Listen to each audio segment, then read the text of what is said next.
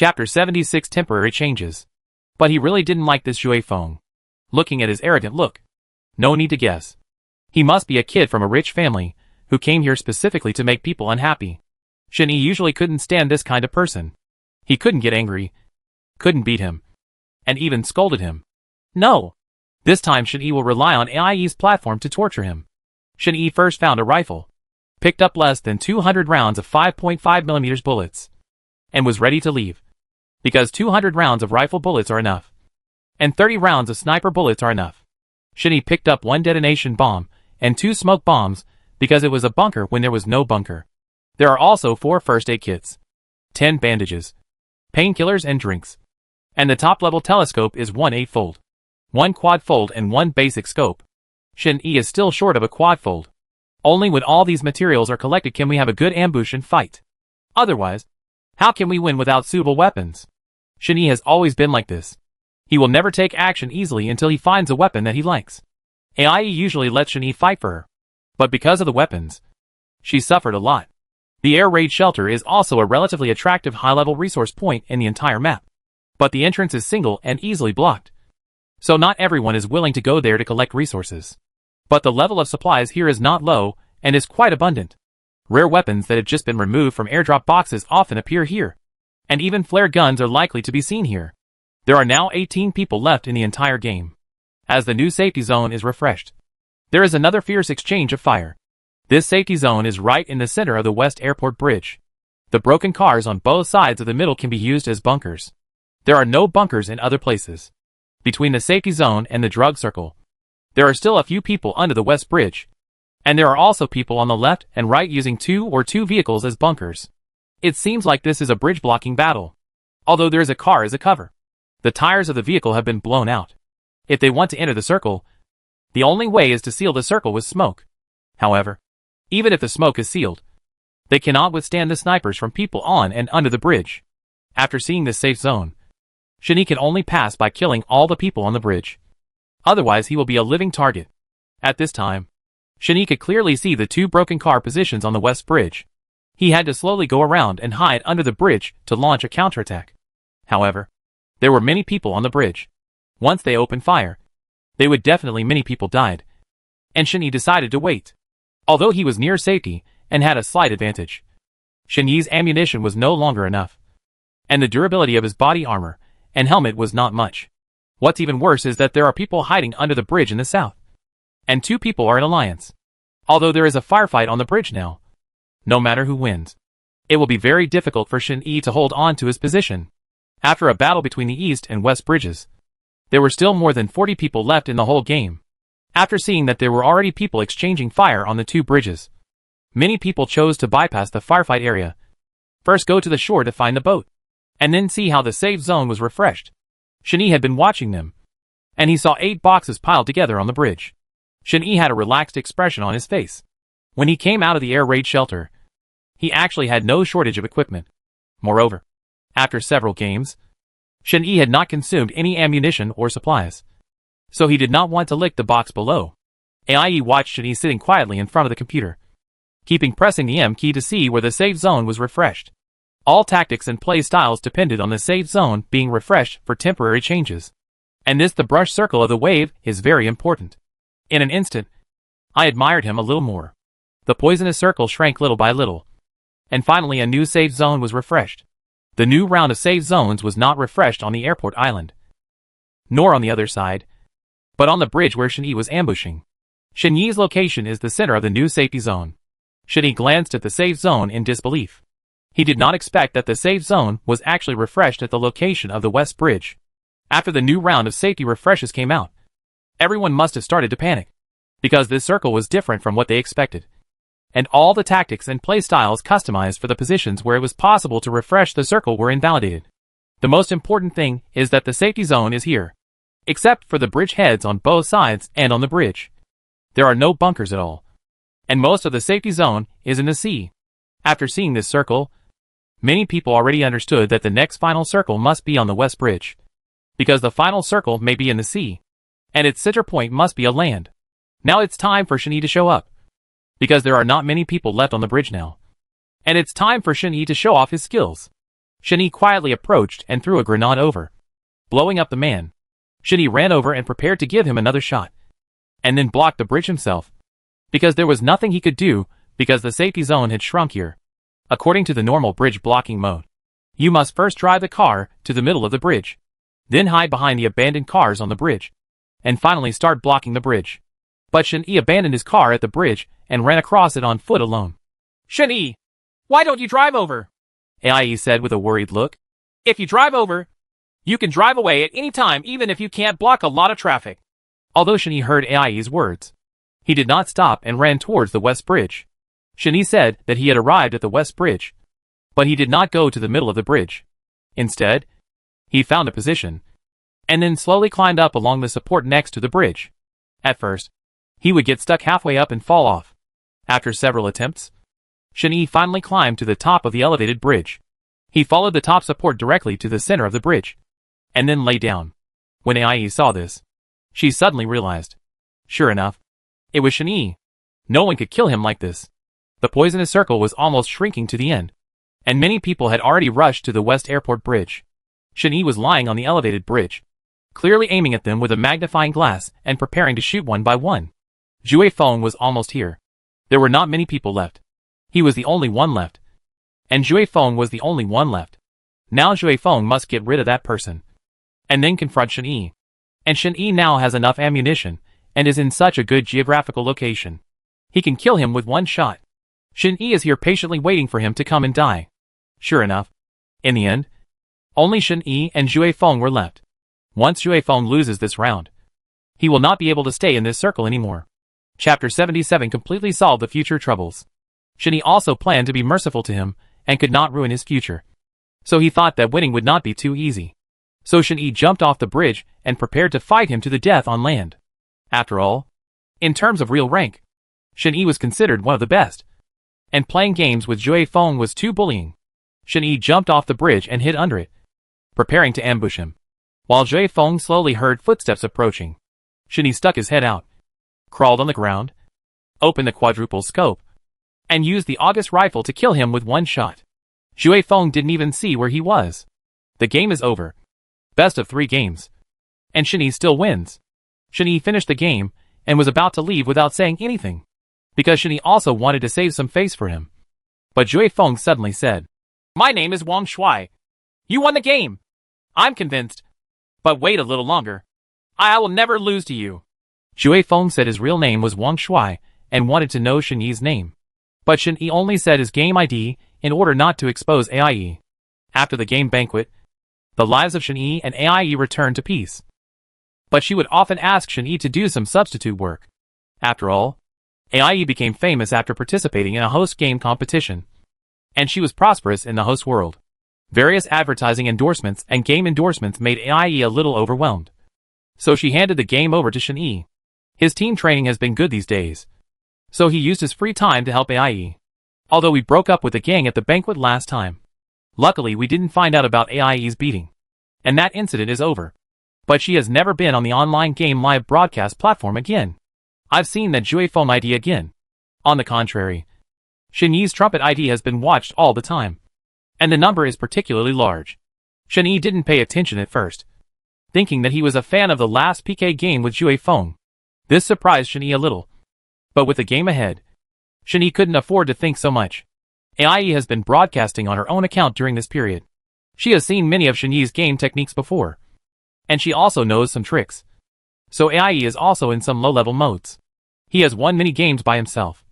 But it still depends on Shin-Yi to broadcast games on a large scale. No. Ai came to Shin-Yi again and asked him to play a game on her behalf, because this live broadcast was her first endorsement live broadcast game after the banquet. Shin-Yi, are you okay now? Can you do me a little favor? I'll get paid. Ai said coquettishly on the phone. It seems that Shin-Yi has figured her out. Every time Ai asks for a small favor, she actually wants Shin-Yi to help her live stream the game.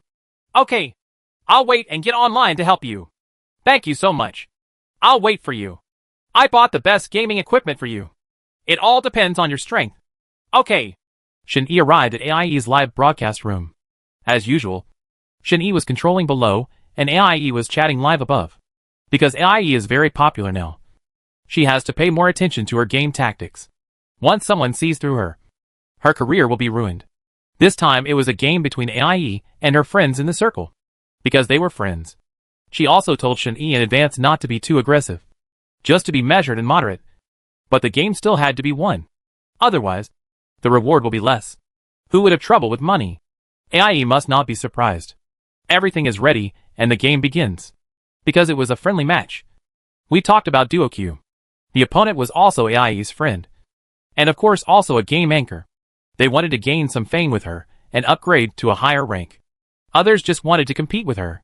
AIE was teasing them during the live broadcast. While Shen-Yi was concentrating on playing games. Shen-Yi first led people to jump to the ruins on the top of the mountain. It was said that there were flares there. Shen-Yi felt that since they were friends, they couldn't hit them too hard. So he wanted to let them see the strength of the game, and some game bugs. Once the game bugs are thoroughly understood, many of the materials in the game will be better than those in airdrops. However, the only disadvantage of the mountaintop ruins is that they are too far away from the target.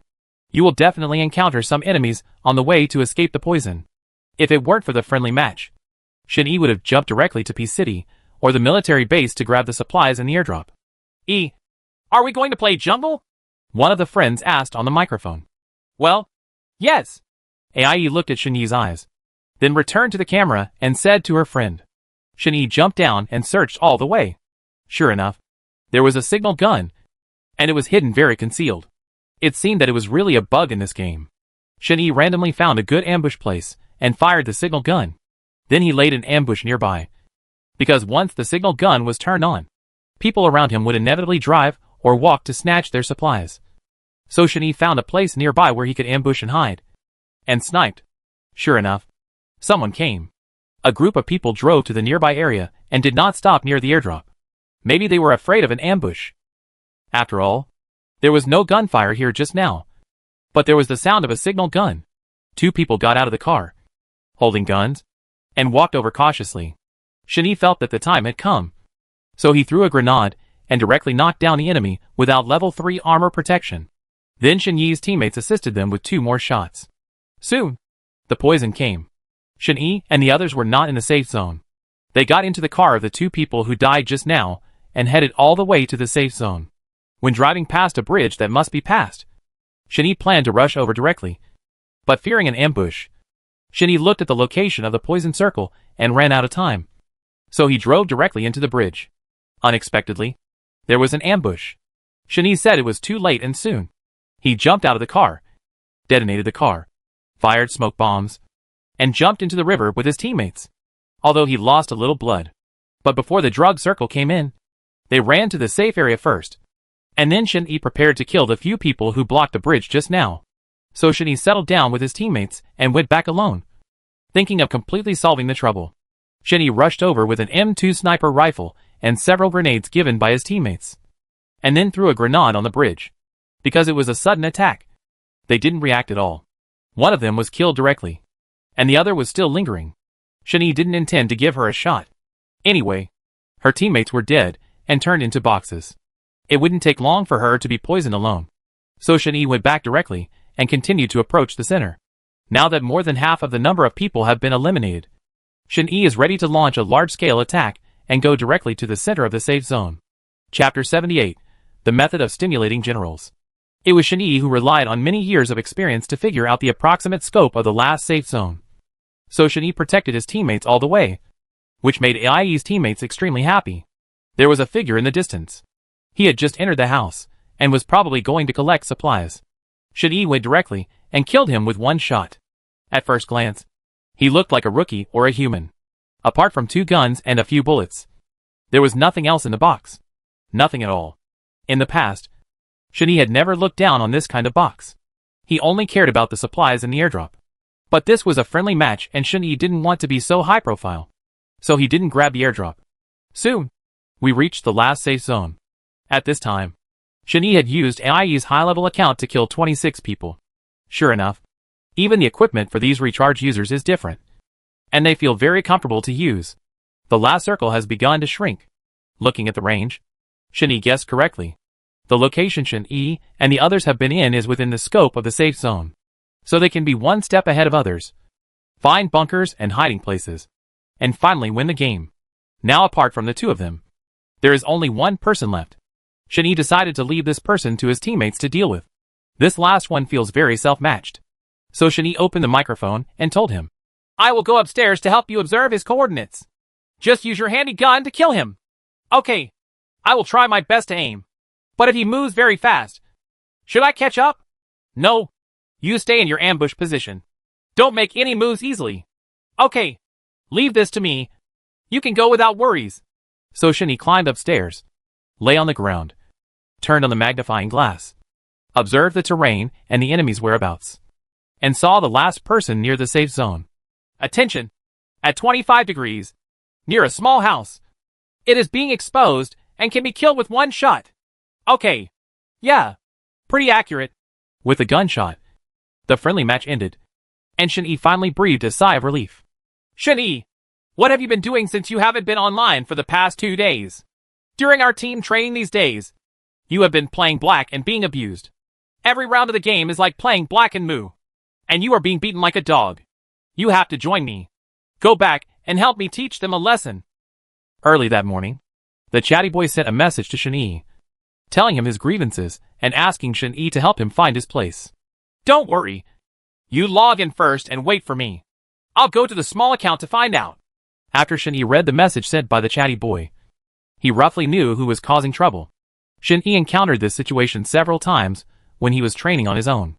After playing a few games, it was obvious that someone was targeting him. What they were best at was using tactics to trick people, play pranks, and trick people. They killed him several times in various weird ways, which made him quite depressed. In fact, these are nothing. Playing games? Victory or defeat is a common thing for a military strategist. If you can't win, it means your skills are not good enough. After all, there are people outside the world, and there is a sky outside the world. But what impressed Shen-Yi most deeply, and held a grudge in his heart, was that those people deliberately mocked him after killing someone. Insulting words such as trash, rookie, and stinky brother flowed out of their mouths to psychologically attack the players. Shen-Yi couldn't bear it anymore. No matter who he was, he couldn't make any nonsense about the team without any basis. The people who said these words must have been instigated by someone to tell lies, which made Shen-Yi feel very unhappy. So I secretly argued in my heart that I must find them out and suppress their arrogance, so that they would dare to insult others at will next time. So today Shen-Yi decided to have a good game with them. Not only because of the chatty boy's request, but also because he also wanted to regain his own dignity, and that of the team. Although Shen-Yi is not a mythical figure, he still has the heart of a king. Who is inferior to each other if they are both masters? Thinking in his mind, Shen-Yi logged into the game and looked through the team battle records. Finally, after flipping through 3 pages, he found a player with a garbled codename. It was obvious that this was man-made manipulation. The game account was still bought, so that Shen-Yi and his team were demoted and sent off after just a few words in the game rank they had just achieved. Based on the number of people killed by that person, and the number of friends who appeared with him in every game, Shen-Yi had already determined that it was him. It seems that it is indeed chasing the wind. Because Shen-Yi had never offended anyone, let alone a trumpet. Shen-Yi only told Jue Feng that day, I didn't expect that person to have such deep hatred. My hands are itchy today, and I feel a little bit tired of being tortured. Come and play a game together? After confirming that everything was correct, Shen-Yi suddenly received a message from them. Of course, Shen-Yi would accept the challenge. For the sake of his reputation, Shen-Yi would definitely torture them. Ability depends on strength. Not 2 minutes after Shen-Yi sent the message, Jue Feng replied, Haha. I was careless last time. When I saw you participating in the Yonglu Cup, I knew the strength of your team. I don't even care about the team I just organized. I'm here to get my honor back today. If we can, we'll have another official classic match. Jue Feng's words were obviously filled with disdain and insulting words, which made Shen-Yi's chest feel tight, and he thought that bullying was too much. Well, do you really want to play with you again? Shen-Yi used the provocation method, trying to get rid of him as soon as possible. Otherwise, even if he is so insulted, he will not be able to vent his anger. Then, how can he have the dignity to continue to coach in the team in the future? They all talk about game life. Shen-Yi feels that he loses not only the game, but also his life. He firmly believes that he can get up from where he fell. Even if the road ahead is extremely difficult and dangerous, he will continue to move forward. Even if the road ahead is a mountain of swords, a sea of fire, and an abyss, he will move forward without hesitation, because he has ideals and dreams. Especially when he thought of those insulting words. Shen-Yi couldn't help but clenched his fists. Ha ha. Okay. Since you dared to take the initiative to ask me out, then I will give you a chance to be tortured and wait for my stormy blow. Stinky brother. While Shen-Yi was still thinking, Shui Feng sent him a message back. And the next second Shen-Yi saw Shui Feng inviting him to start a live game broadcast on the game homepage. The corners of Shen-Yi's mouth unconsciously raised slightly, showing a bloodthirsty look. Shen-Yi roped in the chatty boy and just turned on the mic when he saw Shui Feng inviting a few people in. He is really despicable. This is obviously bullying, isn't it? The chatty boy said, dissatisfied. And at the same time, he cursed me for coming to beat me. Chapter 79. Enjoy the food to yourself. The chatty boy took the family members who came to hit me as the center and the relatives as the radius, and greeted everyone within this range deeply. Okay. If you're really angry, just perform well in the decisive battle, and let them see who is the hero. Shen-Yi asked the chatty boy to stop and not let him curse. Otherwise, he would become an internet troll and become one of those things without quality. While Shen-Yi was talking to the chatty boy, the game had already begun. You go along. We just follow them, and land not far from them. Shen-Yi said to the tuberculosis boy. If we get too close to them, we might suffer a loss. The chatty boy said worriedly. Just follow me if you have nothing to do. Shen-Yi controlled the precise landing angle, glanced at the specific landing position of Juefeng and the others, and then deflected slightly and descended. Shen-Yi and his friends chose an area near the water for their parachutes, and quickly swooped down the area surrounding the mountains, with the chatty boy following closely behind him. The two landed one after another, and then quickly ran towards a two-story building. Then Shen-Yi and the chatty boy went into the room one after another to conduct a blanket search. It seems that the two of them were lucky today. They picked up an M2 sniper rifle and a secondary helmet in a small building, and they had a bunch of bullets. Next, Shen-Yi and the chatty boy continued to look for equipment. It seems that they were really lucky today. When the two were looking for equipment, they bumped into a guy without a helmet in a dilapidated factory building. Shen-Yi also wants to. Then Shen-Yi killed the opponent with a blind sniper without saying a word, and then looted all the equipment of that player. 10 minutes later, Shen-Yi and the chatty boy were fully equipped. Shen-Yi charged forward with a sniper rifle equipped with an 8-fold scope, and the chatty boy followed closely with a rifle. After the two men were fully armed, they began to search for Shui Feng and his helpers. Shen-Yi, more than half of the people are gone now. There are only a few people left. Do you think they did it? It's possible. But it's okay. They can deal with our opponents for us. So we just need to deal with them. Shen-Yi said. The two continued to run wildly, wading through mountains and rivers, and finally found traces of Chai Feng next to a small house. Now there are only two of them left, and the time for a showdown has finally arrived. Lie down and watch me take a sniper shot at him, while you cover and distract him. Shen-Yi said to the talkative boy with a slight smile on his face. The chatty boy crept on the ground and opened the 8-fold scope to shoot at his teammates who were chasing the wind. The man was highly equipped and extremely vigilant. When he heard the gunfire, he immediately hid behind a tree. But he didn't know that Shen-Yi was targeting him with a sniper rifle on the other side. While Shen-Yi was communicating with the chatty boy, he was searching for the opponent in his field of vision. He knew that Chai Feng's teammates would not be far away and must be dealt with as soon as possible. Shui Feng had plenty of experience in foreign aid, and he seemed to be a master of hiding. It was just that Shui Feng used a trumpet to hide him. But no matter what, in Shen-Yi's eyes, he was still not experienced enough. When he inadvertently made a mistake, Shen-Yi pulled the trigger, and the bullet hit his head accurately with sound waves in an instant. It's just that his helmet was too thick and only part of the blood was knocked out. And it was because of Shen-Yi's shot that the opponent was thrown into confusion. And it also gave the chatty boy a chance. He directly fired off the bullets in one go, catching the opponent off guard, and was finally shot in the head by Shen-Yi. Ha ha. It's not bad. The chatty boy laughed heartily. Quickly approached the small house on the left. I saw Shui Feng entering.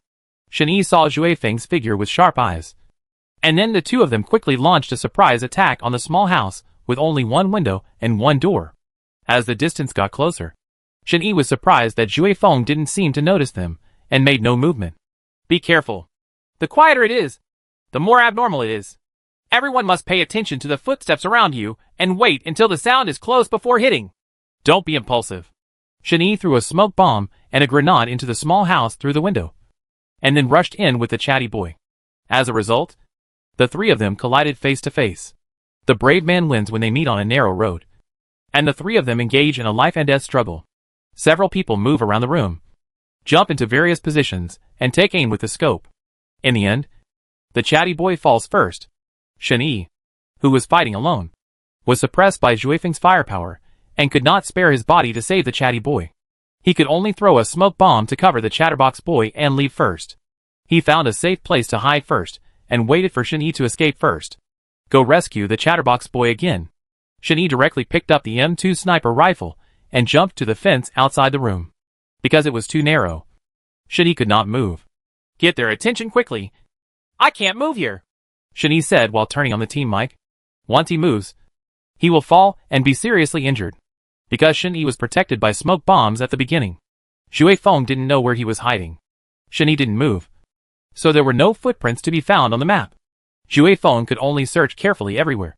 But Shin-Yi was waiting for the right moment to kill him with a submachine gun, because he had a third-level head and a third-level armor. So it was difficult to use a sniper rifle. So Shin-Yi threw another grenade, then took out his submachine gun and fired at Juefeng, who had just turned around and was still confused. He was directly eliminated. The game was over. Now, no matter how much he competed, Juefeng could only swallow silently. Take this breath. After all, he really didn't expect Shin-Yi to be so powerful, so he could only log off in despair.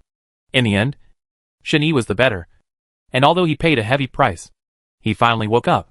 After the game ended, Juefeng directly refused Shin-Yi's request to fight again, finally letting go of his bad temper. The chatty boy was in a happy mood. He asked Shin-Yi to have dinner together in the evening, saying that he had something to discuss with him. Time passed quickly. After Shin-Yi finished some team training and game live streaming, it was already 6 o'clock in the evening, so he hurried to the place mentioned by the chatty boy. When he arrived, he found that several old acquaintances were already waiting for him there. You are finally here. If you don't come, we will have the delicious food all to ourselves. Isn't this coming? We have dealt with some things temporarily. The few of them chatted about the team name while eating, and made an appointment to sign up for the Yonglu Cup competition together in a few days. The competition time is getting closer and closer. If you are confident, come and cheer us up. Shin-Yi wanted to boost everyone's morale. With this great god sitting in charge, who dares to disobey? That's right. Let's all work together. In the end, 2 major events were settled during the banquet. Chapter 80 Emergency Department. 5 days passed in the blink of an eye. On this day, Shin-Yi took the chatty boy and several others to the registration location for the Yonglu Cup competition. The Yonglu Cup competition is also a big competition. There are many people who have signed up, and most of them are ordinary players without any reputation. Why are there so many low-class people here? Are there no people who are qualified to be our opponents? While Shin-Yi was still lining up, a man in a peaked cap in front of him glanced at the crowd and said disdainfully, "Hey, I'm afraid it's not good for you to say that." The chatty boy asked with annoyance in his heart. Ha. Why are you unhappy? I'm from a professional team. If you see me unhappy, you can torture me during the game if you can. If you can't, just shut your mouth. I have seen too many of the strongest trolls like you. During the game, I will make you regret meeting me. Remember our team. When you go out and talk nonsense in the future, don't even know who our team is. The man wearing the peaked cap said provocatively. Hey, you guys, you are not worthy of me killing you like this. With just a little effort, we can completely defeat you from beginning to end. By then, not only will you be reduced to a box in the game, but also in reality. In life, you will never be able to hold your head high in this gaming circle. We see each other on the battlefield. Several members of Shin-Yi's team were angry and successively told the man wearing the peaked cap to look good. Stop talking nonsense. Shin-Yi nudged the chatty boy behind him with his elbow to tell him to stop talking. After all, real skills can be seen on the field, so there is no need to waste your time here. After everyone returned, they trained very hard every day, but no one complained. This Yonglu Cup can be said to be a game that Shin-Yi has been planning for a long time. All the previous game live broadcasts or various competitions were all for this, preparing for the Willow Cup game competition, although it is not a real professional league in a practical sense, because there are many professional masters coming to participate. They are more to explore the bottom, because this time the bottom is because there is no limit to the level of participating in this game. It is different from other competitions in the past. It is more about fairness, and to find the dark horses of this competition. Every year, some old champions are always praised and have lost a lot of advertising endorsements. So it also has different meanings for them. So Shani has been extremely busy these days. Because AIE is extremely popular in the live broadcast industry. So many people invite her to play games. And all of them are big names or celebrities. So AIE can't shirk it for various reasons. So she can only go ahead and go for it. But when she met those powerful characters and AIE couldn't deal with them, AIE had no choice but to find Shani and help her fight. It's just a pain for Shani. Because the game time is getting tighter and tighter. But Shani can't delay either side. So he can only get closer to the time and try to fight as much as possible. So in the next few days, Shani made money by playing live broadcasts and games for Yi Dangdai during the day, and trained with everyone at night. So it was a high workload under such high pressure. Immediately, Shani's body could no longer hold on. During team training, when it came to the final poison circle, Shani turned on the magnifying glass and prepared to aim for a critical strike. Shani lost the game directly because his hands instantly lost his intuition. After the game, Shani sat blankly in his chair, and his teammates didn't know what happened to him. I thought he wanted to be merciful, so he didn't pull the trigger in the end. But only Shani knew what happened to him. But Shani didn't say anything at first. He just thought it was because he was too tired recently. Besides, his hand had recovered now. Shani didn't want them to worry too much. So he just smiled and hid the matter. But what Shani didn't know was that because of his prolonged use of his hands during this period, his old injury finally recurred. What they don't know is where Shani worked so hard and has such high gaming talent. People nowadays only care about things on the table and like to watch live games. None of them knew about Shani's powerful positioning and game skills. And no one knew that his hand was injured. And the old injury recurred, which is really serious for a game fan. The most important thing is that the hand is injured, which means that the sprinter has no feet and the computer production team has no brain. However, because of the competition, Shani did not go to the hospital to take x-rays, but just went to the pharmacy to buy medicine and apply it. But this matter couldn't be hidden after all. One time when he was playing a game for AIE, the same situation happened again.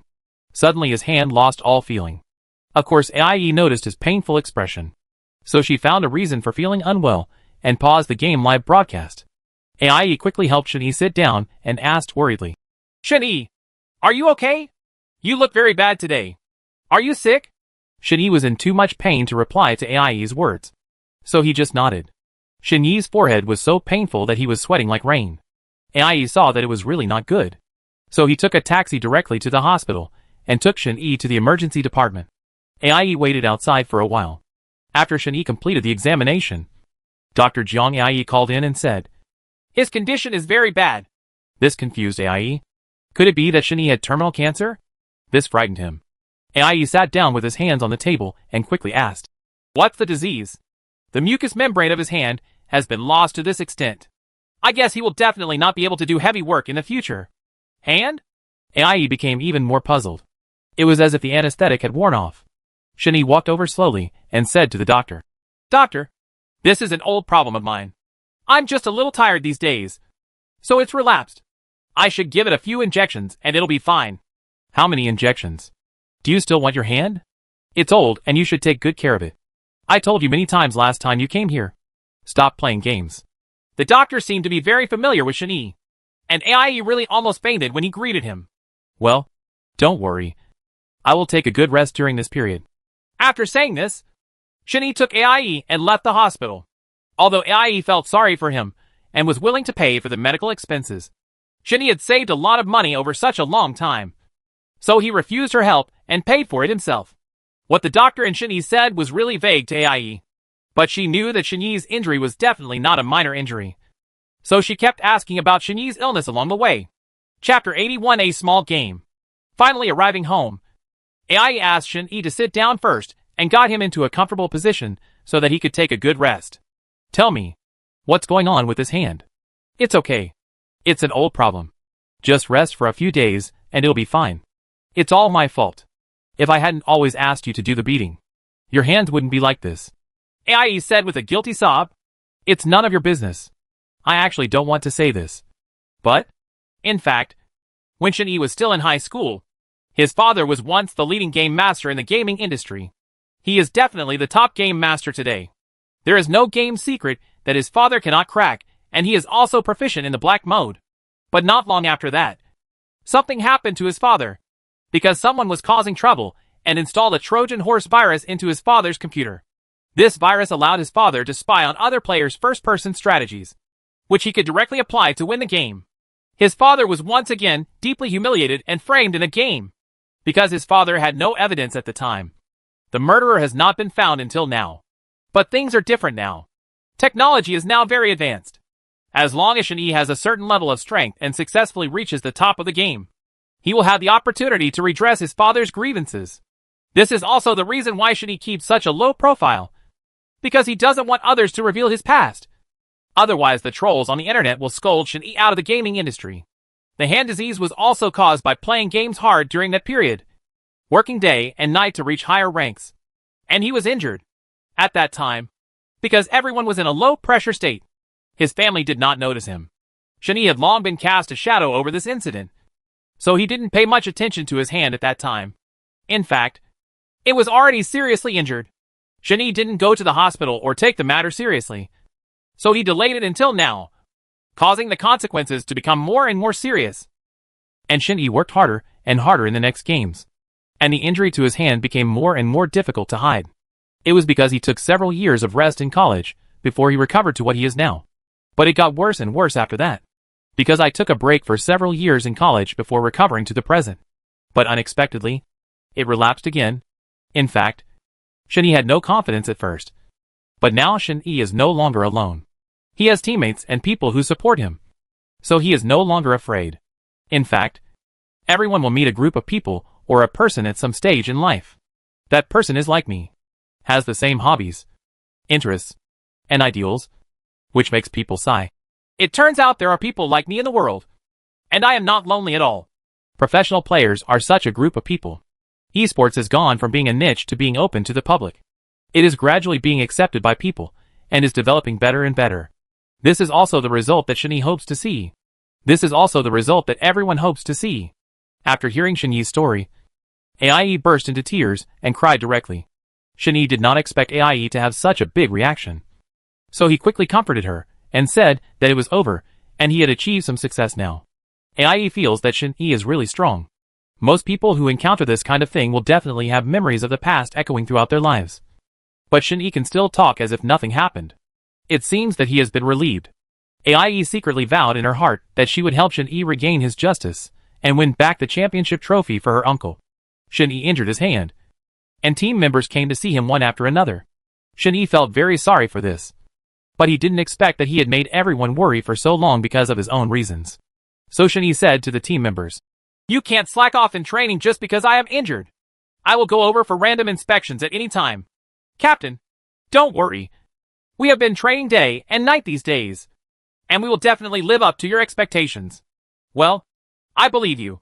Shen-Yi also wants to go back and participate in their training. Even if he can't get started, he can still give them some useful guidance within a certain period of time. But the team members were determined not to let Shen-Yi go, thinking that they would let him recover well. When he recovered, it would definitely make him feel refreshed. Shen-Yi couldn't argue with them, so he could only listen to them and take a good rest first. But Shen-Yi was not idle while he was recuperating. He summarized the resumes and game experiences of all the participants, and then made a lot of plans step by step to solve their game tricks. After everyone is determined, send them a file and let them do targeted exercises. The team members received Shen-Yi's manual and practiced intensively. As expected, their strength increased a lot. After the training, the team members often came to see Shen-Yi, although Shen-Yi's hand recovered well. But it is impossible to operate the game as smoothly as before. After all, he would definitely not recover so quickly in such a short period of time. Shen-Yi was also worried about this matter, thinking about what to do. Suddenly, when Shen-Yi was watching TV news, Shen-Yi saw his ex-girlfriend Liao Yuling on TV. The art team she invested in left the country again and claimed, regardless of whether the Yonglu Cup is a regular professional league or not, it is their debut game, and it is bound to make the audience remember this team. Shen-Yi suddenly panicked. Liao Yuling? This name that once made him heartbroken appeared again. Although Shen-Yi was heartbroken for a while, he later felt relieved. Unexpectedly, she returned to China because of a small competition. Shinee didn't know what his intention was. However, Shinee saw this team on the list of contestants before, because this team did not have a strong record at the time. Shinee did not check it carefully. He did not expect that they turned out to be a foreign team. No wonder Shinee didn't check their information. So Shinee found a friend abroad and asked them to help inquire about the game status of Team R. I wouldn't know it if I didn't ask. But I was shocked when I asked. I didn't expect that this R team was ranked first in the foreign game rankings. And it has been re-elected for 3 consecutive years. So how can we win? Shinee couldn't understand why they would return to China to play in such a small competition. It seemed that it was by no means that simple. So Shinee quickly told the team members the news so that they could prepare. But seeing the game day getting closer and closer, Shinee's hands are really no longer able to perform high-intensity operations in games and competitions. And the doctor told him that if this hand relapses or is injured again, then this hand will really have to bid farewell to games in the future. Chapter 82 Strong. Although Shinee is unwilling to do so, there is really no other way now. He can only find another person to replace Shinee. But now all the available experts have formed their own teams. So where are the available talents? Shinee also mobilized various connections to find a master or commander who played games similar to his own. Of course, it was not impossible for team members to do so. It's just that they have been training for their positions for a long time. It is definitely too late for them to change roles quickly. In such a short time. This problem really stumped Shinee. The time for the game is getting closer and closer. If you can't wait until the end, you have to do it. At this time, Han Xiaomu's best friend Bai Qian also came to see Shinee. And Han Xiaomu and her best friend, intentionally or unintentionally, talked about some things that Shinee was worried about now, and saw a forum posted by Shinee to find high-level gaming techniques. The female best friend knew that there was someone who might be able to help Shinee. So she asked Han Xiaomu to bring her here to discuss it with Shinee. How is Shinee? Is your hand feeling better? Well, it's much better. It's just about the game live broadcast. Sorry, I can't help you for the time being. Don't worry. I asked for leave. Just wait until I find a taxi driver to help me. But you, please don't stay up late. Okay. You too. Please stop being sour to me. Han Xiaomu and the others all knew that Bai Qian was also a sweet-tempered person with a generous personality. So I really couldn't stand their lemon trees. So I quickly interrupted. What are you talking about? This is my friend's concern. Han Xiaomu suddenly blushed and was at a loss. In order to ease the embarrassment, Shinee spoke first. I heard that you came because you found someone with similar techniques to me. But let me make it clear first. That person must not be a famous person in this circle. Otherwise the media will definitely make a fuss about it. Don't worry. He's not even on Emma's level in this circle. But he's really good at playing the game. You'll know when you meet him. What? Didn't he come? Shinee asked doubtfully. I made an appointment with him to meet at an internet cafe, so that you can see what he's capable of. The female best friend said proudly. It seems that this person must be very unusual. Shinee and the others arrived at the internet cafe early. The person sent them the location and told them the specific location. From the looks of it, the map was pretty big. But when they met, Shinee was confused. Who would have thought that this man was just a boy in his early 15s or early 16s? Shinee thought it was Bai Qian's prank. So he didn't take it seriously. He just touched his head and said, Kid, you came here to fight. A game? The kid didn't respond to him. He just nodded and sat in front of the computer. He skillfully opened the console and game interface. Then logged in, entered the game, and started the single queue classic mode directly. Shinee was even more confused. He just started playing games without saying a word. It was really puzzling. But looking at this method, he looked like he was very good at playing games. His name is Chinemo. He is 16 years old and a freshman in high school. Because he is underage, he does not have a formal game ranking account. But even roaming lost to him once. Don't underestimate him. Let's take a look first and then talk, Shinee said, staring at the game screen. Because this child is playing to stimulate the battlefield, not to attack with an entire army. Most players know that stimulating the battlefield is much more difficult than attacking with an entire army. First of all, in terms of hard quality, stimulating the battlefield is better than attacking with an entire army. Specifically, stimulating the battlefield restores the gun feel and action of PlayerUnknown's Battlegrounds to a great extent compared to other games of the same type. At this point, all army attack basically has nothing to do with PlayerUnknown's Battlegrounds. The gun feel and movements are more like CF. Moreover, The stimulating battlefield graphics and optimization are better than an entire army attack. Exciting battlefields are well optimized for already adapted models. The only difference lies in whether high image quality can be turned on. The trees and shadows that stimulate the battlefield look more real, while the whole army attack screen is bright and looks more cartoony. There is also the difference between the magnifier and the sight. Comparing the sights, the all-army attack looks more refined, but has fewer types and is difficult to control. In contrast to the buildings, the exciting battlefield looks more realistic. So in terms of graphics alone, the exciting battlefield is much better. On the contrary, there will be errors in the character model and car model in the CPU used for the army's attack. It seems that it has not been fixed yet. It is obvious that the game was completely released without adaptation testing. Overall, it feels like the current version of All Forces Attack is more like a technical internal beta version rather than an undelayed beta version. Players who stimulate the battlefield are all like sharpshooters. They often fall into boxes when they go out. So be careful. Players who attack with an entire army are all like robots. Each one has a lot of heads. And stimulating the battlefield is indeed more exciting and more difficult than attacking with an entire army. Therefore, regular game platforms will use upgraded versions of both of them.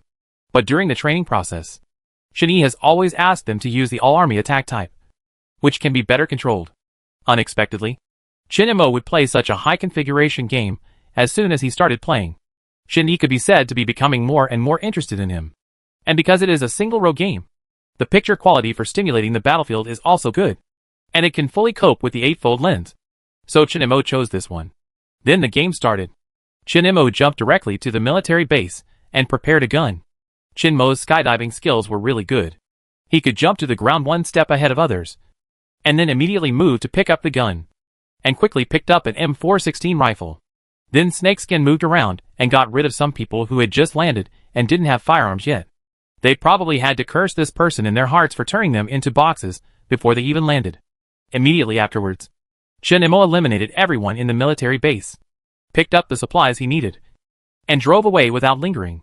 This cruelty was very similar to Shin-Yi. In every previous round of the game, Shin-Yi would definitely kill everyone in the place at that time, leaving no one behind, because he would avoid future troubles.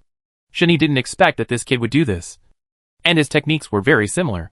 This kid was quite capable. During the drive, I killed a person who had crashed and disconnected, and then entered the safe zone and came to the shooting range. Because the shooting range is very open, it is suitable for setting off flare guns, and it is not easy to attract the enemy. And even if someone is looking for death to fight him for the airdrop, he can't escape at all in such terrain.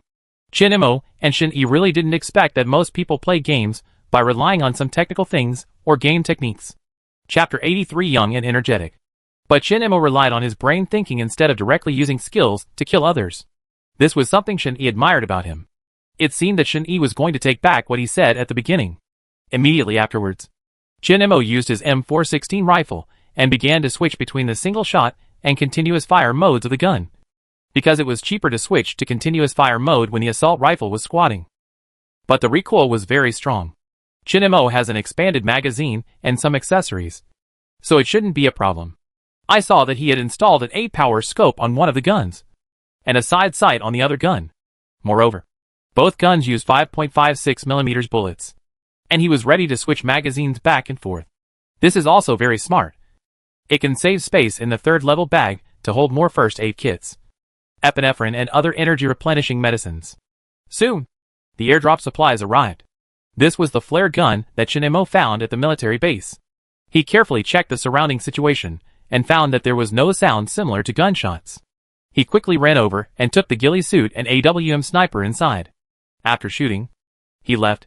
Now with the support of ghillie suits and sniper rifles, the level of victory is already huge. Now all we have to do is wait. After they finish killing, Shin-Mo will win by getting rid of the last remaining person.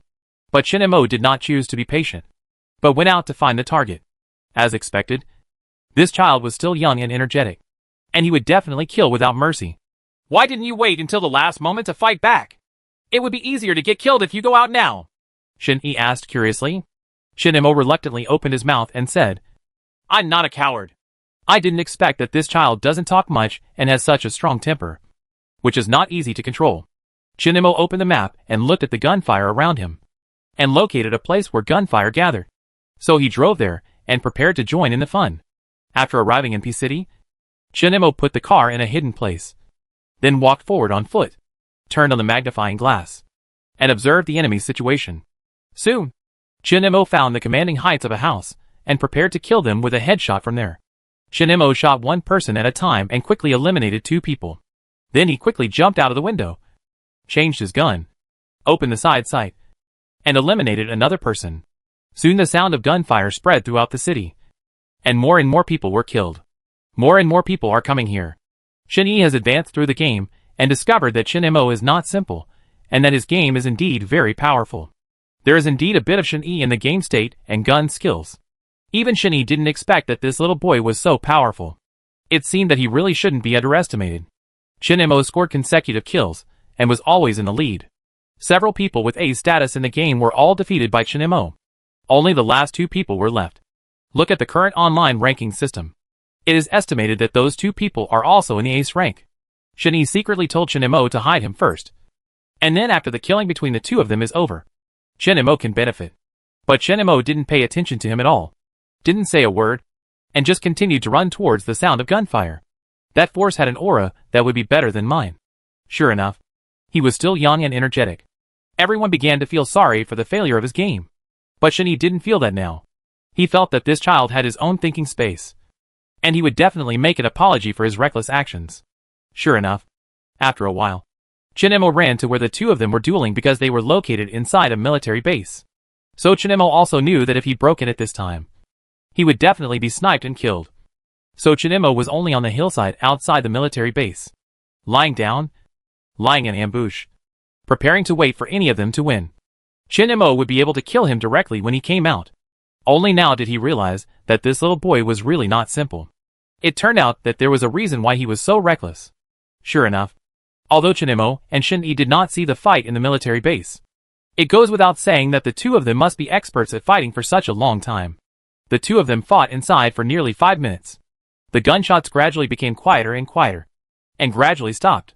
At this time, Shinemo only needed to wait for him to come out, and then shoot him in the head with a shot, and the game would be over. Unexpectedly, Shinemo waited until the gunfire stopped, stood up, rushed over, and then slowly approached. When the footsteps on the mini-map got closer and closer, Shinemo didn't panic at all.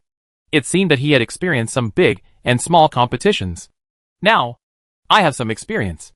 Shinemo stood still, because the footsteps on the map would not be displayed until he could not move.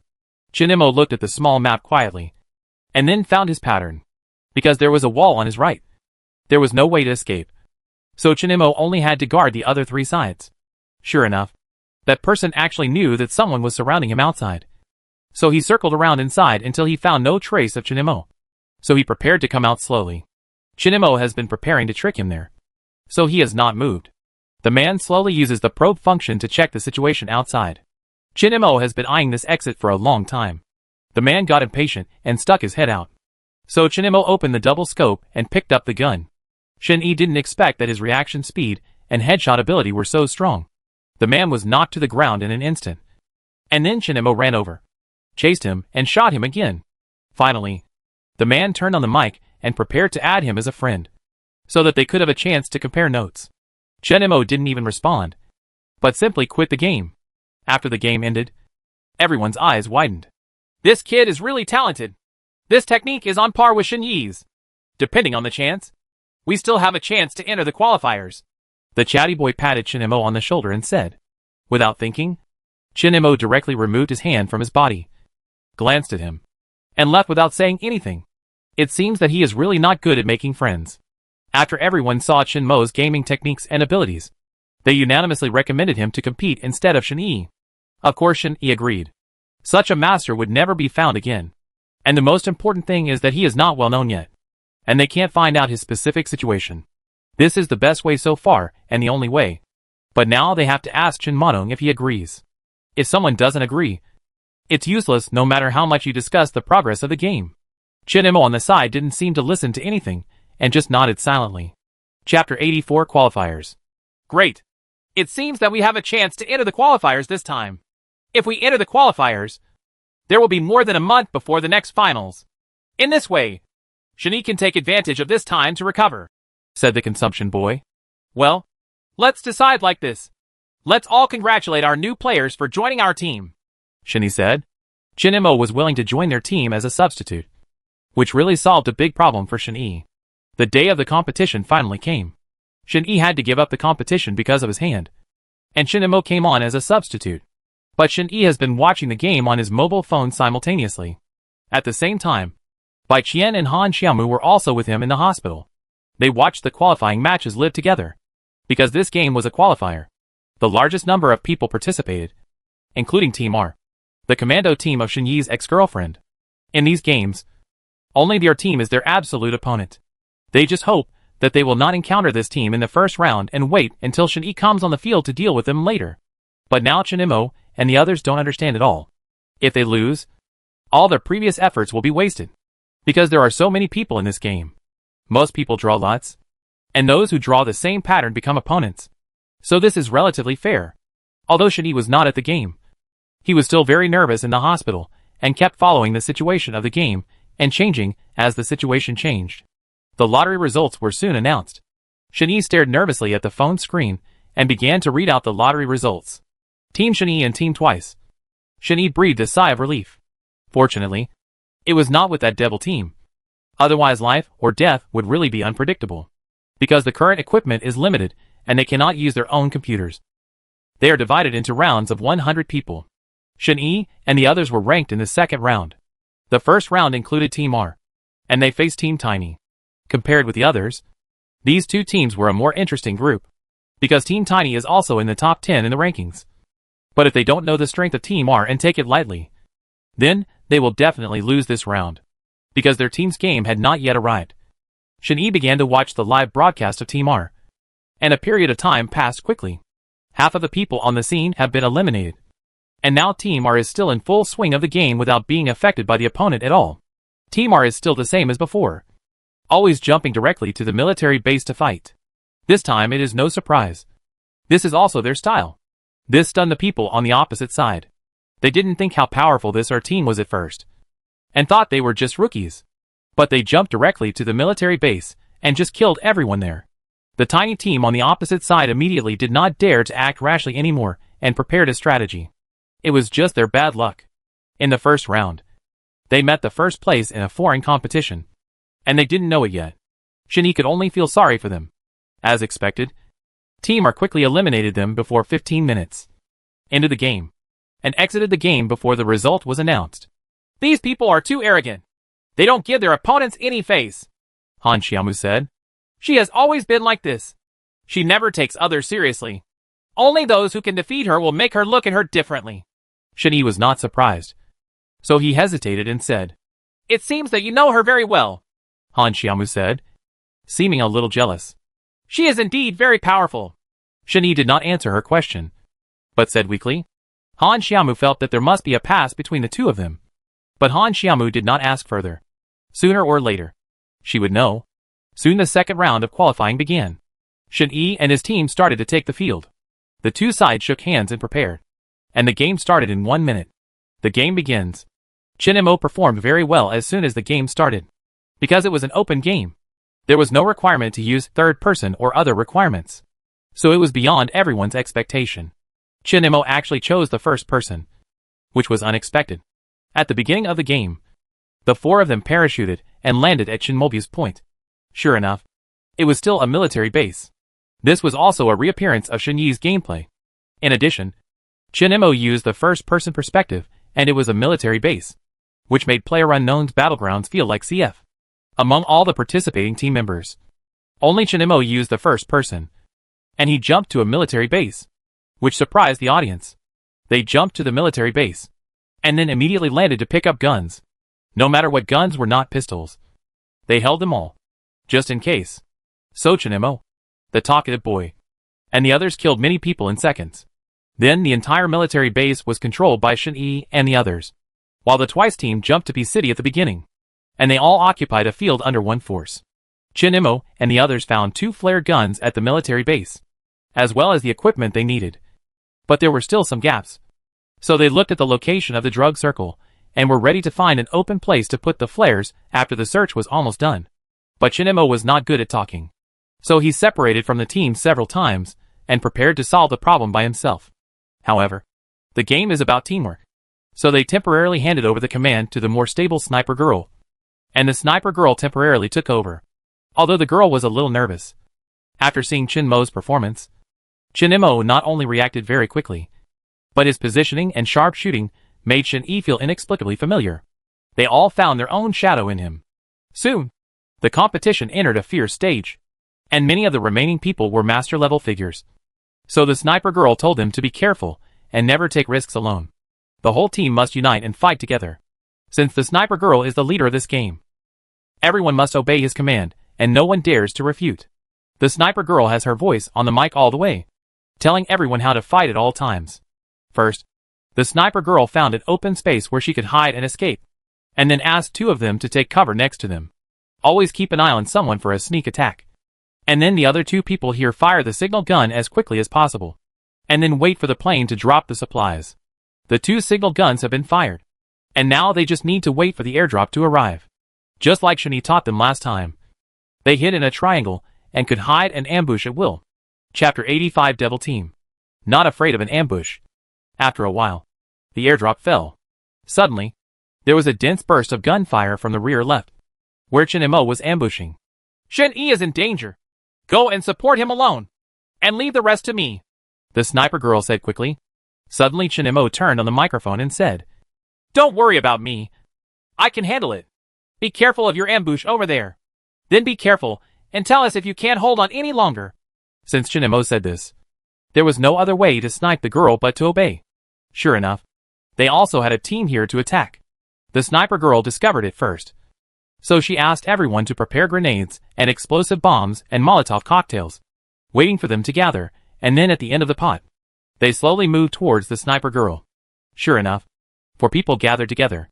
They waited until they got close, and several people threw grenades together, annihilating the group and knocking all 4 of them to the ground.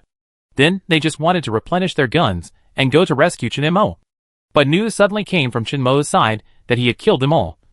And the sniper girl looked at him differently. I didn't expect him to be so powerful. He could quickly eliminate a whole team by himself without losing a drop of blood. I really wanted to see how Chen Mo did it. The game was about to end. So they picked up the equipment in the airdrop and took their car, rushing towards the safe zone.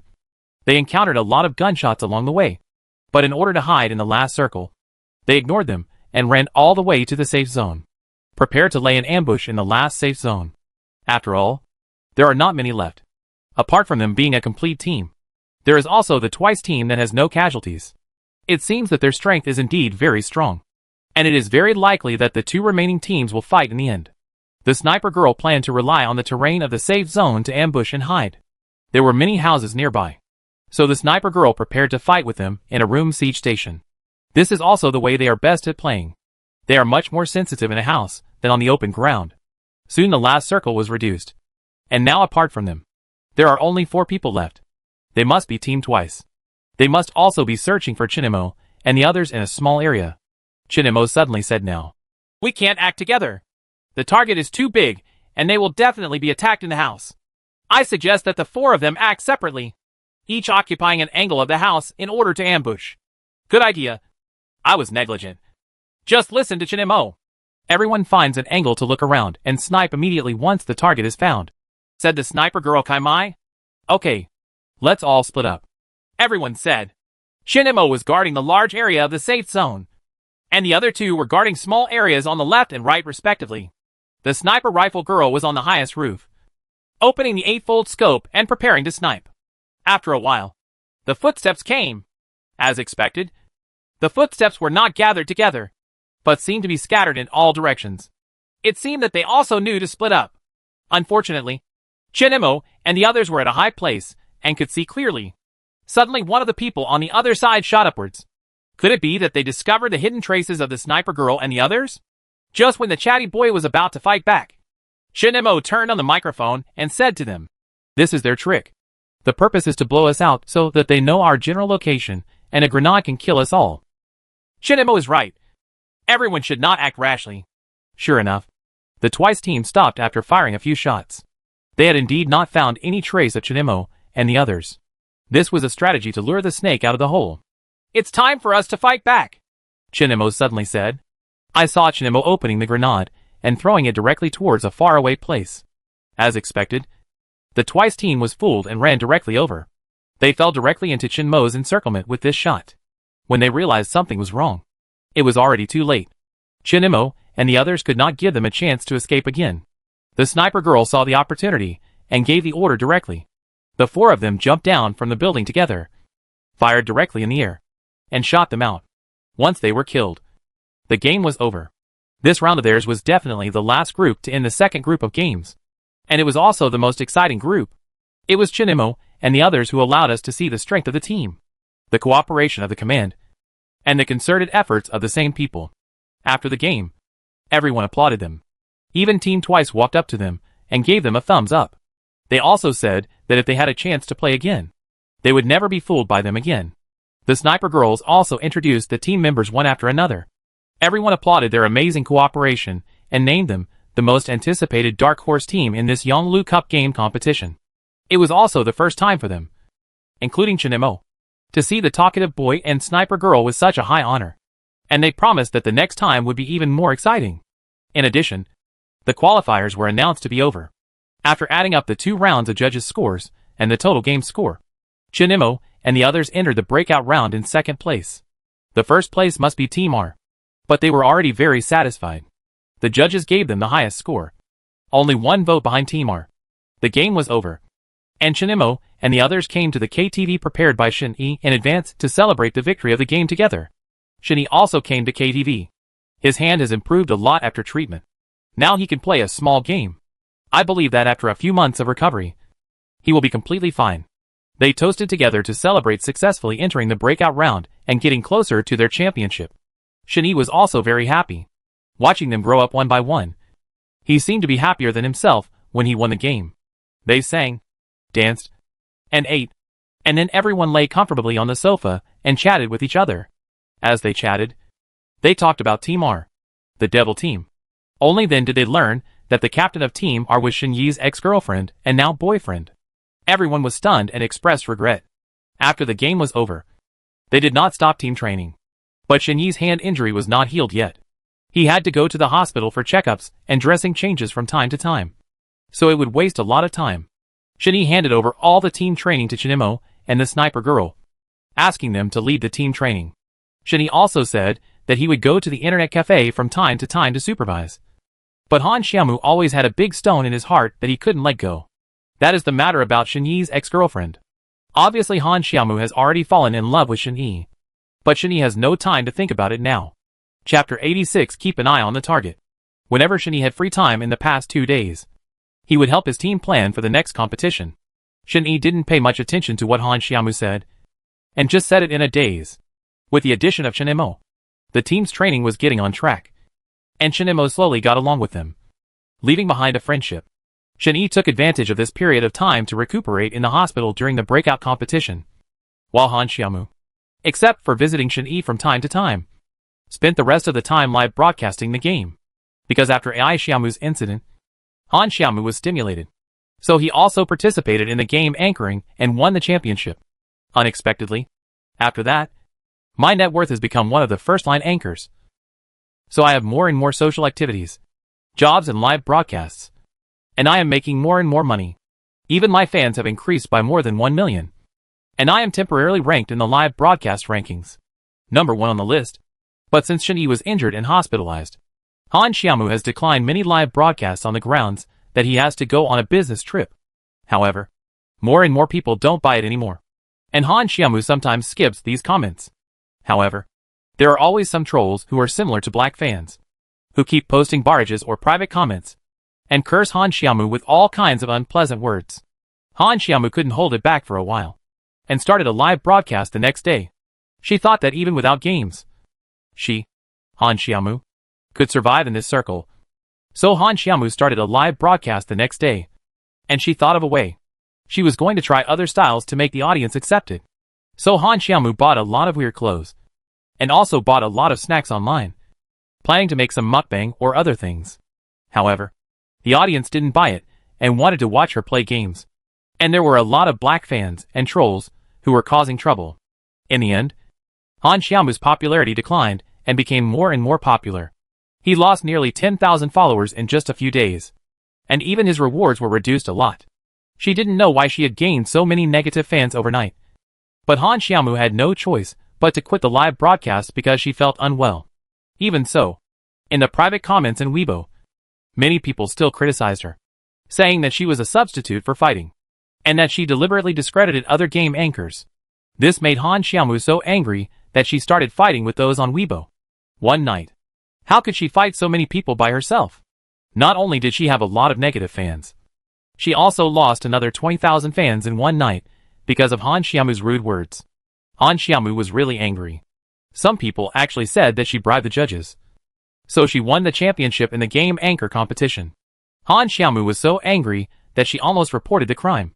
The more she watched, the angrier she became.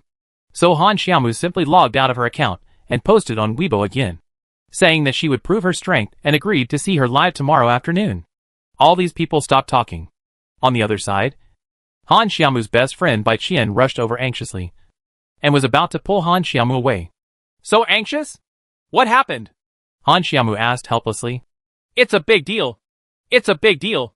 I'm almost dying of anxiety, Bai Qian said while pulling Han Xiaomu away.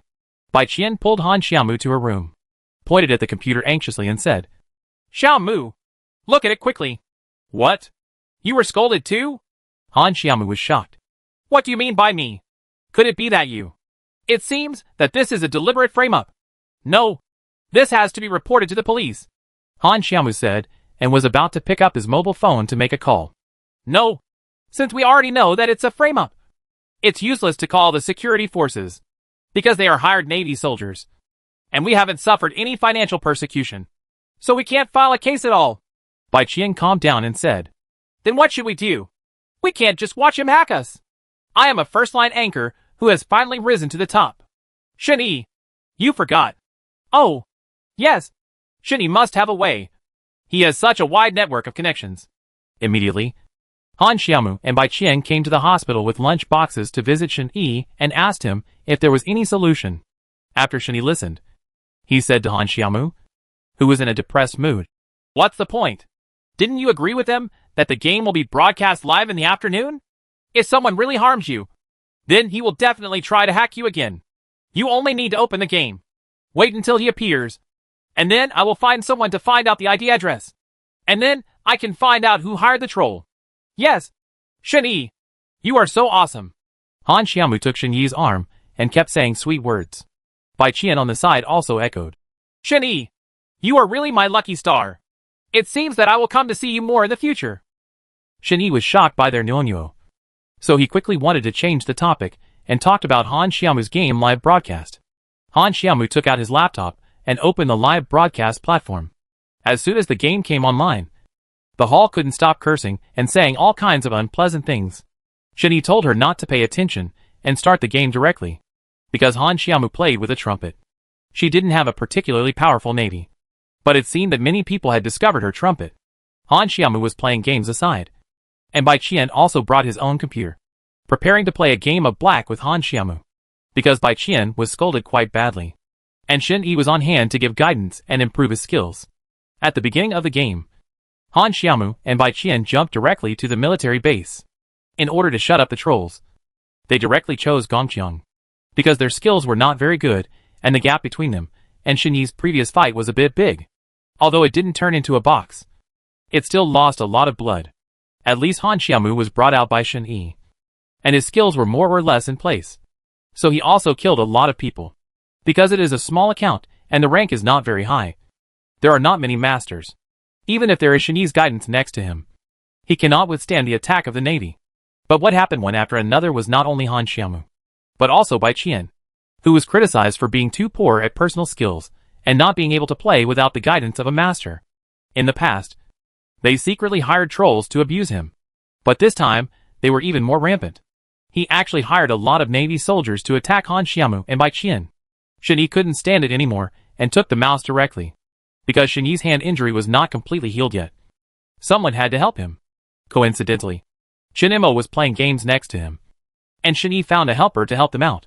So Shen Yi went into the battle injured and asked Chen Imo to play for Bai Qian, while he played for Han Xiaomu. In the second half of the game, Shin-Yi directly took medicine to restore the previous blood, and cooperated with Shin-Imo, directly killing a team. Then the two of them drove to P City, ready to deal with him here. Shin-Yi asked Shin-Imo to go to the top floor of a 3-story rooftop and help him keep an eye on the target. Then Shin-Yi used it as a target to lure people over so that he could snipe. Kill. Chapter 87 Relieve Stress. At 105 degrees, there is a car approaching. There seem to be 2 people. Shin-Imo and Shin-Yi reported the situation. Okay, let's see how I deal with him.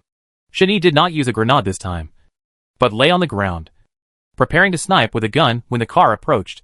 So when Shin-Yi was about to drive over, Shin-Yi jumped up, shot the driver's head with a sniper rifle, and then shot the car several times in succession.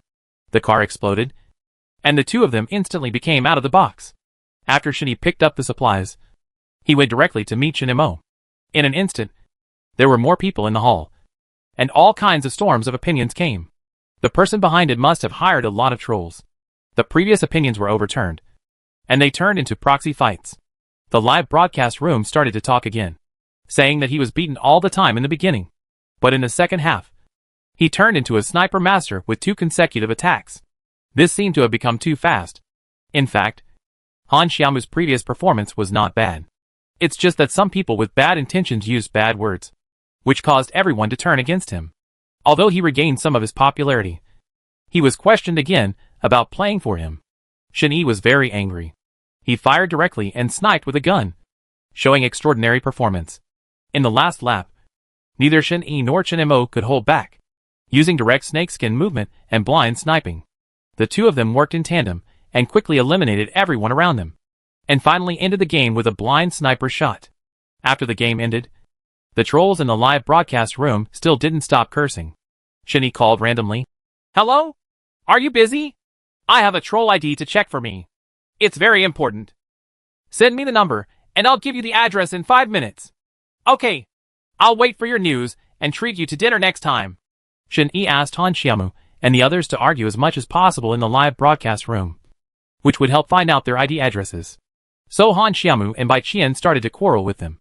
But since they were in small numbers, it wouldn't have much impact. Soon, the phone rang. We found out. The location of the person who hired the Navy is located in a club. His name is Feng Lai. Who is it? The rest is up to you to check carefully. I didn't expect the news to come out so quickly. Okay. Thank you. Shin-Yi, is this friend of yours a hacker?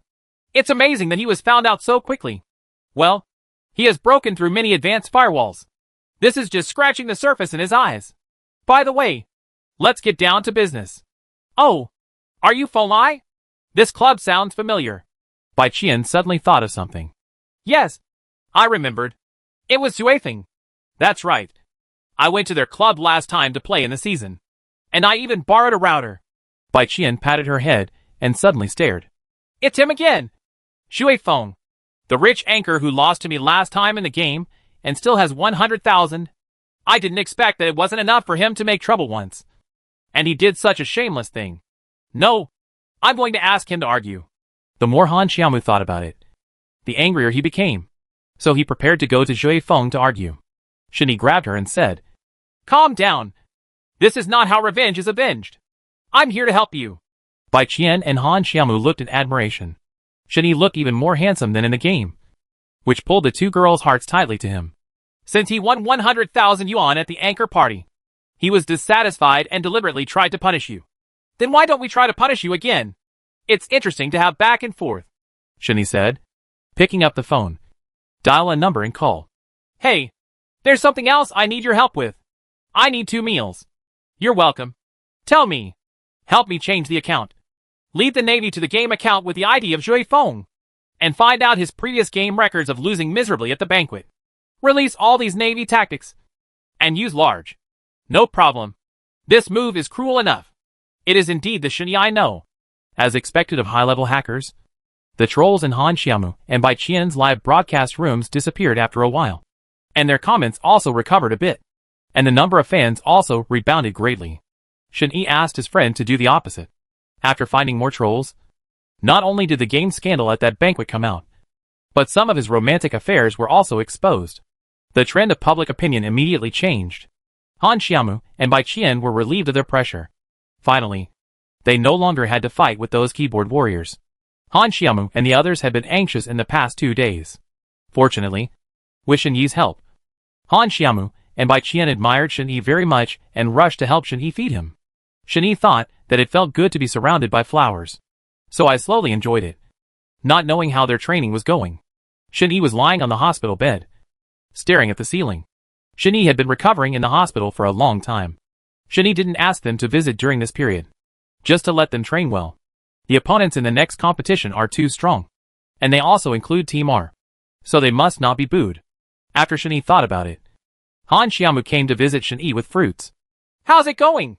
Have you finished the hand rehabilitation exercises? I bought some fruit. The doctor said you need to take a good supplement, and you can't stay up late working. Don't worry. It's much better. I'd like to trouble you to make a trip. Don't you still want to live broadcast? Go quickly. Hey, why are you seeing me outside? In my heart, you are the most important person. So, Han Xiaomu suddenly became shy and couldn't help but blush. On the one hand, Shen Yi certainly knew what Han Xiaomu was thinking, but he is about to compete now, and Shen Yi doesn't know what kind of feelings he has for Han Xiaomu. So Shen Yi lowered his head and said vaguely, "Well, how is your live broadcast now? Is it going well? You're trying to avoid talking to me again." Shen Yi scratched his head in embarrassment. The atmosphere suddenly turned cold. Shen Yi couldn't say anything. At this time, Bai Qian came and broke the embarrassment. "Hey, Xiaomu, didn't you tell me that you were going to the live broadcast company today?" Bai Qian was holding fruit in her left hand and a bento in her right hand. They originally planned to see Shen Yi to thank him for his help, but they didn't expect Han Xiaomu to be here, which made them stare at each other and bewildered. Shen Yi took the lead to break the deadlock and said, "Xiaomu, you are going to the company, so go quickly. It will be bad if you are late. Well, then you have to take good care of your health and remember to eat more fruits. Xianqian, won't you come with me? Oh, I still have something to tell Shen Yi. You go first. By the way, Xiaomu, remember to tell me when you get home. I don't have the key." Han Xiaomu said nothing more. Chapter 88 Studying the Breakout Tournament. So Han Xiaomu picked up the bag and left.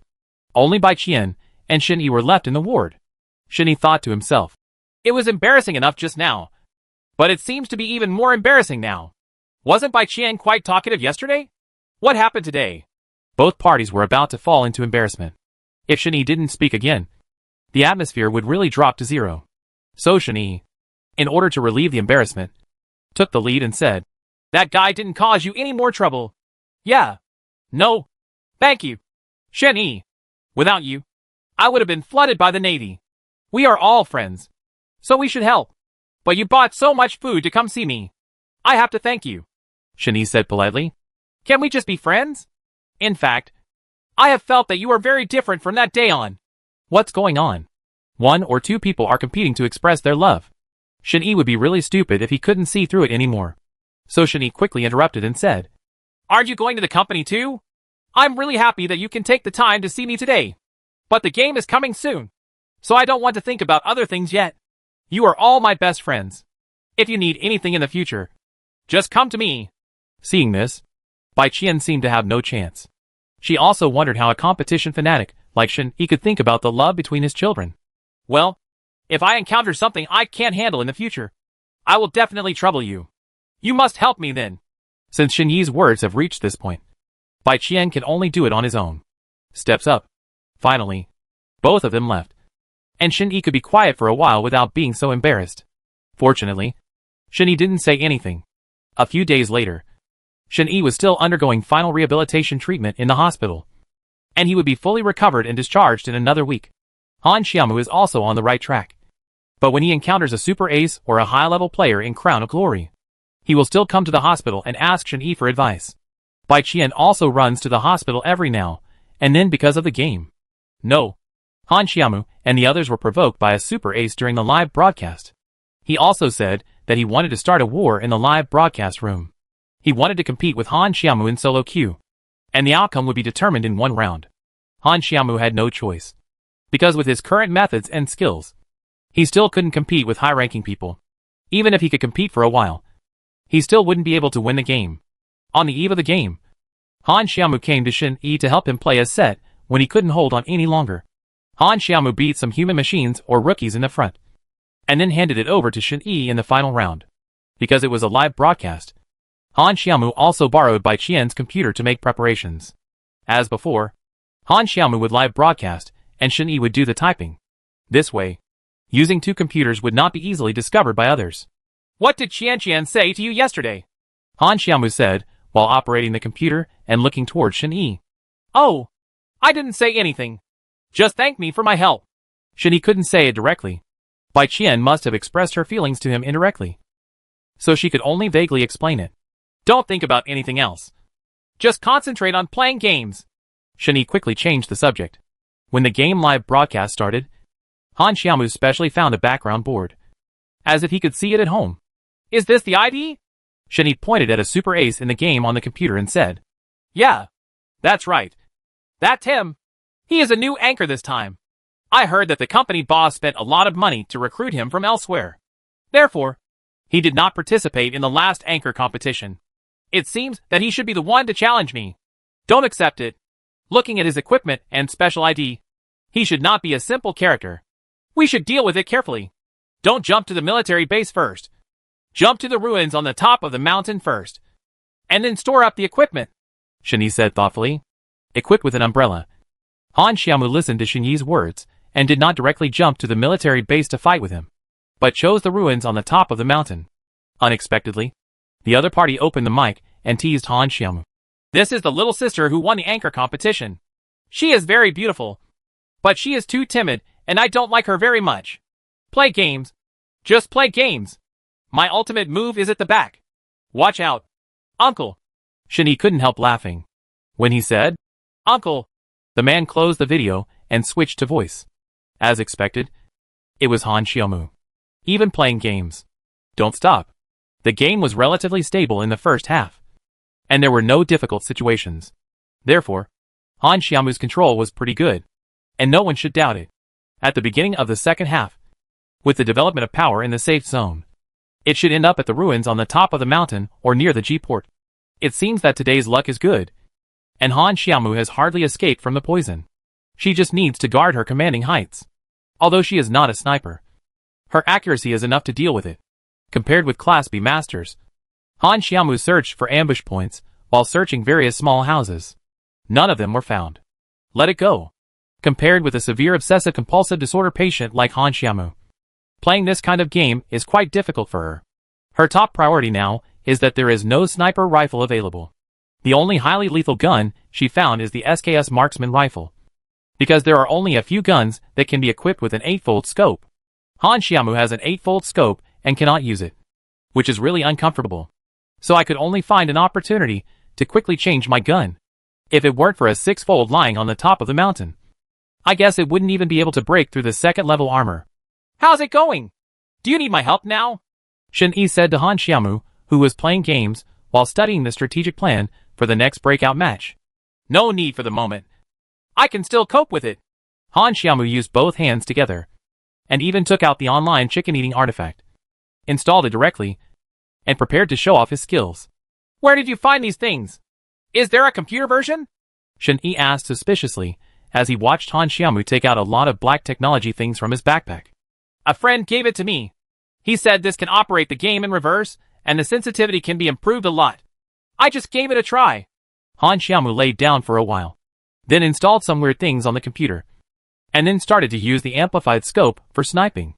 The safe zone quickly shrank, and now there were 8 people left in the game. Han Xiaomu was still lying down at her ambush point, preparing to find a target, but she forgot what was behind her, and suddenly a gunshot rang out, knocking out half of Han Xiaomu's health. Han Xiaomu quickly got up, turned around, and looked for the target. Immediately afterwards, the man hit Han Xiaomu again. Han Xiaomu was shot twice, and his third-level head was exploded. His blood was almost gone. Han Xiaomu hurriedly hid in a tree. Later, call Shen Yi. Shen Yi, come quickly. There is a very powerful sniper, and he uses a silencer. I can't see him at all. Where is he? Chapter 89 for Different Dreams. Shen Yi hurriedly took over, seeing that the tree could no longer block Han Xiaomu, and the spray would expose the enemy even more. Shen Yi quickly took out a smoke bomb from his bag and exploded it directly. But the person opposite didn't let him go at all, and directly changed his gun to shoot the smoke bombs around him. If Shen-Yi hadn't been a fast runner, he would have been eliminated by him. Shen-Yi jumped into the river and swam to the low ground on the other side. Then he kept crawling forward and sprayed medicine as soon as he landed on the shore. Fortunately, Han Xiaomu had enough medicine. Otherwise the game would have been lost.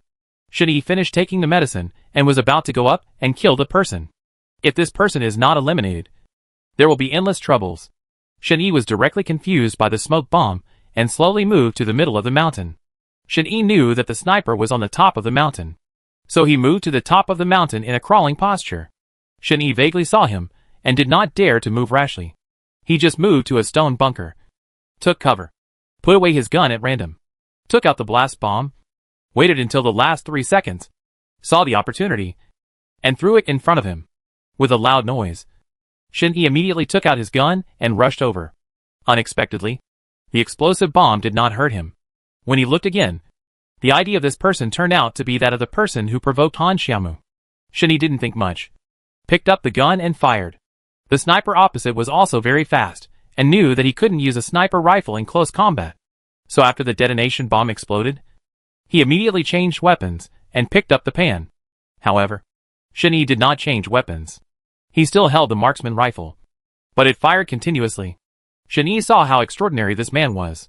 He was able to dodge the blast bomb attack and only lost a little blood. He was indeed someone who had dug deep, and his skills were indeed extraordinary. Shen-Yi did not retreat.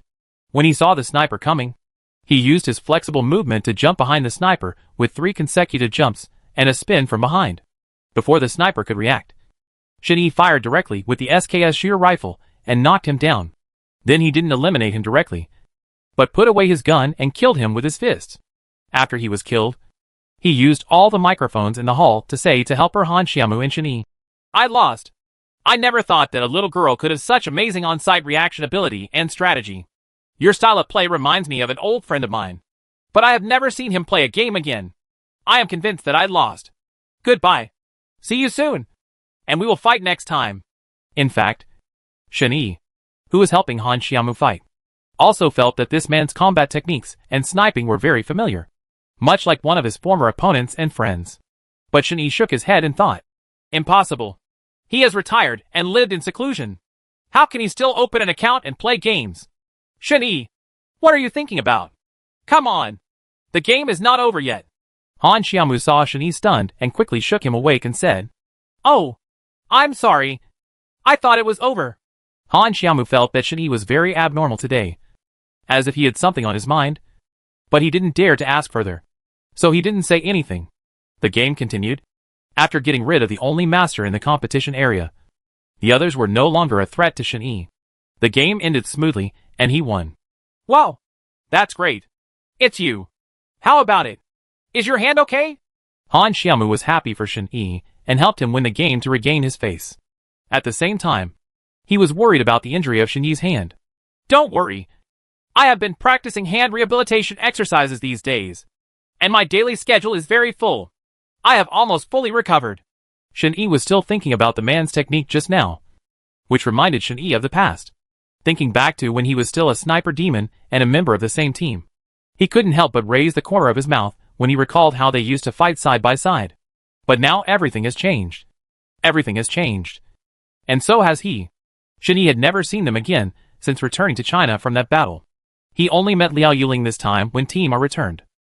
As for the other team members, Shen-Yi only knew that they were still forming teams and playing games. But there was no contact between them.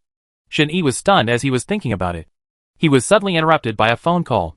There was an unfamiliar number on the screen of his mobile phone.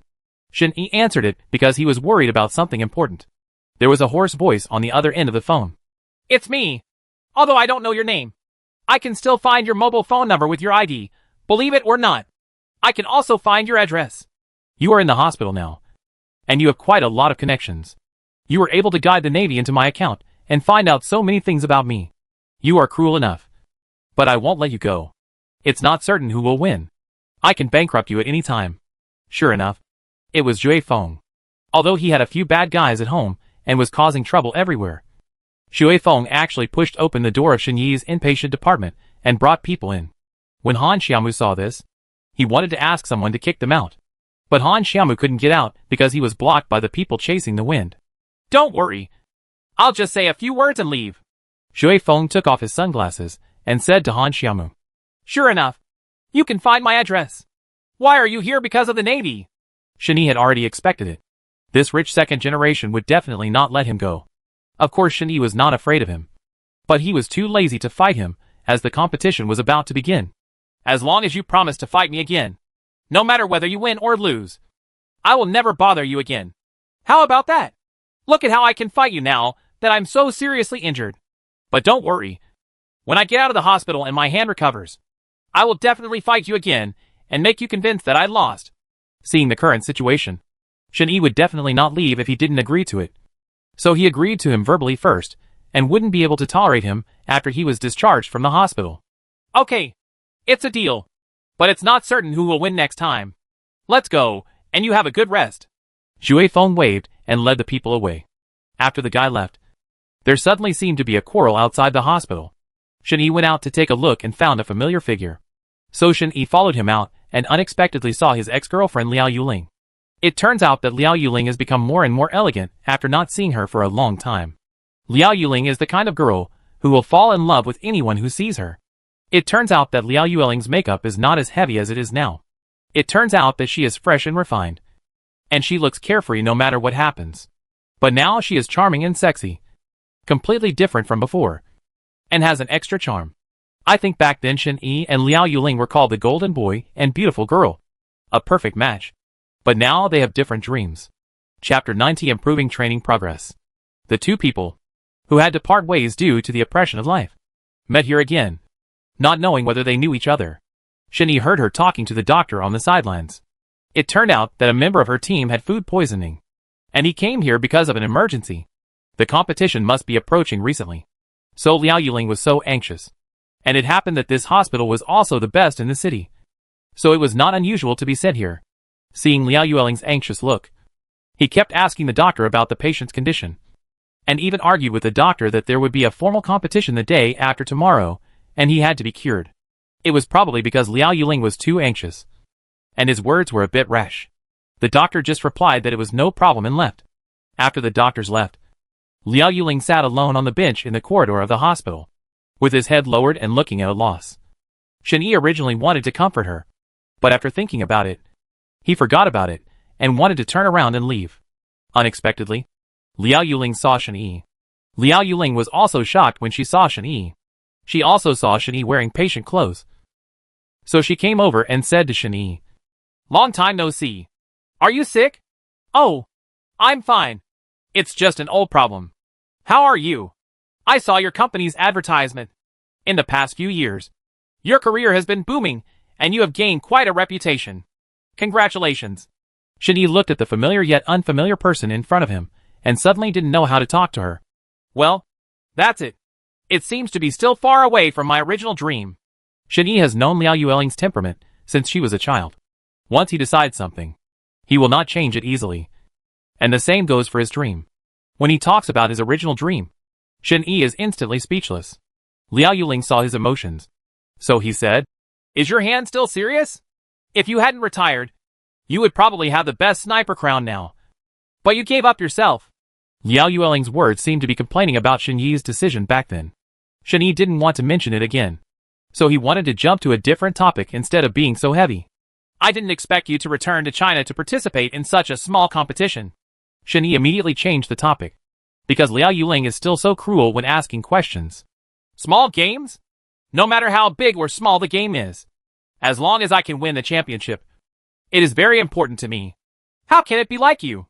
Now that your hands are like this, I probably won't be able to play a regular game in my life." Liao Yuling suddenly insulted Shen Yi in a harsh tone. Shen Yi should have expected that Liao Yuling was no longer the same Liao Yuling. Now she just wants to win the championship. Shen Yi did not get angry at him, but just replied, "Yes, but I also participated in the Yonglu Cup this time. The purpose is to fulfill my previous dream and give myself a chance." "Dream? It's just a dream after all. You're like this. You're already disabled. No matter how hard you treat it, you can't come back as a champion. Wake up, Shen Yi." Liao Yuling didn't leave any room for Shen Yi when he spoke. with all kinds of insults, all kinds of looks down on. Shen Yi clenched his fists. Although he was very angry. He was angry that Liao Yuling could see him so clearly, and that Liao Yuling did not understand him so well. But what can Shen Yi do? He is indeed such a person who cannot realize his dreams. But Shen Yi didn't want to say empty words. So he didn't reply to Liao Yuling's words in vulgar language. He just smiled and said, "We focus on strength in the competition. See you there or not." Shen Yi just turned around to leave. But unexpectedly, Shen Yi turned around and Han Xiaomu was right behind her. She completely heard the conversation between Shen Yi and Liao Yuling. Shen Yi anxiously pulled Han Xiaomu to his ward and pressed against the wall. Perhaps because he was too anxious. He almost touched her head. The ward was filled with an ambiguous atmosphere. Shen Yi quickly distanced himself and said anxiously to Han Xiaomu, "Did you hear our conversation just now?" "Heard it." "Since you heard it, forget it. But you have to promise me one thing.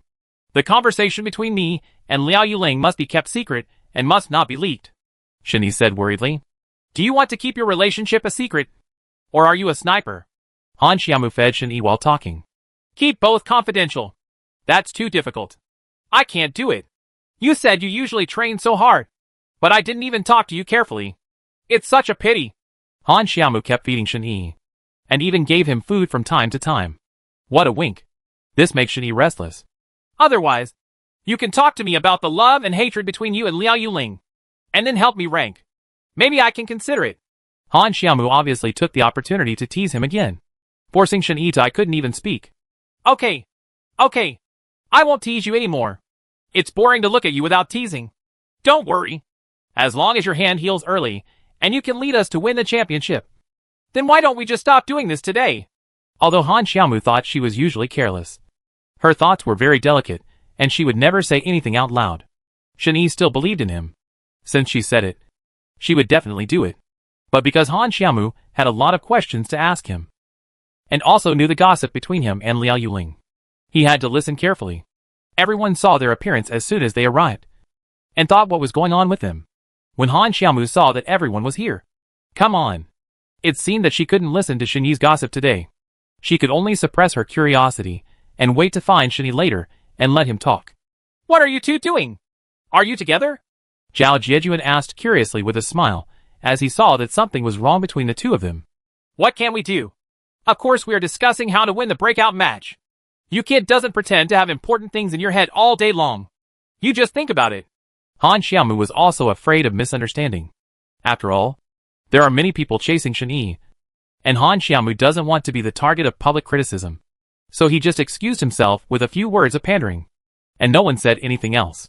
As soon as Shen Yi saw everyone coming, he was going to hold a temporary meeting to resolve the matter of the breakout competition and see how to deal with it. Shen Yi told everyone about Team R. And everyone thought that this game was not easy to win. After all, Team R is the leading foreign team that has broken game records. It is definitely not easy to defeat them. In the following days, thanks to the efforts of various team members, the team's training progress greatly improved. Even Zheng Shuo, who was not used to using the sniper rifle before, improved a lot with the help of Han Xiaomu and Zhao Jiejuan. In short, although each of them had their own strengths, they also had their own shortcomings. Chapter 91. The altar is easy to defend but difficult to attack. But in the recent period, Shen Yi has seen all kinds of progress among them, and everyone is trying their best to do their best. This made Shen Yi a lot relieved. The scene when their team first met is still vivid in Shen Yi's mind. And now the team is finally slowly maturing. Shen Yi is also a lot more relieved about the next breakout match. Shen Yi's hand has improved a lot in the past few days. And the doctor also recommended that he be discharged from the hospital. After all, the environment at home is always better than the hospital. And maybe he can recover faster. As soon as Shen Yi was discharged from the hospital, he went to the internet cafe where the team was training. On the one hand, he wanted to see their training results. And on the other hand, he wanted to discuss the commander-in-chief with them. Because she had discussed this matter with Shen Yi more than once. She thought that the preliminaries were over. But the next breakout match was very important. She couldn't continue to take command. After all, her abilities were limited. And she couldn't be distracted from sniping. Shen Yi was also considerate of her. But Zhao Jiejuan and Zheng Shuo also felt that they were not qualified. So Shen Yi wanted to talk to them and recommend a commander-in-chief. "What? Let me be the commander-in-chief. No. I'm not good at it. Look at how lazy I am. And they won't listen to me. Besides, my abilities are limited. So you'd better find someone else. Before Shen Yi finished speaking, Zhao Jiejuan waved his hand to refuse. When Shen Yi saw this, he gave Jing Shuo his eyes. Zheng Shu glanced at Han Xiaomu and Zhao Jiejuan. He also shook his head and said, I can't do it either. In terms of the ability to control the field, it must be you, the captain. If it were anyone else, I probably wouldn't be convinced.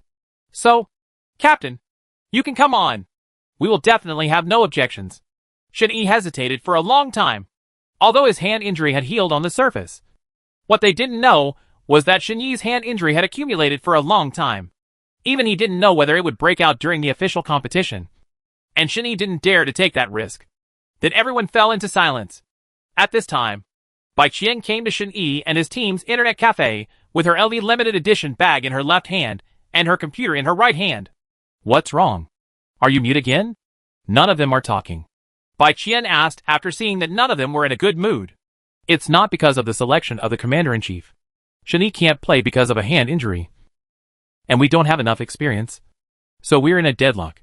At this time, Han Xiaomu jumped out and said, It turns out that's because of this. Then you can let Shen Yi play as an on-the-spot conductor.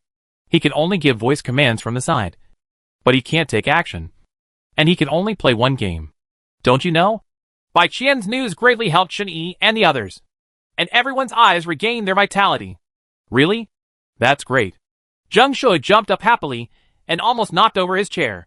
Will the chief referee agree? This is not cheating. Right? Han Xiaomu asked worriedly. Anyway, this is a breakout match.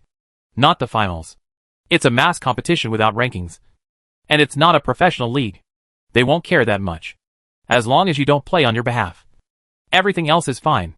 Bai Qian put one foot on the table, picked up the apple with the other hand and ate it while talking. Okay. Since there is no such rule, I will call the organizer to communicate. Shen Yi also thought this was a good idea. So he picked up the phone and broadcast it. 5 minutes later, Shen Yi came back with a smile and said excitedly, The organizer agreed. But there is a small request. That is, I must be present to prevent cheating. Yeah. That's great. Everyone applauded. Now the biggest problem has been solved. What else are they afraid of? The game came as scheduled. Shen Yi and their team were sitting in the preparation table. And sitting next to them was Liao Yuling's team. Liao Yuling gave Shen Yi a look of disdain. But Shen Yi didn't say anything. After all, after this game, he could see the strength of Shen Yi's team, and they should never be underestimated. Okay. Our game will start soon. We will still use the same method of drawing lots to compete in groups as in the last round. Please send someone from each team to draw lots. At this time, the song of the competition had already started to sound, and the organizer still used the method of drawing lots to divide the groups into groups.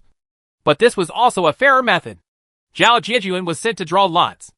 Unexpectedly, he was still playing against professional players, while Team R was also playing against a team of experts. Liao Yuling specifically did not get the chance to compete with Shen Yi and the others. So she came to tease Shen Yi, saying, This is God's chance to give Shen Yi and the others another chance to live. Shen Yi didn't bother to talk to Liao Yuling at all. After all, she was no longer the gentle and pleasant Liao Yuling she used to be. The game quickly started in 5 minutes. At the beginning of the game, many people thought that they were a new team.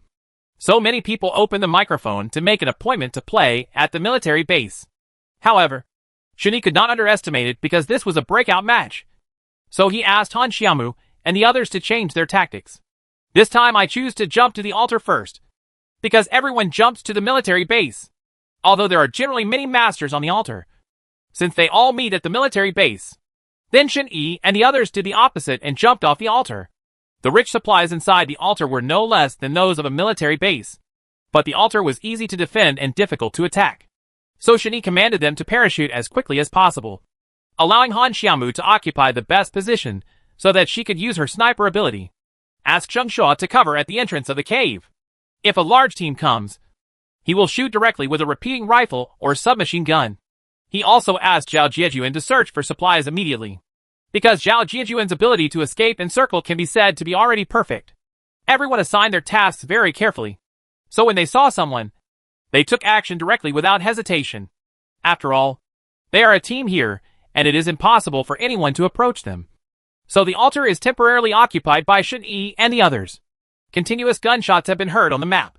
It seems that the fighting there is also fierce. After all, most people have jumped to the military base. They must have been fighting hard at the military base. But Shen Yi and the others silently prepared their equipment. Fortunately, the airdrop fell directly on top of their heads. And they even licked the airdrop. Shen Yi asked them to fire the signal gun they found at the altar again. Now, 2 airdrops were delivered directly to them. Zheng Shuo, Zhao Jiejuan, Han Xiaomu, and Chen Mo distributed the supplies and ran directly to the center of the safe zone. I have to say that Shen Yi's strategy is really powerful. And there is really no one else but him who can see the game's strategy so thoroughly. Shen Yi's strategy allowed Zheng Shuo and the others to safely reach the finals without encountering many experts. At the end of the finals, there was only one team left in the game. Chapter 92 One Pot. That must be the team that opposes Shen Yi. The name is Swift. Their team Shen Yi has also done information, knowing their weakness. No matter what. As long as one of their teammates is knocked down, they will definitely use smoke bombs to rescue them. This was also their fatal weakness. So Shen Yi began to divide his forces again. Shen Yi first asked Zheng Shuo to attract their firepower, arriving at Han Xiaomu's sniping circle, and letting her snipe the captain directly. Even if she doesn't die, the level 3 head will surely explode. In this way, his team members would definitely pull smoke grenades to come to the rescue. At this time, Shen Yi asked Zhao Jiejuan, who was lying on the ground not far away, to directly throw the grenade and finish the pot. Although they were not killed directly because they had level 3 heads and level 3 armor protection, they were knocked down. And then Chen Mo jumped out. After replenishing their guns, the game ended in 15 minutes and 30 seconds. This scene was all due to Shen Yi's command. Otherwise, the victory would not have been so smooth, and they would not be convinced. Even the on-site commentators cheered them on. Shen Yi and the others are over this game. But Liao Yuling and the others are obviously having a hard time playing this game.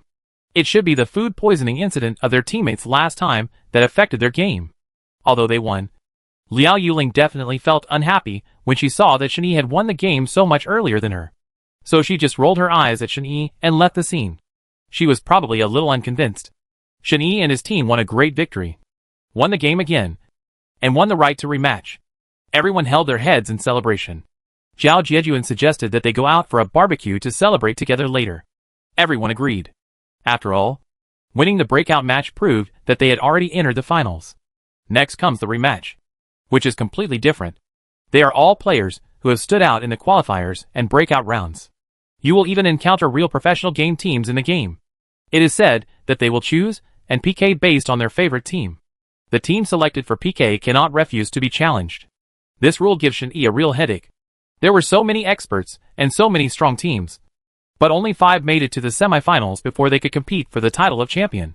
It can be seen that the next game will be a tough battle.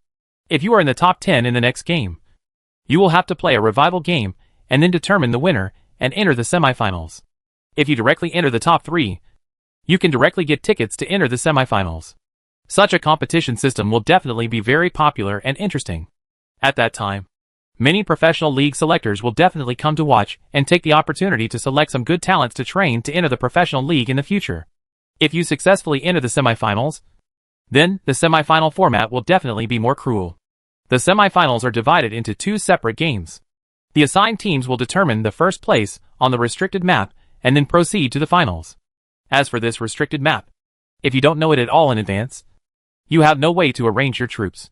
It is also because of the new competition system that was just announced that Shen Yi is very worried. While everyone was celebrating their victory in the preliminary round, Shen Yi didn't want to dampen everyone's interest, so he reluctantly pretended to be happy. In fact, he was very worried about his hand injury. Shen Yi didn't know whether the injury would heal in a week. If the game is delayed, Shen Yi will definitely regret it for the rest of his life. And he will also let down these young people with dreams. Everyone also saw something was wrong with Shen Yi and knew that he was still worried about the next game. So Zheng Shuo went to comfort him and said, "Team Chen, don't worry. We will never let you down. When your hand is healed, we will win back the championship trophy together. Yeah, life. If you can't do it this time, there will be another time. Don't worry. We can do it." As expected, it was Zhao Jiejuan, who always spoke so informally. Han Xiaomu came over and patted Shen Yi on the shoulder. He raised his glass and said to him, Yes. You see, everyone trusts you so much. Believe in you. So don't be sad. Today we won the second breakout match. This is something worth celebrating. Let's raise our glasses together. Do one. Okay. Come on. Let's all cheer together. When my hand heals, I will accompany you in all future games. With everyone's encouragement and comfort, Shin-Yi suddenly felt much more relaxed. And Shin-Yi must have great confidence in them. Although they won 2 games, they did not slack off in team training. Shin-Yi has also been discharged from the hospital, so he has been playing games with them these days. Although your abilities have improved a lot now, there are still some problems with your actual combat operations. Before this, I looked at the game videos of many great players in the past, and found that their championship games all have one thing in common, which is unity. As long as those who survive to the finals, most of them are 4-person teams. So now you must unite. Shin-Yi had done a lot of strategies before, and read many handwritten secrets and summaries of techniques by his predecessors. Shin-Yi also received a lot of inspiration. Today I can assist you. Now the 3 of you will operate separately, and form a 4-player battle mode so that I can see how you perform on the spot. Because Shin-Mo was busy these days, and did not come to participate in the team training, he first let others train in actual combat. Then Han Xiaomu, Zheng Shuo and Zhao Jiejuan turned on the rain mode of the game and began to simulate actual combat. When the simulated actual combat started, Shin-Yi wanted them to compete in a round of the game by themselves. So Shin-Yi did not participate in any command and let them try it on their own. At the beginning, because it was a simulated actual combat, Zheng Shuo, Zhao Jiejuan, and Han Xiaomu all agreed and jumped directly to the military base. After all, they are strong enough. Shin-Yi also asked them how to shoot at the military base last time. The 3 jumped down and opened the parachute as quickly as possible. The 3 of them cooperated with each other. Although Han Xiaomu was very powerful in sniping, he was also very powerful in close combat. No, there was someone sneaking up on her from behind. Han Xiaomu didn't pay attention and was shot by the man. Although he was shot once, Han Xiaomu reacted very quickly. He immediately determined the coordinates and turned back with a blind sniper. The man was directly turned into a box. Because Han Xiaomu had Chu Ming's help before, she could do all kinds of continuous sniping, bolt sniping, and even blind sniping. She made great progress. Zheng Shuo is best at charging in rifles. His field control ability is definitely no less than that of Shin-Yi. He is just a little unconfident. Shin-Yi also guided him a lot, so he has improved a lot. Chapter 93, Making Game Strategies. Note: when it comes to long-distance shooting, use a rifle instead of a charge. No matter how accurate you are, you can't kill him with just a few shots. Shin-Yi watched and directed at the same time. Now the game has entered a white-hot stage, with both sides running out of money. Shin-Yi asked them to look for opportunities to pick up airdrops. The supplies in the airdrop are now the most abundant. As long as you get it, you will definitely increase your chances of winning. So they drove together and followed the supply plane to snatch the airdrop. Shin-Yi also told them to try to snatch the airdrop as quickly as possible. It was best to arrive before the airdrop fell. Otherwise they would be ambushed. Han Xiaomu jumped out of the car first and found a commanding position, preparing to cover them for the airdrop, while Zheng Shuo and Zhao Jiejuan got out of the car and headed straight for the airdrop. After observing for a long time, when we were approaching the airdrop, suddenly the map showed a car approaching, and there were no hidden spots nearby. Zhao Jiejuan turned on the microphone and said, "It's okay. The 2 of us are enough to deal with them. It's just one car. We can't throw a grenade at them and blow them up. Don't be impulsive. You deal with the driver. Then control the car first. And I'll deal with the rest." Compared to Zhao Jiejuan, Zheng Shuo was much calmer. So I discussed with Zhao Jiejuan how to deal with it. After hearing Zheng Shuo's temporary reaction, Shin-Yi nodded and said, "Wu Linfeng, you can't act out of emotion during the official competition. You should listen to more opinions. Yes, at such an important moment. Please stop nagging." In the game, a colorful Lamborghini is driving from a distance.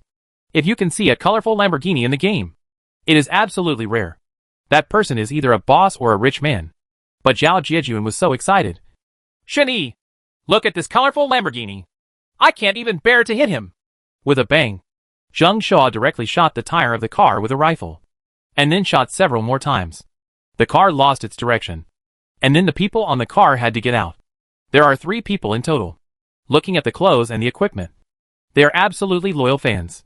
They are all limited edition game skins. Although Zhao Jieju inside, he still moved quickly, preparing to fight back. Although the speed of the three people in the car was not very good, their accuracy was still good. If Zhao Jieju hadn't run so fast, he would have been turned into a box by them. Zheng Shuo, on the other hand, changed his rifle, took out his submachine gun, fired quickly and moved quickly, directly mowing down two people. The remaining one was just about to help them, but was shot in the head by Han Xiaomu, who was sniping from a high place. This fight was quite strategic and not as reckless as before. Zhao Jiejuan and Zheng Shuo went and got the high-end materials in the airdrop. This airdrop is very rich. It even has AUGs and level 3 equipment traps. It seems that we are sure to win the chicken. Zhao Jiejuan picked up the third-level equipment. Zheng Shuo picked up the August and left the 8-fold mirror to Han Xiaomu. The safe zone shrank to a position quite far away from them, and it looked like they had to run a distance. If I had known better, I wouldn't have broken that car, and I could have been riding a Lamborghini for a while. Zhao Jiejuan complained again. Okay, let's go! Unexpectedly, the last safe zone was near the altar. I traveled half of the map and had to go back in the end. Now apart from the three of them, there are 4 other people left in the game. It seems, but the big screen of the game shows that there are 3 teams. So there must be 2 teams among these 4 people. They didn't want to wait for them to kill them before picking them up. They just wanted to crush them and pass through the final safe zone. The 3 of them ambush in the outer area of the safe zone, so that the area will be smaller and easier to snipe. They also have enough medicines, so they are not afraid of leaking drugs. As before, Han Xiaomu did sniping. Because she had a ghillie suit, she was the most suitable for sniping. While Zheng Shuo directly installed a triple scope on the August sniper. Fill up your bullets, because in melee combat, you will have a much greater chance of winning if you use a side sight or a small magnification scope. In the direction of 50 degrees, Han Xiaomu is left to you. He should have an accomplice. Probably Voldemort, who injured his teammates. I don't believe he didn't help his teammates, Zhao Jiejuan said. So Han Xiaomu followed Zhao Jiejuan's suggestion. She crawled to get an excellent viewing angle and used his 8-power lens to survey the wide angle for a long time. They didn't even find out where this person's teammates were. So Han Xiaomu couldn't care so much and just aimed and fired, killing the person with the power of an 8-fold scope. Coupled with Han Xiaomu's advanced techniques, the man fell directly to the ground and crawled behind a tree. Be careful. Don't go over there first, in case someone ambush you behind. Then what should we do? Is it possible to let him run away like this? Zhao Jiejuan said helplessly. Don't worry. I won't let him run away. I'll go to the hillside on the opposite side. I can just see the back of the tree. I'll deal with him. Han Xiaomu moved from the hillside here to another hillside, just in time to see his teammate Voldemort just helping him up. I saw them. He finished spraying the medicine immediately. You must rush ahead of them and finish the job at once. Otherwise, if they already know our position, it will be difficult to solve it if we let them get up again.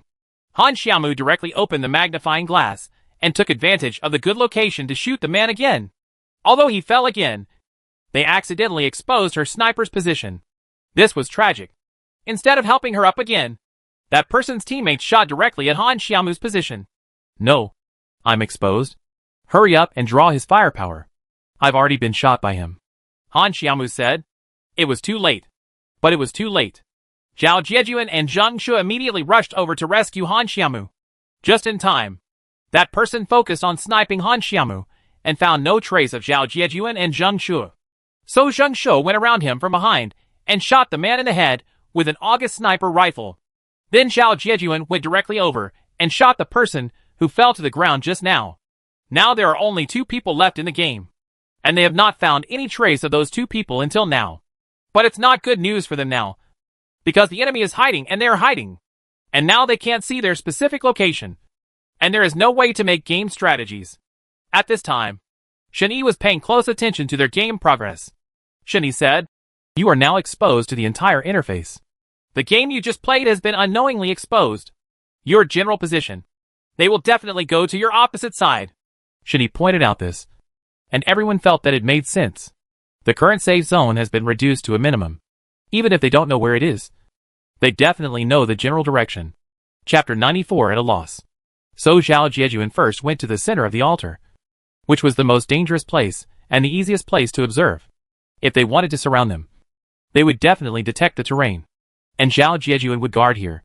Shinny also told them to turn on the side sight, so that they can always observe your front and sides to prevent someone from sneaking up on you. Zheng Shu on the other side also slowly moved to the vicinity of Han Xiamu, and Fang could attack based on the specific location information Han Xiamu gave them. They've played so many games that they almost know exactly what to do. I discovered that behind the rocks, I was really well hidden. I actually knew how to use a double-sided bunker for cover. What a pity. You met my piercing eyes. Zhao Jiejuan squatted in the grass and used a six-fold mirror to check a large area. Sure enough, his hard work paid off, and he saw one of the people. Everyone, be careful.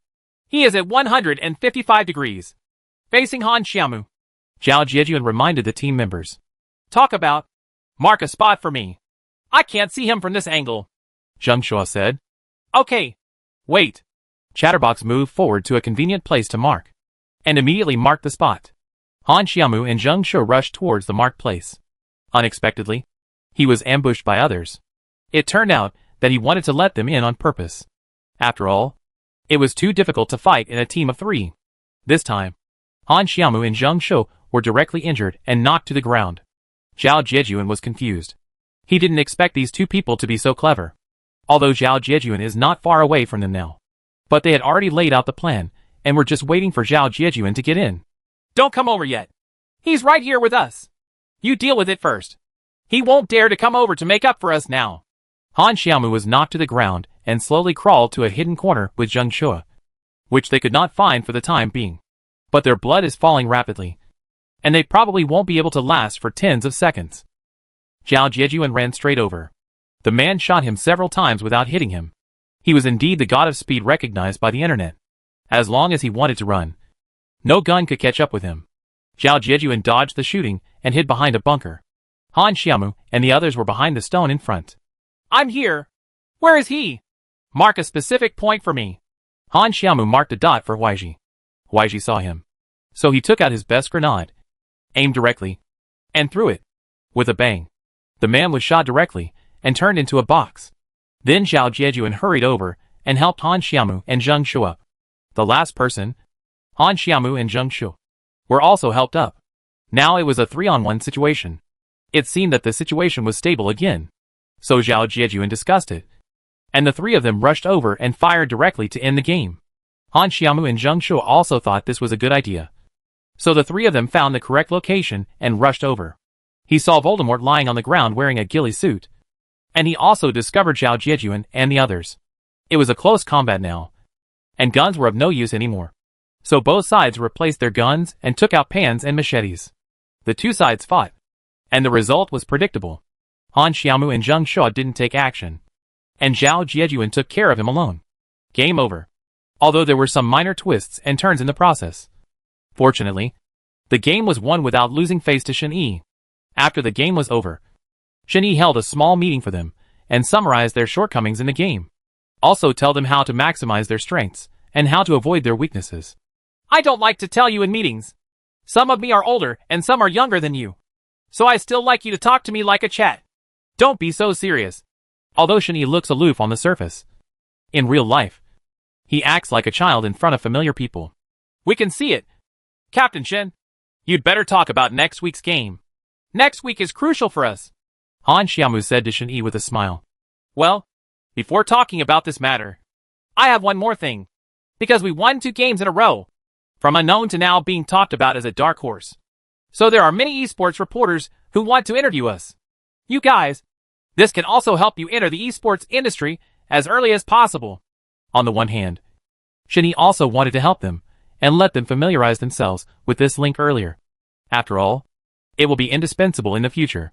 On the other hand, Shen Yi wanted them to enjoy the fruits of their own efforts. That's great. I also said, how come no one interviews us? We are the biggest dark horse in this game. Zhao Jiejuan almost jumped up with excitement. Compared to Han Xiamu and Zheng Shuo, Zhao Jiejuan is really hyperactive. The reporter's interview will begin soon. Don't be nervous, Shen Yi comforted. On the other side, Han Xiamu also came, bringing a lot of gifts and fruits, and came to visit Shen Yi and the team members. There are many reporters outside the door. Are they looking for you? Han Xiamu asked. Are you here so soon? Then go ahead and I'll wait. Shen Yi waved his hand for them to go first. We understand. The real big shots are the ones who appear at the end. Zhao Jiejuan was naughty again. Go quickly. Otherwise don't blame me if they don't wait for you. Shen Yi really had nothing to do with Zhao Jiejuan. So everyone went to be interviewed one after another. While Shen Yi searched for things here, Han Xiaomu asked curiously, Why don't you go? What are you doing? Timar's overseas game live broadcast? Why are you searching for this? Han Xiaomu didn't understand. Shen Yi really didn't tell Han Xiaomu much about this matter. Timar, known as the ghost team abroad, is known to be extremely fast, has extremely fast hand speed, and is also very accurate. So I am afraid that next time we meet their team, we will be at a loss for a while. So I will first watch their game live broadcast and find out some flaws about them. Shen Yi replied while typing. Ghost team? Is it as exaggerated as you said? Han Xiaomu looked unbelieving. Oh. So, you don't believe it even if I tell you. Shen Yi was helpless. So he never mentioned this to her before. But I heard that their captain is a woman. How come they have such a name? This woman must be very sophisticated in her game skills and very vicious. She is not actually that kind of person. But, alas, time can indeed change a person. Shen Yi didn't know what happened to say this. And Han Xiaomu became more and more dizzy. Is it possible that you know her? Han Xiaomu asked a little jealously. Yeah, we know each other. We're very familiar with each other. Chapter 95. Getting to the bottom of things. Then how did you meet? Why did I hear that you seemed to be tit for tat when we met that day? I have to say that Han Xiaomu couldn't stop hearing this gossip. I still have reporters to interview. You can have fun by yourself for a while. I'll go and get busy first. Shen Yi quickly found a reason and left. Otherwise, I don't know how she would get to the bottom of it. Outside the internet cafe, Zhao Jiejuan was chatting animatedly with reporters. Han Xiaomu and Zheng Shuo looked at him silently, and their sharp tongue almost made Shen Yi a god. As soon as the reporters saw Shen Yi coming, they immediately gathered around him and raised their microphones in front of Shen Yi. All kinds of questions came one after another. A reporter asked, Shen Yi, you are so good at commanding, so you must be very good at games. If you have the opportunity in the future, will you participate in professional competitions and become a professional game player? Shen Yi answered firmly that as long as his injury allows, he will definitely play professionally. But he stated in advance that the industry he wanted to join must not be a professional company that just relies on them to make money, but a truly powerful company. After an afternoon of interviews with reporters, the interview with their team was later made into an exclusive interview as the strongest dark horse in this game competition. However, after that reporter's interview, everyone's training became more passionate, and even Zhao Jiejuan, who had always been unreliable, slowly strengthened himself, and Han Xiaomu suddenly became more obedient. She would fight as Shen Yi asked her to, and she would go to Shen Yi whenever she had a chance. On the surface, they were asking Shen Yi for advice, but in fact, they were asking Shen Yi for help. All kinds of personal questions came one after another, which made Shen Yi feel really embarrassed. And it's not just Han Xiaomu, who is also very abnormal these days. He keeps trying to ask Shen Yi why he cares so much about Liao Yuling, but Shen Yi can't say anything. So he always put things off and sent some supplements and various claw foods to Shen Yi every day. He told Shen Yi what supplements he should eat, which really made Shen Yi dumbfounded. I'm telling you, I can't eat them all. The reason why you get sick all the time now is because you are too tired. So I have to eat all these supplements. Do you hear me? I have to say that Han Xiaomu is really nagging sometimes. But Shen Yi knows that she is doing it all for herself. Okay, I understand. Not only you. Many people have sent me a lot of supplements. Look, they are all piled up there. How can I possibly finish them all? Shen Yi also expressed that he was very tired. He was really fed like a pig, and every one of them was full of supplements, like birds' nests, abalone and so on. Even Bai Qian, who didn't have much interaction with Shen Yi on weekdays, was like this. Shen Yi suddenly felt like being surrounded by flowers and thought he was not bad. In the blink of an eye, it was time for the rematch. Due to the influence of other competitions, the rematch had to be advanced, which completely disrupted Shen Yi's plan. Shen Yi originally planned to participate in the rematch, but he did not expect that the competition would be advanced. There is no way. Shen Yi still can't compete, because of all the time delays and Shen Yi's hand injury. It is estimated that he will not be able to play until the finals at the latest. Therefore, Shen Yi can only play as the team leader. But this time, the rematch has added rules for professional masters to participate. Nowadays, because of the participation of professional players, This game made Shani take a breath of cold air. It will definitely be very difficult to win this game. After all, a professional high-end player. They have been taught skills by many veteran players, as well as some difficult training. Some of the game techniques and consciousness of professional players are definitely different from their opponents in the previous games. But for the sake of honor, they decided to fight. According to the rules of the game, each game is matched with professional players from a team. For the fairness of the game levels of these professional players are all the same. As soon as the game started, the professional players jumped out of the plane and opened their parachutes. Everyone was confused. They jumped out without even reaching land. Only Shani knew why they did this. Generally, the first lesson for professional players is the skydiving time and parachute opening restrictions. They jumped off immediately because they had accumulated the ability to jump off immediately. For airplanes, they are definitely the fastest. This game is originally about speed. Whoever's parachute opening time is fast enough will have a greater winning rate. This is also a requirement of the basic competition system. So those professional players would definitely not take them seriously. But Shani also seized on their fatal weakness. But strength is strength after all. And no matter how skilled you are, you can't be invincible. Han Xiaomu, Zheng Shu, Zhao Jiejuan and Shen Mo chose to skydive according to what Shani said in advance. Don't jump to the military base yet. Just do it like they did in the last simulated actual combat. It just so happened that the map they were randomly matched on was the rainforest. It was the same as what they had practiced. And they still jumped on the altar. Sure enough, although there were not too few people on the altar, there were not too many people. There were definitely very few masters. And it could only be said to be an average level. First, search for supplies immediately. After searching for supplies, find a vehicle immediately. Look for the kind of jeep that can reduce bullet damage as much as possible. Shani directed from the side. Okay, Chatterbox, you take cover. I'll go over and take care of those people first, so that they won't get in our way. Han Xiaomu shot each one neatly. Don't be lenient at all. After all, most of the people matched at the beginning are human machine or people with lower ranks such as gold and platinum.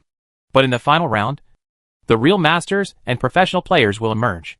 Soon, Han Xiaomu rushed over, jumped on the roof, and opened the quadruple lens he had just searched for, although he had not found the high-end lens yet. But to deal with these people at the beginning, a fourfold lens was enough for Han Xiaomu. Han Xiaomu got rid of everyone at the altar in a short while, and could add more bags to his heart's content. They added everyone's boxes. There were also a lot of supplies collected from all corners of the altar that had not been searched. After sorting out all the supplies, Zhao Jiejuan found a car and everyone drove to another important supply base, which was Peace City. As the name of Peace City suggests, apart from military bases and altars, only Peace City has the richest supplies. Zheng Shu first got out of the car to take cover, and then Zhao Jiejuan parked the car in a secluded place so that it could be parked and used immediately, so that it would be convenient to encounter emergencies. Han Xiaomu, as always, found the roof of the tallest building where City P was located to facilitate sniping, while Zheng Shu concentrated on finding a weapon that suited him. Shani directed them to move as close to the center of the safety zone as possible, because they were now in short supply of first aid supplies. And if something unexpected happened, they would most likely be poisoned outside the zone. Chapter 96 Battle Plan. They also felt that what Shani said made sense. So they all headed towards the outskirts of the city, because most of the people inside had already finished searching. Now they are here just to snipe and kill a few more material carriers. At present, they don't know which direction the safe zone is developing, so they are just looking for material carriers as they move. What they lack most now is first aid kits, adrenaline and other high-end supplies. Like bandages and stuff, though there's a lot of them. However, the bandage can only restore 50% of the blood at a time, while the all-purpose medical kit can quickly restore the blood to full at one time. And adrenaline can also restore energy in a large area. But they have very few of these now, and they are simply not enough to support the power of poison in the real finals. They were going to move their position and go to the ruins on the top of the mountain to take a look, because they had transportation tools. And the safe zone was too big now, and they didn't know where the poisonous circle would be, so they might as well get more medicine. So the three of them agreed to drive to the ruins on the top of the mountain together.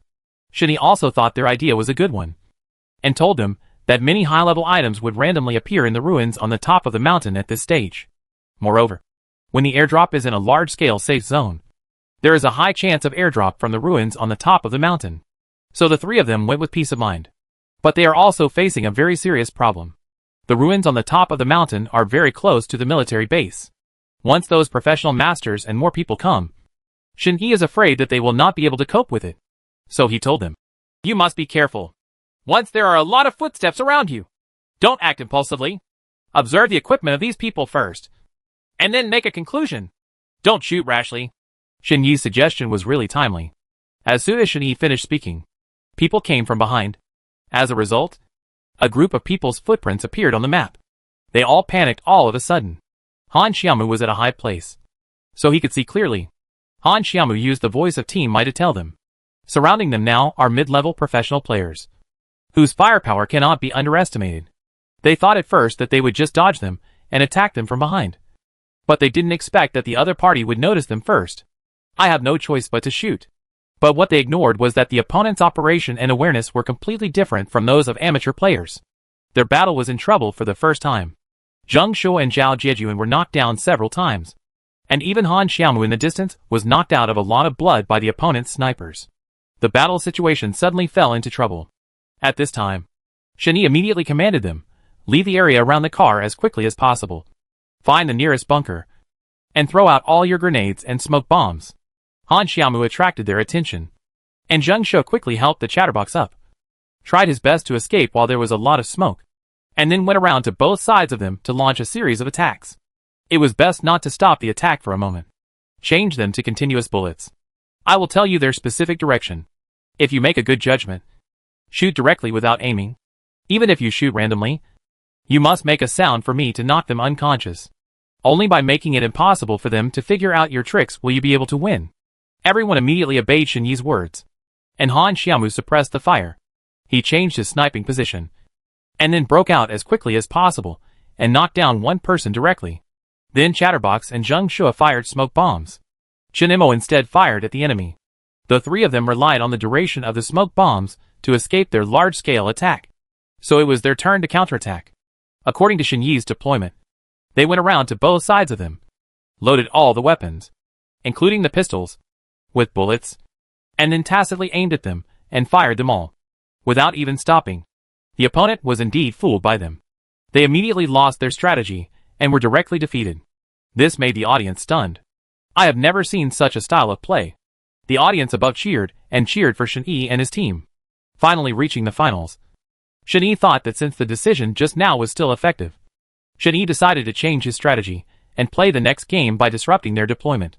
Because as long as regular professional players make a combat plan, they will definitely complete it as required. This is precisely their fatal weakness. So the best way is not to fight them head-on, but to go around in circles with them. Use many shady methods and little ideas to disrupt the opponent's deployment. And then you can win by surprise. Everyone understood what Shin-Yi meant. And sure enough, only the regular professional player who had just joined was left. And they did not lose a drop of blood or suffer any casualties. They are indeed powerful people. Even Shin-Yi thinks they are really powerful.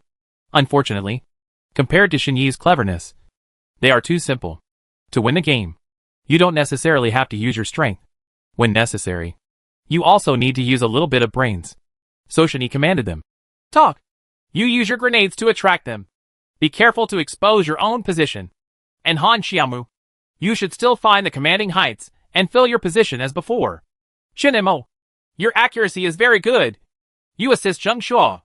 Zheng Shuo, you are the key to this game. It mainly depends on your submachine gun. Okay, let me do it. You replace all the guns in your backpack with submachine guns. Then find an open space. Find some more submachine guns, and throw them all into the open space. Then attract all their firepower, and then wait for Han Xiaomu to fire the first shot. Then, like the last time, you collectively shoot out all the bullets without leaving a single shot behind. Next thing you know, Shin-Yi's words woke them up, and they knew what to do next without Shin-Yi's words. This was a tacit understanding, something that could never be replaced or measured. Zheng Shuo really used a submachine gun to lure them over from the ruins on the top of the mountain.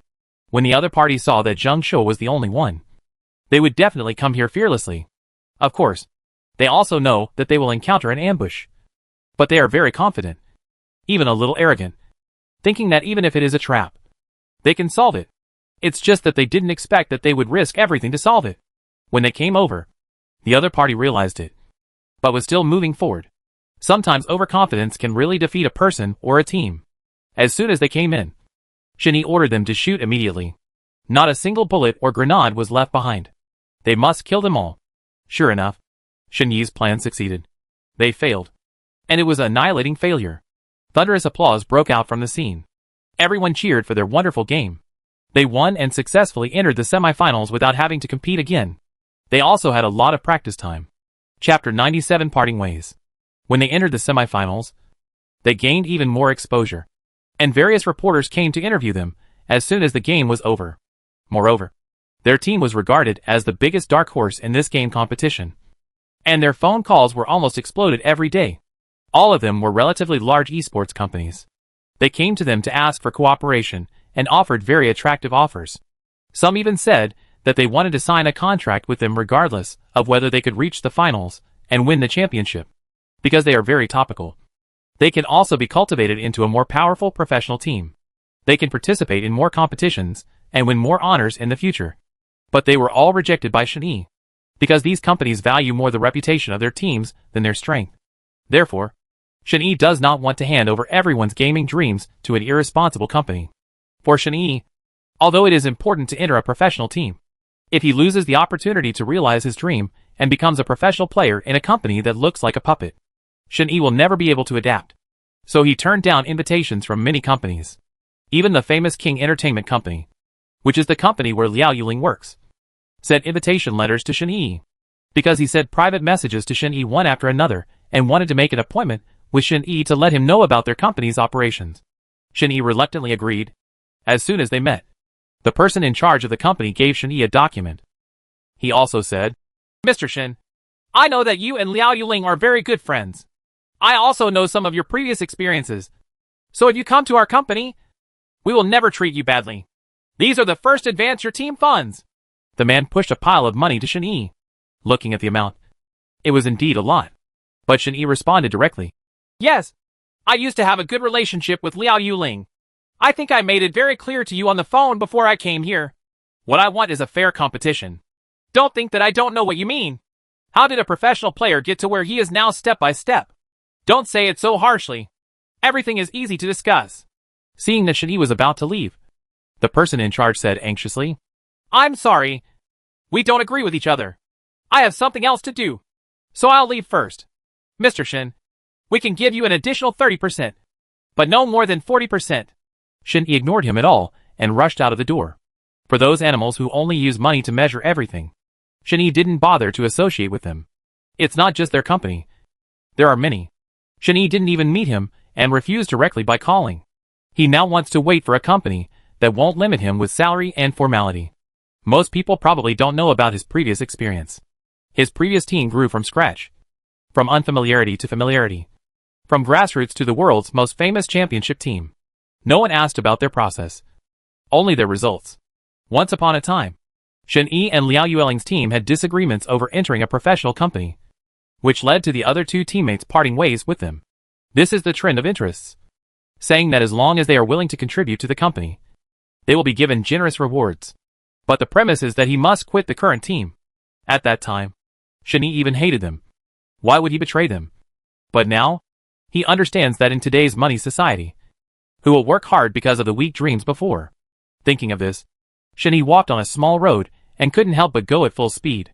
Although others could do it, he couldn't. He knew the dreams of his teammates, and he didn't want them to become profit-driven people like Liao Yuling. Then you can play games according to your own ideas. Making money is important. But dreams are even more important. Besides, the semifinals are about to take place in a few days, and the team's training is becoming more and more urgent and intense. Everyone has lost a lot of rest time because of such high-pressure training. After a long period of training, everyone must be mentally exhausted. When Shen-Yi observed, he found that everyone's mood has not been so high recently, and they seem to be a little tired. In battle after battle and simulated actual combat, everyone seemed to be very nervous. And Shen-Yi also felt that the pressure on them was too much. So I thought about finding an opportunity to take them out to play and relax for a while. Such high-intensity training made even Zhao Jiejuan, who is usually such a cheerful person, become a lot more decadent. Seeing this, Shen-Yi clapped his hands and said to everyone, I know that everyone has put in a lot of effort for a series of games recently and is tired. So at the end of the last simulated actual battle, we went out for team building together. What do you think? Long live Captain Shin. That's so awesome. My hands are really going to cramp. Then where are we going to play? Zhao Jiejuan jumped up from his chair and cheered. Captain Shin, I'm going to the amusement park, Han Xiaomu said cheerfully, also showing happiness. What kind of amusement park are we going to? It's too childish. I want to go to a KTV. Zheng Shuo said seriously. You are the only one who is not naive. You are always being serious. Han Xiaomu rolled his eyes at Zheng Shuo and said, That's right. You thought you went too far. Han Xiaomu didn't know what to say for a moment. Shen Yi watched them slowly regain their energy. And the noisy ones felt much happier. Suddenly a phone rang. Shen Yi saw that it was an unfamiliar number. But it was indeed a local number. So he picked it up and heard an extremely feminine and gentle voice. Hey, Shen Yi, I want to see you. It was Liao Yuling. She must have encountered something important when she called. Shen Yi knew it was her as soon as he heard it. And he was very familiar with her voice. Where are you? I'm going to find you. See you at the same place. The other party only heard these words and hung up the phone. Everyone will train on their own first. The simulation training will reach blind sniping and speed. I will make a surprise inspection when I come back later. Once you pass the test, you can go out for team building. I have something else to do, so I'll leave first. After saying that, Shen Yi went out. As soon as Shen Yi stepped out of the door, everyone started talking about his second step. You said the captain is in such a hurry to go out. Who is he looking for? I heard it was a girl's voice. Zhao Jiejuan said with naughty gossip.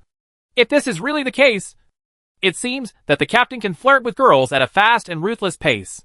Even Zheng Shuo, who never participated in discussing these gossips, started talking about it. Stop guessing. If it's something serious about the competition, train quickly, or else we'll be careful about the lawsuit against you. Han Xiaomu on the side suddenly raised his voice and said, as if he was jealous. Oh, okay. Just practice. I don't know where the sour smell of vinegar is coming from in the air. Zhao Jiejuan said loudly to Han Xiaomu deliberately. Chapter 98 Things change and people change. Okay. Let's train. Let's not discuss it. Zheng Shuo saw Han Xiaomu's unhappiness. So he came out to take charge of the overall situation and said. On the other side, Shen Yi arrived at the coffee shop early and saw a familiar figure from behind in a familiar corner. Shen Yi walked over slowly, holding a cake in his hand. It's so early. What happened? Shen Yi walked over and looked at Liao Yueling's beautiful face, feeling haggard and helpless. So he said comfortingly, Our team members have food poisoning. You should know about this. I met you in the hospital last time. Liao Yuling lowered her head and kept grabbing the corners of her clothes. Yeah, I know. What's wrong? Aren't you discharged from the hospital? Later it was found out that it was not just food poisoning, but uremia. When Liao Yuling said this, she couldn't control her emotions and burst into tears. Shen Yi was also shocked when he heard the news. He didn't expect it at such a young age. But seeing Liao Yuling so sad, her expression was completely different from the way she spoke to him in the hospital. It must be that Liao Yuling has experienced a lot in the past few years. But Liao Yueling's heart is still as soft as ever. Not to mention the team members who get along day and night. If it were Shen Yi, she would definitely collapse. Not to mention that she is just a girl. A girl who once did not understand the world. Jiren has his own destiny. Don't worry. He will recover at such a young age. Shen Yi didn't know what to say to comfort her. The game is about to start. But now, Shen Yi, I watched your team's past game videos, and now you are my biggest opponent. So, Shen Yi didn't hear what Liao Yuling meant. So he stayed where he was. You mean? Yes. You can't lose to us. Liao Yuling didn't know where she got the courage to say such words.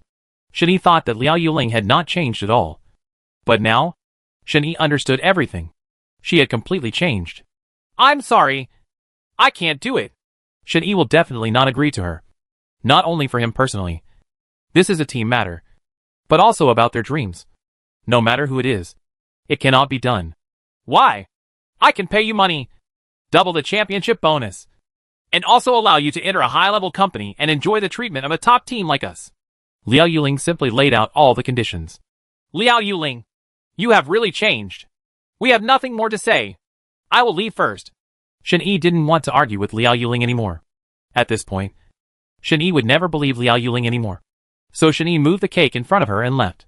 If we don't win this competition, the company will let us disband the entire team. Liao Yuling saw Shen-Yi walking away without looking back. So he became angry and shouted loudly. Shen-Yi did not stop. He knew that once he stopped, he would become soft-hearted. But it was related to the honor of the entire team. And he could not do that. Only Liao Yuling was left standing there, looking at the cake Shen-Yi bought for her. Her favorite cake.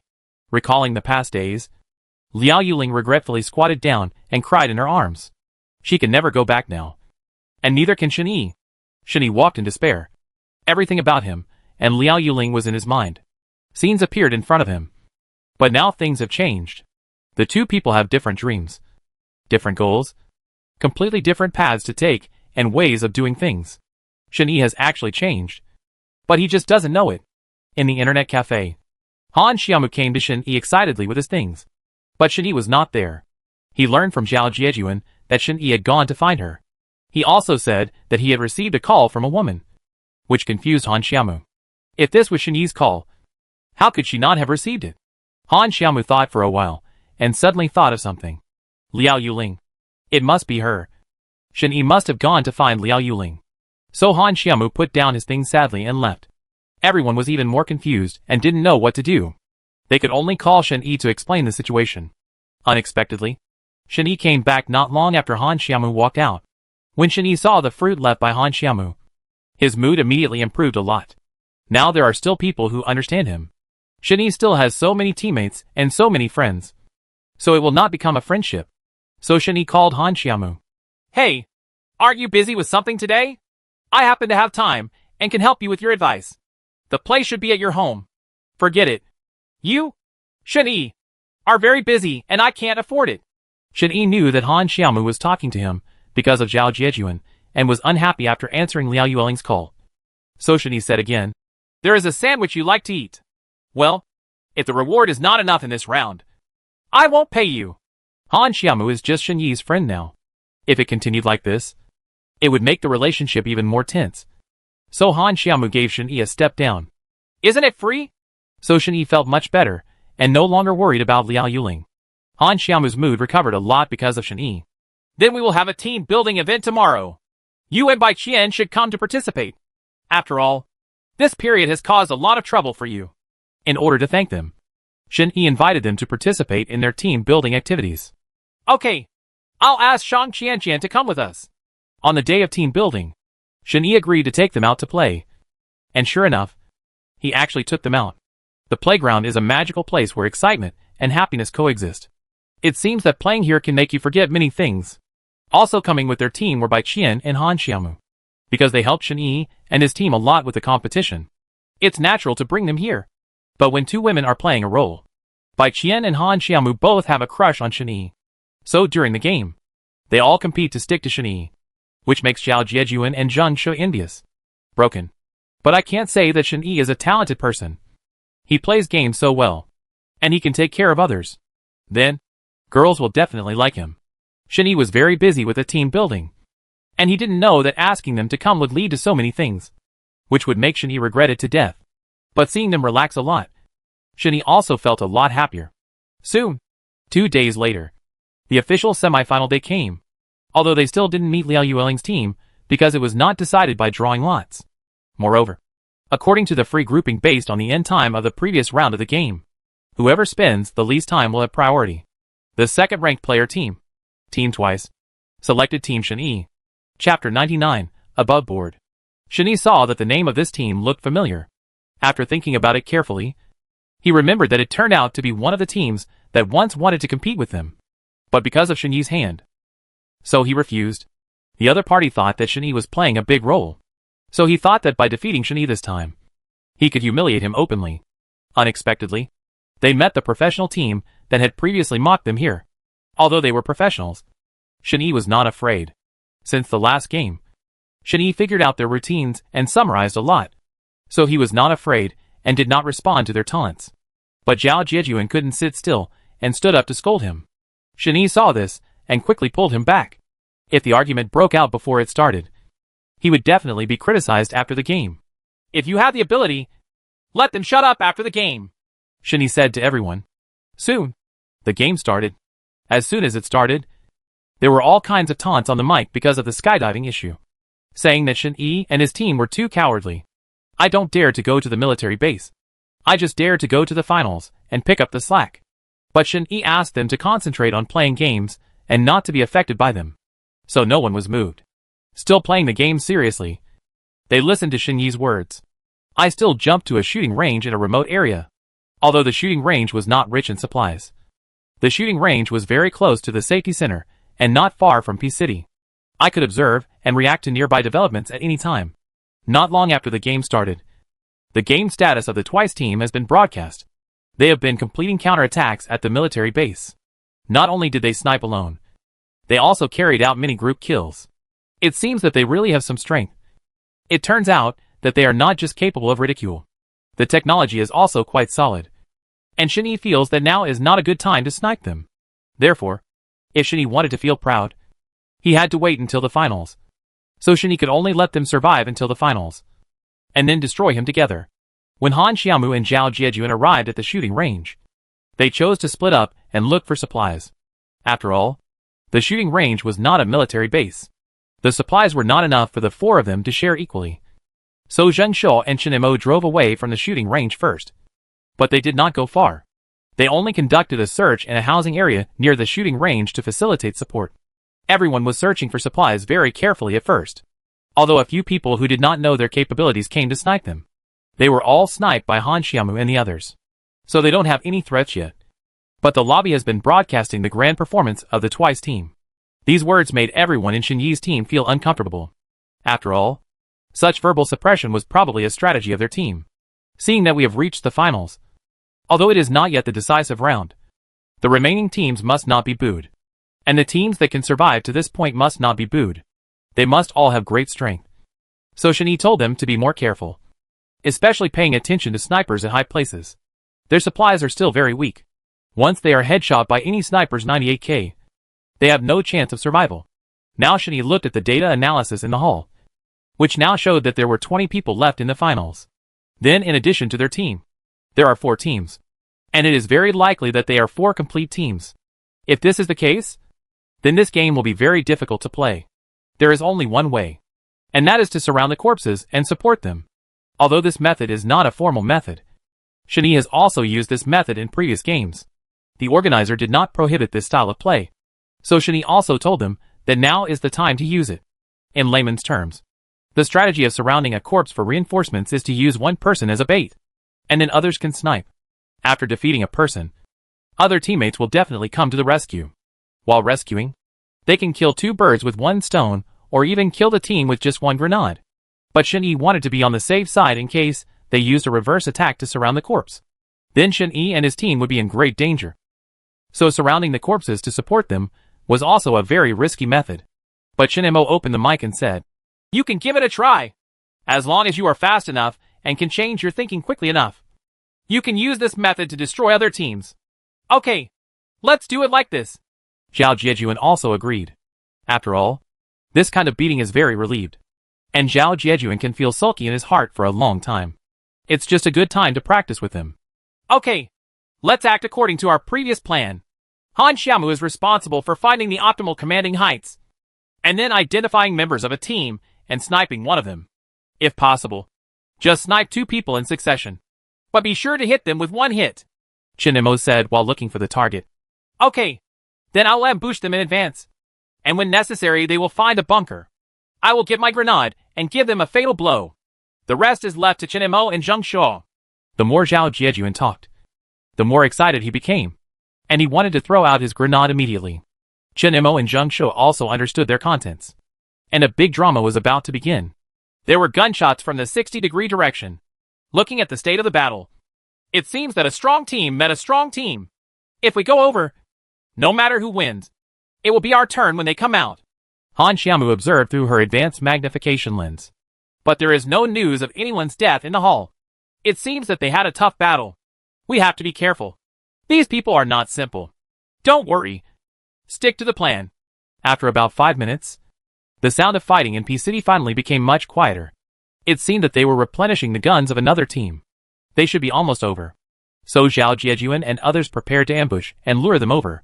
First, Zheng Shao went forward with his submachine gun and fired directly. The hit rate would definitely be very low from such a long distance. But their original intention was to lead them into Han Xiaomu's sniper circle. And they were indeed fooled. How could they miss it if such a person was left to die? Sure enough, they entered Han Xiaomu's sniper circle. Han Xiaomu spotted the target, found a perfect position, and shot the man in the head. The man fell to the ground. Player Ling Ling used a 98K sniper rifle to knock down members of the Twice team. Their team immediately panicked. But their many years of experience had already discovered that this was a trap. But now that their teammates were injured, they would definitely not leave it alone. So they hid under a bunker. And other teammates sniped Han Xiaomu. Zhao Jiejuan, who had been ambushing around him early, saw that the time had come. So he put away his gun, changed to a grenade, and threw it over while he was pulling someone in. With a bang, he knocked down another person.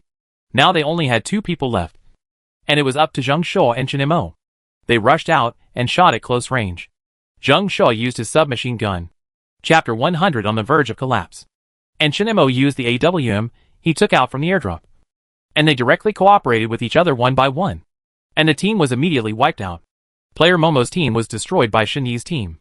As soon as the system broadcast the report, people in the hall were filled with excitement and applause. Shen Yi asked them to work hard. And Han Xiaomu followed the old method and sniped. Zhao Jiejuan cooperated with grenades.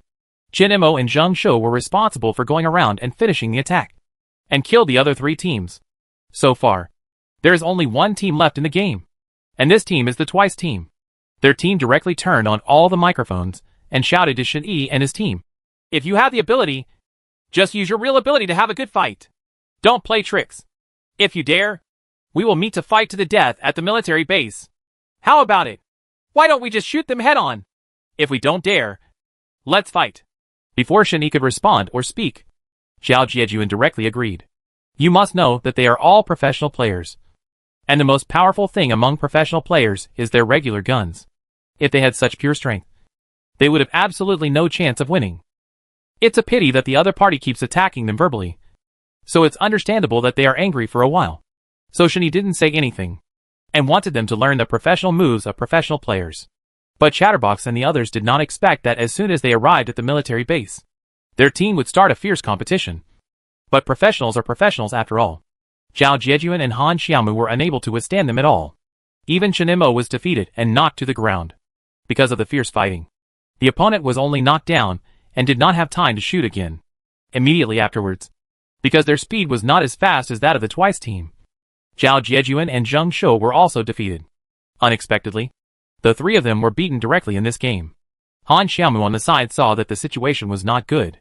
The game would be over if she was also knocked down. So Han Xiaomu had an idea and hid near the bunker so that they could not find her first. And then threw all the smoke bombs in her backpack. Then he used smoke bombs to create some footprints that disturbed their sight. Sure enough, they were fooled. Han Xiaomu took advantage of the power of the smoke bombs before it diminished. So he directly used 98K to shoot 1 person at a time and directly sniped 2 people in their team. Because Zhao Jiejuan directly killed 1 person before. Now only Han Xiaomu and the opponent's captain were left in the whole game. Han Xiaomu felt that if they had to fight, even if they couldn't kill him, they could still die together. So Han Xiaomu felt that he couldn't fight him head-on and had to attack him secretly to hit him.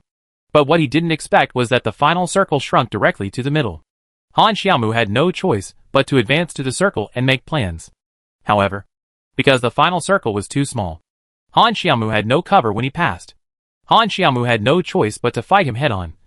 But Sha Jing, the captain of the Twice team, was too fast and his moves were too coquettish. He was extremely fast. Since Han Xiaomu couldn't find a bunker, he just hid behind a tree. Seeing that there were dozens of bullets left, Han Xiaomu decided to give it a try. Han Xiaomu jumped out from behind the tree, held up the M2 sniper rifle, opened the hologram, aimed, and fired. Unexpectedly, he didn't even hit the shadow of the manhole. Sha Jing jumped up, moved quickly, walked around to Han Xiaomu's side in a few steps, picked up the gun, and hit Han Xiaomu with 1 shot. Han Xiaomu suddenly lost 1 bar of health. Immediately afterwards, Sha Jing actually withdrew his gun, because the distance was very close. He directly used his fist to knock out 2 more bars of Han Xiaomu's health. Han Xiaomu had already definitely lost. Unexpectedly, When Han Xiaomu was defeated by Sha Jing, and there was still 1 bar of health left, he threw her a first aid kit, and Kai Mai said, I haven't had enough fun yet. Quickly apply some medicine, and let's decide the outcome again. Han Xiaomu was extremely angry, and turned on the microphone and said, If you have the ability, please give me a good time. What kind of man do you think you are? Han Xiaomu didn't give up. After the blood was drawn, she picked up a gun and pointed it at the manhole. She fired, smashed bullets, and threw grenades, but Sha Jing dodged them all. Not only that, Sha Jing also kept showing off her moves next to her, and would snipe her at a moment's notice. 1 shot, 1 punch. Chatterbox couldn't stand it any longer and cursed. That's enough. I'm abusing other girls like this. Are you embarrassed? Have fun if you can. But Han Xiaomu couldn't touch him even if he tried his best. Now the talkative person made him angry. Sha Jing ran over and knocked out half of Han Xiaomu's health. But Sha Jing was even more rampant, and he deliberately kept showing off his moves near Han Xiaomu. At such a close distance, Han Xiaomu couldn't hit him at all, and he couldn't escape. He could only be tortured by him here. Han Xiaomu was furious. He didn't expect him to play with others like this. Angry, Han Xiaomu jumped over him, then held the game button and stared at the screen. With lightning speed, she jumped behind him and fired at him. Not only did she miss him, but she almost lost all the bullets. Now there were only 2 bullets left. The other party seemed to know that Han Xiaomu was on the verge of collapse. So he added a handful of firewood to her and took out the pan. He was showing off his moves, holding up a frying pan, turning on the microphone, singing songs, and provoking Han Xiaomu from time to time. The audience laughed, and Han Xiaomu completely lost face. Now that his teammates have also withdrawn, this battle cannot be lost. If they lose, Shen Yi and the others will have to participate in another resurrection match, and they will have no time. So Shen Yi walked up as a conductor and gave Han Xiaomu a gesture. Shen Yi really couldn't bear to see Sha Jing being so cruel to girls. So he thought of a way. Han Xiaomu instantly understood that Shen Yi was going to play for her. Since they were so rogue, Han Xiaomu also showed them. And according to the rules, it did not say that a temporary replacement could not be found due to physical reasons. So Han Xiaomu hung up the phone directly. She paused the game, hugged her belly, and told the referee that she had acute gastroenteritis and was in too much pain to play. With the consent of the organizer, the referee agreed to Han Xiaomu's request and temporarily asked the conductor Shen Yi to continue the next game. So the game was suspended, and Shen Yi came on as a substitute. But the opponent didn't take Shen Yi seriously. After all, she only had 2 bullets in her gun now. The opponent simply felt that they could not win. So they became even more presumptuous and turned on the microphone to provoke. Sha Jing was even more presumptuous, starting the game with 1 hand and still showing off his moves. Shen Yi smiled evilly and whispered, The game is over. Then Shen Yi went around behind him at a very fast speed, because Shen Yi only had bullets for his sniper rifle. Therefore, the third-person voice was definitely not feasible. So Shen Yi changed the third-person voice to the first-person voice, and then went around the back of the manhole as quickly as possible. The manhole originally wanted to give Shen Yi a fatal blow, but was avoided by Shen Yi's flexible snakeskin movement. Opened. Chapter 101. There was a roar. Not only that, Shen Yi also put on a frying pan in order to avenge Han Xiaomu, went around behind him and struck him immediately. Before Sha Jing could react, he jumped directly in front of him and hit him again. Sha Jing was stunned. He didn't expect that Shen Yi was so fast. He couldn't see where he was going. There were sounds of surprise and applause from the audience. It's time to fight back. Shen Yi passed through the protection of the trees and still approached the opponent with a pan. When the opponent was not aware of it and was about to change his gun, Shen Yi also changed the pan. With the last bullet, he circled around with 3 consecutive jumps, loaded the bullet, and hit the manhole's helmet. It was a short-range sniper kill, directly blowing up the 3rd stage head of the manhole. He was knocked to the ground, and the manhole was completely stunned. Wait! Extreme sniping? What kind of method is this? The audience at the scene was also stunned. This is so amazing! A sniper kill at an extreme distance. This is the first time I have seen it live. It is so exciting! His close-range sniper kill caused a roar. Then, the game was almost over. But Shen Yi directly threw away the gun and all the supplies, leaving only a pan. Then he squatted next to the manhole, and Kai Mai said to him, If you dare to abuse my team members like this, I will let you end the game with the worst possible death. After that, Shen Yi stood up, raised the pan, and hit him on the head with a fatal blow. Sha Jing was eliminated, and the game was over. Such an extreme sniper kill. No one has been able to break through this distance until now. It is almost impossible to kill from such a distance. But for Shen Yi, it is indeed a piece of cake. At the end of the game, the man was beaten into confusion. After the game was over, he stared at the computer without moving. He didn't expect Shen Yi to be so ruthless. He actually used the extreme distance to snipe, tortured him so much, and handed the winner to Shen Yi. Take sides. And because of Shen Yi's last critical hit, they entered the finals directly. And the crowd cheered. I didn't expect to see such an exciting showdown in the semi-finals. Not only were many viewers cheering for them, but even the commentators and hosts could not suppress their excitement. Then he shouted, I didn't expect to see such a situation in the semi-finals today. Close sniping that is close to the limit is impossible even for professional players. Let us give them cheers again. Shen Yi and the others successfully entered the semi-finals. After the game, members of the Twice team came over and stopped Shen Yi and the others. Sha Jing, the captain of Team Twice, said to Shen Yi, It's hidden deep down. It seems that we have underestimated you. But you have to be careful. With such a network speed, your past will definitely be picked out by others. Don't blame me for not reminding you when the time comes. What do you mean? Tell me clearly. Shen Yi expressed confusion to him. Could it be that he knew about Shen Yi? What do you mean? I have to ask you. Sniper demon. How did Sha Jing know that Shen Yi was the sniper demon? It was impossible just by looking at it. He must know something. Otherwise, why would he always target Shen Yi's team? What's even more suspicious is that the reason why Sha Jing beat Han Xiaomu like that was probably to force Shen Yi to take action. If that's the case, this person is too scheming. After that, they left. And Shen Yi felt that they would not let it go. After the game, although they got the tickets for the finals, a rhetoric appeared on Weibo. And this rhetoric was discovered by Shen Yi and widely spread by a large number of trolls.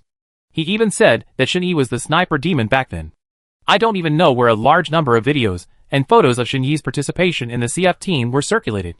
They also posted pictures of how Shen Yi quit the team and had a quarrel. Although Shen Yi's face could not be seen clearly, only Shen Yi knew it, and it wouldn't take long. His real high-definition pictures will be exposed directly. Now I just want Shen Yi to learn a lesson. And because in the recent semifinals, Shen Yi's extreme close-range sniping performance is known to anyone who has played this game or who likes this game. This final close-quarter sniper kill was the signature of the sniper demon back then, and almost no one could successfully imitate it. So under these Weibo posts, many on-site viewers commented that they looked really similar. There were even many old CF fans who jumped out to testify, proving that this was a sniper demon. For a time, this topic was widely spread. Not only Weibo, but also various social software had these comments. Moreover, nearly half of the people in these comments did not welcome Shen Yi's return, but criticized his departure that year. They also said that the sniper left CF for money and came to the mobile game series, where he could get more rewards. So the news that Sniper Demon switched from CF team to PlayerUnknown's Battlegrounds mobile game became more and more outrageous. For a moment, Shen Yi didn't know how to react. However, Shen Yi almost knew who was behind the scenes. Such a large troll force could spread widely on so many platforms at the same time. Only a few social networking companies and game companies can do it. And it is absolutely impossible to accomplish it with the power of a single person or a team. So Shen Yi thought of one person. That was Liao Yuling. He must be the company where Liao Yuling worked. He was dissatisfied with Shen Yi's behavior at the time, and then directly asked Liao Yuling to expose the matter. Then he took this opportunity to let Shen Yi step back into their company and work with Liao Yuling, so as to break the pressure of public opinion. This abacus was so accurate that even Shen Yi had to admire it. It is indeed a big company that must do one thing at all costs and means. Unfortunately, they met Shen Yi, and there was absolutely no way Shen Yi would give in. Shen Yi returned to the team, and even Chu Ming came to question Shen Yi. I have been asking whether Shen Yi is a sniper demon. And what can I say about Shen Yi now? As soon as he admits it, it will immediately be spread on the internet by those with ulterior motives. And because he was once a member of the CF team, once he admits it, he will be considered an improper job change and will be disqualified from the finals. Moreover, Shen Yi believes that now is the most critical period of the game, and everyone's plans must not be disrupted. Wait until the game is over before talking about this matter with everyone. But their questions also made Shen Yi feel quite helpless. Now is definitely not the time to get to the bottom of it. Therefore, none of the members of their team asked about the sniper demon again, and Han Xiaomu did not cause trouble for him. However, Many other people in the organization, who did not understand Shen Yi, also began to become suspicious. Shen Yi didn't want to explain to them now. Shen Yi wanted to wait until the game was over before publicly announcing his identity and explaining his withdrawal from the CF team. Chapter 102 Various. Because Shen Yi persisted, he would definitely not be able to ask anything when he saw the situation. So no one said anything else on the surface. After all, the finals were about to come. Training is the most important thing. But in Shen Yi's repeated observations, Chatterbox and Zheng Shuo seemed to be immersed in investigating whether he was a sniper demon. And they also approached Shen Yi alone many times. But Shen Yi still didn't say anything. He just asked them to play the game well, and comforted them. Shen Yi will always be Shen Yi, and will never change. But no one can control their curiosity. During a training session, cousin Han Xiaomu and her best friend Bai Qian hurried over. He also said that he thought it was just an internet rumor before. But when Han Xiaomu saw those blurry figures, he already knew that it was Shen Yi. Ever since, they wanted to ask Shen Yi what was going on. But they didn't expect that they only cared about this nickname. All kinds of problems made Shen Yi feel very uncomfortable. But Shen Yi didn't want to admit it. After all, this was a past event that Shen Yi didn't want to mention. Saying it now will really affect the team and the game.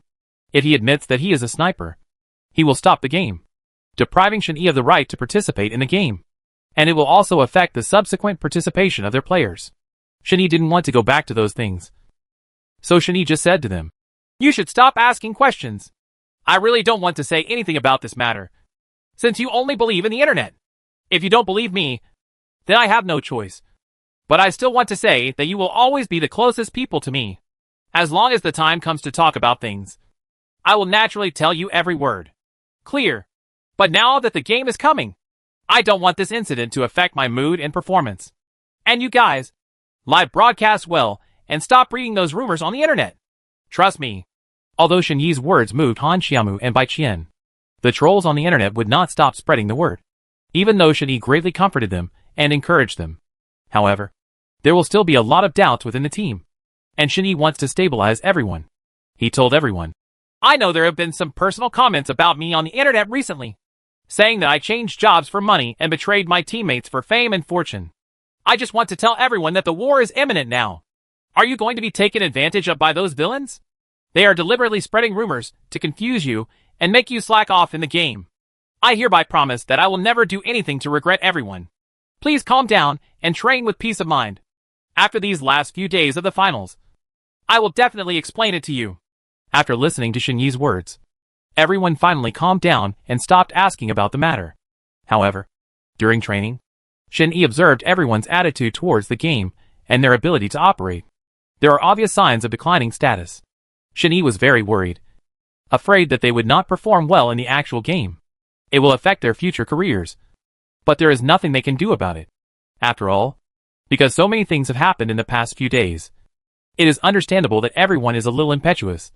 And Shen Yi did not blame them. He just kept encouraging everyone. But Han Xiaomu really couldn't stand it. So he said to everyone, "That's enough. How long do you want to be decadent, and how long do you want to be angry? If Shen Yi doesn't say the reason, there must be some unspeakable reason. Will you be happy if you know the truth and the reason?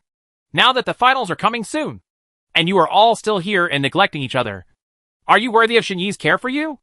Xiaomu is right. We shouldn't be like this. Everyone should understand Captain Shen and train well. I believe Captain Shen will give us a perfect answer in the future." Zheng Shuo thought it made sense. So he also said to everyone, "Okay, training. Since the internet says Team Shen is a sniper demon, we have to show them that the team led by the treacherous sniper demon they said is not a coward. Let's support Shen Yi and cheer together." Zhao Jiejuan also said he stood up and said, after so many days, the matter within the team finally calmed down a lot. And Shen Yi finally convinced everyone that they could train calmly. Finally, the day of the competition arrived. Shen Yi's hand injury had recovered and he could officially participate in this last final. If Shen Yi participated, Chen Imo would definitely have to withdraw. However, Shen Yi felt that he was a good prospect and allowed him to stay in the team for a long time. He entered this game as a substitute, because of the increasing popularity of Shen Yi and his team in many games, and the fermentation of the online sniping incident during this period. There were many spectators at the scene, and even the seats were full. The final decider will begin soon, with Team Shen Yi competing against Team R led by Liao Yuling. Although a former team member of Team Liao Yuling cannot participate due to illness, But this does not affect their playing ability too much. After all, their company is full of talents, and it is not difficult to choose one from them. But before the game, Liao Yuling approached Shen Yi and said she had something to talk to him about. Shen Yi didn't want to go at first, but Liao Yuling said it was about sniping demons. Shen Yi thought for a while and realized that Liao Yuling must have had another idea. So Shen Yi followed her there to hear what he wanted to defend. Shen Yi, I think you already know about the sniper demon thing. You must suspect it's me, right? Liao Yuling was happy and told the matter directly without beating around the bush. Of course Shen Yi knew it was their work. Why? Are you here to apologize to me? Apologize? I'm helping you. Shen Yi. Look. The audience was surprised when the former sniper returned. Help me. Liao Yuling. I thought you were only forced by them to tell this matter. But I didn't expect that now you are willing to do anything in order to attract me into your company and expand your interests. In fact, Shen Yi should have known about Liao Yuling's current changes, but Shen Yi was originally unwilling to admit it. But now, Liao Yuling has gone too far. Shen Yi, I know I went too far by exposing those photos. But don't forget, once I stand up and admit that you are a sniper, all your efforts from the preliminary round to the final will be in vain. And even today's it's impossible for you to participate in this competition. Do you have to be so desperate? Liao Yuling? I'll leave it alone. Do you know the dreams of my team members? You? Shen Yi was really furious. He didn't expect that Liao Yuling would threaten him with this matter. It's not me. Since your hands are disabled. Even if you can barely play this game. So what? You will still be a useless person in the future. You might as well give the championship to us. Otherwise don't blame me for really letting you withdraw from the game. Chapter 103 The Unspeakable Secret. You and I have nothing to say. We will just be strangers from now on. Shen Yi felt that there was nothing to talk about with Liao Yuling now. He should wait until the game was over to resolve the matter. So Shen Yi left before Liao Yuling could speak. The game was about to start. Shen Yi returned to the preparation table. Han Xiaomu asked, "What's wrong? What did she say again?" "It's okay. Just play with peace of mind." Finally, the game was about to start. But just when the announcement was about to begin, the referee suddenly announced that the game was suspended. Everyone was confused as to why the good game was suddenly suspended. They saw a uniformed staff member coming to ask Shen Yi to go backstage, saying that he had something to ask him, and it was related to the game. This matter has a great impact. If it is not handled well, it will be difficult to continue the game. So Shen Yi was hoped to cooperate with the inspection. So Shen Yi was taken backstage by officials. What's going on? Will something happen to Captain Shen? Zheng Shua suddenly looked strange and asked worriedly. I don't know. It seems to be related to the recent incident on the internet. Let's wait until Shen Yi comes back. Han Xiaomu was also full of worry. When he turned to look at Liao Yuling's preparation area, Liao Yuling was also missing. It seemed that she was the one causing the trouble again. Hello, Shen Yi. I know calling you here on the eve of the game will affect your mood. But for the sake of the fairness of the game, we must clarify this matter. Please understand. It doesn't matter. You tell me. I will cooperate. In fact, Shen Yi had already made a rough guess. Someone reported that you were once a member of a professional team and did not follow the formal laws and methods. After switching to PlayerUnknown's Battlegrounds and our current platform, we should find someone to confront you. However, due to the identity of the other party, we do not. It's easy to tell you. Don't bother. I know who it is. Yes, I used to be a regular professional player. However, our team was disbanded due to special reasons. So we did not transfer to the game identity. Some people say that you were the sniper demon back then. This matter. Various questions from the organizer came to Shen Yi. Ask all the questions you have. I know that person should have told you all. Shen Yi simply broke the pod now. Now that his identity has been exposed, the game will definitely not go on. Unexpectedly, Liao Yuling went so far and exposed his information in the last few minutes before the game. Now that you have admitted it, we will tell you directly. In accordance with the rules of the game, any team that has participated in other organized competitions will not be allowed to participate in competitions on other game platforms without going through legal procedures to terminate it. This is also for the sake of fairness in this game.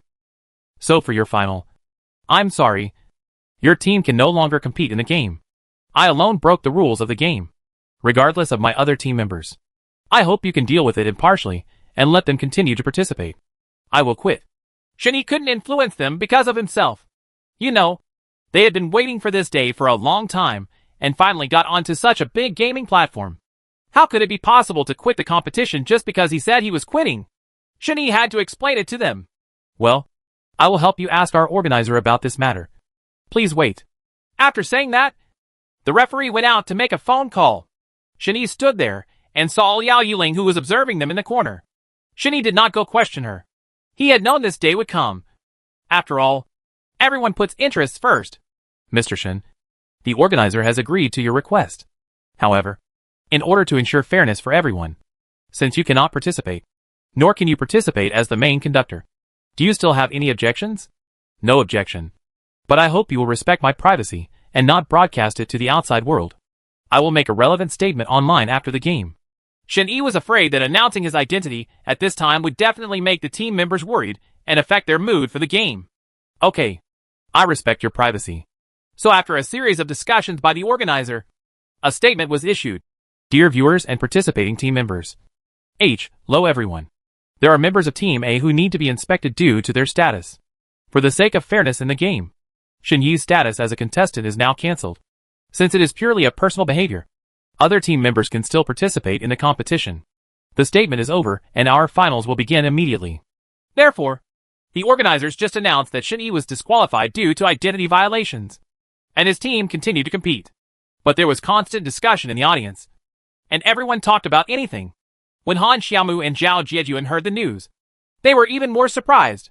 Could it be that Team Shin was really a sniper and therefore couldn't participate in the competition? This makes people panic. Everyone is listless and has their own thoughts. What happened? Identity violation? Being disqualified from the game? Is it so serious? Did Captain Shin really lie to us? Zhao Jiejuan asked with a look of disbelief. We'd better not make blind guesses. We'll ask Captain Shin carefully when he comes out. Now everyone should stay calm. Han Xiaomu stood up to take charge of the overall situation and told everyone. Shin-Yi came back, and everyone rushed forward. Everyone was panicking. Han Xiaomu was the first to speak. How could this happen? Shin-Yi, I believe you won't lie to us. Right? Okay. Although I am gone, there is still Chinimo. The game must continue. Don't forget that you are not playing for me, but for yourself. I will explain this to you after the game. Captain Shin, if you don't tell us clearly, we will always make blind assumptions. Are you a sniper? Shin-Yi said nothing, patted them on the shoulders, and went to the auditorium. Our game starts in 2 minutes. All players please take a seat. Okay. The reason why Captain Shin didn't say anything must be because he has something to hide. Let's not force him. Let's play well. After the game, Captain Shin will tell us the truth. Han Xiaomu saw everyone's uneasy expressions and said, the game starts now.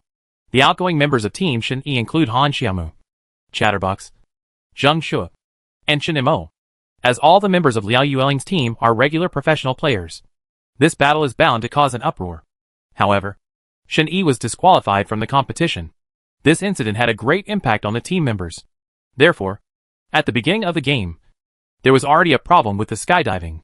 Han Xiaomu asked for stability, but the Chatterbox said that he would just shoot directly from the military base. If not, their Chinimo came out to balance the battle situation. I'm afraid they were going to separate parachutes and jump. Chinimo also felt that Gengqiang was not suitable for him, so he jumped to the military base. On the opposite side, Liao Yueling's team jumped from the military base and chose Gengqiang to give them a start. Chapter 104, on the verge of breaking out. The battle between the two sides was about to break out. In order to increase the difficulty of the game, 4 teams of professional players were added to the competition. This made the game more difficult. As a result, as soon as Han Xiaomu and the others jumped to P-City, they were directly attacked by a strong professional team, because they had just parachuted and had not had time to search for supplies. Their gun power was limited, but they relied on the melee attack that Shin-Yi had taught them before, attacking from both front and back. Chinimo replenished his guns. The first wave of crisis was somewhat resolved, but the gunfire on their side was so loud that many people would come to look for them later. So they fled P-City first.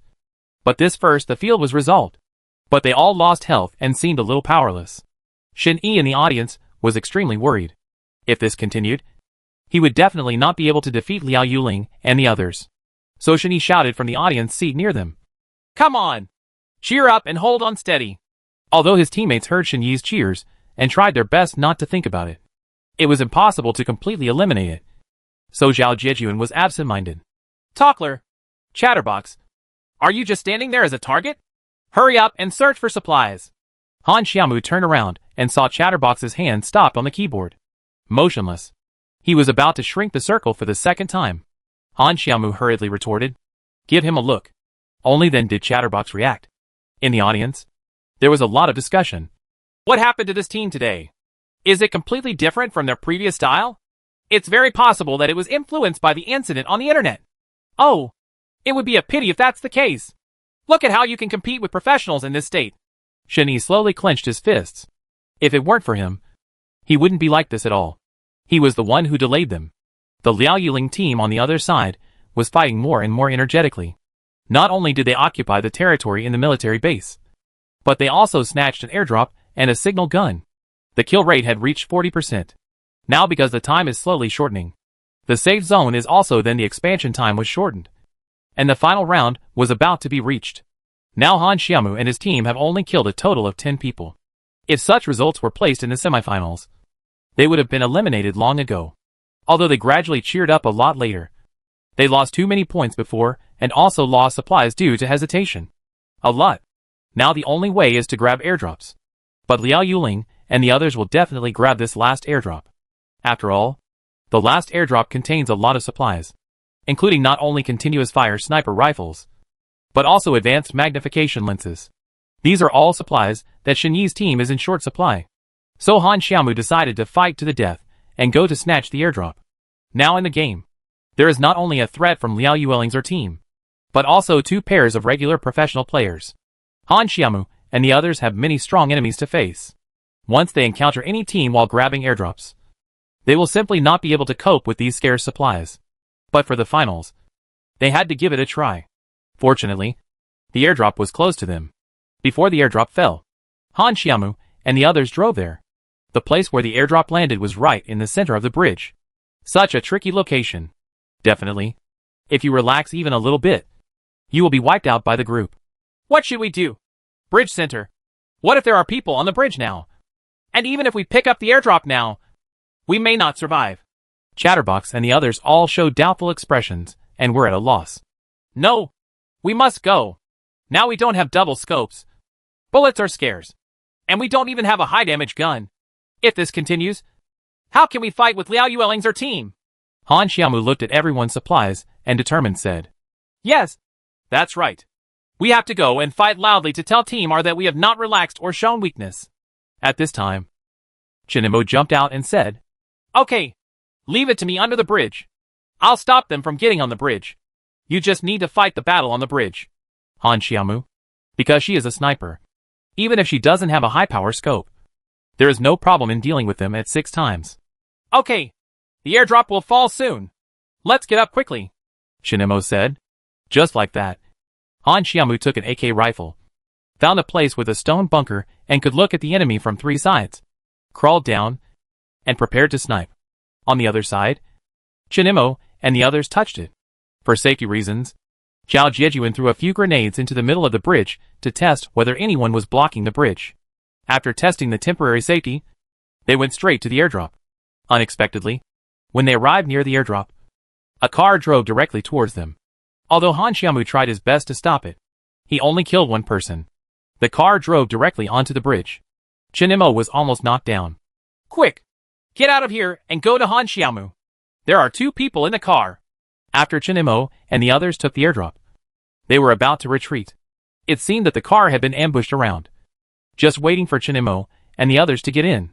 Find the direction of the person they knocked down and throw the grenade. Chinimo directed the overall situation. No, he went to save his teammates. I went to stop him. Zhao Jiejuan saw that there was a missing target. Zhao Jiejuan threw a grenade over, killing the person who was supporting his teammates as well. There was only 1 left. They were about to breathe a sigh of relief. But unexpectedly, another group of people came on the other side of the bridge.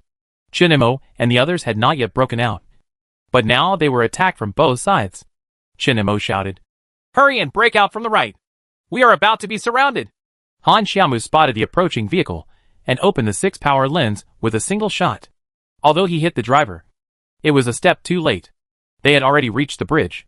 There was a fish that slipped through the net on the left, and a whole team of professional players were shooting at them on the right. Come here. They are under attack from both sides. Immediately afterwards, Zhao Jiejuan and Zheng Shuo suppressed the firepower on the right, and Chinemo eliminated the fish that had slipped through the net on the left. Chinemo had no time and rushed directly towards the person's container. He jumped onto the double-decker container with a big leap. Then he quickly pinpointed the person's position, fired directly with a submachine gun, and successfully eliminated the remaining ones. Now there is no obstacle on the left side of the bridge.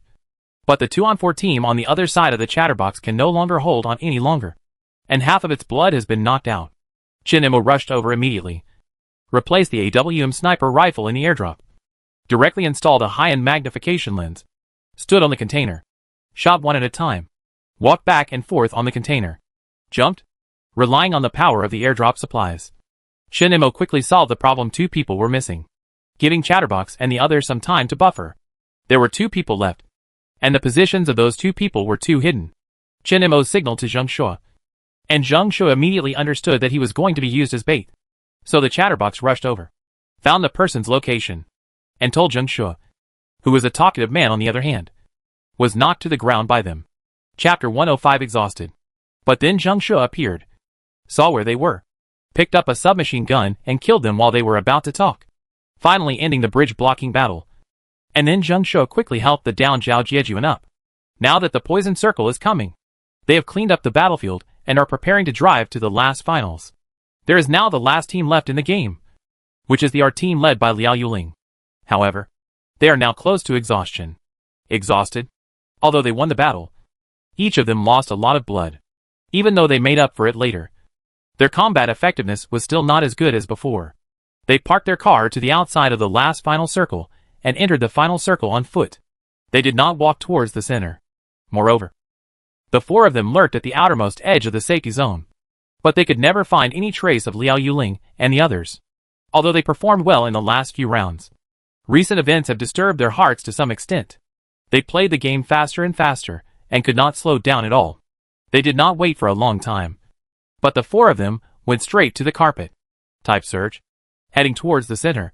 One is the influence of time, and the other is patience. They have suppressed too many things now, including Shenyi's incident. In their hearts, there seems to be a feeling that without Shenyi commanding them, they seem to lack the strength of a backbone. So much so that when they faced Liao Yuling's team in the final, they were somewhat powerless, ignoring many hidden dangers. They never expected that Liao Yuling and the others were not in the safe zone, but shuttled back and forth around the perimeter, maintaining vital signs and signal values by continuously spraying medicine. Zhao Jiejuan, Han Xiaomu and the others were still searching intently, but they didn't know that the danger was behind them. Liao Yuling gave an order, and Han Xiaomu had been sniped. Although he was protected by a level 3 head, he lost more than half of his health. Chinemo and the others were instantly panicked, shouted, "Back there! They are in the poisonous circle! Quickly find cover!" Everyone heard Chinemo shouting and ran away immediately, but it was already too late. Liao Yuling and the others had already set up an encirclement.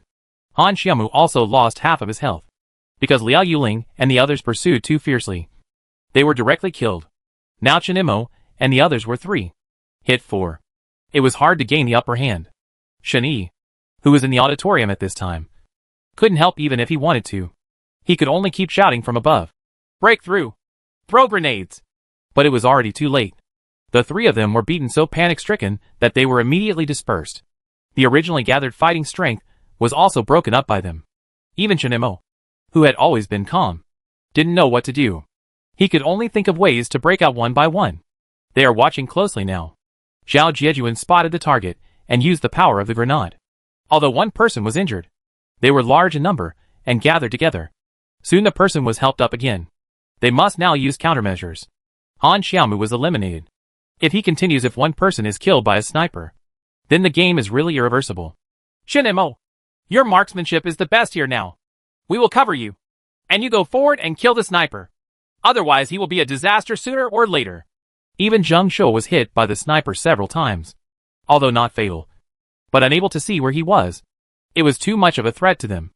"Okay, you cover me. I'll get the shock bombs and Molotov cocktails to force him out."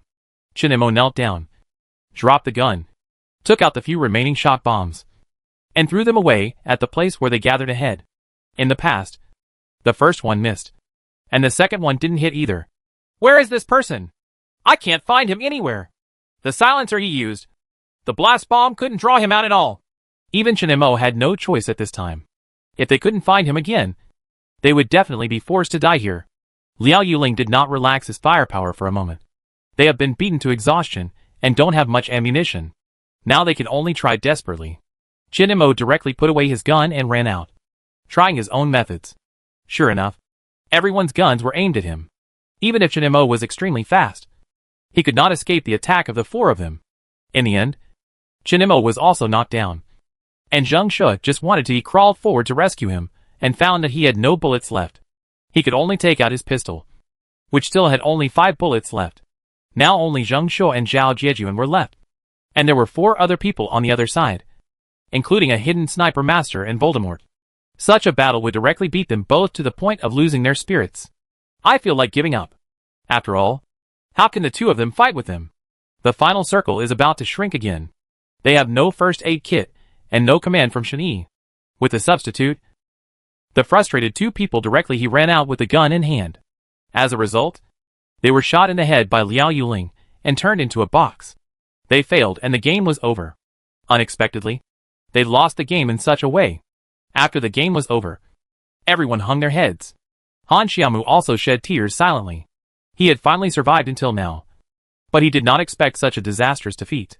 Not only because of the opponent's power, but also because everyone's emotions were also affected. So even if Chen and Mo joined the game, it could not change the final outcome. Liao Yueling's team finally won the championship. Everyone was cheering, but they were the only ones who were extremely sad and couldn't describe it in words. Everyone was silent. Zhao Jiejuan also cried in his arms, and the whole atmosphere was depressed to the lowest level. After the game, Shen Yi came up from the audience. Looking at their sad expressions, he wanted to comfort them. Unfortunately, everyone was unhappy after losing the game and ignored Shen Yi. Zhao Jiejuan couldn't sit still at this time. Wiping away her tears, she threw the phone in her hand directly on the table. He asked Shen Yi loudly, "Why? Why did the organizer disqualify you from the competition? Why didn't you explain the reason to us? You know that we were worried about you even during the competition. But you didn't believe us and didn't say anything to us. What? Are you afraid that we will leak the secret to you? Are we so unworthy of your trust? Talk. Please calm down. It's not that I don't trust you. I'm just afraid of injuring you. But I didn't expect that in the end. Implicated? You have already implicated us. Now we have lost the game. Is there anything else you can't say to us? You still haven't said it. Shen Yi, I am so disappointed in you. That's enough. Is that enough? Shen Yi, I'm sorry. He lost some of the games because of us and his words were too extreme. He didn't blame you. Don't take it too seriously. Han Xiaomu really couldn't listen anymore. He was a very united person. Team. She didn't want to see such a situation. So she came out and shouted. Chapter 106 Conspiracy. I also want to know the reason. Shen Yi. At this time, Zheng Shu also stood up coldly and asked Shen Yi. I'm sorry. I know you are not happy when you lose the game. But I am also sad. You have already stood on the highest stage of the finals. Of course, I hope you can win the championship. Then we ask you about the sniper demon. Why don't you explain it to me? We need a reason. As your teammates. I'm sorry. I still can't say. This matter is far more complicated than you think. Shen Yi, you always look so proud of yourself. Since you don't trust us so much, the existence of our team has no meaning. Let's just disband. Zhao Jiejuan said directly and took off his clothes. He threw the team logo on his clothes to Shen Yi and left. Shen Yi did not stop or explain. Zheng Shu and Chen Mo on the side left without saying anything, leaving only Han Xiaomu. Shen Yi, you shouldn't hide anything from us, but you should also be considerate of him. Of course, I still believe in your character, and I believe you will handle it well. As for the team's problem, after you go back, you'd better not. I went to find them. They are angry. It will be fine after a while. When the anger subsides. Han Xiaomu's words made Shen Yi feel a lot warmer in an instant. He nodded and left. Han Xiaomu knew that he felt very uncomfortable in his heart. After all, this team was already a family. And even if Shen Yi didn't care about the family on the surface, he still cared about it on the inside. After the game ended for a while, Shen Yi never saw them again. And Shen Yi never went to find them. There were still rumors on the internet. Shen-Yi didn't pay attention to the rumors about Shen-Yi. But Shen-Yi had been staying in the room these days. Come out. From time to time, he watched videos about the competition on the internet. He knew that he was the one who caused the team to suffer. If it weren't for him, how could the team break up unhappy and only get the second place? Shen-Yi could also feel that the team members were very sad. But everyone is stubborn. After the game, Shen-Yi was on his way home when a car stopped him. He opened the door and saw that it was Liao Yuling. She was still so cool and calm. How is it? Shen-Yi, do you regret it? It's still too late to regret it now. Regret? Liao Yuling, I'm afraid you misunderstood and won the competition through special means. I want to ask you if you regret it. You thought that as long as I didn't participate, you would definitely win. So you used. Forget it. I won't do it again. I don't want to see you. So go away. The more Shen-Yi talked, the angrier he became. He didn't expect that Liao Yuling would not only expose the fact that he was a sniper demon, but also expose the photos of the team's unhappy breakup. It seemed that Liao Yuling in front of him could do anything to win the championship. Come out. Wait a minute. Shen-Yi, I know I'm a little sorry for you, but I told you that if you join our company, I can give you this championship. However, you are very stubborn, so I can only use this method. Liao Yuling, I said, I am still me, just like before. Stubborn in everything I do. What about you? Are you still the same as before? I don't want to discuss this matter anymore, and I hope we never meet again. Shen-Yi was already in a bad mood, and Liao Yuling was now adding fuel to the fire. If Shen-Yi hadn't looked at his past friendship, he might have said any ugly thing. Moreover, don't think that you are feeling proud now. It's not certain who will lose or win next time. I will never be merciful again. I will make you lose completely next time. No matter how hard you suppress me, I will not surrender. We will win the next game. Shen-Yi, I didn't expect that you have become much tougher over the years. But there will be no next time. You runners-up are not qualified to compete with the champion. Ha. Champion? You are worthy enough to compete for the championship with conspiracy and tricks. We disdain you as our opponent. After that, Shen-Yi left without looking back. In fact, since Shen-Yi came back from the game competition, he has been in a bad mood and even very depressed. Although many reporters call him from time to time and ask if they can do an exclusive interview with the team and him. There are many companies that want to sign contracts with Shen-Yi and work hard to build their teams. But they are all rejected by Shen-Yi without even giving a reason. Because Shen-Yi was in a bad mood. He asked someone to find a single room outside and moved out alone. On the one hand, he could calm down and change his mood. On the other hand, he could wait for this period of time to pass and then discuss how to apologize to them. It's just that Shen-Yi felt very deserted during this period. When he went to the internet cafe, he no longer had the laughter and noise of the past. He could no longer find his familiar figure in the internet cafe. He could only occasionally see them posting daily updates on the internet forum. Shen-Yi was walking alone on the street, looking at the winner's picture of the Yonglu Cup competition, and felt very uncomfortable. So Shen-Yi sat on a seat by the river alone, looking at the calm river, feeling very complicated. A phone call broke the tranquility.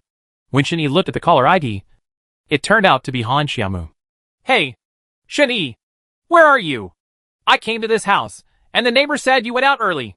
Han Xiaomu said hurriedly, thinking something would happen to Shen-Yi. I came out to relax. Don't worry about me. I'll be back in a while. I'm a little bored after staying in the room for a long time. It's okay. I have something to tell you. Good thing. Come back soon. I'll wait for you here. When Han Xiaomu heard Shen-Yi's okay voice, she immediately changed her role as an obedient and coquettish girl, and even her tone became much gentler. Okay, I'll go back now. Shen-Yi stood up, threw away the unfinished drink, and went back. As soon as Shen-Yi returned home, he saw Han Xiaomu squatting at the door with a lot of things in his hands. As soon as he saw Shen-Yi coming back, he immediately stood up and rushed over. You're finally back. I thought you were. Han Xiaomu said with a hint of tears. What do you think of me? Let's talk about it first. It won't be good if we disturb the neighbors. As soon as he came in, Han Xiaomu looked around, walked around, and said to Shen-Yi, It's not bad. The small room is neatly tidied. It's okay. You sit down first, and I'll get you something to drink. Oh, I'm not in a hurry. I came to you for other reasons. Oh, I'm sorry. I promised that I would help you play games when my hands feel better. But during this period, I was not in a good mood, and I kinda forgot about it. I'm sorry. I'm not looking for you to play games. I have nothing to do during this period of time. I have changed a lot of ways, such as food, travel, and performances. After doing this for a while, the number of people did not decrease, but increased. A lot. Chapter 107 Moment of Excitement. So I plan to change my career in the future. I will no longer just work on games, but change things from time to time. Then you don't need to fight for me in the future. I think you can handle it all by yourself now. Well, of course, now that these elements have been added, I can take a break and no longer have to play games nervously. Han Xiaomu's transformation was successful, and Shen Yi was also very happy for her. I bought a lot of food. Let's have a good meal later to help relieve your stress. There's nothing that food can't solve. You're right. Han Xiaomu specially bought the hot pot that Shen Yi liked to eat. Shen Yi knew that Han Xiaomu also arranged this to make himself happy. Shen Yi was very grateful to them, and still thinking of him. So Han Xiaomu and Shen Yi finished the hot pot while laughing, watching TV together, and playing games for a while. During this period, Han Xiaomu often came to visit Shen Yi and brought Shen Yi a lot of joy and laughter. Han Xiaomu also told Shen Yi that they were much better now because they were talkative. He also said that they were just excited at the time and did not want to contradict Shen Yi.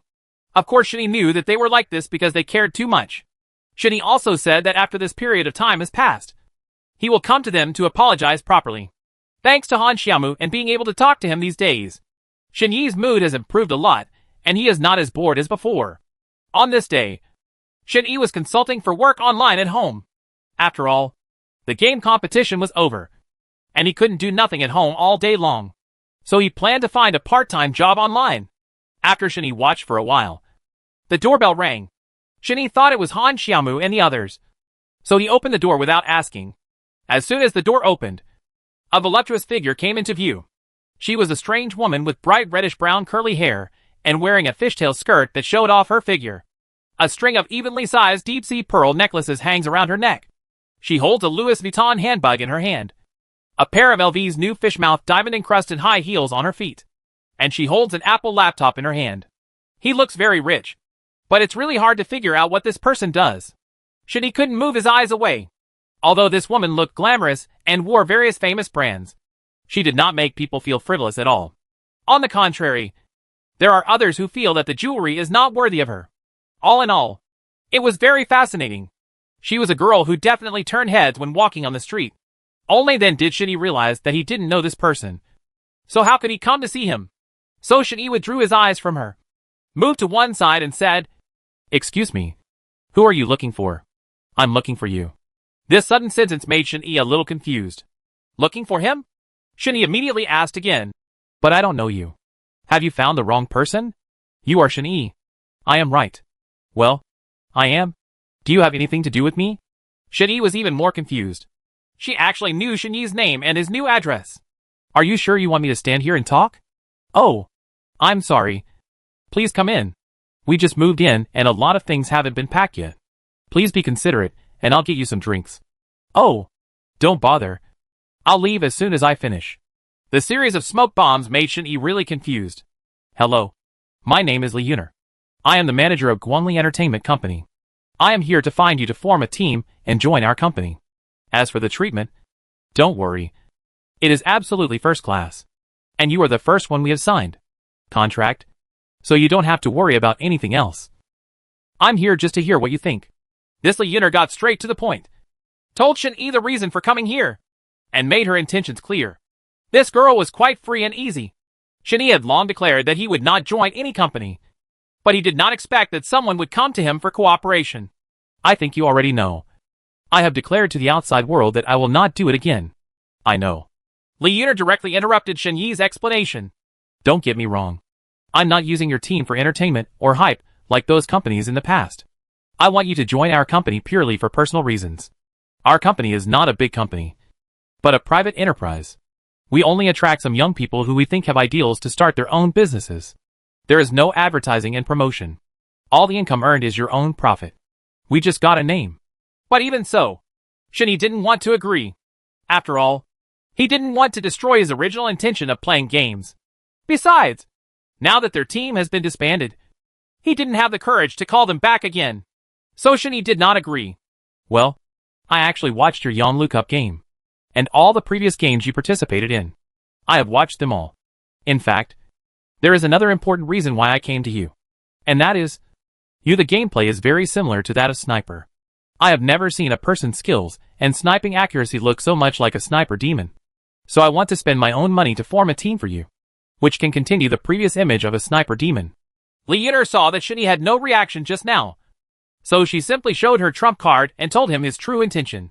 However, although the conditions she offered were very attractive, Shen Yi still expressed no interest and said, I am not a sniper. You admit your mistake. Also, I said I would not join a company that sells fun. After Shen Yi finished speaking, he was about to invite Li Yin'er out. Seeing this, Li Yin'er immediately shouted, 300,000. 300,000 to help you form a team, including the people in the team. It is all up to you. And the computer facilities must be the best. I have nothing else. I'm just a fan of Sniper Demon. So I'm very happy to see someone who plays like Sniper Demon appear. Li Yin'er offered a very high price and explained that she was a fan of Sniper Demon. So she wanted to find him to create a team. Only then did Shen Yi stand firm. Furthermore, I don't think you are a Sniper Demon. Because I know that the real reason why Sniper Demon retired is because he suffered a serious injury. So he retired from the CF team. So I just hope to see people with potential continue the brilliance of the Sniper Demon. And I see potential and sniper-like self-confidence in your eyes. I think you don't want your team to gain popularity just through small games. Isn't this too unfair to them? And I know the reason why your team was disbanded was because of the unhappiness.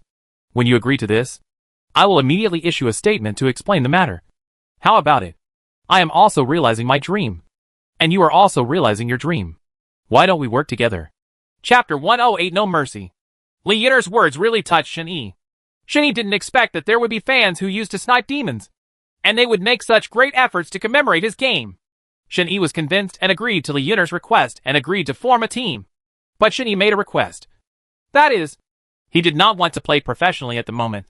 Li Yin'er replied that she was not in a hurry and agreed to his request. She would wait for a series of contracts to come out and then distribute them to Shen Yi, letting Shen Yi find team members by himself. As for who to form a team, it was up to Shen Yi. A few days later, Shen Yi got the contract. After confirming that it was correct, Shen Yi first signed it, and then took the contract with him to go to his teammates one by one, trying to get back on the court together and regain their dreams. Shen Yi went to see Zhou Shuling first. Zhou Shuling definitely wanted to fight side by side with everyone again, so she agreed immediately. So Shen Yi took on Xiaomu to find Chatterbox Boy and Zheng Shu. They were working part-time jobs at the time. Shen Yi bowed first and apologized. He also said to them, I'm sorry about the last game. It was because of me that you lost the game. This time I hope we can get the championship back together.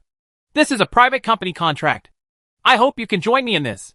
Shen Yi, although we can forgive you and understand you in that game, there is no trust between us anymore. I want to regroup as a team. It may not be possible. We still want to play games by ourselves and pursue our dreams. You go, the chatty boy said weakly while trying to clean his computer. What about the dream? We talked about it together before. Could it be? Chatterbox interrupted him and said, That's enough. I'll tell you what I have to say. You didn't explain it at the time, and there was no explanation after the game. I already knew that you and we were not together. Shen Yi, I'm sorry. I know that Chatterbox has gone too far. But let's calm down.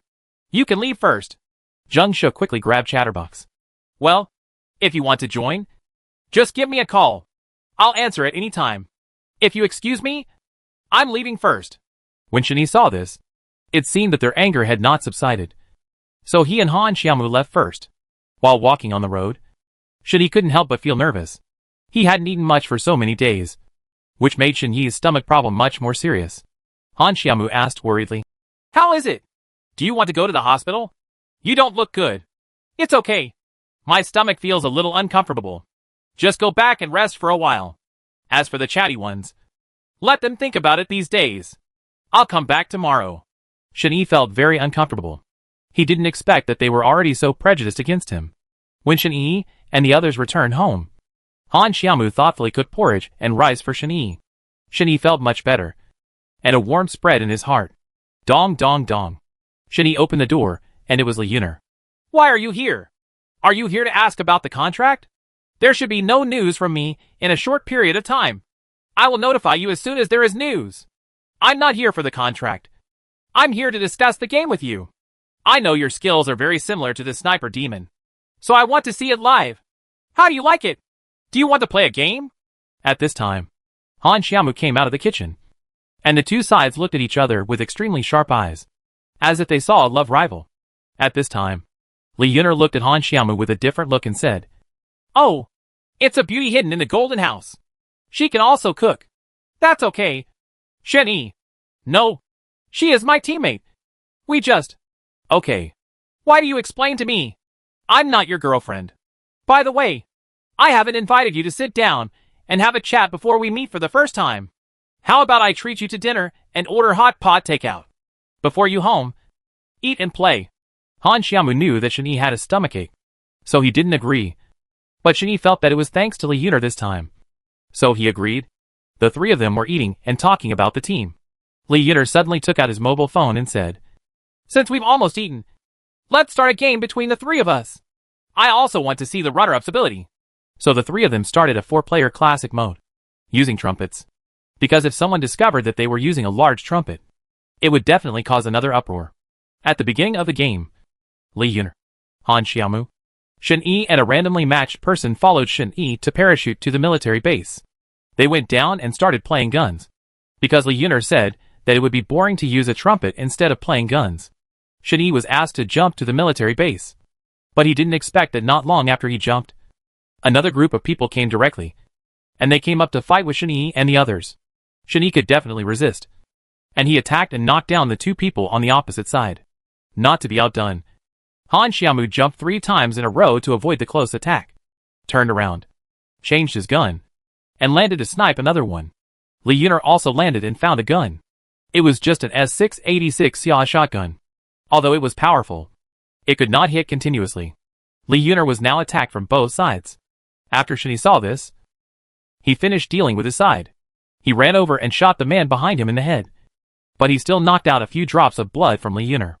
An angry Li Yuner opened the mic and scolded, "You are capable of a head-on confrontation. You shot me in the back at the beginning and also hit me with a pistol. You looked down on me." Li Yuner was so angry that she ran over and cleaned his box. Thanks to Shen Yi. Otherwise Li Yuner would have lost her head by now. But Shen Yi found that although Li Yuner was not very powerful, she had a very strong self-esteem. After being looked down upon by someone, he must scold him. This is very different from when Shen Yi first met Li Yuner. Shen Yi thought Li Yuner was a weak woman, but I didn't expect that when it came to playing games. He turned out to be a man and showed no mercy. Shen Yi and the others had finished searching the military base, and the poisonous circle had begun to shrink. They drove to the center of Peace City in the safe zone. Generally, the safe zone of a small cell would not leave this place. So they drove there. Unexpectedly, a car suddenly rushed out on the way. Shen Yi was unable to shoot because he was driving. Only Han Xiaomu and Li Yuner fought hard to stop it. However, the opponent's shooting skills were so good that he directly knocked Li Yuner out of the car. The opponent turned on the microphone and said to Li Yuner, "Oh, it's a girl. She shot down the car with 1 shot. She's so bad. Let's go back and practice more." They looked down on Li Yuner at all, but instead of falling in love with her, they still moved toward Shen Yi and the others. Shen Yi directly changed places with Han Xiaomu. Han Xiaomu was the driver, and Shen Yi sat in the ordinary seat. Li Yuner was so angry that she almost dropped her phone and cursed. "Hey, you are too much. Do you know how to respect players? I will remember your ID." "Yes, I will take revenge sooner or later." Chapter 109 Falling Short of Success. They didn't even pay attention to Li Yuner and went straight to Shen Yi's car. But they didn't know that Shen Yi had already changed seats and rushed over. Shen Yi directly clicked on the probe function, picked up the gun, and shot the driver of the car behind him. The car hit a tree. The people in the car quickly got out of the car. But it was too late. Shen Yi put away the gun. Just throw a bottle of Molotov cocktail. The car exploded instantly, and all the people inside turned into boxes. Li Yuner shouted happily, "That's great! Shen Yi, look at how arrogant they are!" Shen Yi quickly helped Li Yuner up. But fortunately, he had enough time. Shen Yi has completed 11 kills so far. Han Xiaomu has also completed 5 kills. And only Li Yuner has completed 1 kill. It seems that Li Yuner's game is indeed not as strong as Shen Yi imagined. However, with Shen Yi's protection all the way, Li Yuner did not fall into the box early. Soon the game went smoothly to the final round. But due to Shenyi's delay in starting the game, they encountered a poisonous circle, and one of their randomly matched teammates was poisoned to death. Only Shenyi and the other 3 were left. After finally reaching the finals, their medicine kits were gone. They hurriedly searched house after house, looking for medicine kits urgently. Unexpectedly, he met the last wave of people on the way.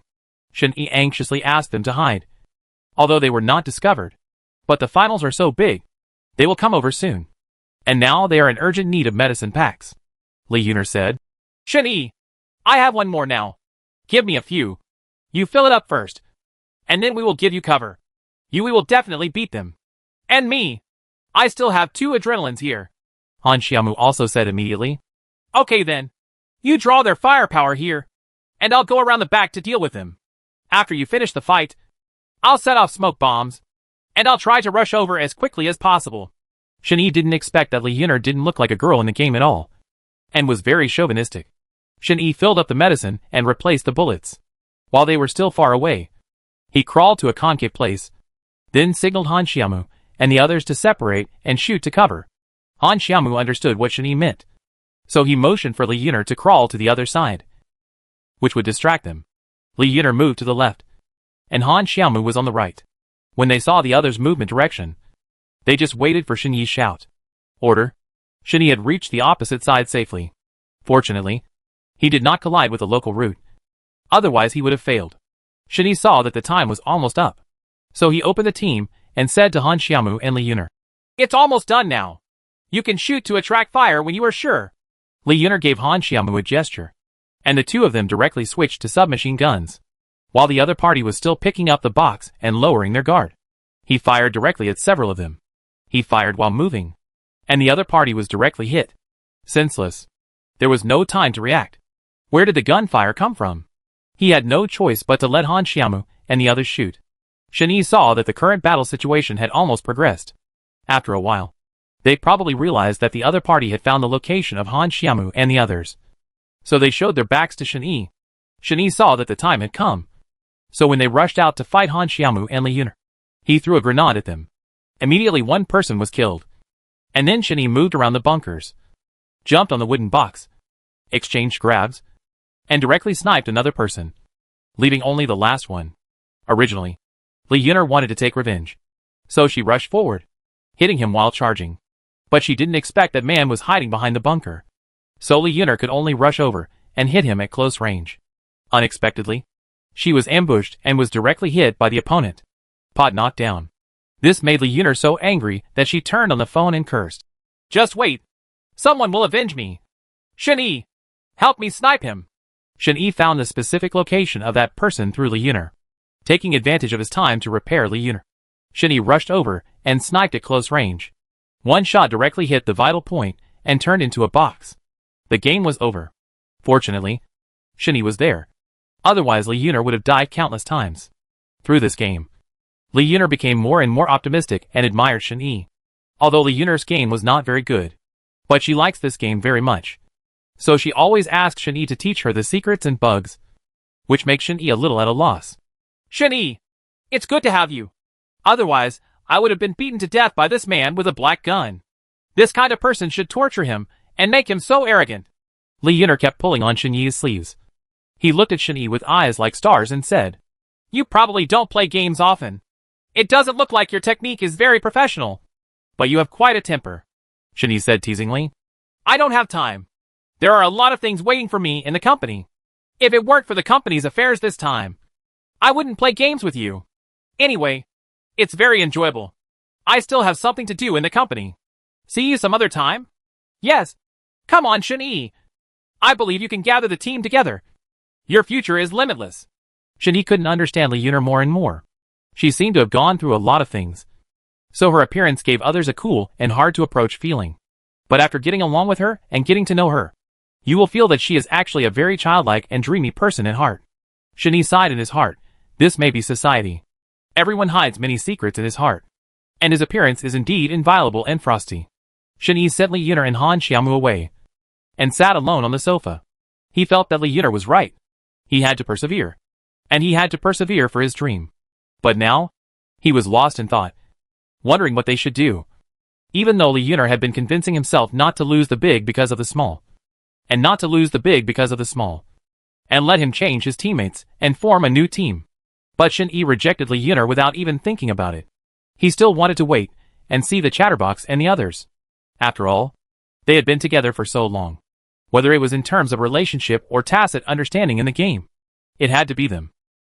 Shen Yi thought about it and couldn't help but turn on the computer and looked at the game desktop. He kept his hands on the keyboard and didn't know whether he should open it or not. Shen Yi looked at the game server. There were very few people online. Then Han Xiaomu called again. Shen Yi, log in quickly. I'm online. Listening to Han Xiaomu's anxious tone, Shen Yi thought something big had happened. Not the small one.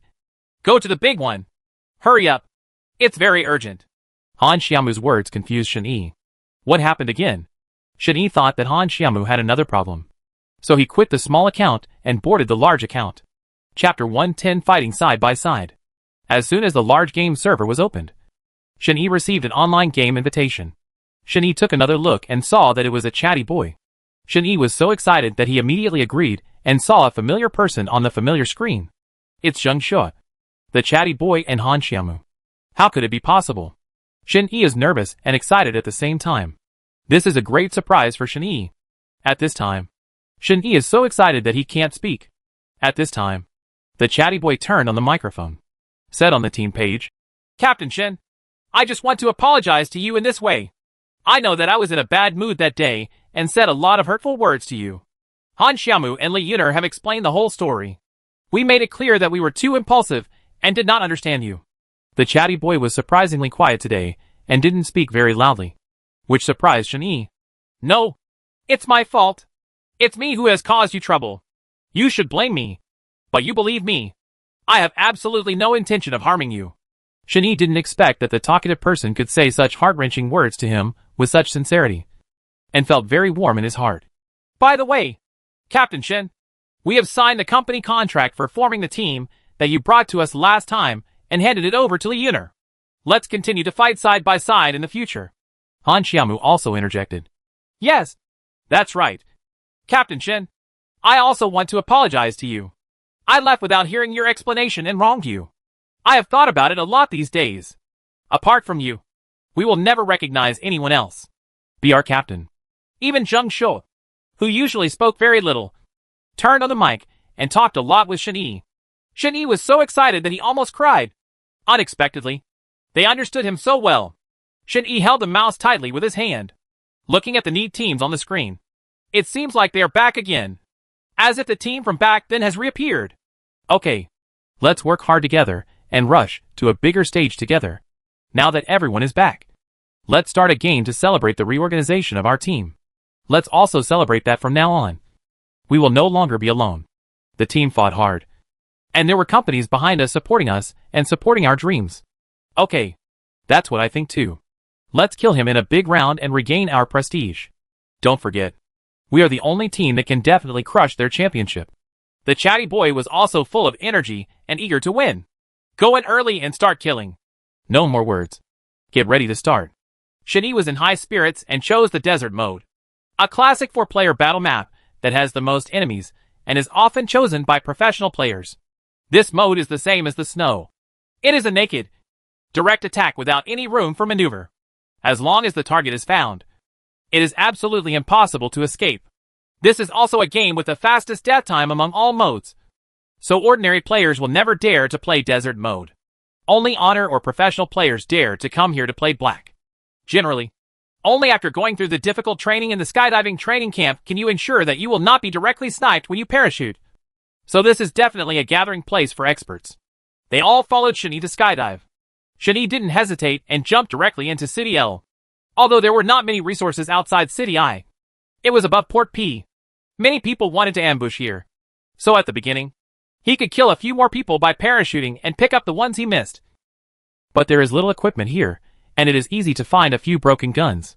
But the supermarket in L City is the richest place in the desert map.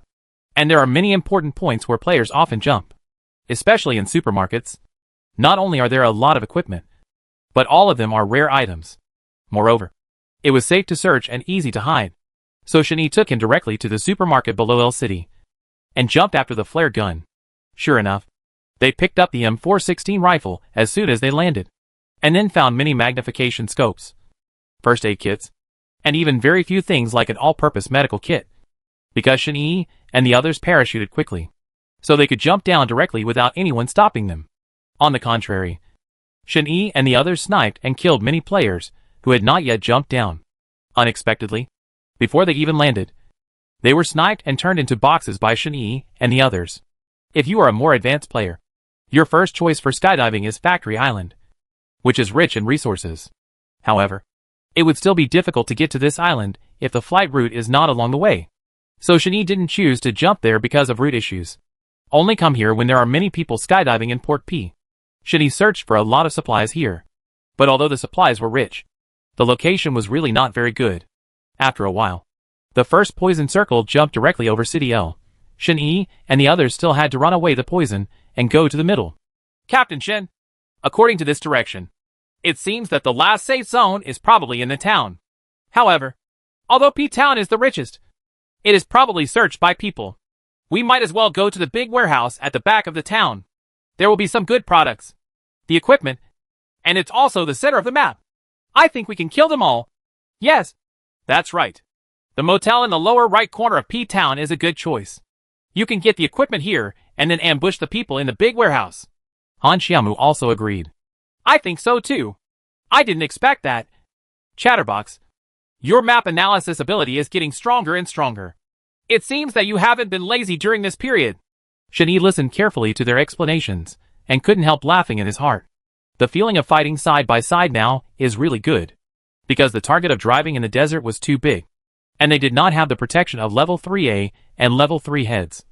They did not dare to drive there rashly, so they chose to go on foot. Shen-Yi was at the front and Zheng Shuo was covering at the back. Shen-Yi suddenly changed direction, indicating that there were enemies nearby. Shen-Yi marked a direction on the map, which showed that there was someone in the 125-degree direction. Shen-Yi turned on the mic and signaled for everyone to take cover. 2 people, equipped with level 3 equipment. They look like professional players. Leave the one on the left to me, and the one on the right to you. Shen-Yi took advantage of the fact that they hadn't discovered it before he took a big leap and quickly went around to the small house on the right side of the quarry. Although the resources in the quarry were average, fortunately they were unpopular resources. Moreover, the terrain was complex and suitable for an ambush. Shen-Yi decided to lead him aside so that Chatterbox and the others could deal with the other person. However, Shen-Yi used a silencer to fire the gun in another direction and let the person come directly towards the small house here. Then the chatty boy also used the sound of a grenade to directly lure another person on the hillside into their encirclement, because there were gunshots from 2 directions. Looking at the signs on the map, it looks like a front-to-back attack. Even the most powerful professional players will split up when encountering such a situation. So Shen-Yi expected that they would do this. So Shen-Yi hid in the small house in the quarry and prepared for a raid. Sure enough, the man slowly put away his gun and ran over. Chapter 111A Fierce Battle. Shen-Yi did not move, because once he moved, the footprints on the map would immediately reveal his whereabouts. Shen-Yi waited for him to enter the waterway next to the quarry, which was the best place to hide. Shen-Yi expected that he would be here to observe the ambush. Shen-Yi did not hide anymore, so he spotted him and shot him directly in the head. The man was knocked to the ground. Then Shen-Yi shot again, killing his 3 limbs. The level head exploded. As for the chatty boy, surrounded by the 3 of them, his death must be ugly, and he must have been tortured badly by the chatty boy. Shen-Yi stood there waiting for them to come over. But unexpectedly, the sound of Zheng Shuo being knocked down came. Shen-Yi panicked. What was going on? And immediately rushed in their direction. Shen-Yi turned on the mic and asked, "What's going on? Why did it fall? This man is more difficult to deal with than we thought. He had already discovered us before he entered the encirclement. We had no choice but to shoot him. But we didn't expect that this guy's gun was so accurate. He even took one airdrop gun. But we failed to hit him with several shots. But he directly knocked down Zheng Shuo," Han Xiaomu said while hiding. "Wait, I'll be right over." Shen-Yi saw the man hiding behind a wooden box. Chatterbox and the others were in a passive position.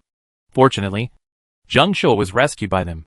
Shen-Yi went around behind him, allowing Han Xiaomu and the others to take the opportunity to attack and disrupt his judgment with their footsteps. Then Shen-Yi went around behind him to put away his gun, picked up the crossbow, and hit him silently before he could react. He rushed over and shot the man in the head with a frying pan. The man was knocked to the ground. Shen did not make up for him, but turned on the microphone to let Zheng Shuo take revenge. After Zheng Shuo made up for him, Shen discovered the airdrop plane and flew over their heads. It looked like it wasn't far from them. Shen opened the mic. Let's go grab the airdrop and leave them no chance. In today's game, we are going to defeat them and let them see our true strength. I'd like to hear this. Captain Shen, you should have been so tough, so no one would bully us. Come on.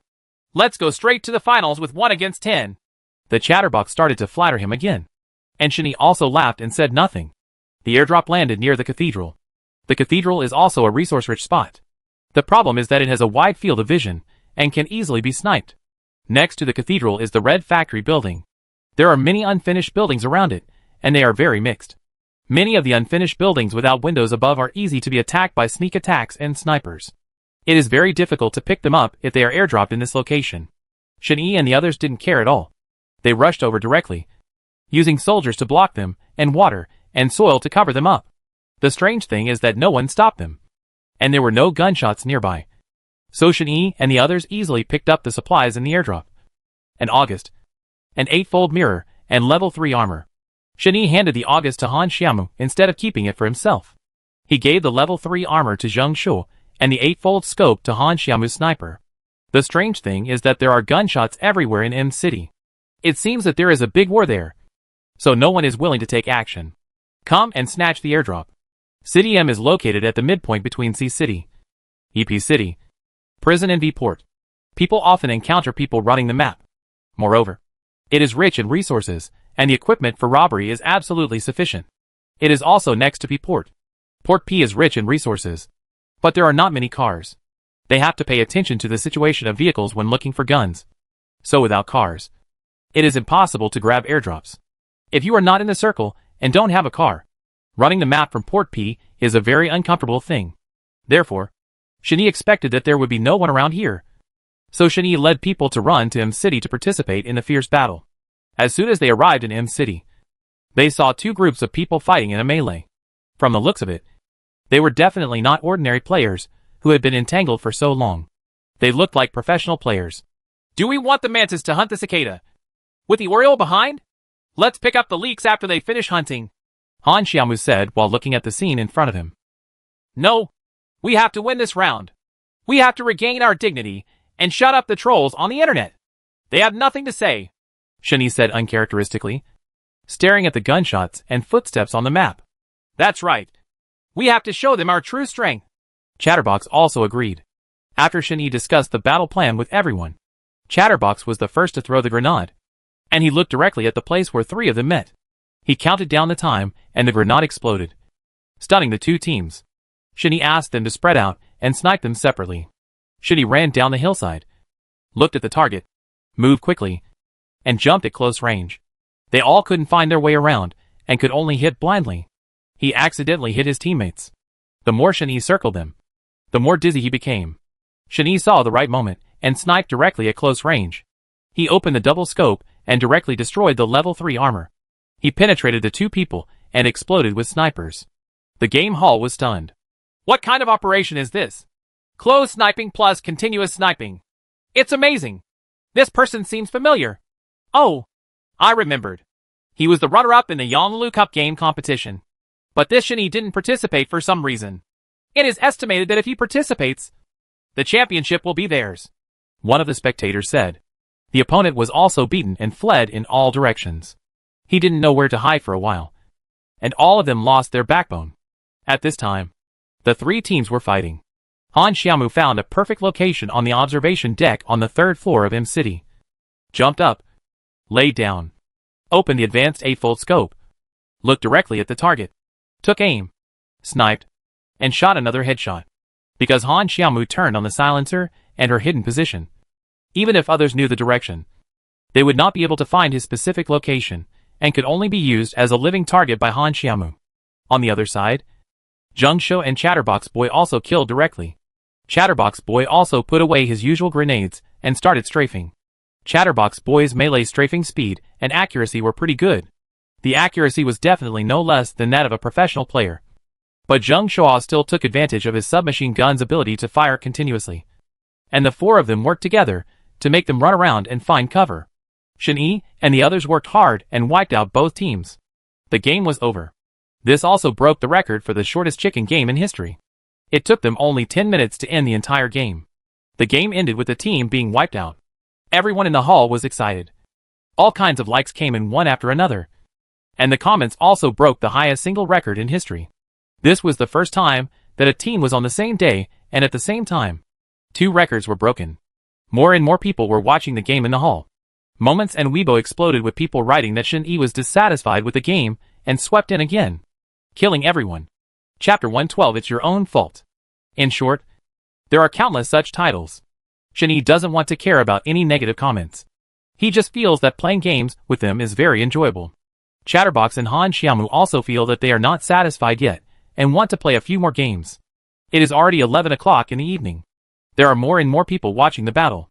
There are also many people who have added Shen Yi as friends, saying they want to PK. But when Shen Yi and the others tried to match again, they didn't expect that when everyone saw Greedy's ID, they all backed out before they even started. Ordinary players don't dare to go head-to-head with them. What's more, they are now playing very relaxed and passionately. No one except professional players wants to play with them. They are all afraid of giving away the experience points they have finally achieved to others in vain. As a result, no one except professional players dared to go online on the server. When Shen Yi saw this, he quickly started the game. After all, professional players were more exciting. Chatterbox and the others were playing vigorously, and they were eager to have more powerful competitions. Another new game has started. Since this game is matched with professional players, many of them come here because of their reputation. But there were still some unscrupulous people who scolded Shen Yi and his team. Shen Yi and his team didn't indulge them. They just opened the mic to attack them, and said they would make them look good in the game. Because of the Yanglu Cup competition, they also accumulated a lot of admirers and fans. So some professional players recognized their IDs. And some respected them because they were the runner-up of the Yanglu Cup. So they opened the microphone one after another to ask them for tips and PK opportunities. But some people ridiculed them for being too bad at the game and not worthy of their runner-up title. The chatty boy couldn't stand listening. Kaimai said, "Those who are uneducated and dare not admit their failures, please stop talking nonsense. Okay, if it is a mule or a horse, you will know. If you have the ability, just get on the line and queue up. We will do it one by one. Teach you how to be a human being." That's right. Although we are the runner-up, we respect each of you players. We will show your respect, and at the same time beat these so-called professional players, who do not do good things behind the scenes. Get to know us again, and the fights in those games. It's purely because they brought it upon themselves, using inappropriate words, or having a wrong attitude in the game. But for the players, I hope to give you enough respect. We'll see you in the game. After some discussion between Shen Yi and the people in the hall, he turned off all microphones, matched directly, and started a new round of battle. Everyone is in high spirits now, and Shen Yi doesn't want them to affect the mood of the game. A new round of battle has begun. This round, because all the matches were professional players, Shen Yi also recognized several of the ID numbers, which were the teams that were dissatisfied with them in the lobby. Unexpectedly, they also joined in, and Shen Yi wanted to give them a good look. There is also a team leader whose ID is called Hold who privately chatted with Shen Yi and sent a game message to Shen Yi. "I think you are very powerful and hope to have a head-to-head discussion with you. I have no other intention. We respect the strong." And Shen Yi also replied to him, "When a strong man meets a strong man, I hope we can have a wonderful game." Shen Yi has always been like this, giving enough respect to his opponents. But if the opponent is not worthy of his respect, he must give him enough blows. This has always been Shen Yi's style in the game. I will not offend others unless they offend me. If someone offends me, I will offend them. At the beginning of the game, it was still a relatively difficult Desert Classic 4-player mode. Shen Yi was on the mic the whole time. Because of this game, the difficulty increased. So Shen Yi opened the microphone and said, "St. Martin is a good place for skydiving. It is convenient to run in the center of the map. And there is a large manor on the right with rich equipment. If you find that there are too many people in St. Martin while skydiving, you can fly a little further to the big manor." The garden. The materials in the big garden are definitely very rich. No less than those in M City. Everyone also listened to Shen Yi's advice, and they all jumped to St. Martin's. During the skydiving, they observed that no one else was flying over. So Shin-Yi went straight to the center of St. Martin's with confidence. Through experience, Shin-Yi and the others knew that there would be flares and advanced magnifications at the St. Martin Center here. This was also a rule they had learned from playing games for a long time. So when they saw that no one landed before them, Shin-Yi jumped directly. Even if someone comes again, Shin-Yi and the others can just snipe them. As soon as they landed, Shin-Yi asked everyone to spread out and search for weapons. Sure enough, Shin-Yi found a flare gun and an 8-power scope on a wooden box near the St. Martin's garden. Immediately afterwards, because the land here was large and the supplies were quite abundant, Shin-Yi asked them to try their best to find all the needed supplies here, and then look for some other unavailable accessories later, because there weren't many ordinary players in this game. It took a long time to kill a few, and most of them were system-matched humans and machines. Although Shin-Yi is now rich in supplies, he is afraid of accidents if he wants to fight directly between the teams. So Shin-Yi thought of a little trick, which is to block the road. The desert mode is not like other modes. There will be a lot of rivers and bridges that can be blocked. But the desert is mostly roads, and no one would think that they would block the roads. After all, it is easier to attract others when the war is concentrated. Shin-Yi would do the opposite, leaving them puzzled. You talkative. The most common things in San Martin are grenades and Molotov cocktails.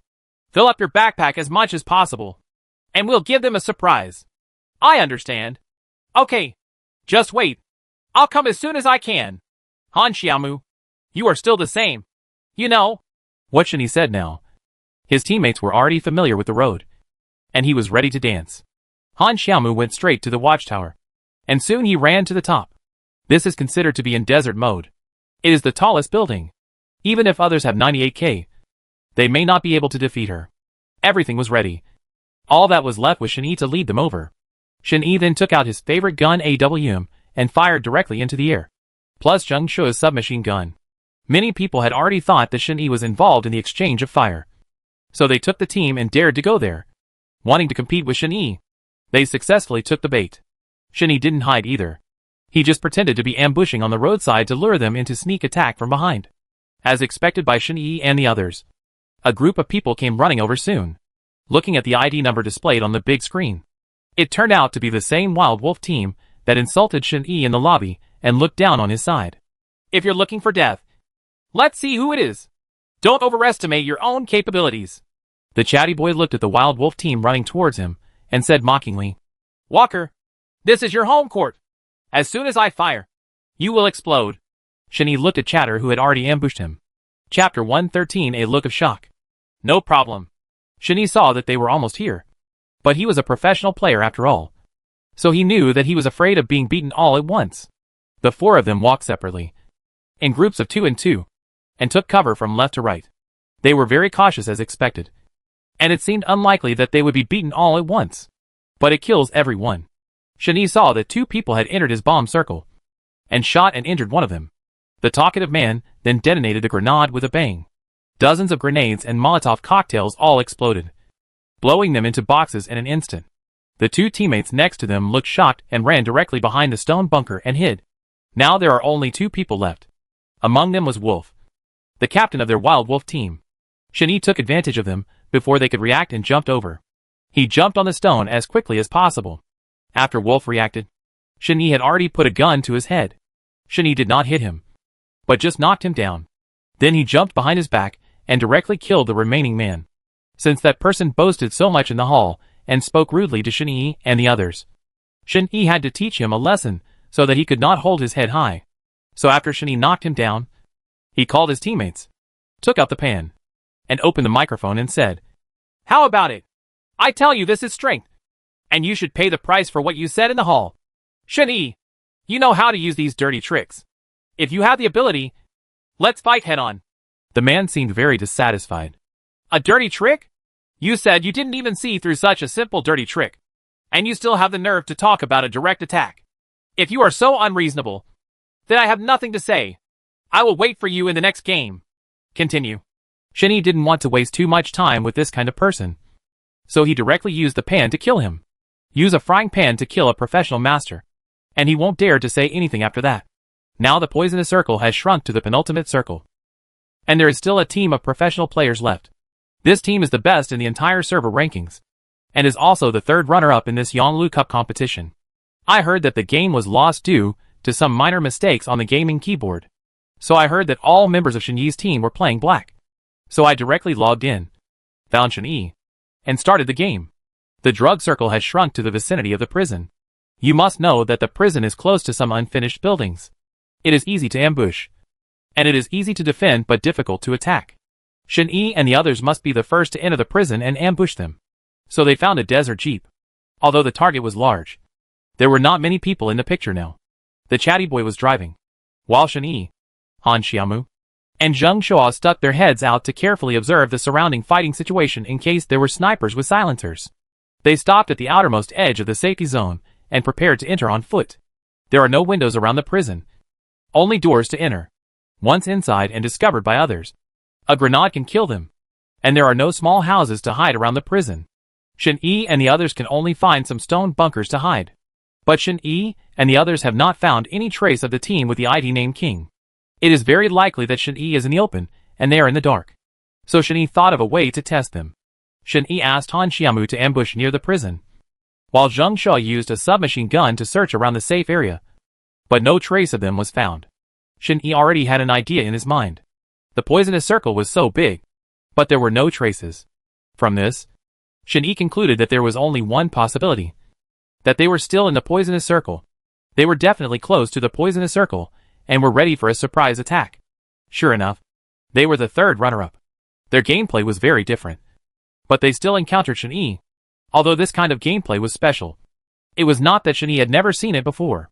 Shen Yi looked around and found that in the southeast of the prison, there was a very hidden blind spot in the poisonous circle.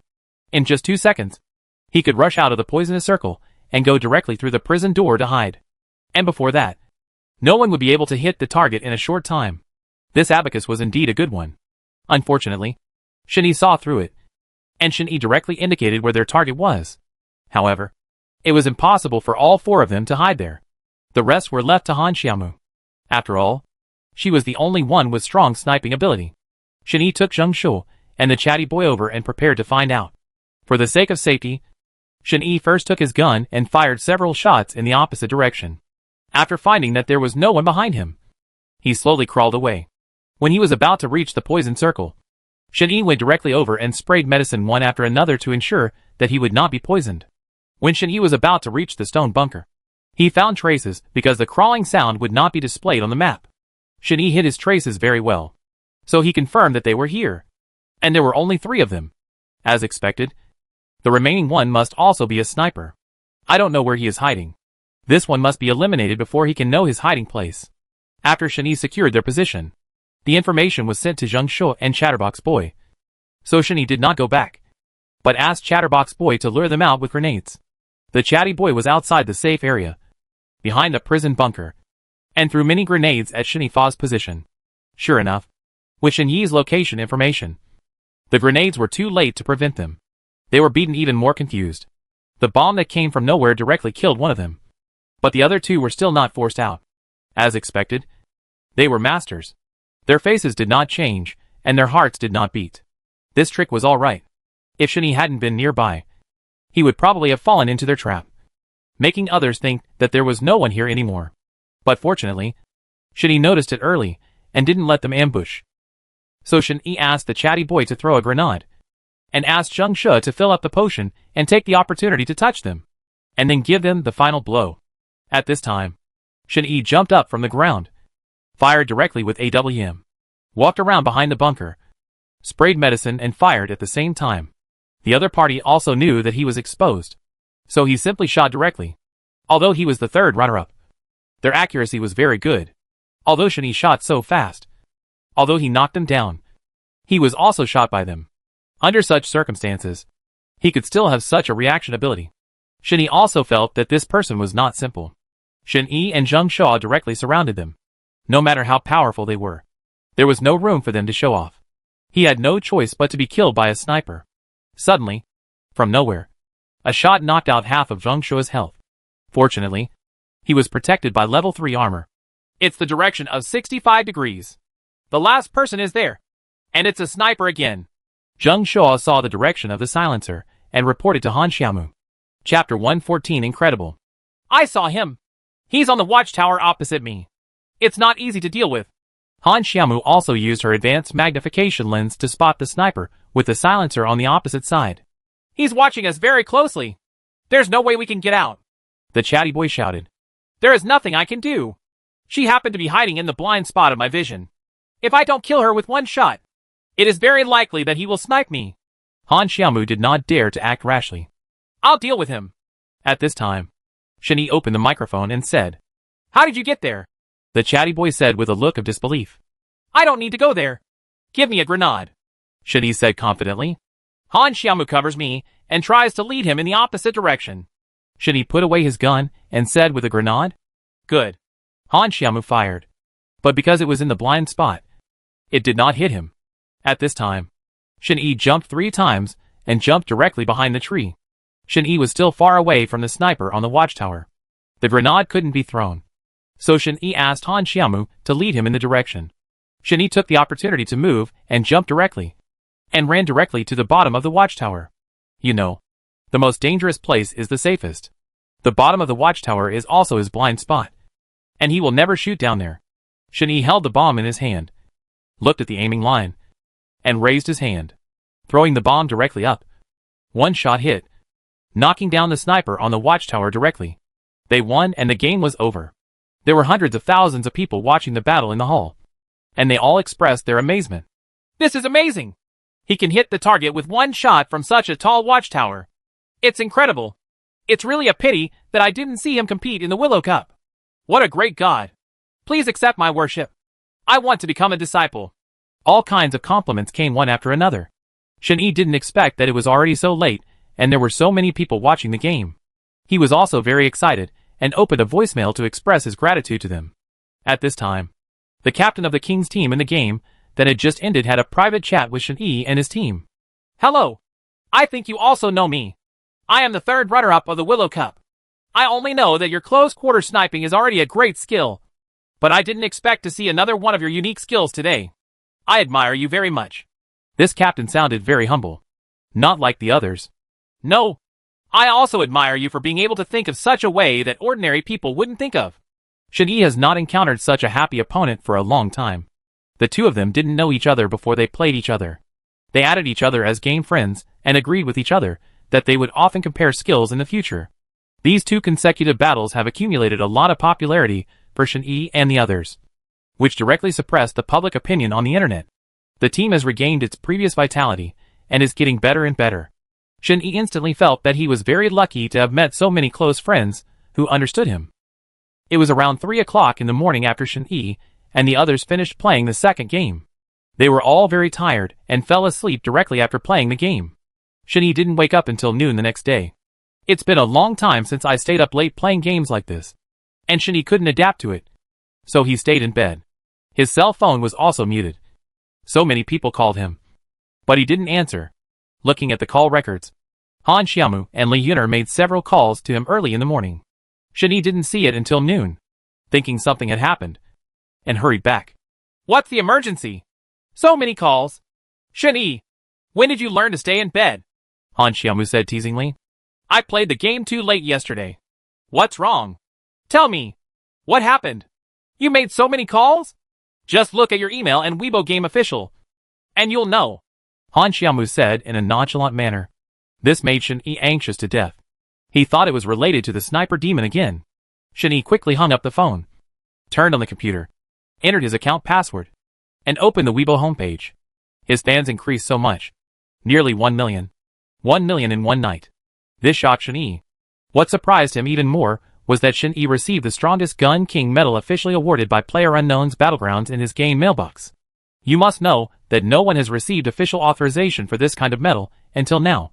But now the game official not only awarded him a medal and official authorization, but also added a medal mechanism announcement in the game, and stated that only Shen Yi received this medal. This great honor made Shen Yi overwhelmed and froze on the spot. As soon as I opened Shen Yi's game account, the beeps kept ringing as soon as I went online. It turns out that people have been adding to Shen Yi's ID account.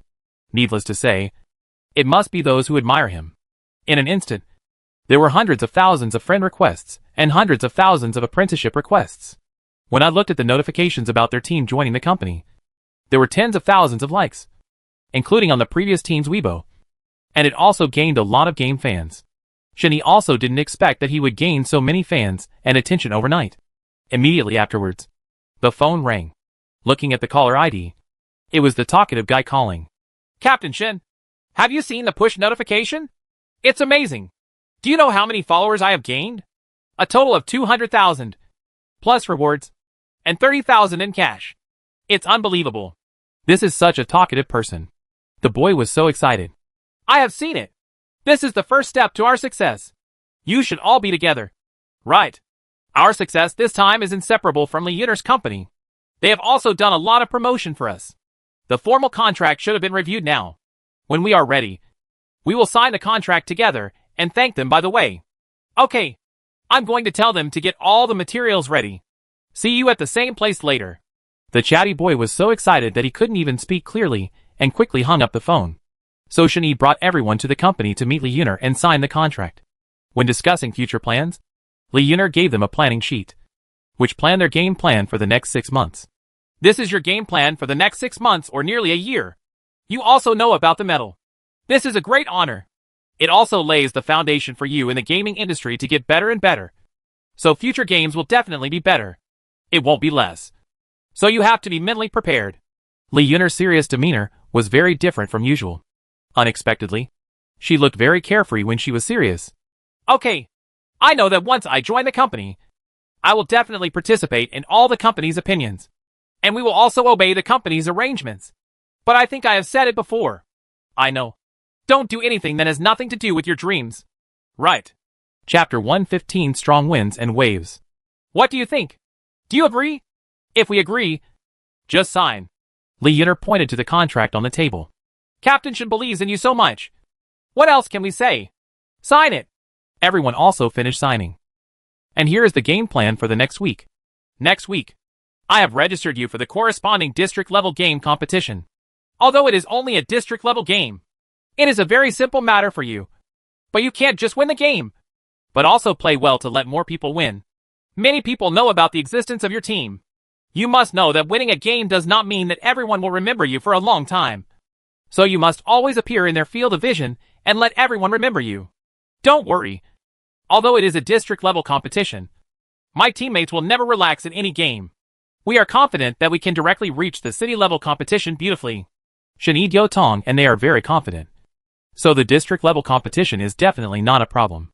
Okay. I believe in you too. The competition will start next week. It will be held at the Internet Cafe in the Yulong Game Division. Time is very tight. I hope you all can work hard and create greater glory. After Lee Yuner signed the contract with them and took pictures, Shin-Yi and the others went back to intensify their training. Although it was only a district-level competition, with their current popularity in the game, there must be a lot of people watching the game. So the game must be exciting. As soon as the news that Shin-Yi joined the company spread online, it immediately caused a sensation. Plus the company promoted their packaging. On their Game Weibo homepage, their team has always been in the lead, and their rewards are also the first on the entire network. This actually puts greater pressure on Shin-Yi and the others. But Shin-Yi is also a person who has experienced strong winds and waves. Now they are moving in a good direction. And Shin-Yi is becoming more and more confident in their team. So Shin-Yi and the others went back to practice more intensively. On the one hand, they were preparing for the district-level competition. And on the other hand, they also did some game interactions to give back to the fans. Shin-Yi has been very busy these days. Since he got the medal, he has been receiving various phone calls and invitations for interviews. A week passed quickly. And Shin-Yi and the others also acquired many new skills during training. Chatterbox Boy, Zheng Shu, and Han Xiaomu also made great progress under the clarification. The district-level competition will soon begin in a week. Although it is only a small district-level competition, it is also the first small test for them as they join the company and are just starting out. So they must take it very seriously. They arrived at the competition venue early that day. Although the competition venue was not large, it was packed with people and all seats were occupied. Because it is a district-level competition, competitions are only held at the regional level. Therefore, in the district-level competition, unlike the last Yonglu Cup competition, all professional masters will participate. I am afraid that when this competition finally reaches the municipal level, real masters will emerge. However, This range cannot be underestimated. Shen-Yi and the others discovered the #1 team in their region, the Moon Demon Team, at the competition site. Although this team consists of 3 women and 1 man, their fighting methods are ruthless, and they leave no chance. This team may be their biggest opponent in clarifying this competition. The game started quickly, and since this was a district-level competition, a random map was chosen for the sake of fairness. The large screen scrolled, and the random map turned out to be the snow mode. Even Shen-Yi did not expect that the snow mode was the most difficult of the 4 modes compared to the desert mode. In snow mode, not only are they all in gun mode, but the scope of the entire map has also been reduced a lot. But also because of its size, the pace of the game may be interesting to watch. The snow mode is different from the rainforest mode where supplies are scarce, and the map area is too large. The size of the 6x6 snow map is just right for playing at the right pace. And you can use your own marksmanship to shoot head-on. The area of the snow map is slightly larger than half of the island and desert maps, and about twice the size of the Sano map. 2/3 of the map is covered with white snow. With less snow in the southern region, the map has distinctive features, including unique scenes such as frozen coastlands, where characters can move on the ice. And the difference is that many different vehicle modes have been added to the snow mode. Things like sleds and snowmobiles, and even skis. This definitely makes the game more interesting. There are also various European-style buildings everywhere on the map, such as castles, manors, etc. As a newly added mode, this mode actually attracted a lot of people's attention at first, and it is no less difficult than other modes. All the scenes in this mode are more beautiful than the other 3. Of course, the difficulty is slightly higher than the other 3, since the snow map was launched not long ago. Players are not familiar with the map points, so some wild areas may be used as points with sufficient supplies to choose parachuting. Shen-Yi led the Chatterbox Boy and others to jump to Westport, which is located at the far west of the map, because ammunition is the first priority in the snow mode, which is located at the Westport at the far west of the map. Although the geographical location is a bit remote, it has densely packed houses and plenty of ammunition. And Shen-Yi and the others did special exercises specifically for houses, so it was perfect for Shen-Yi and the others to jump here from the beginning. Shen-Yi and the others immediately started searching the house as soon as they jumped down. They searched in rows. First, they were talking to the chatty boy who was responsible for the houses on the left and right. Shen-Yi and Zhou Shuling are in charge of the houses in the front row. After searching a row of houses, Shen-Yi and the others found all 3 level packages. Although the supplies here are rich, there are not many bullets and firearms for continuous firing. However, there is the 98K that Han Xiaomu prefers. Now the only thing missing is sniping. Gun accessories. Zheng Shuo picked up a new weapon. This new weapon was the latest new gun that appeared during the update in the snow mode. It was the G36C, which was more stable than the QBZ in the island mode. But the vertical recoil is slightly higher than that of Scar, and the single point can be said to be very stable. The 5.56 bullet configuration, the standard 30-round basic magazine, can be expanded to 40 rounds. However, although new continuous fire bullets like this have not been commonly used before, although the rate of fire is not as good as Scar, the range is relatively long, and the stability at long distances is also higher. If there is no N4 stock, this gun can still play an excellent role at medium and long distances after being equipped with a high-power scope. Moreover, Shen-Yi also taught them a lot of bugs and techniques about the snow mode before, although they did not meet anyone in Westport. After all, Westport is too remote, so what they encountered was probably a human-machine system. Chapter 116: The Fisherman's Prophet. Moreover, the first drug circle began to shrink immediately. Westport is next to the sea, and the dock next to it must be full of people running drugs. Now is not the time to start shooting, so Shen-Yi plans to bypass the dock and run drugs. Although the poison in the first circle was not large, due to the distance, they could only find vehicles to escape the poison. Snow vehicles were relatively scarce, so Shen-Yi and the others only found 2 snowmobiles. When Shen-Yi and the others approached the brewery on the way, they found gunshots inside. It looked like it was going to be a protracted battle. How could Shen-Yi not participate in such a battle? For district-level competitions, the most important thing is to build a reputation. This place is located in the middle of the brewery area and the warehouse. An ambush here is a good choice. If it weren't for the Moon Demon team at the beginning, Shen-Yi and the others must first choose to jump here. The materials here are so rich that it is outrageous. Let alone a full team of 4 people.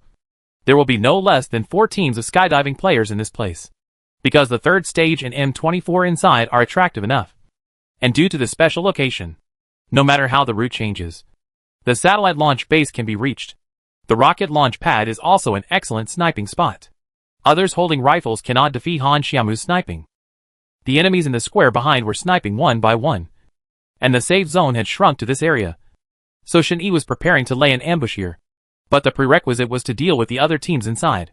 Shen Yi and the others came to the southeast side, since the housing area was densely distributed and they could quickly arm themselves. Shen Yi found a high ground on the outside, where he could observe the inside.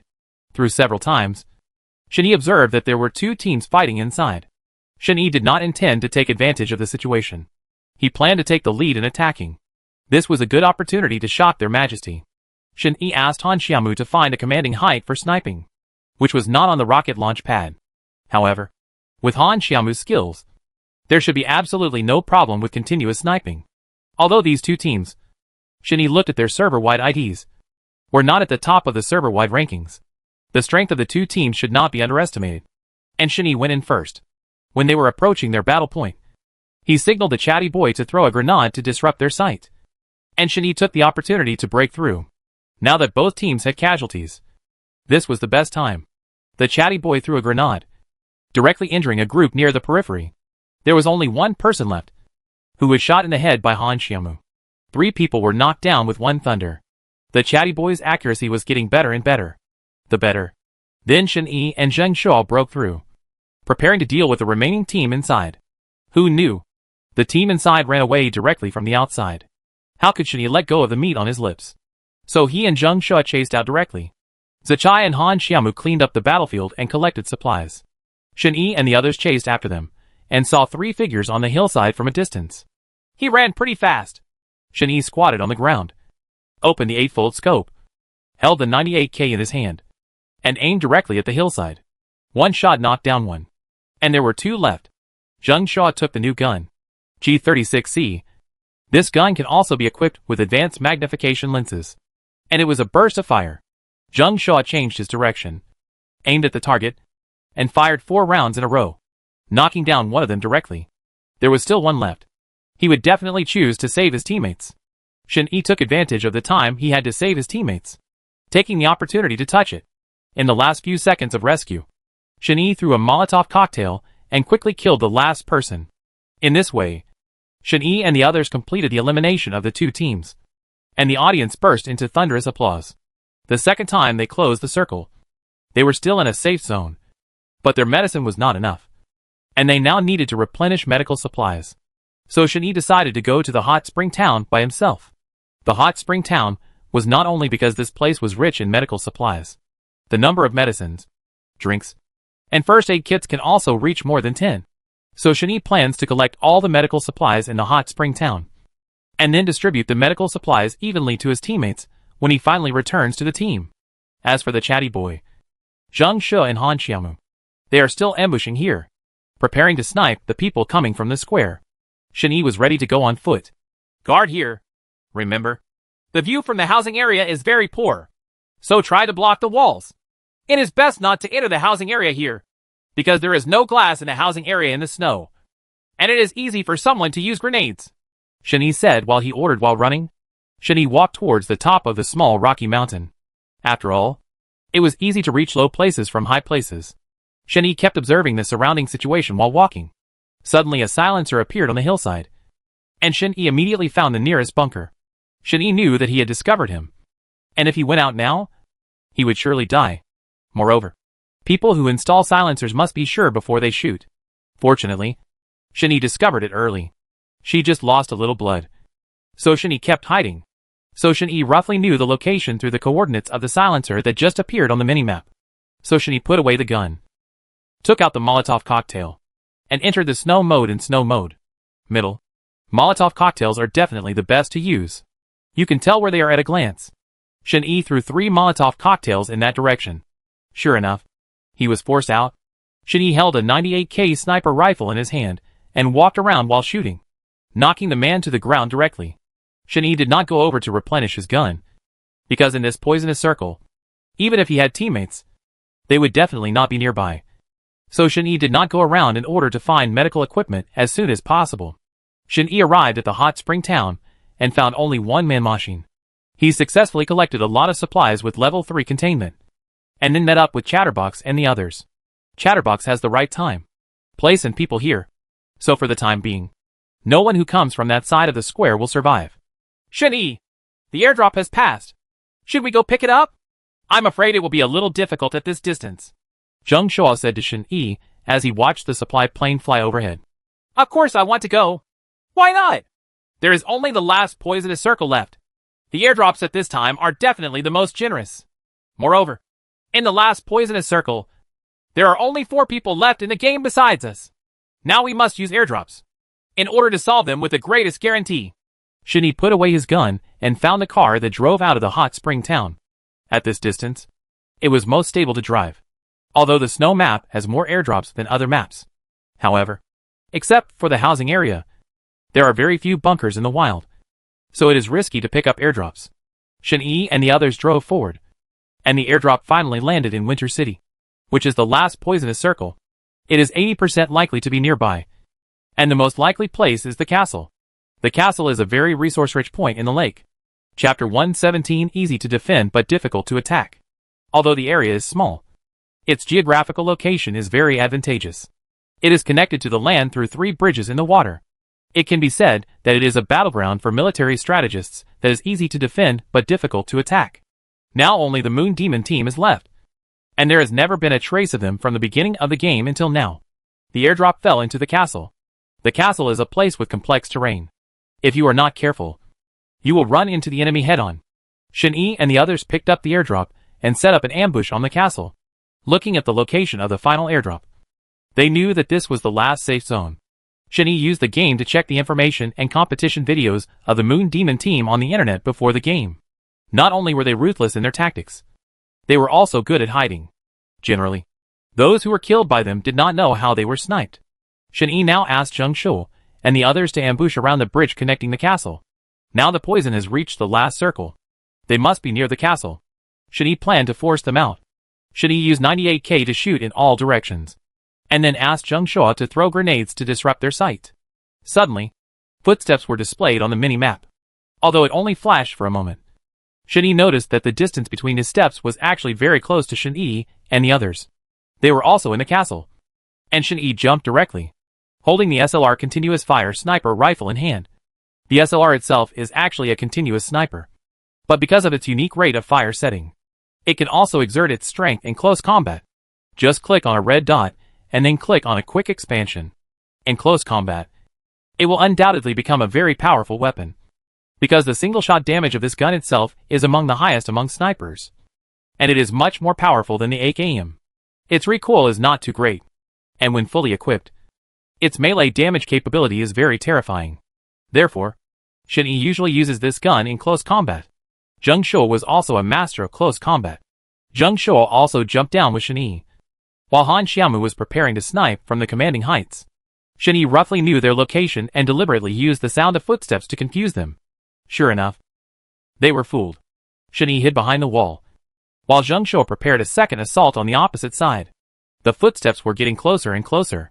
Shen-Yi jumped back and fired 2 shots directly through the small window above the castle. It was a perfect blind sniper. Zheng Shuo then went around behind her and discovered her teammates. Although she was a girl, Zheng Shuo was not merciful and fired directly with a submachine gun, causing her to fall to the ground. Han Xiaomu found his teammates who went to the rescue above, and cooperated with the chatty boy's grenade, and was shot directly and fell to the ground. The last person left was also a girl. Han Xiaomu had already discovered her traces and shot another headshot. Finally, the game ended with Han Xiaomu's sniper. At the end of the game, Shen-Yi and the others successfully won the championship and succeeded as the most popular team. Directly advanced to the municipal competition. They won the game and increased the company's revenue. They also gained a lot of popularity. Li Yuner was not stingy about rewarding them despite being happy. Not only did they increase their team's fundraising and equipment funds, but they also prepared a celebration banquet for them. However, that night, Zheng Shuo took a long leave. It turned out that his mother in his hometown died of illness. Zheng Shuo went back to his hometown for the funeral. His tone was really sad. Shen-Yi gave him a rest and told him not to worry about things here. But now the municipal competition is about to begin. There was no rusher who could replace Zheng Shuo in a short period of time. Zheng Shuo was in a sad state again. Of course, Shen Yi couldn't force him to compete, so Shen Yi decided to train as a rusher for Zheng Shuo. But after several days of team training, I realized that although Shen Yi was very powerful, everyone was responsible for different positions. Shen Yi was definitely omnipotent, so being a charger was definitely not a problem. It's just that everyone has been cooperating for so long. The tacit understanding with each other has been perfect, and the relationship has become closer. Now that one person is suddenly missing, everyone must feel empty in their hearts. Even Shen Yi was the same. He tried his best to get everyone to work hard, but even he himself was worried about Zheng Shuo. So the training progress has been stalled. So Shen Yi specifically talked to Li Yuner and asked if Li Yuner could suspend training and take everyone to see Zheng Shuo. Li Yuner, you see, there has been a sudden change in Zheng Shuo's family. Each of us is in a bad mood. We are worried that his team's training must not be harmonious. We want to suspend training and visit Zheng Shuo to try to help him, to relieve some stress and put him in a better mood. We are friends after all. After the training, Shen Yi went to the company to find Li Yuner and explained the situation to her. Do you still need to ask me about this kind of thing? Of course it's up to you. I actually want to see Zheng Shuo. In that case, let's go together and give Zheng Shuo a shot in the arm. Tell him what's going on behind his back. And we have a strong backing. How about it? Li Yuner is also a very reasonable person. Without saying a word, she booked train tickets to Zheng Shuo's home for Shen Yi and others. The next day, everyone went to Zheng Shuo's hometown together. The day they arrived happened to be the day of Zheng Shuo's mother's funeral. Everyone attended the ceremony and saw Zheng Shuo crying very sadly at the scene. Zheng Shuo was completely different from before. She has become much more haggard and taciturn these days. Shen Yi and the others feel very uncomfortable looking at him. A few days later, Shen Yi saw that Zheng Shuo's mood had relaxed a bit. So he told him about the game. Zheng Shuo, I know this incident has put a lot of pressure on you. And we are also very sad. However, you will still have your father and us in the future. So you have to cheer up and not be defeated. Don't forget, we are brothers. Shen Yi patted Zheng Shuo on the shoulder, sat next to him, and comforted him softly. Zheng Shuo listened and silently shed 2 lines of tears. This was the first time Shen Yi saw Zheng Shuo crying in front of him. Shen Yi didn't say anything more and just stayed with him silently. Cry if you want. It will make you feel better. I believe you will come out. In this way, Zheng Shuo and Shen Yi sat in the yard all night. The next day, Zheng Shuo came to find Shen Yi alone. Captain Shen, I'm afraid this is the last time I call you this. I thought about it for a long time yesterday. And my dad also talked a lot with me. As you know, my family's financial situation is not good. And my mom just passed away. So my dad, he just wants me to find a stable job so that I can support the family. My dad is not optimistic about the game industry. And the salary will definitely not be enough for our future life. So, Chapter 118 Fighting Side by Side. When Zheng Shuo said this, he kept clenching his fists and lowering his head. Shen Yi knew how determined Zheng Shuo was to say these words to Shen Yi. Of course Shen Yi also saw his embarrassment. Zheng Shuo, I understand your difficulties. I will communicate with them and find ways to solve these things. You don't have to worry about the food and clothing problems in life. Of course, we can also solve the problem Uncle mentioned. Have you forgotten your dream? Are you done yet? Shen Yi didn't want Zheng Shuo to give up his dream because of money. At this time Zheng Shuo's father came out. He obviously heard the conversation between Shen Yi and Zheng Shuo. Captain Shen, I know you are good to my Zheng Shuo. But look at the current situation of our family. How can he have the heart to play games anymore? Even if he did, he wouldn't be able to perform well. Right. Just let him rest. Zheng Shuo's father also thought about the family. It was better to work closer than far away. Yes, Captain Shen. I have made up my mind. I probably won't go back in a short time. You see, my father is getting older and needs someone to take care of him. I really can't rest assured, even if I know you will help. Me. But I still want to support this family on my own. Zheng Shuo seemed to have grown up a lot overnight. And Shen Yi couldn't say anything more.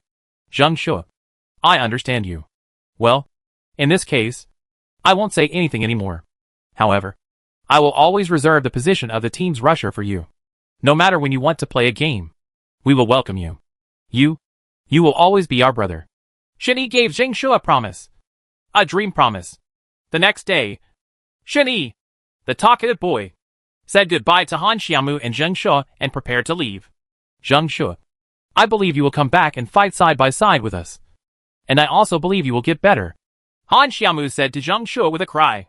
Hey, I'm waiting for you to be my target. You can't be away. The chatty boy is also very reluctant to let go of Zhang Shu. But he has a soft mouth and a soft heart. Okay. Let's go. If you don't leave, you won't be able to catch the car. Don't worry. I can take care of myself.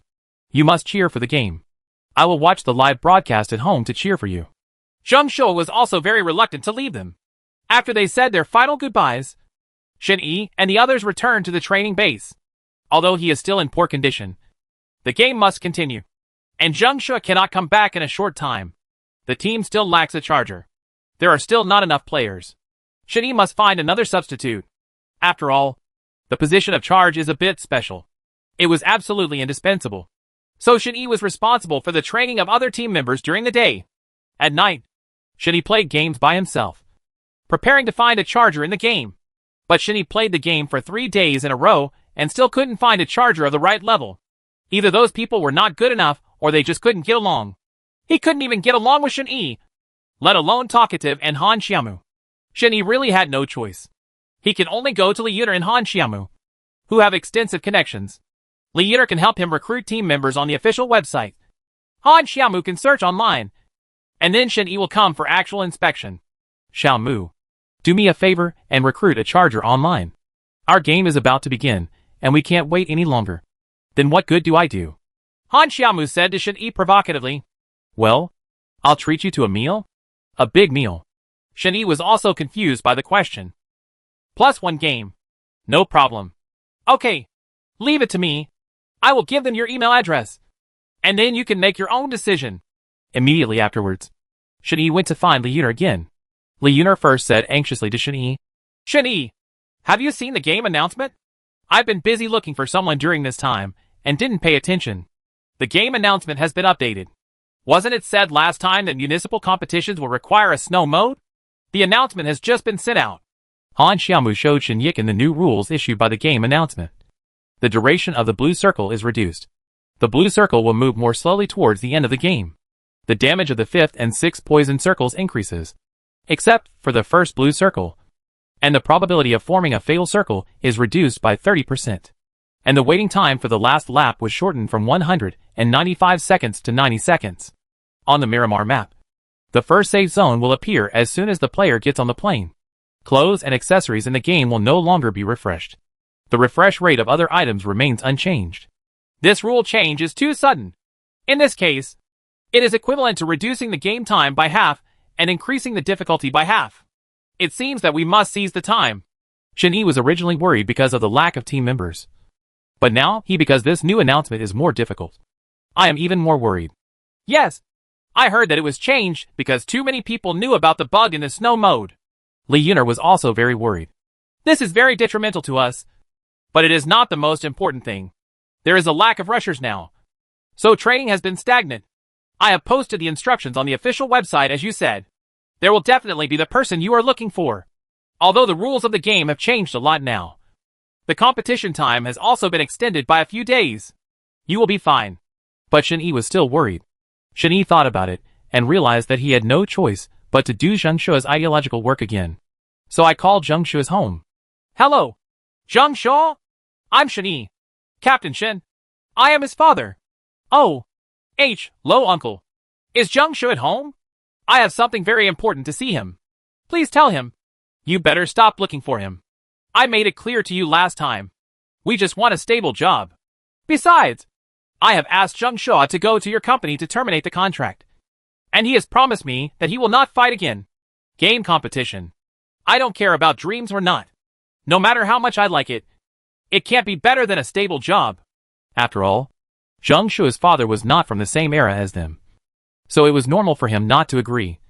But he didn't expect that his father would let him terminate the contract so quickly. Unfortunately, Shen Yi was still a step too late. But Shen Yi still wanted to persuade his father. After all, Zhang Shu would definitely only listen to his father now. Uncle, listen to me. Playing games is not a dereliction of duty. We are also compensated with wages. And there will be bonuses after we win. Now we have signed a contract. And with the support of the company, We are already developing in a good direction. Besides, this is Zheng Shu's dream. You should support him. Right. Shen still wanted to convince Zheng Shu's father to let him continue. Chapter 119 Step Up the Pace. Okay. I'm old and can't listen to these big principles anymore. I'm already half buried in the earth. Now I just want him to have a stable job, marry a wife, and have children. Other things, I don't care about. I don't want to talk about it anymore. But uncle, do you know what Zheng Shu likes? He likes games. He came to this big city because of games. He can live so happily. I know that your aunt's death has hit you hard. But this does not, you can't mortgage Zheng Shu's dream. You're wrong. It's not because of his mother. I just want him to be safe. He can make his own decisions about the rest. Besides, I didn't force him on this matter. It was his own decision. So Captain Shin, don't do it either. You've made things difficult for me. So just hang up. Shen Yi was still rejected. It was difficult to persuade his father. After all, he was not from the same era. So it was very difficult to negotiate. Moreover, Zheng Shu's father's thinking was too rigid, and he could not listen to anything. It embarrasses Zheng Shu. He must be in a dilemma these days. So Shen Yi also respects his choice. Compared with dreams, maybe what Zheng Shu lacks now is stability. At least to reassure his father. Moreover, when Shen Yi heard that Zheng Shu came to terminate the contract, Chatterbox Boy and Han Xiaomu would definitely not let him go easily. As for Li Yuner, Zheng Shu must not be able to handle it either. Shen Yi must rush to Li Yuner's company now. Go and see the situation. Shen Yi had no choice but to rush to the base first to see if he could talk to Zheng Shu again. Maybe there would be a turn for the better. When Shen Yi came to Li Yuner's company, he heard the sound of quarreling in the stairwell. Shen Yi immediately stepped up his pace and ran over. Sure enough, he was in Li Yuner's office. Zheng Shu was also there. But Zheng Shu was holding the contract in his hand and was arguing with Li Yuner about something. The chatty boy and Han Xiaomu were all around. And there were a bunch of people watching the excitement outside the company office. As soon as Shen Yi entered, Li Yuner pulled Shen Yi and gave him a piece of paper. Shen Yi asked, "What are you arguing about? Even if Zheng Shu wants to leave, you don't have to be so angry. You can find him again." Substitute. After all, we have to respect Zheng Shu's own opinions. Shen Yi thought that the quarrel between Li Yuner and Zheng Shu was about the substitute rusher. That's not the reason. You have all read and agreed to the contract you signed last time. Once you sign this contract, the guarantee period is 2 years. The contract can be terminated peacefully after 2 years. If the contract is less than 2 years, if so, it will be considered a breach of contract, and you will have to pay double the liquidated damages. At that time, it was indeed like this, but twice as much. How could I get it out? But now I want to continue competing. What will my dad do? Why would a company as big as yours embarrass a small character like me? Zheng Shu, I know you are also in a difficult situation. But after all, we all agreed on this matter before we signed it. Now if this quarrel continues, you will definitely suffer the loss. Calm down first, and let's talk it over. Han Xiaomu, who was standing aside, saw how noisy they were. So she stood up and said to Zheng Shu, "Yes, Zheng Shu. It's okay if you continue to argue like this. Is the unsinkable team here? Let's listen to what he has to say." The chatty boy also knew Zheng Shu's difficulties and wanted to argue for him. But the contract was written in black and white, and the chatty boy didn't know how to help him. What do you know? It's been less than a week since I signed the contract with twice the liquidated damages. Where can I find the money to compensate them now? I just want to terminate the contract. Is it so difficult? Zheng Shu's voice became louder and louder, making the whole company heard. That's enough. Stop arguing. I know that both of you are reasonable. Can you listen to me? The contract is written in black and white. But Zheng Shu himself did join for a short time. So this matter needs to be decided again. I will discuss this matter with Li Yuner and the others in the future. Now, Zheng Shu, come with me. If I have anything to say, I will talk to you alone. Li Yuner, please calm down. I will solve this matter later. Shen Yi also knew that Zheng Shu couldn't afford the money at all. And Shen Yi couldn't really ask Zheng Shu to pay liquidated damages. At worst, Shen Yi could use their team's future competition funds to advance the payment. But now Shen Yi just wanted to deal with the issue of whether to leave or not. Wanting to have a chat with Zheng Shu, Shen Yi only called Zheng Shu and wanted to ask him carefully about his specific thoughts, so as not to cause unpleasantness in the company and spread the word, which would be bad for everyone. Shen Yi called Zheng Shu into a conference room alone. After all, if there was a quarrel outside over this matter, People would definitely talk about it. Shen Yi was also thinking about Zheng Shuo. Shen Yi, please stop trying to persuade me. I have made up my mind. This game may not be something I can bear. Besides, something important happened in my family, and I have no intention of playing the game. Shen Yi looked at this young man who should have been a sunshine.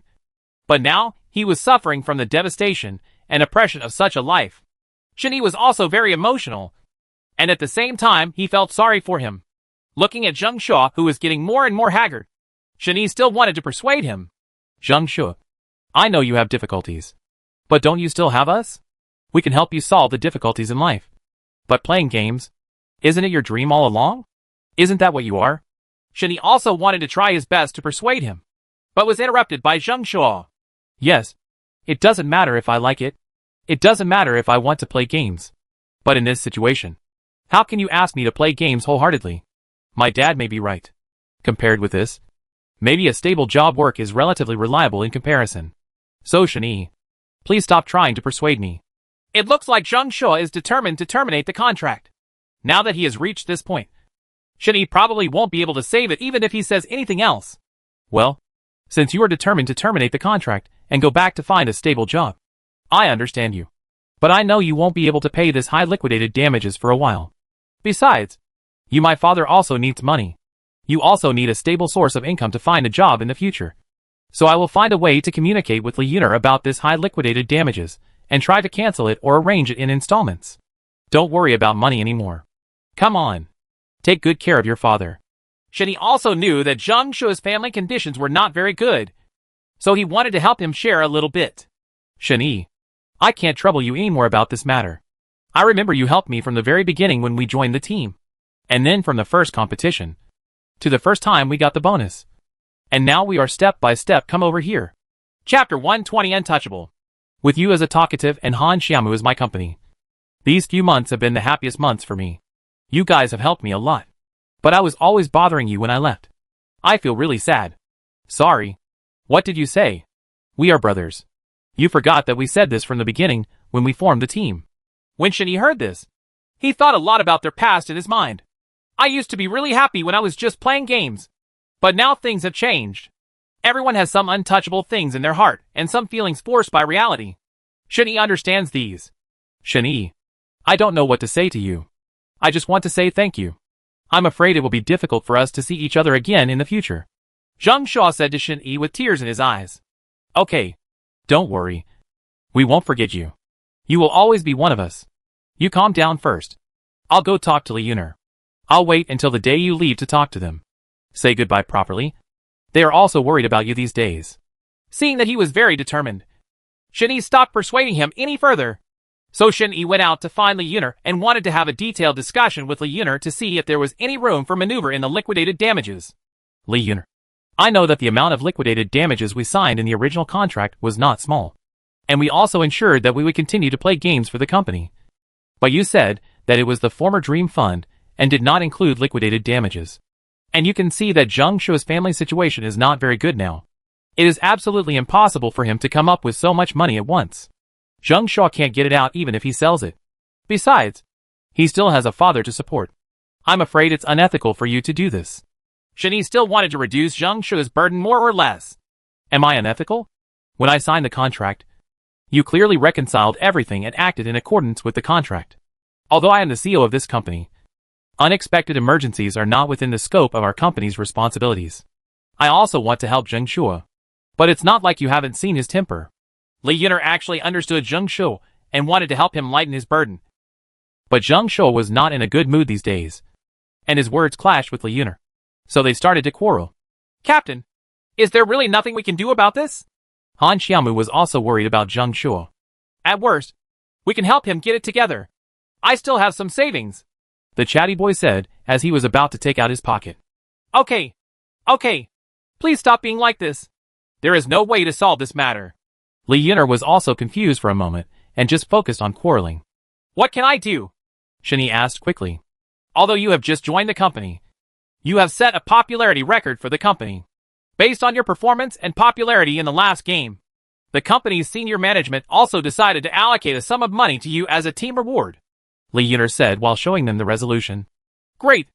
Now Zheng Shu's liquidated damages can be paid.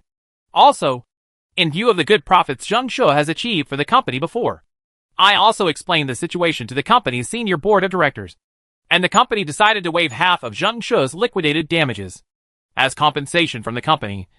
The premise is that you must play well in the next games, continue to impress people, and ensure the increased rate of hot searches. This is the biggest benefit I strive for you. Li Yun'er's words instantly livened up the atmosphere and made it no longer so solemn. Li Yun'er's dealings with them during this period of time would definitely not lead to killing them all. Li Yun'er also begged for their favor. Shen Yi was right, she was even more impressed. Li Yun'er, thank you. Now Zheng Shu can finally go back to his hometown to take care of his father. Don't worry. We will never betray your trust in our team. Shen Yi finally let go of the big stone in his heart. Actually, I originally planned to talk to him, but he was so excited that I forgot about serious matters for a while. For so many days, I regarded him as my good friend. Li Yun'er did the same. The mouth of the knife is like the heart of tofu. But the fact that Zheng Shu is leaving is true. Everyone is very reluctant to let go. They are very sad. After working together and living together for so long, the chatty boy and Han Xiaomu are very reluctant to let go. So Shen Yi held a farewell party for Zheng Shu and called everyone from the former team, including the trainees. Zheng Shu, you will always be the charger of our team. Don't forget to watch our live game and cheer for us. The chatty boy patted Zheng Shu on the shoulder and waved his hand. Don't worry. I will remember it forever. Zheng Shu, I'm still waiting for you to teach me how to call for reinforcements. Don't forget it. Zheng Shu, have a safe journey. Remember to message me often in the future. Everyone was reluctant to say goodbye to Zheng Shu. Everyone felt uncomfortable when someone was suddenly missing. Zheng Shu took the bouquet prepared by Shen Yi for him, walked up to Li Yun'er, and handed it to her, and said, Li Yun'er, I want to say sorry to you. I didn't understand the whole story that day, so I had a big argument with you in the company about the reduction of liquidated damages. Later, Shen Yi told me the truth. Thank you, Li Yun'er. Oh, what does a family say? We have known each other for more than a month. You are all good friends who have played with me. How could I not help you? Don't worry.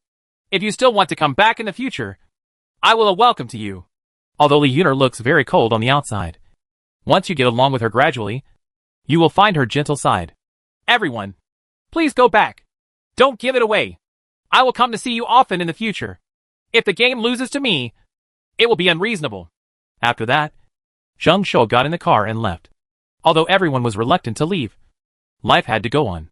Seeing that the next game was getting closer and closer, because Zheng Shu left, there was always one less charger in the team. Time is running out, and Shen Yi has been troubled because he can't find a suitable teammate. Shen Yi has been working on game platforms during this period, doing various PKs, but there is still no suitable candidate. Shen Yi was helpless. A few days later, there was some news from Li Yun'er, saying that several people had signed up independently. They had good qualifications and had participated in various competitions. So Shen Yi was asked to see if he could temporarily find someone to be a substitute. Li Yun'er specially found a large game trial room. There were about 10 people sitting in front of the computers. Shen Yi was going to test them one by one to see if they were qualified as substitutes. Chapter 121 Die Together. These are some self-registered players. The first 3 were among the top 5 in professional trials and have participated in many large-scale shooting games. The last one is the consecutive champion of the game. Most of the next ones are the first and second place. In short, the competition experience is definitely no problem. It depends on your tacit understanding. Li Yun'er introduced them one by one, but Shen Yi still said that he wanted to play a PK game to see if it was suitable. The first is a person named Hu Hao, who was once the champion. He and Shen Yi played solo queue. As soon as the game started, the guy jumped directly to the military base. But this map was indeed a rainforest, and Shen Yi wanted to pay attention to his playing style. He also jumped to the military base. Shen Yi did not shoot directly, but Hu Hao landed directly on the ground to pick up the gun, and then fired directly.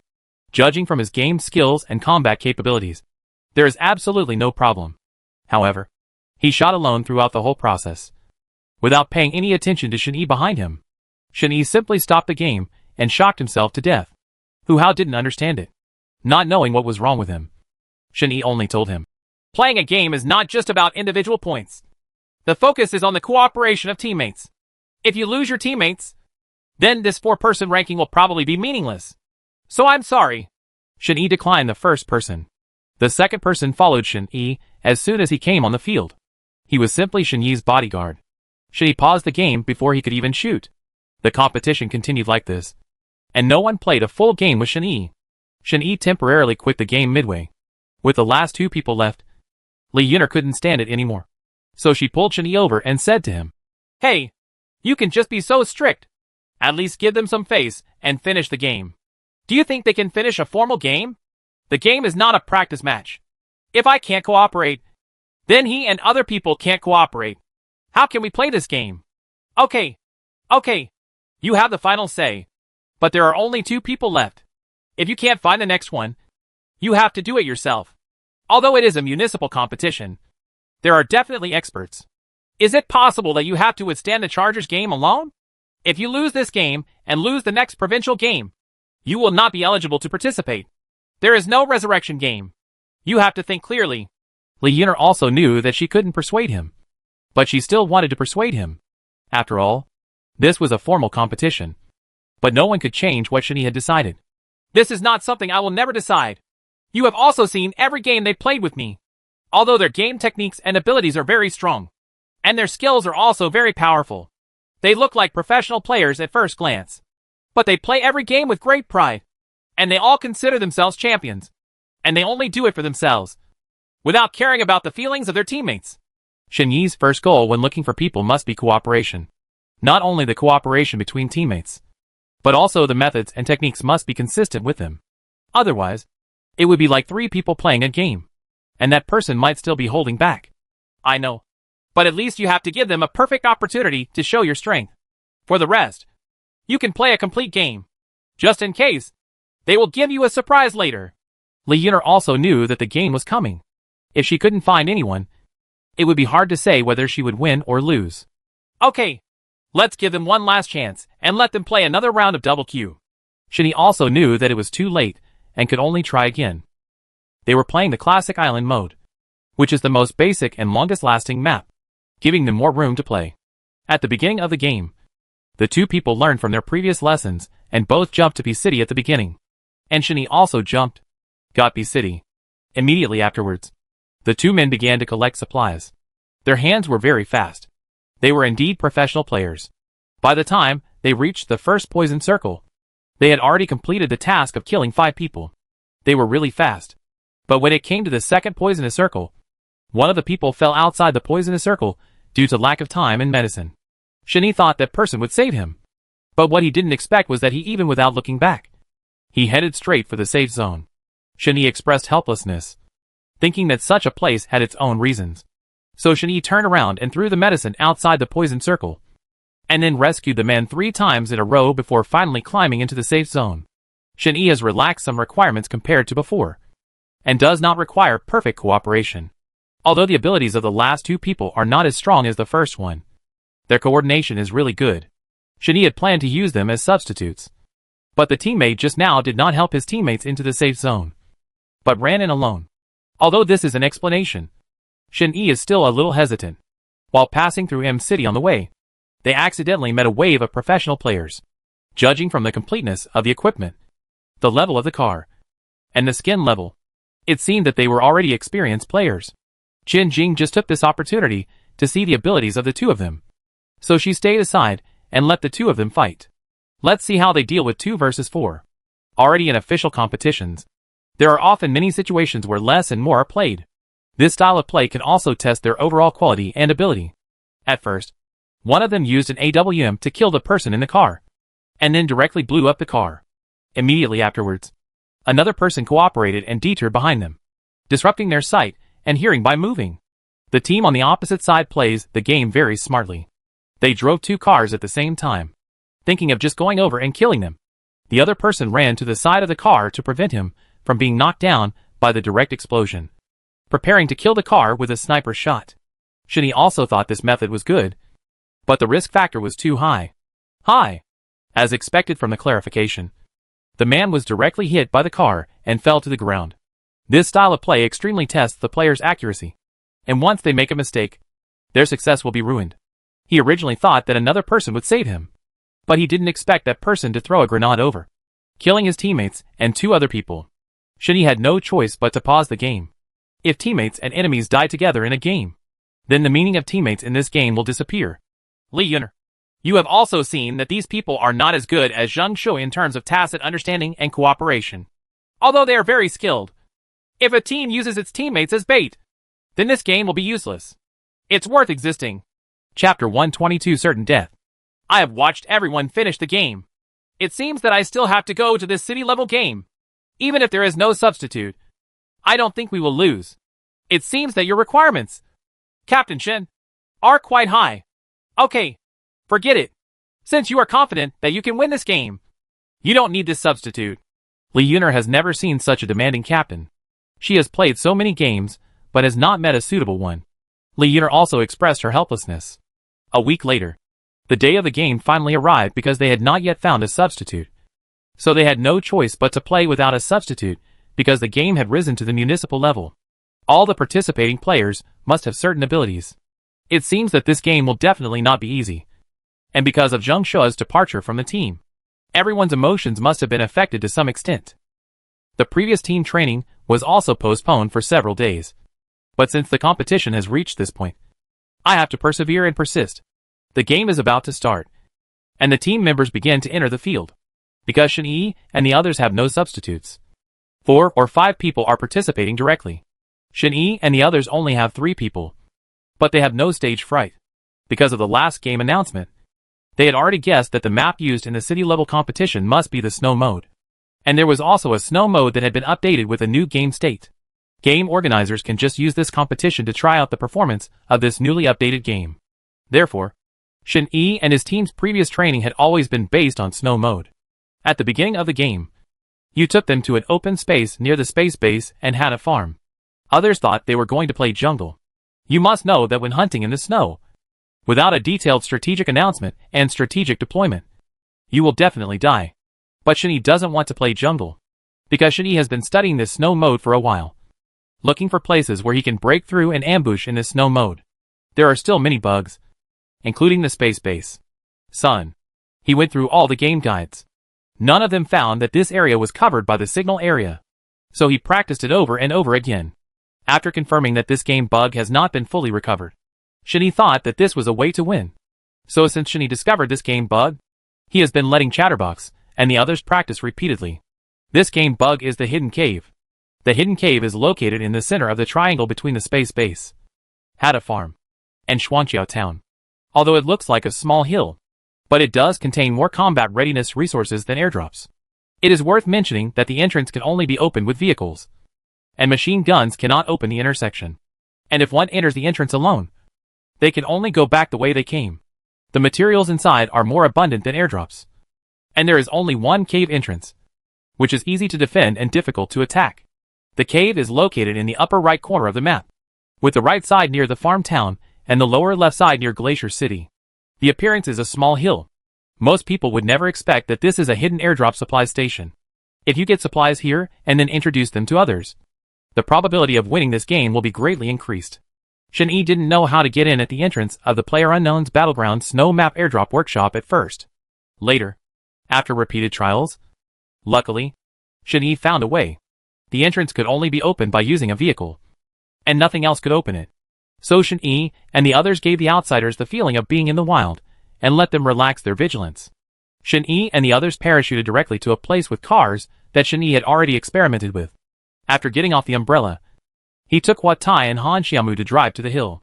They found the right intersection, and let Hua Tai and Han Xiaomu get out of the car. Shin-Yi drove the car himself and crashed directly into it. Chatterbox and the others carefully took cover at the side. Sure enough, the hill collapsed in an instant and turned into an altar-like hole leading below. Let's go in quickly. Finish picking up quickly, and then shoot and lure them over. Shin-Yi immediately drove the car aside, and then they went down to pick up the supplies. Sure enough, as soon as they went down, they saw material packages all over the entrance of the cave. Shin-Yi and the others were dazzled by the sight. They contained everything from level 3 armor to level 3 armor, ghillie suits, and the newly released G36C repeating rifle. There were countless bullets, and Shin-Yi took a 98K and his commonly used August repeating rifle as a second substitute for the submachine gun. Han Xiaomu also took a 98K and a small pistol, because Han Xiaomu didn't need anything else except the sniper rifle. Chatterbox took an AWM and a Bison submachine gun. After filling all the level 3 bags, they came out of the cave and found that there were no gunshots nearby. But instead, there were constant gunshots in the space base, because the new announcement includes a new statue of the Yin Beast, located in the center of the first floor of the aerospace building in the south of the space base. There is a Yin Beast statue hidden inside, which can summon Yin Beast babies. The supplies inside are absolutely abundant. The stairs next to the space base are very easy to hide people, so many people will ambush them.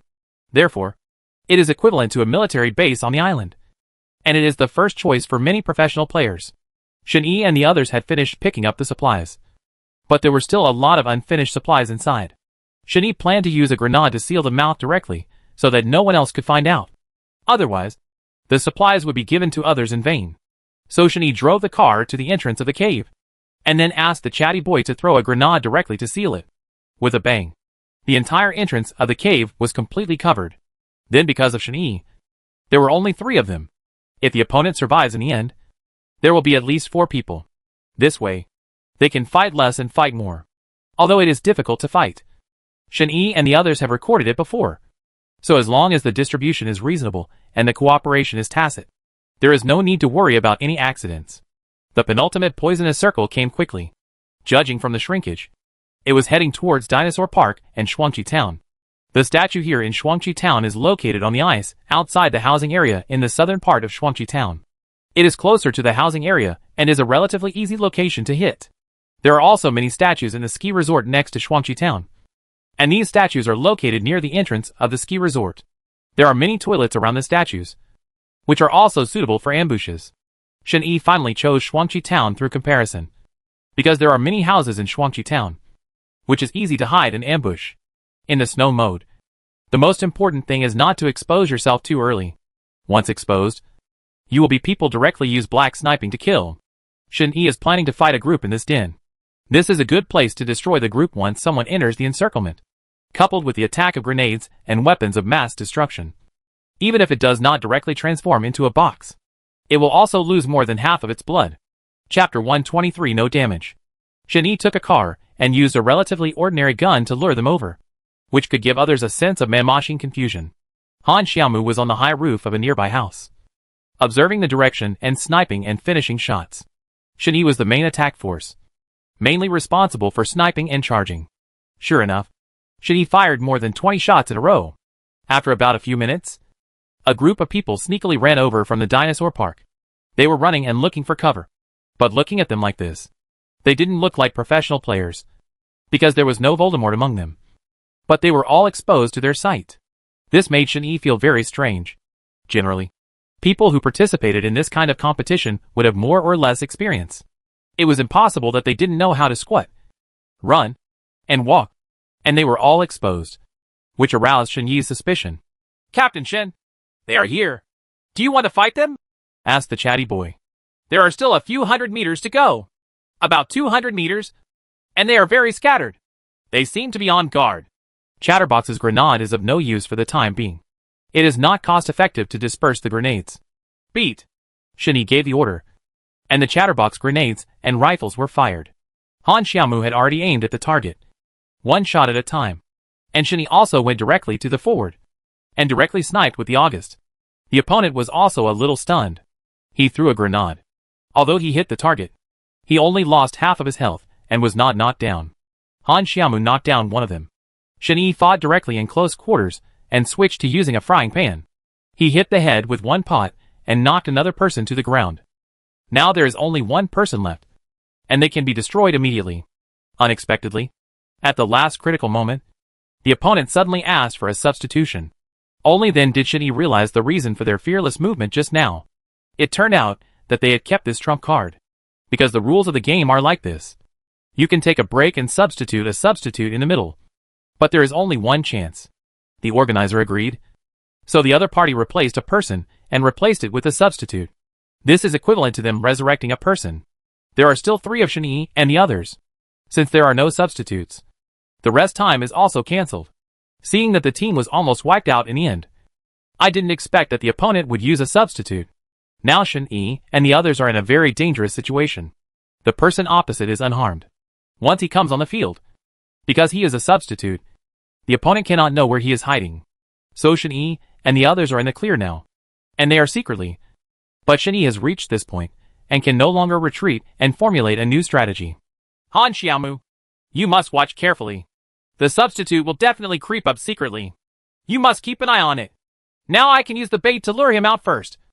And then you report your position to me as soon as possible. Whether I can win or not depends on you. Don't worry, Captain Shen. I will definitely watch carefully. 3.2.1 The game starts.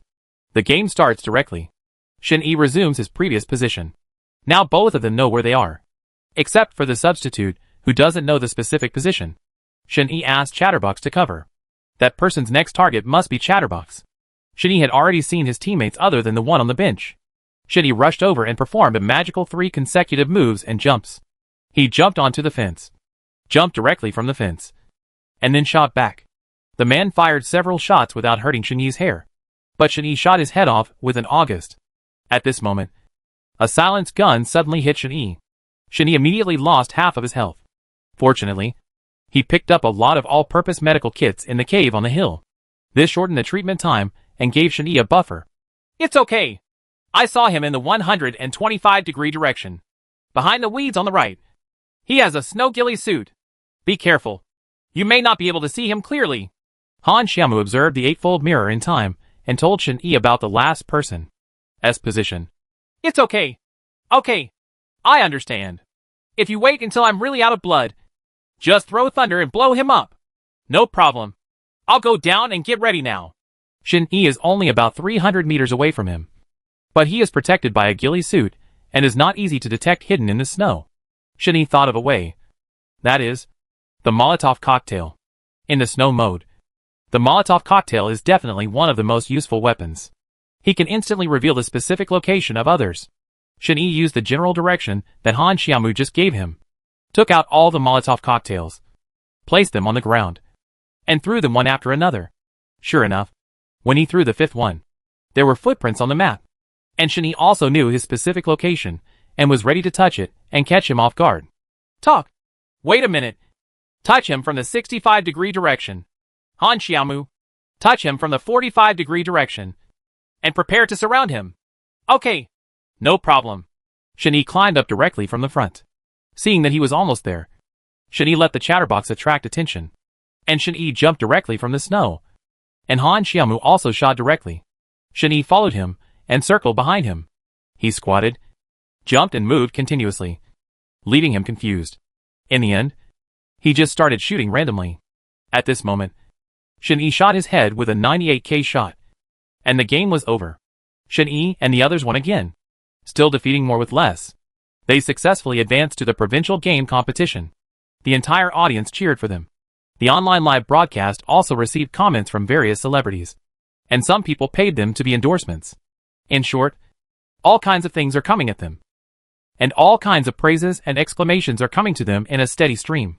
Their game videos are highly popular on the internet. And the popularity of their team remains high. This game competition has accumulated more popularity points for them. Of course, there will also be a lot of negative comments. Such as why only 3 people participated in the competition. And some people said on the internet that Shen-Yi treated the team members harshly. That's why Zheng Shuo left the team. But Shen-Yi didn't care about this. As long as he knew it in his heart and his teammates understood it. It was enough. They returned to the training camp from the competition venue. Immediately, Han Xiaomu sent a congratulatory text message. And Li Yuner also posted a red list on the company's official website and released victory notes on various communication platforms. They also added a lot of bonuses. But now there is indeed a very serious problem. And that is the substitute. Although they won this game with just 3 people. The next one was a provincial competition. An absolute competition between masters. Where masters from all over the country gathered together to compete against each other. It must be absolutely fair. So there is no substitute. This matter has made Shen-Yi melancholy for a long time. And he doesn't know how to solve it. Shen-Yi also observed and realized that everyone's mood was somewhat depressed during this period. Perhaps because of the substitute. Chapter 124 goes straight. It makes everyone feel a little melancholy. The game is less than a week away now. It is urgent, and we must make everyone happy, so that they will have the strength and spirit to face the next game. So Shin-Yi felt that since the company wanted to build a team, this matter had to be discussed with. Lee Yuner will discuss it. So team building must also ask Lee Yuner if she has any good suggestions. After all, Shin-Yi is not good at this kind of thing. As soon as Shin-Yi finished the team training, he came to the company and wanted to ask Lee Yuner for advice and a plan. Lee Yuner, our team training has been too intensive these days. Time is too tight, and everyone is tired. In addition, the matter of substitutes has not been resolved yet, so everyone's spirits are a little low. Do you have any good team building activities? Well, you can take everyone out to relax. Team building. I remember you were very good last time. I saw the photos, and the attractions you visited were very good. Since this is the second official team building of the company, we need to think about it more carefully. So, how about going back first? I'll think about it for a while, and then I'll get back to you on the phone? Okay. Please. Shin-Yi watched them getting more and more tired from training. He thought that too many things had happened during this period, and everyone's mood was also greatly affected.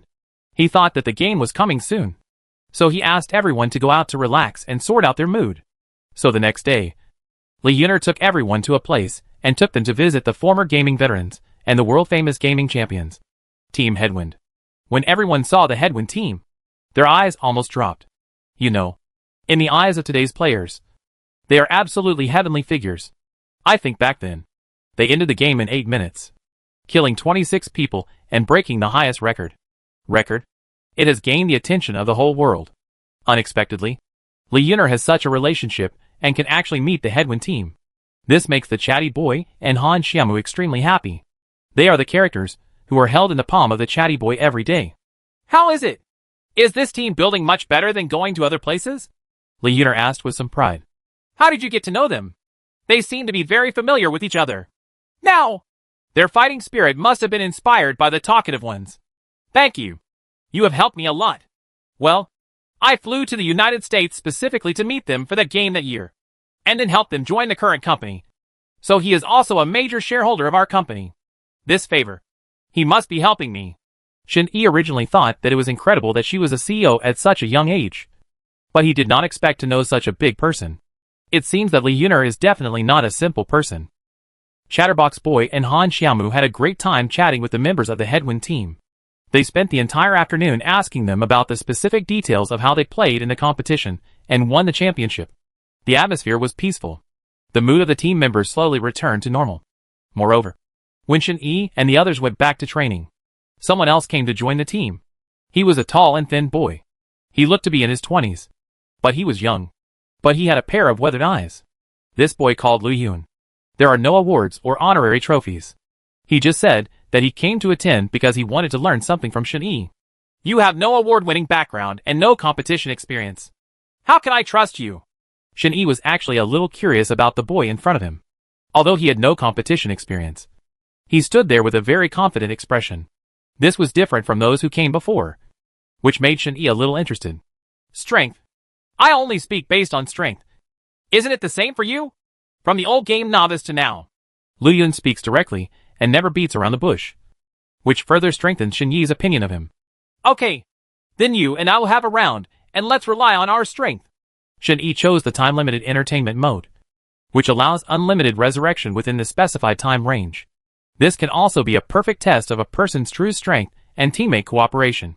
At the beginning of the game, because it is only stipulated to shoot within the corresponding area, and within this range, there are 60 people with random guns and the same number of bullets. There is no assistance such as grenades, so you can only rely on pure marksmanship and accuracy to shoot, and finally judge the victory of the game based on the number of deaths. So Shin-Yi and Lu Yun had a tacit understanding at the beginning not to jump directly into the gun, but to jump directly to the outside, because in this range, the chance of winning if they go directly to the gun at the beginning is definitely very small.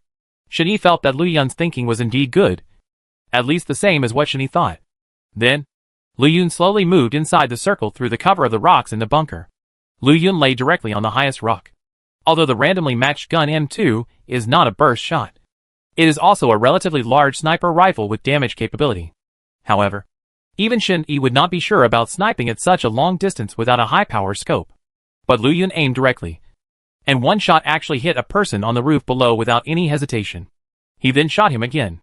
At such a distance and with such vigilance, he could still perform like this. This man's strength was indeed extraordinary. Then Shen Yi tested him and rushed straight down, prepared to shoot directly to test the tacit understanding of cooperation. Shen Yi goes down first, followed by Lu Yun. Shen Yi takes a submachine gun that is not very damaging, because it can be resurrected infinitely. The number of people is not reduced at all. Shen Yi goes down immediately.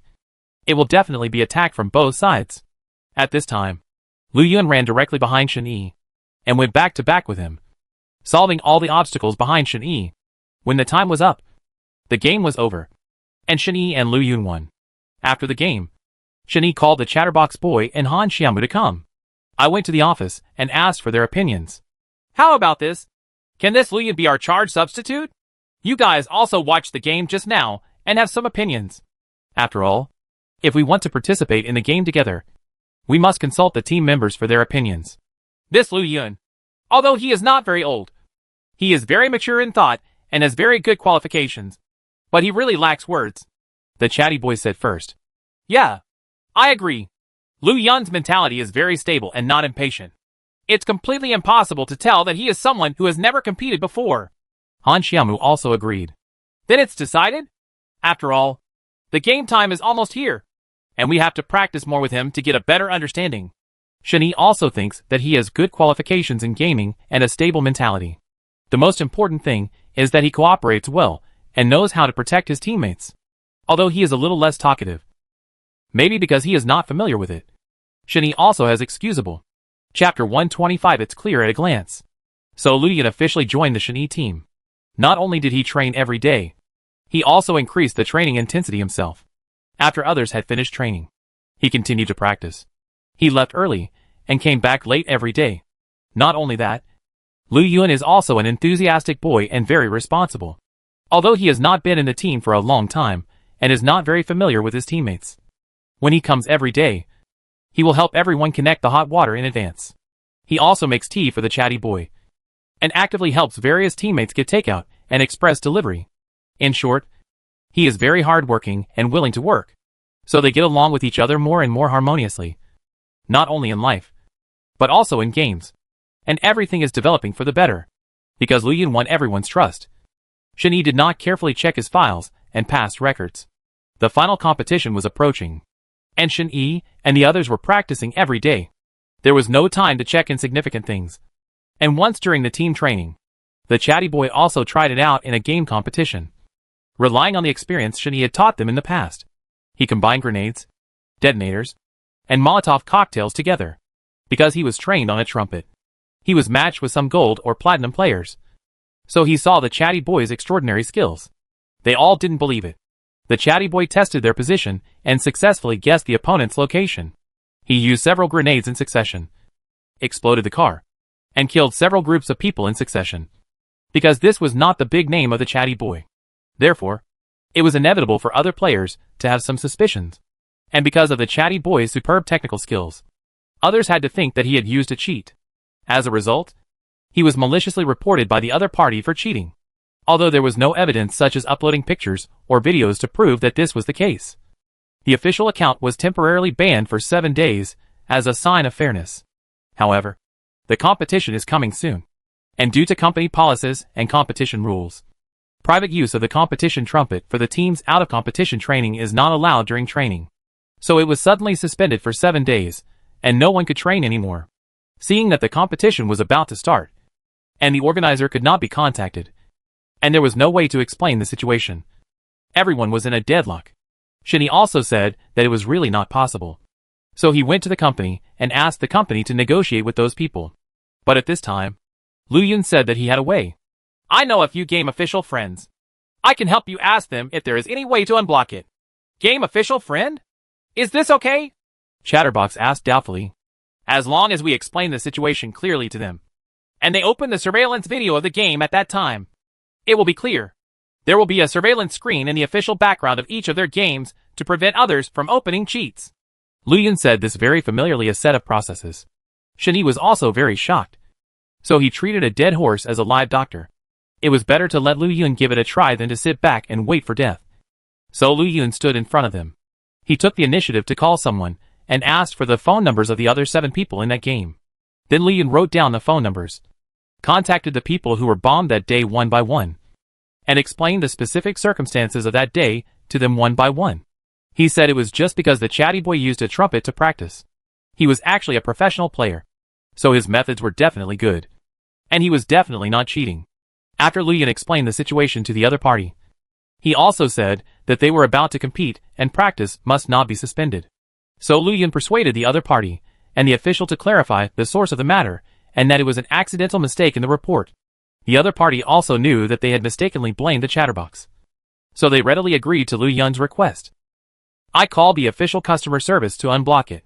Soon, in less than an hour, Chatterbox Boy's account was unblocked. Chatterbox Boy was very grateful to Li Yun. Thank you so much. Fortunately, you didn't delay the team's training because of me. Otherwise, I would have made a big mistake, the chatty boy said emotionally. It's okay. We are all on the same team. Even if it's just for the competition, I will help you. Li Yun was also generous, waved his hand, and said to Shin Yi with a smile. I didn't expect that. Li Yun, you are actually related to the game official. It seems that we are people with a backstage. Han Xiaomu joked. Everyone was also surprised. Unexpectedly, Li Yun actually had such connections. He could directly contact the official and ask for a private game account ID and phone number. Shin Yi also expressed that he was surprised and a little skeptical, saying that this Li Yun was definitely not simple. But he is indeed very good to everyone in the team. And he also has such powerful gaming skills and techniques. But the strange thing is that he cannot be found online. How can there be no record of such a powerful player at all? Shin Yi wanted to check it carefully, but the game was coming soon, so he could only wait until after the game.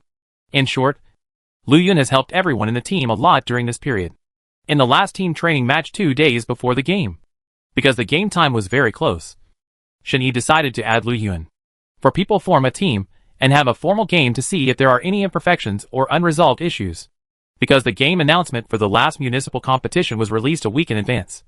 But this time the update mode was not announced. So Shin Yi guessed that this provincial game competition would definitely not be that simple. It should be that the modes switch randomly, which makes people confused. So Shin Yi must try all the possible competition modes and tell the chatty ones about the strategies and countermeasures. Because of the probability, Shin Yi chose the island mode in the first game. After all, this is the basic playstyle. As we all know, military bases, N-ports, and G-ports are the richest high-level resource points on the island map, and they are often battlegrounds for military strategists. However, not every flight route can take into account these locations at the same time. The aircraft route is generally closer to the southeast side of the map, so most people tend to choose to land on both sides of the route. Among them, the military base, port inn, and nuclear power plant with the most abundant supplies are bound to be overcrowded, while M-City, P-City, prisons, and air raid shelters with less abundant supplies will also not have too few enemies. So Shin Yi set up a new strategic plan in response to this situation. Before training, Shin Yi told them the methods he had summarized in the past few days, and also taught them all his new strategies. That is the landing transfer strategy. And the core of the landing transfer strategy is to use vehicle-mounted tools near the landing point to quickly move from the location where enemies are intensively landing to remote areas far away from the route and where enemies are sparse, such as G-Port, which is rich in supplies, Y-City, and other resource points. Chapter 126 Dying. The material richness of these locations is not inferior to that of those near the routes, which can better guarantee the material level of the entire team in the early stage, and can also temporarily avoid high-risk areas such as military bases. This means that you can keep a low profile and avoid the enemy's edge, and because places far away from the route are generally rarely visited by people, this can temporarily leave enough valuable time for early search for supplies, especially for players who team up with 4 people to play black. Since there are not many enemies in the newly moved location, you can spread out to search for supplies more safely, and you don't have to worry too much about lone teammates being surrounded by enemies. At the same time, you can avoid unnecessary battles and sacrifices in the early stages, because in this kind of game the only way is to retain the strength until the finals. But there is a big problem with this, and that is speed and distance. Once you reach the place where you want to go before others, you will be treated as a target by others. So the problem of vehicles is very serious. While Shin Yi was talking, Li Yun held the mouse in his hand and stared at the computer. He was stunned and suddenly asked an unprecedented question. Yes, that's right. Since the transfer strategy relies on vehicles for transfer, it is best to land near common car brushing points such as garages and roads, so that everyone can get in the car and transfer together after landing. It can save the time of finding a car in the early stage and use it to search for supplies later. However, there is uncertainty in searching for a car next to the highway, so the garage near the housing area is the first choice for landing point. Shen-Yi also answered Lu Yun's question very well. After all, no one could understand this new style of play at first. Shen-Yi had also thought about these issues mentioned by Lu Yun before. So Shen-Yi had already done a lot of location information about the vehicles at the landing point, and found 4 that were more practical and suitable for most routes. Garage landing point. That is the R City Garage, P City Garage, M City Garage, and the garage at the intersection of roads in the northeast corner of the Institute area. These locations are not only adjacent to P City, which is rich in resources, G Port, and prison air raid shelters. Very few people will jump directly to these places because they do not have accurate location information. Once they jump wrong, it means that they can only rely on airdrops to obtain good materials in this game. The crisis of airdrops is far greater than these.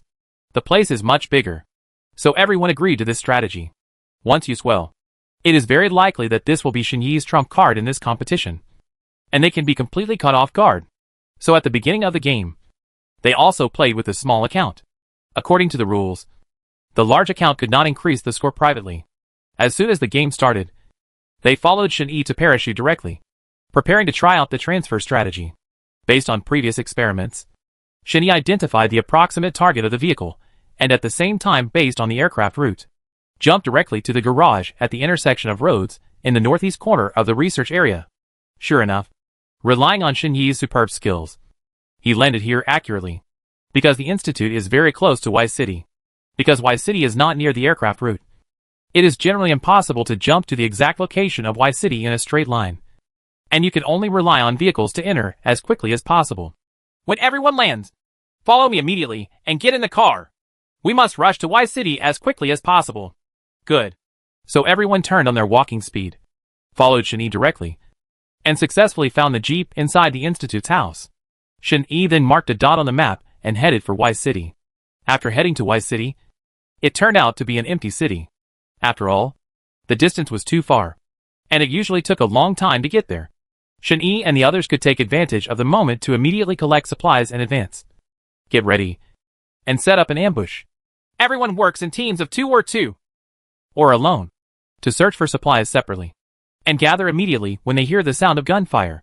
This way, the scope is larger and easier to control.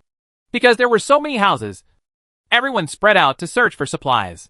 Han Xiaomu and Lu Yun came to the front row of Y City to search. Chatterbox and the others searched back. There were not a large number of teams coming now, so the danger was not that high. Each of them put away their guns, which made them faster. Just when Han Xiaomu had searched most of the house, he suddenly found a single person in the small house area outside Y City. Han Xiaomu looked like he was a human and a machine, so he planned to kill him directly. Unexpectedly, when Han Xiaomu went to take aim, the man suddenly disappeared. Later, when Han Xiaomu turned around, he was directly shot by someone, because Han Xiaomu now only had a second-level armor and a second-level head. Therefore, the protective function was not that strong. Han Xiaomu was directly knocked out of half of his health. Han Xiaomu immediately hid behind the stone bunker, but there was someone in front of him. Han Xiaomu finally understood. She had entered someone else's circle. With Han Xiaomu's current position and supplies, she could not last more than a minute. Han Xiaomu thought there was only one man and machine, but he didn't expect it to be an ambush. Han Xiaomu felt that this round was definitely over for him. He saw the people around him slowly crowding towards him. Han Xiaomu had run out of bullets. The first aid kit was gone, and he still had 1/3 of his health left. At this moment, dense gunfire came towards this side. Looking in the direction, Lu Yun was using a submachine gun to attract fire, and Shen-Yi and Chatterbox were also slowly approaching because Shen-Yi and the others were too far away. If this continues, Han Xiaomu's blood volume will definitely be exhausted. So when Lu Yun saw this, Kamai said to Shen-Yi, "You can't get through. Cover me, and I will save Han Xiaomu." So Shen-Yi and the chatty boy rushed to shoot and throw grenades in the direction of Han Xiaomu, so that they could not take care of Han Xiaomu for a while. Lu Yun also took advantage of this opportunity and threw 3 or 4 smoke bombs directly. He found the direction of Han Xiaomu and slowly touched the person behind Han Xiaomu. Taking advantage of the confusion of the smoke bombs, Lu Yun successfully crawled to the enemy. Later, in order not to reveal his position, he took out the pan and knocked the man down directly, and then refilled the pan. Then he found the dying Han Xiaomu, quickly helped her up, and threw 5 packs of medicine to Han Xiaomu from the backpack, plus an all-in-one med kit. Smoke grenades will soon be ineffective. Lu Yun took the opportunity to prepare to destroy them directly.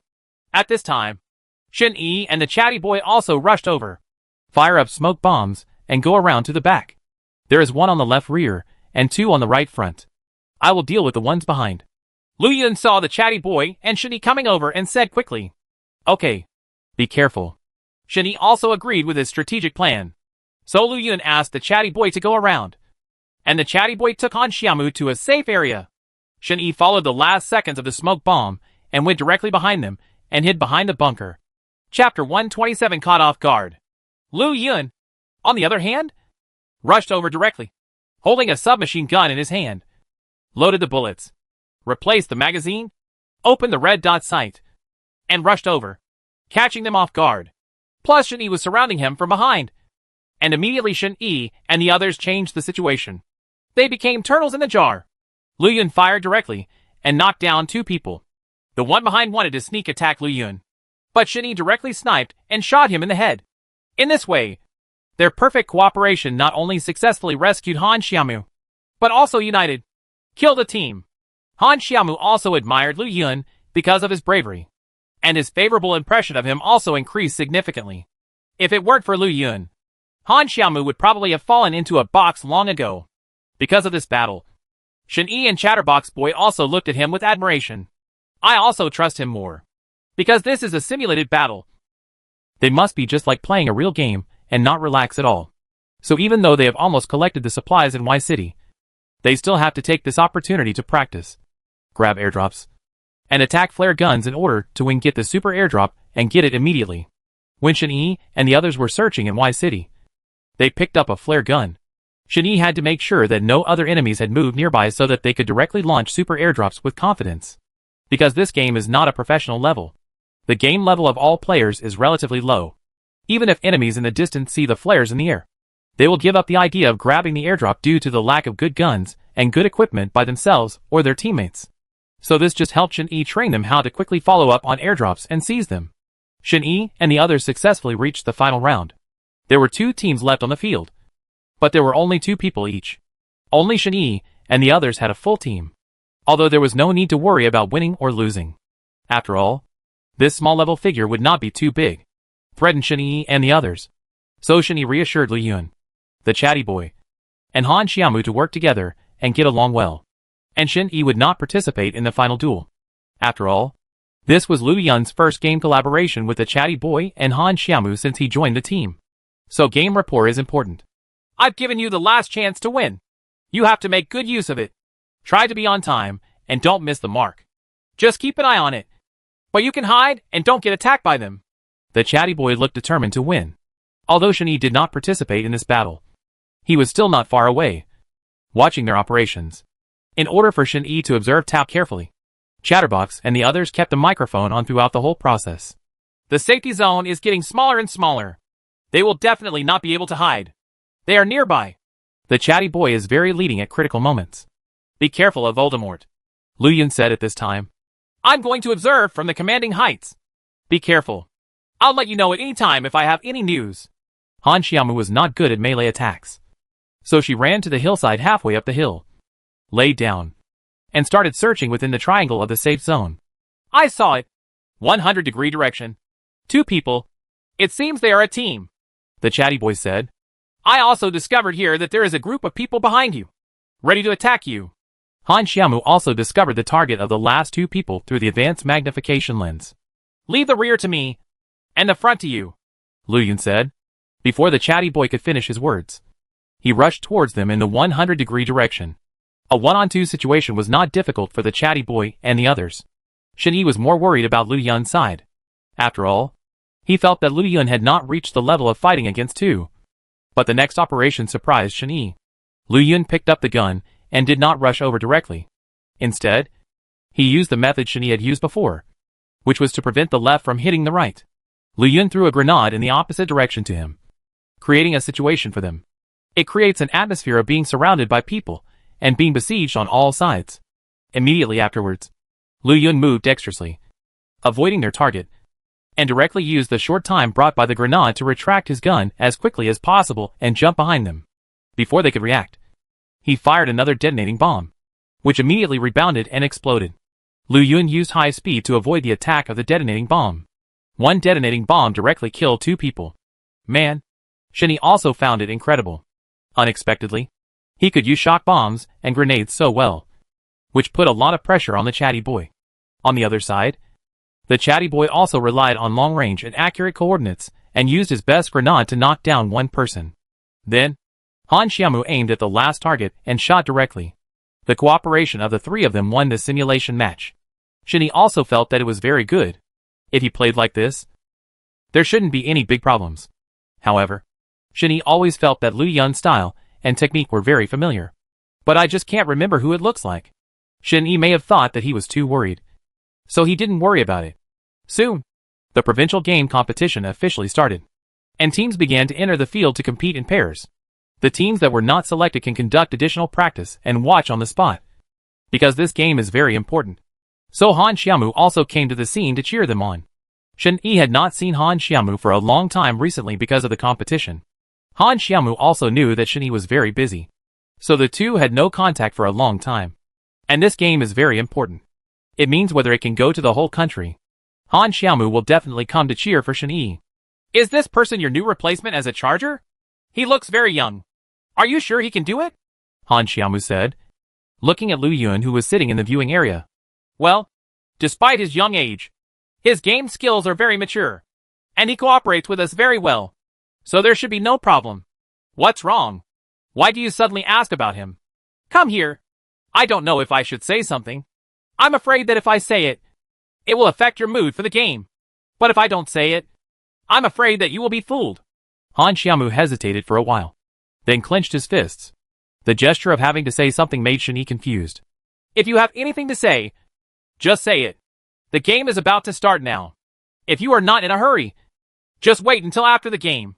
No, I must say, I saw it that day. Han Xiaomu leaned into Shen Yi's ear and muttered a lot. Shen Yi's face slowly became very intriguing and unpredictable. Are you sure what you said is true? Shen Yi still couldn't believe it. Of course I'm sure. I saw it with my own eyes and heard it with my own ears. Han Xiaomu put his hands on his waist and looked confident. Chapter 128, Alarming the Snake. Don't talk to others about this matter first. I will solve it after the game. But if the game is, don't worry. I will win this game. Shen Yi looked at the spectator stand and said thoughtfully. Shen Yi, we are almost here. Do you still want to chat? We are coming soon. The chatty boy watched Han Xiaomu and Shen Yi chat for a long time and almost lost track of time. Shen Yi then returned to the competition site.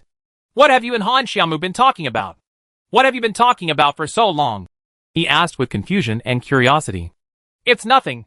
Just let me play the game well or something like that. The game is about to start. Everyone, get ready. Before the start of the game, team representatives will be sent to draw lots in map mode to make a fair selection. Shen Yi stepped forward, and with good luck, he won the rainforest mode. They practiced this mode often. The chatty boy and the others also breathed a sigh of relief. This game should be a sure win. They were playing against a professional team named Mind, a deadly rival to Li Yun'er's company. Now the game was getting interesting. They are chatty and still follow Shen Yi to skydive every day. You must know that a good landing point may be half the price of your chicken. The skill of skydiving can be said to be a strong guarantee for a quick start. Landing first or being closer to the supplies can greatly increase the team's strength.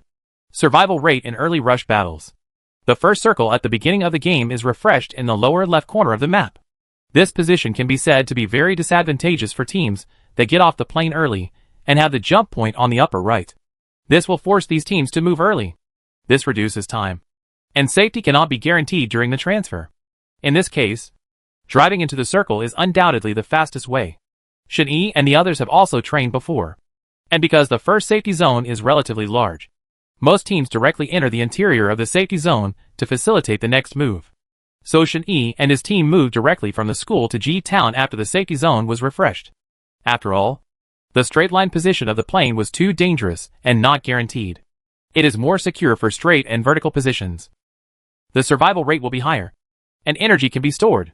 At the same time, the war has started in the middle of the safety zone. Listening to the sound, it is definitely a situation where several teams are fighting at the same time. The second safe zone continues to refresh in the lower right corner of the map. At this time, all teams are basically moving closer to the circle quickly. Shen Yi and his team occupy the gun tower on the hillside, preparing to conduct a target shooting ambush on the enemies passing down the mountain. Everyone, get ready. 2 teams of people are coming. Shen Yi used the magnifying glass to observe that it seemed that the team that had just survived the military base was preparing to approach the finals. However, although they were 2 teams, they were advancing in opposite directions. Therefore, the 2 teams did not collide. It happened that Shen Yi and the others saw clearly and could destroy both teams if they had the chance. I saw that Han Xiaomu was mainly responsible for observing at all times above the gun tower, while Lu Yun and Shen Yi were the main attackers on the front line. Shen Yi and the others faced 2 teams. That is, 8 people. Such difficulty was not common in competitions. Shen Yi saw that the 2 cars they drove over and the one he found in the city were all parked crosswise. This is the only place where their 2 teams must pass. Shen Yi's team members gathered all their vehicles behind the turret, and the vehicles were also placed on top of each other. The purpose of this is to protect the vehicle to the maximum extent and prevent it from being punctured by the enemy and delaying their movement. Moreover, even if the vehicle is attacked by the enemy, it can still ensure that there are intact vehicles available for use. Now that the fight has reached this point, the teams that are entangled with the poison will definitely choose to call a truce and run away from the poison.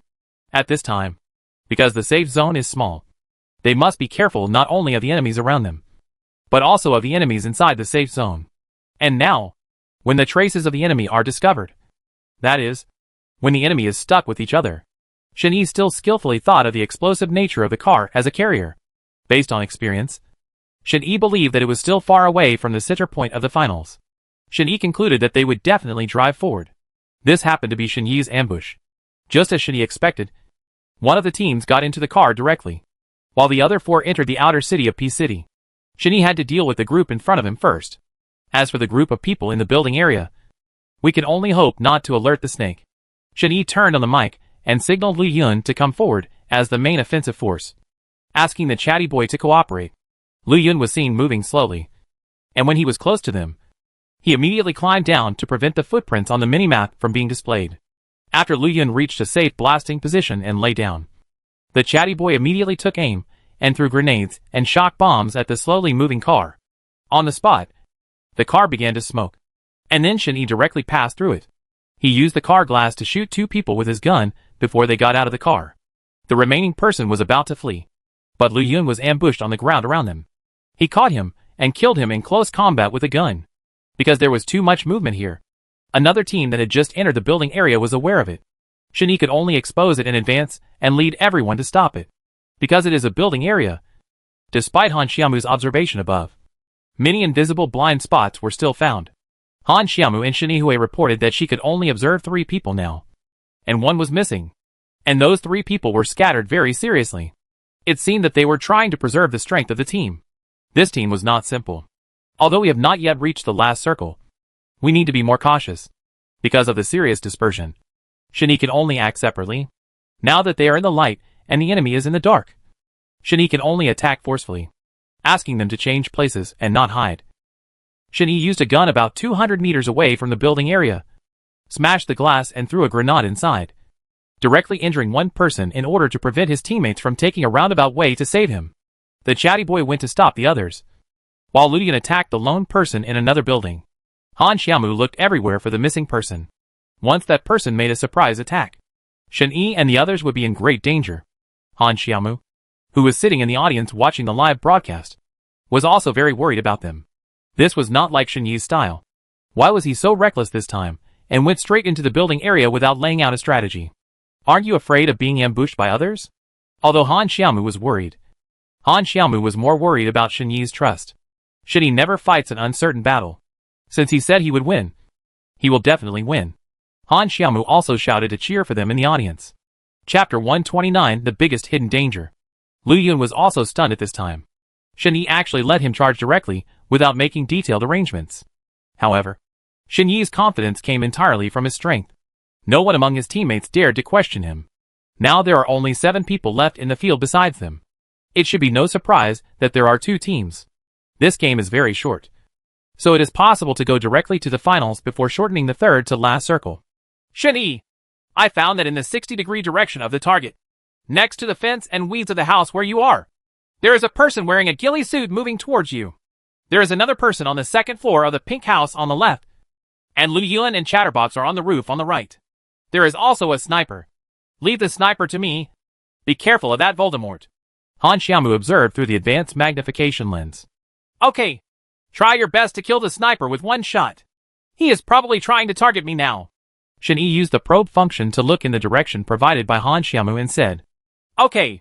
There was just a bang, and Han Xiaomu hit the target with a direct shot. The man didn't know where the gunshot came from until he died. Han Xiaomu's shooting skills became more and more agile. Now there is another biggest hidden danger, and that is Voldemort wearing a ghillie suit. It is impossible for him to enter the house. It is more convenient for him to hide outside. Talk. Lu Yun, I'll leave the 2nd floor man on the left to you. I'll deal with Voldemort. Shen Yi picked up the gun, broke the glass and jumped from the 3rd floor window fence. On Lu Yun's side, the 2 men moved in 2 directions, blocking his 2 entrances and exits respectively. Then Lu Yun climbed up from the door to the window fence on the 2nd floor. He was now only separated by a wall from the man. But as long as Lu Yun moves, the footprints on the map will immediately reveal his location. Now he can only rely on the chatty boy to draw his attention to the back, so that Lu Yun has the opportunity to jump in and shoot him. After the chatty boy confirmed that Lu Yun was going up, he walked directly up the stairs. The purpose was to show this man's back to Lu Yun, so that he could snipe him. Sure enough, he was fooled and looked for the chatterbox boy's footsteps. Lu Yun took advantage of the moment and jumped into the house. Before he could react, he shot him dead and solved the problem with perfect cooperation. Shen Yi on the other side also used the deceptive nature of smoke bombs to perfectly solve Voldemort. After all, this was a housing area. Even if he ran again, he would still have to pass through a road, where Shen Yi was waiting for him. Sure enough, he hit the target directly. Now they have defeated 5 teams. Now due to the reduction in the number of people, they have been reduced to the finals. But the finals are different because everyone in the finals is relatively close. It is easier to find each other, and everyone is aiming at the center of the safe zone. Whoever touches the center will become a target of fire. At this time, Shen Yi let them get stuck like before. Make sure there is no one behind you. Then stick the poison into the circle, and run the poison in an arc. Because walking in a straight line means it is easier to be discovered by the enemy. Sticking to the edge of the poison circle and entering the safe zone is the least likely to be exposed. As soon as you enter the circle, look for bunkers, buildings, rocks, trees. If there are no bunkers, use smoke bombs to create bunkers, Shen Yi told them when they were approaching the finals. In the finals, the importance of bunkers is self-evident. It is the key to victory. This mountain battle also determines the brutality of the finals. Taking a good position basically locks the battle. After Shen Yi and the others cleaned up the enemies around them, they quickly approached the middle of the mountain, hoping to occupy a good position. However, unexpectedly, they encountered the last team squatting halfway up the mountain, the mine team. Because the incident happened suddenly, they could only rely on guns and grenades to attack. And with the safety zone still shrinking, Shen Yi and the others had no choice but to fight with their last resort. Shen Yi followed the smoke bomb and rushed up the hillside smoothly. Although mine accidentally knocked down Han Xiaomu due to its geographical advantage. But one of them was knocked down by Shen Yi. The 10 seconds to save his teammates also gave Shen Yi and the others a little buffer. None of them expected that they would suddenly appear. Obviously, Shen Yi and the others were ambushed. They had obviously ambushed here early in the morning. If Shen Yi hadn't suddenly reacted quickly and took the opportunity to knock down one of them, they would have been wiped out by the group. Now is the real 4-person gun battle. Based on the fact that one of their teammates was knocked down just now, Shen Yi could also see that they were not very powerful players. Otherwise, they would not have been accidentally killed. Shen Yi asked everyone to cover behind the bunker or follow the previous tactics and prepare to throw smoke bombs and grenades.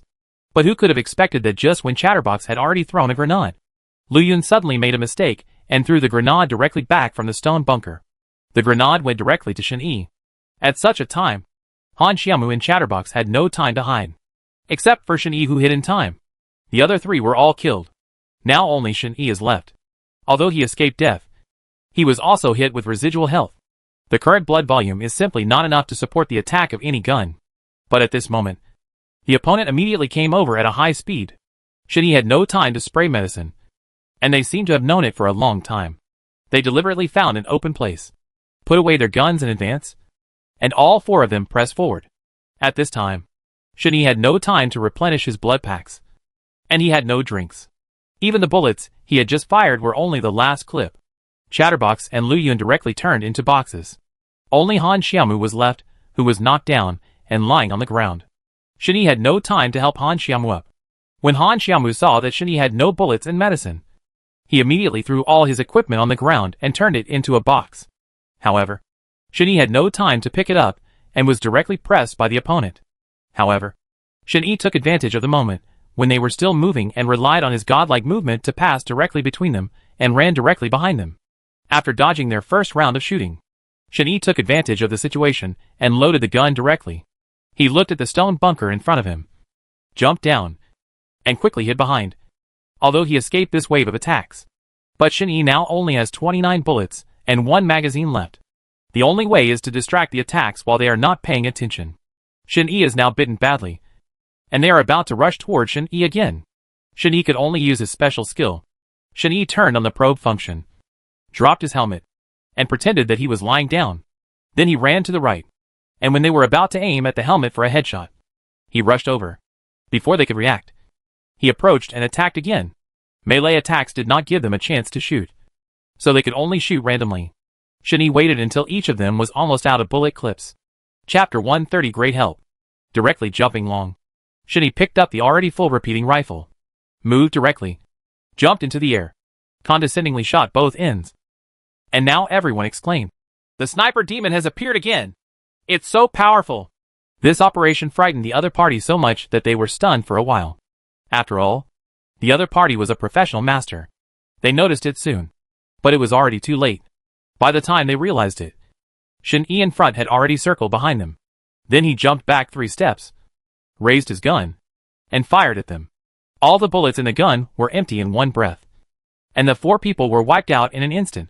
The audience cheered, and some even cried with excitement. Han Xiaomu also shed tears.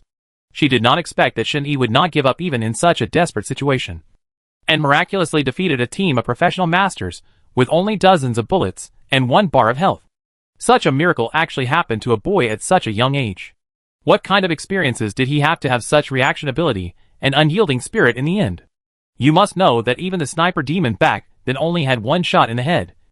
Although outsiders did not know Shen Yi's true identity, but in their eyes, Shen Yi is now more powerful and rational than the previous sniper demon, and his attitude towards his teammates is completely different from the previous sniper demon.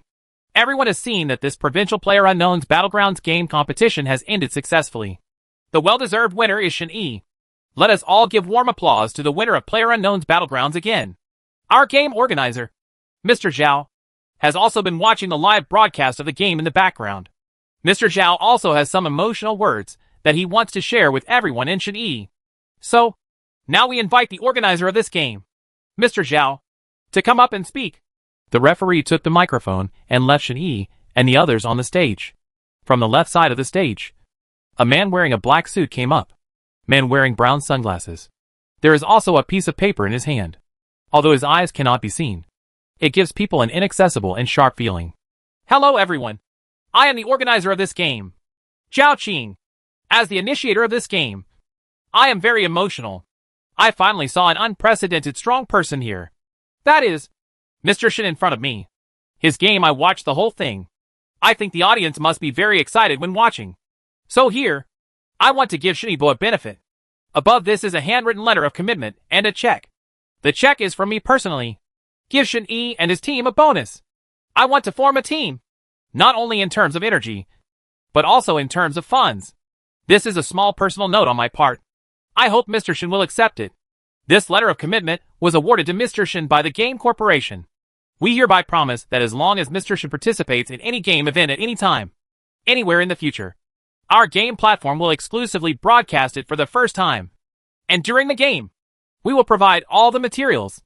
I think this is the only way only the reward can be worthy of Mr. Shin's ability. As the man spoke, he raised the paper in his hand and slowly handed the check and letter of commitment to Shin-Yi with both hands. Thank you, Mr. Zhao. The victory in this game is definitely thanks to my teammates. Without their help, we would not have been able to win this game. So this honor belongs to them. Shin-Yi hugged the words the tubercular boy said to them over his shoulder. Yes, that's right. How important a good teammate is. I hope to see your wonderful games again on major competition platforms in the future. The game was over, and they finally went through all kinds of hardships and achieved the final victory. As soon as Shin-Yi finished the game, the chatty boy and Han Xiaomu rushed over and hugged Shin-Yi. Han Xiaomu cried so hard that the chatty boy couldn't say anything. He didn't say anything. He just hugged Shin-Yi tightly. Even the referee was stunned and did not speak. The entire scene was filled with thunderous applause and endless appreciation. And only Lu Yun silently left the game table and got off the field. After the game, they returned to the company's training camp. The chatty boy seemed to suddenly remember something. He suddenly grabbed Shin-Yi and said, I'm so happy just remembering it. What about this guy Lu Yun? If he hadn't thrown in the wrong direction, we would have been so passive. Really? This kid did something wrong and ran away. I'm here. You can scold me if you want. Lu Yun suddenly appeared at the door. Tell me about you. Didn't you do well in training before? How could you make such a stupid mistake when it comes to the official competition? Oh, let me say how good you are. Chatterbox actually liked Lu Yun before. So even though he said he didn't forgive him, he didn't blame him too much in his heart. After all, this is the first time for him to compete on such a big occasion. So it is inevitable that he will be a little nervous. This talkative guy is also very talkative. Okay.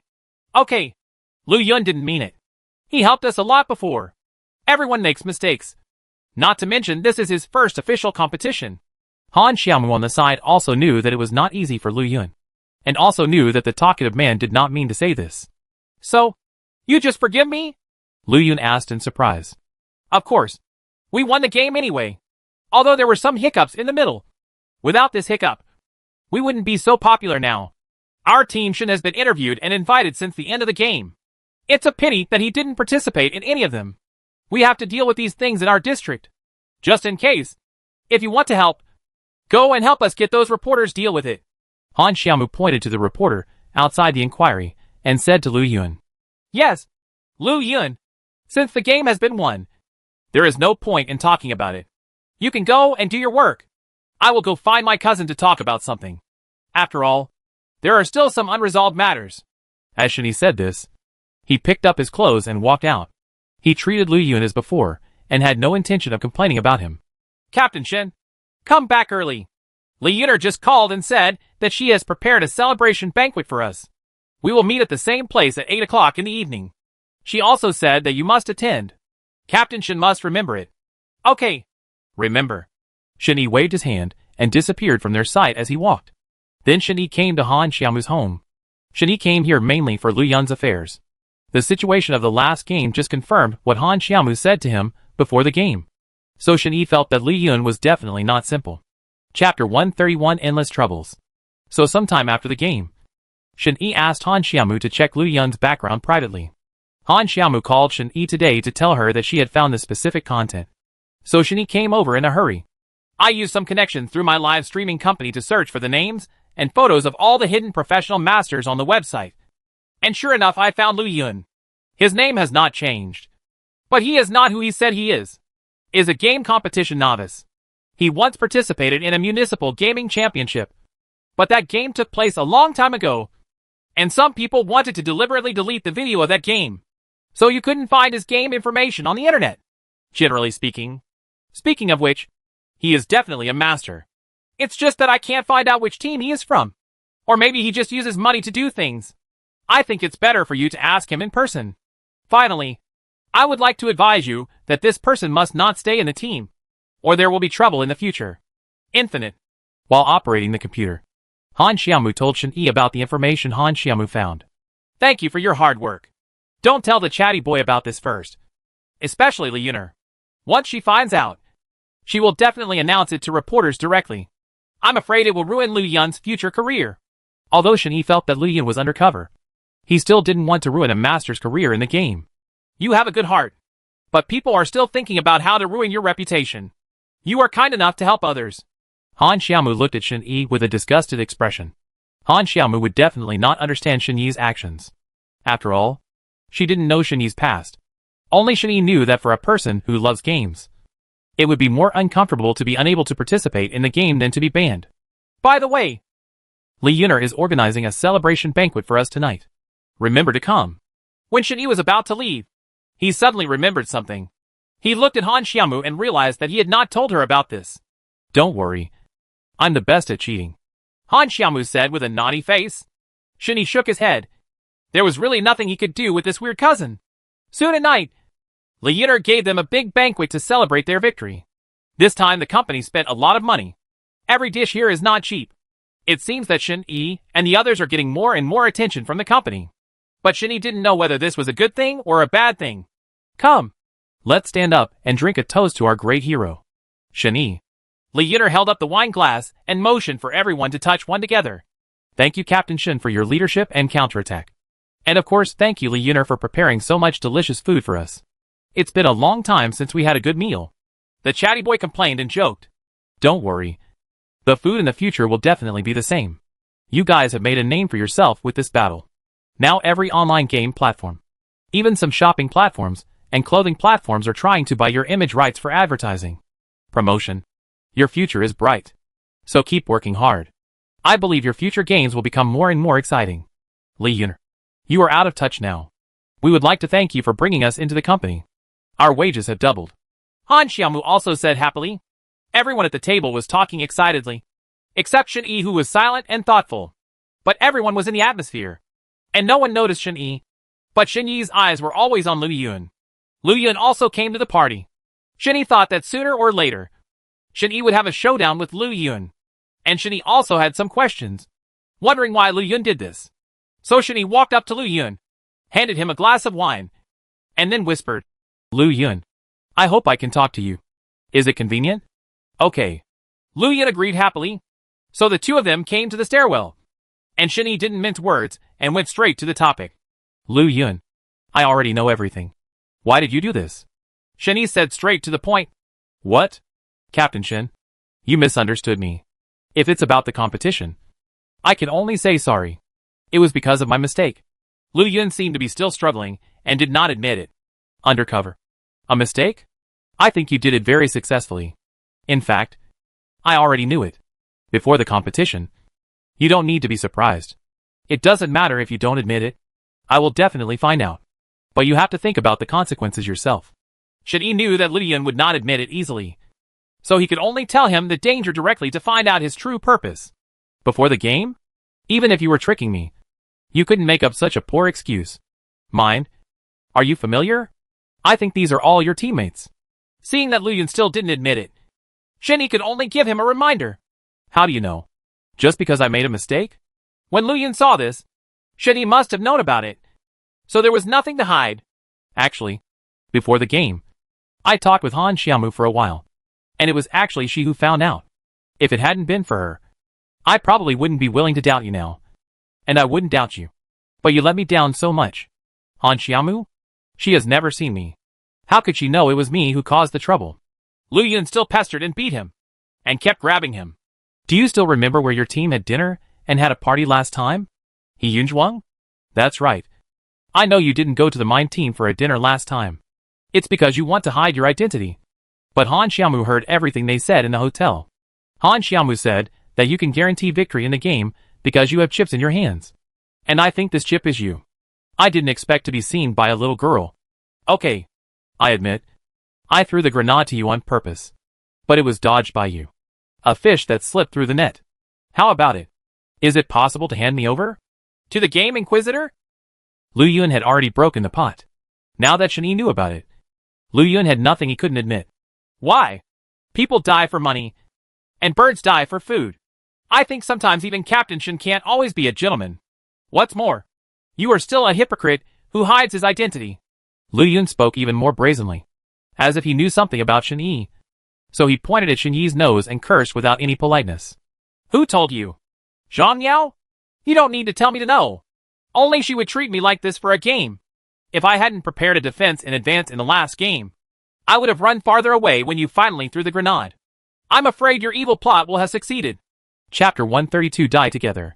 When Shen-Yi saw that Lu Yun had not told the Chatterbox and the others about his identity, he guessed that Lu Yun was also afraid that Shen-Yi would tell the media about it.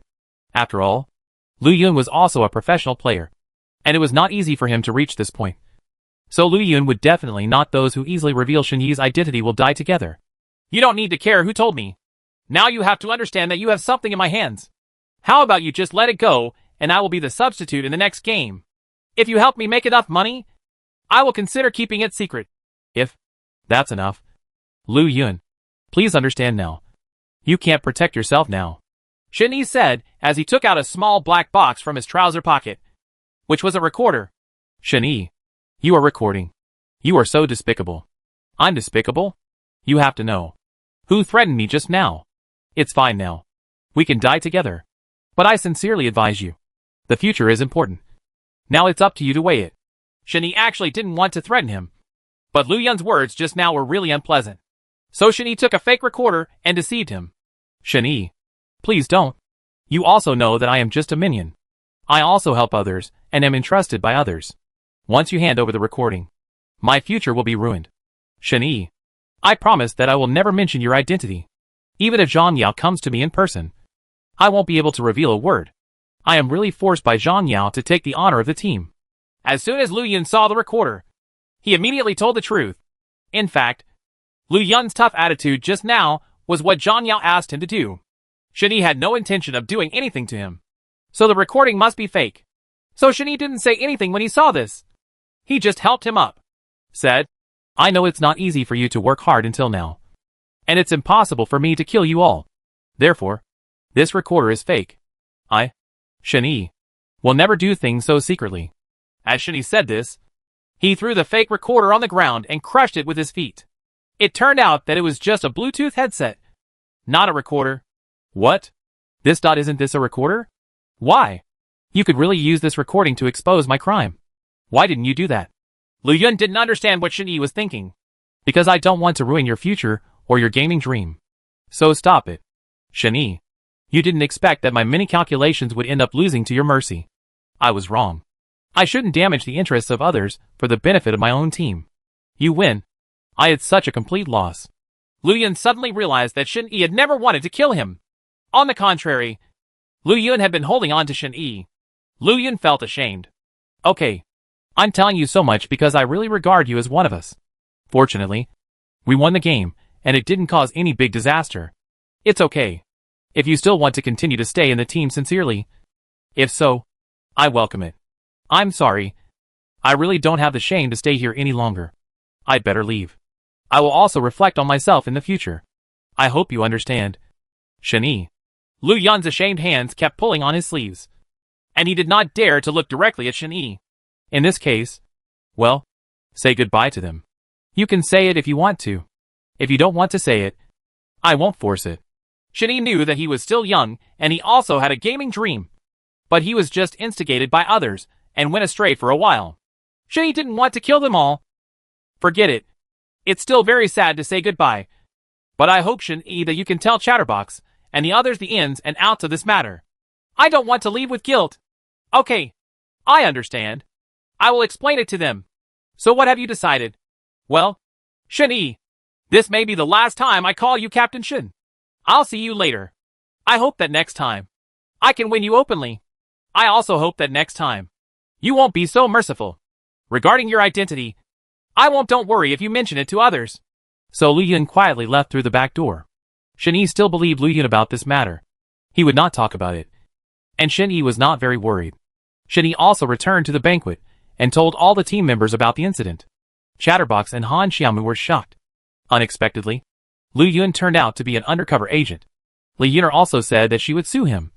But Shen-Yi finally stopped her. This matter is over. No one should discuss it anymore. Let the past go by. Fortunately, we won in the end. Right. Yes. That's enough. Let him pass the rest. And there's good news. We won the provincial championship this time. And then we will be qualified to officially participate in the official PUBG competition. Contest. Not only is the scene getting bigger and bigger, but the prize money has doubled.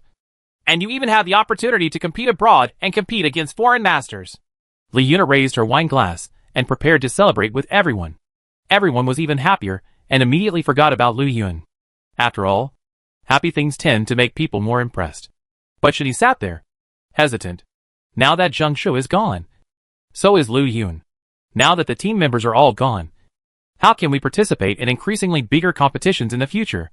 At 10 minutes late at night, Shani settled them down and returned them to the base. While everyone was resting, Shani not only did not go home, but also came to the training ground alone. He turned on his mobile phone and logged into the game account, because he needs a charger. And if there are not enough people in the next competition, not only will there be problems with registration, but also the people he will meet in the future will become more and more powerful. If they can't find a suitable charger, their chances of winning will be too small. You will only lose miserably. Because the people who can participate in these competitions are definitely not good people. And the people participating in the team competition are not just ordinary teams. Even professional players must be team players on the advanced list. There will even be some newly established professional teams that will use these large and small competitions to practice. So the chance of encountering a full professional team is very high. So Shani chose the entertainment mode, a faster style of play, because PlayerUnknown's Battlegrounds and Exciting Battlefield were also revealed to have similar updates. The entertainment mode has also added many special competitions, including 6 entertainment modes: Shotgun Fire, Jedi Sniper, Wild Fighting, Pistol Duel, Speed Battlefield, and Fully Armed.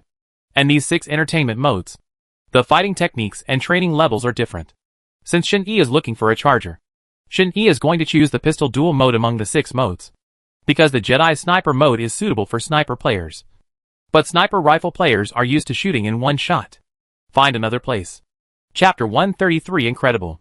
So for them, players who are good at crouching around and attacking with pistols are natural enemies. Shotgun Fire mode is suitable for troll lovers. Therefore, the Pistol Duel mode is highly entertaining. In the Wild Fighting mode, it is mainly a fist-to-fist contest. The Speed Battlefield mode is similar to the Pistol mode, except that it is a decisive battle in the finals. All you need is good marksmanship and good positioning. The psychological quality should also be good. So it can be said that these modes are a great test for the player's psychology, giving them a dual feeling of tension and excitement. Shin-Yi then chose the Extreme Speed Battlefield mode. It is a mode that combines pistol mode and limited time mode.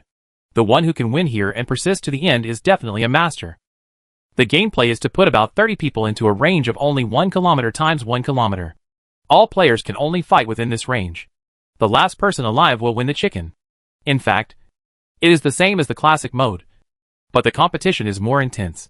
The pace is faster, because the entertainment modes are all conducted in a small area with a diameter of 500. And there are 28 people in each game. This entertainment mode speeds up the pace of the game, making the entire game more exciting and confrontational. It also tests the player's patience and ability. As soon as the game started, Shin-Yi chose to parachute in the nearest area and followed multiple teams to land in resource-rich housing areas, because the most dangerous place is also the safest. And you can also observe other people's fighting techniques.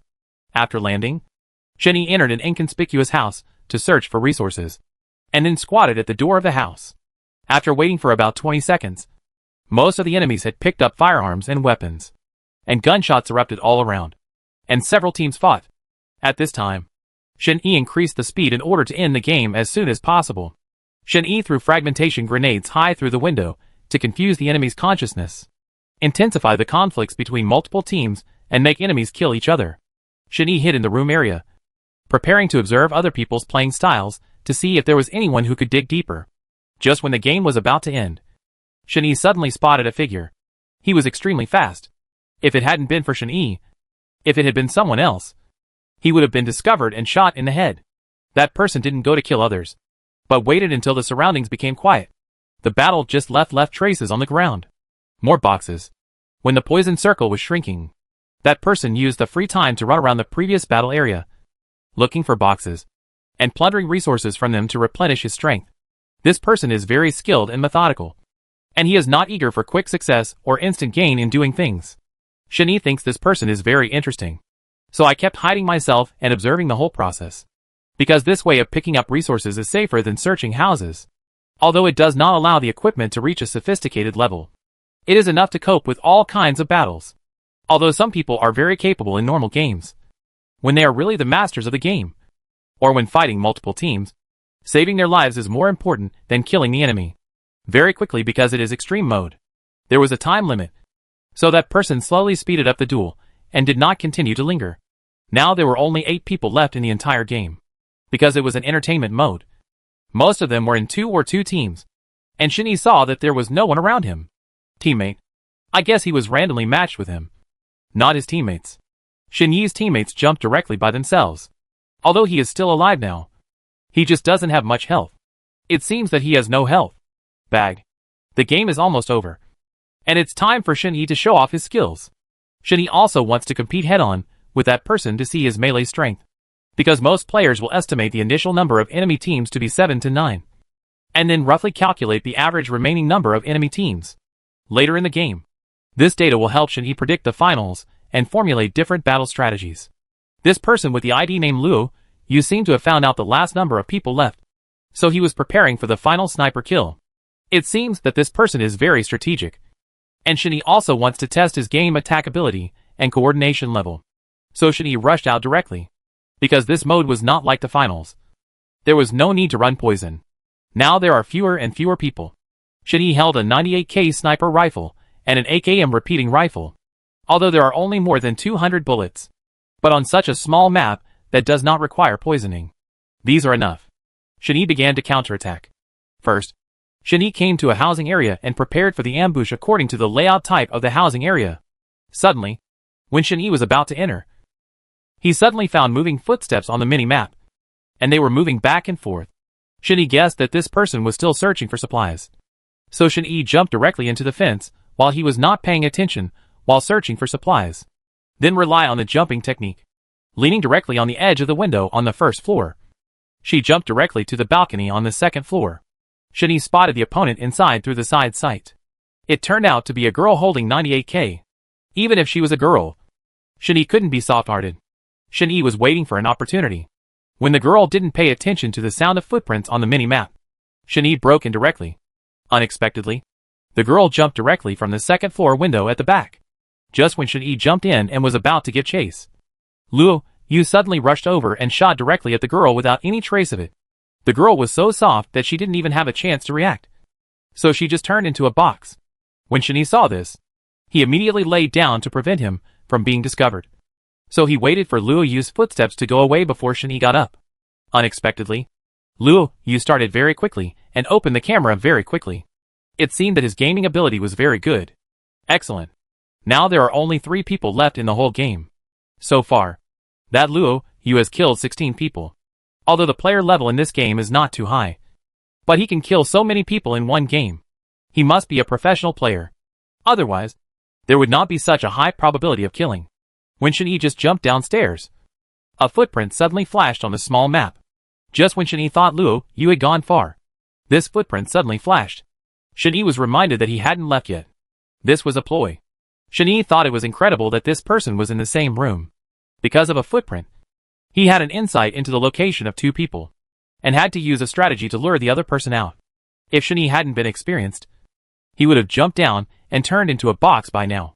Now that Shin-Yi knows that Luo Yu has not left yet, Shin-Yi cannot let him be the active party. Shin-Yi probably made the sound of footsteps to disturb his hearing and sight, because another person accidentally disconnected. Chapter 134, Forcing Others to Make Things Difficult. Now only Shin-Yi and Luo Yu were left in the audience. Shin-Yi wanted to see how his gun was doing, so in order to prevent him from making a surprise attack, Shin-Yi deliberately exposed the sound of his escaping footsteps to Luo Yu. Luo Yu would definitely be able to guess. Shin-Yi has already discovered it, so he left directly. Shin-Yi came to the lawn in front of the house and waited for Luo Yu. Sure enough, Luo Yu came out with a gun in his hand, a gun suitable for close combat. The two started fighting. Although Shin-Yi was still far away from Luo Yu, there is some distance, but Shin-Yi relied on his super fast snakeskin movement to go around Luo Yu in an S shape. Just when Shin-Yi was about to snipe, Luo Yu actually dodged Shin-Yi's bullet by turning his head sideways. Luo Yu guessed correctly Shin-Yi will definitely kill him in the head, so he was already prepared. Shin-Yi's melee bullet was dodged by him. Shin-Yi was surprised that this man could stay on the spot and dodge his bullet. Then Shin-Yi took another step back. Through the confusion between his steps, his sight was disturbed. But this Luo Yu actually stood there unmoved. Shen Yi underestimated the person in front of him. So if this continued, Shen Yi would definitely lose. So Shen Yi had an idea. Suddenly he found a motorcycle on the right side. Shen Yi took a quick step and jumped directly on the motorcycle, making Luo Yu think he was going to escape. So Shen Yi drove directly, giving Luo Yu a feeling that he was going to escape. But Shen Yi went around in a circle, drove behind him, and then went around in front of him. Luo Yu still remained calm and fired a shot at Shen Yi steadily. Shen Yi was hurt by the car. Not fast enough. He had no time to react and was directly knocked out of a health bar. When Shen Yi saw this, he quickly turned on the maximum speed and quickly went around behind him. Then when the car had not stopped, he directly clicked the get off button. Shen Yi's whole body was flying in the air. Into the air. Taking advantage of this momentum, Shen Yi shot directly in the air and hit his head with one shot, knocking Luo Yu down, and the game was over. As soon as Shen Yi finished the game, he immediately found this person's home page and saw his self-introduction. Sure enough, he was a professional player with such a high level. Finally, Shen Yi met a real master in this game. His positioning and shooting skills cannot be described as proficient at all. If it weren't for Shen Yi's surprise at the end, I'm afraid it would be difficult for Shen Yi to win this game. Shen Yi looked at his detailed information and was about to click on adding a friend to have a good chat with him. Unexpectedly, before Shen Yi clicked to add him, Luo Yu's friend information was sent directly to Shen Yi. It seems that Luo Yu also thinks Shen Yi is very powerful and came to him for advice. So Shen Yi agreed to his friend request, and the two chatted privately with each other in the game. And they had a great time chatting. Even because of their speculation, they played several rounds of games in a row. They played black together and formed a team together. They played 3 rounds of games in total, winning every game.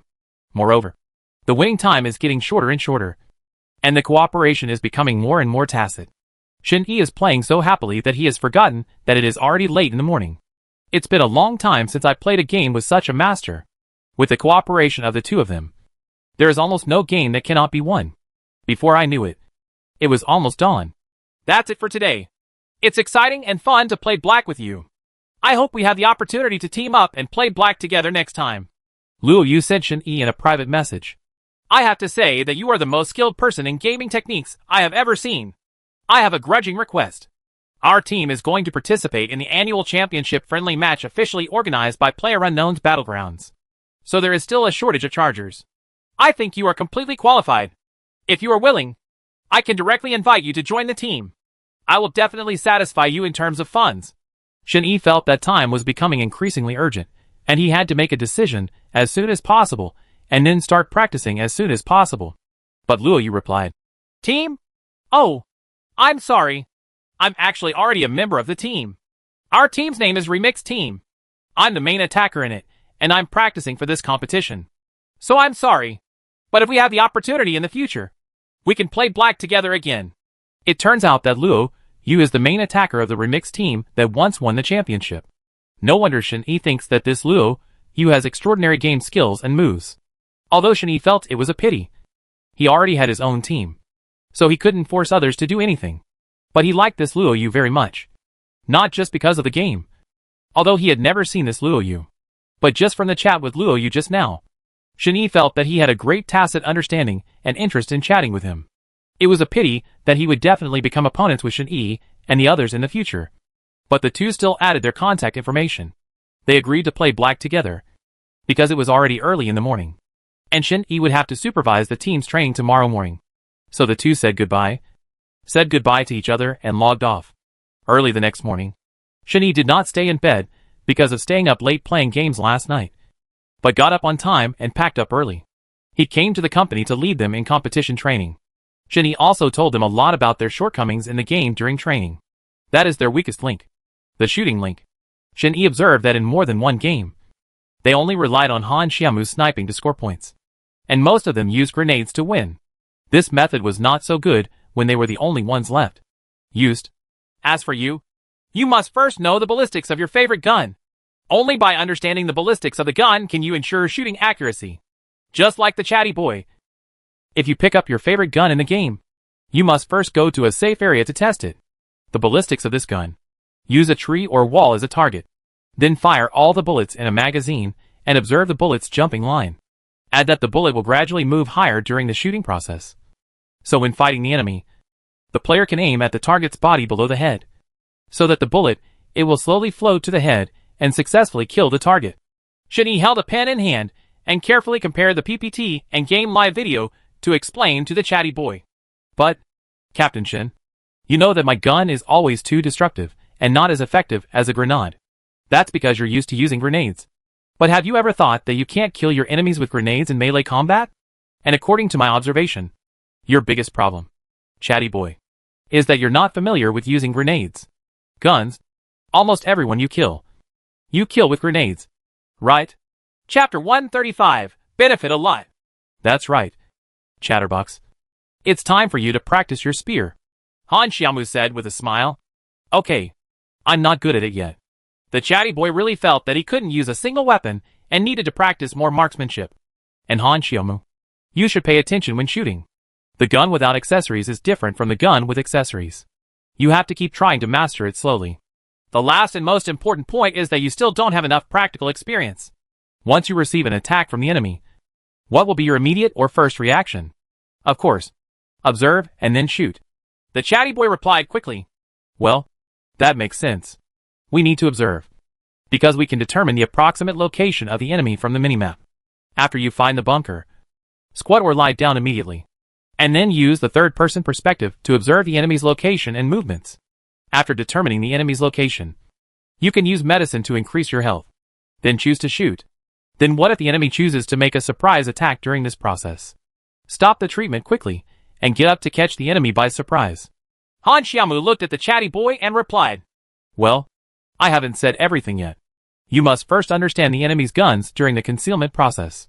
Don't get up and shoot rashly. Only when you have been discovered can you get up and shoot. Shin-Yi gave them a theoretical lesson today, and everyone benefited a lot. These are all shortcomings that Shin-Yi summed up overnight from their previous competition experience.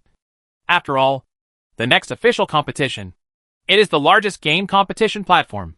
Once it is officially recognized, their future career path will be much faster. Immediately afterwards, they went through a whole day of training, sorting out and absorbing the experiences Shin-Yi taught them, as well as practical exercises. They trained for a whole day, while Shin-Yi kept playing in his office.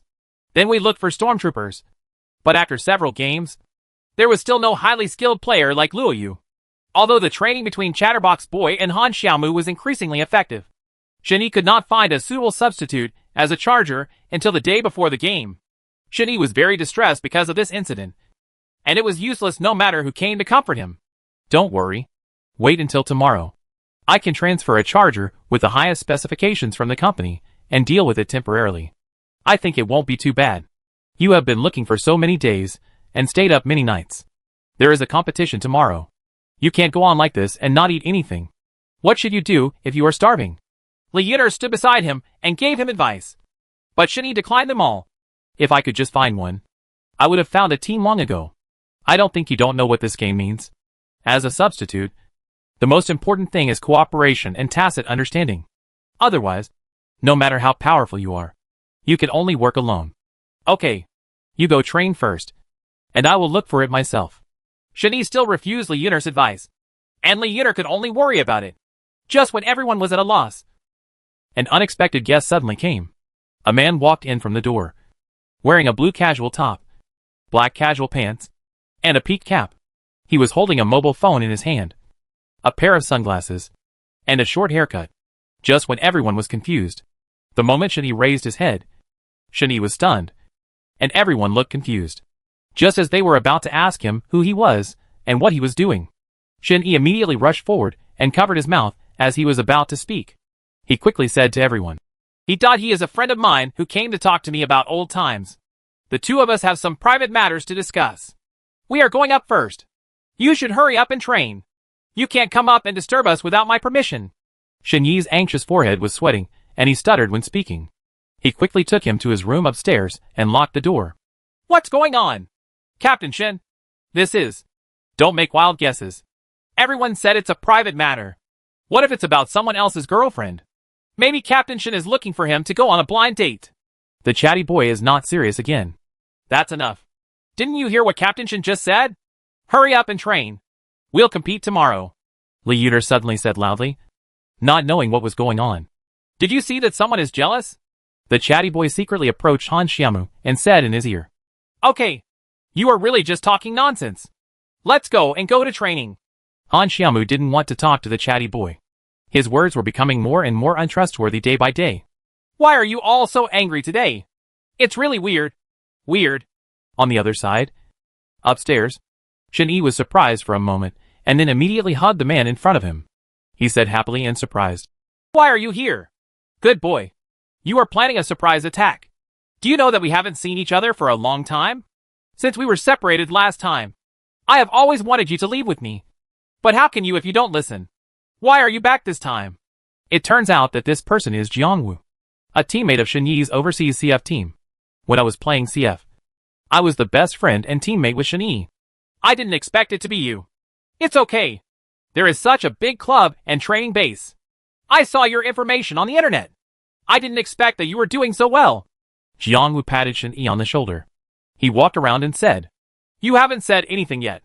Why are you here? What happened? You still have the nerve to say that I just came here and before I even took a sip of my drink. You covered me with your hand and brought me here. Am I that shameful? You misunderstood.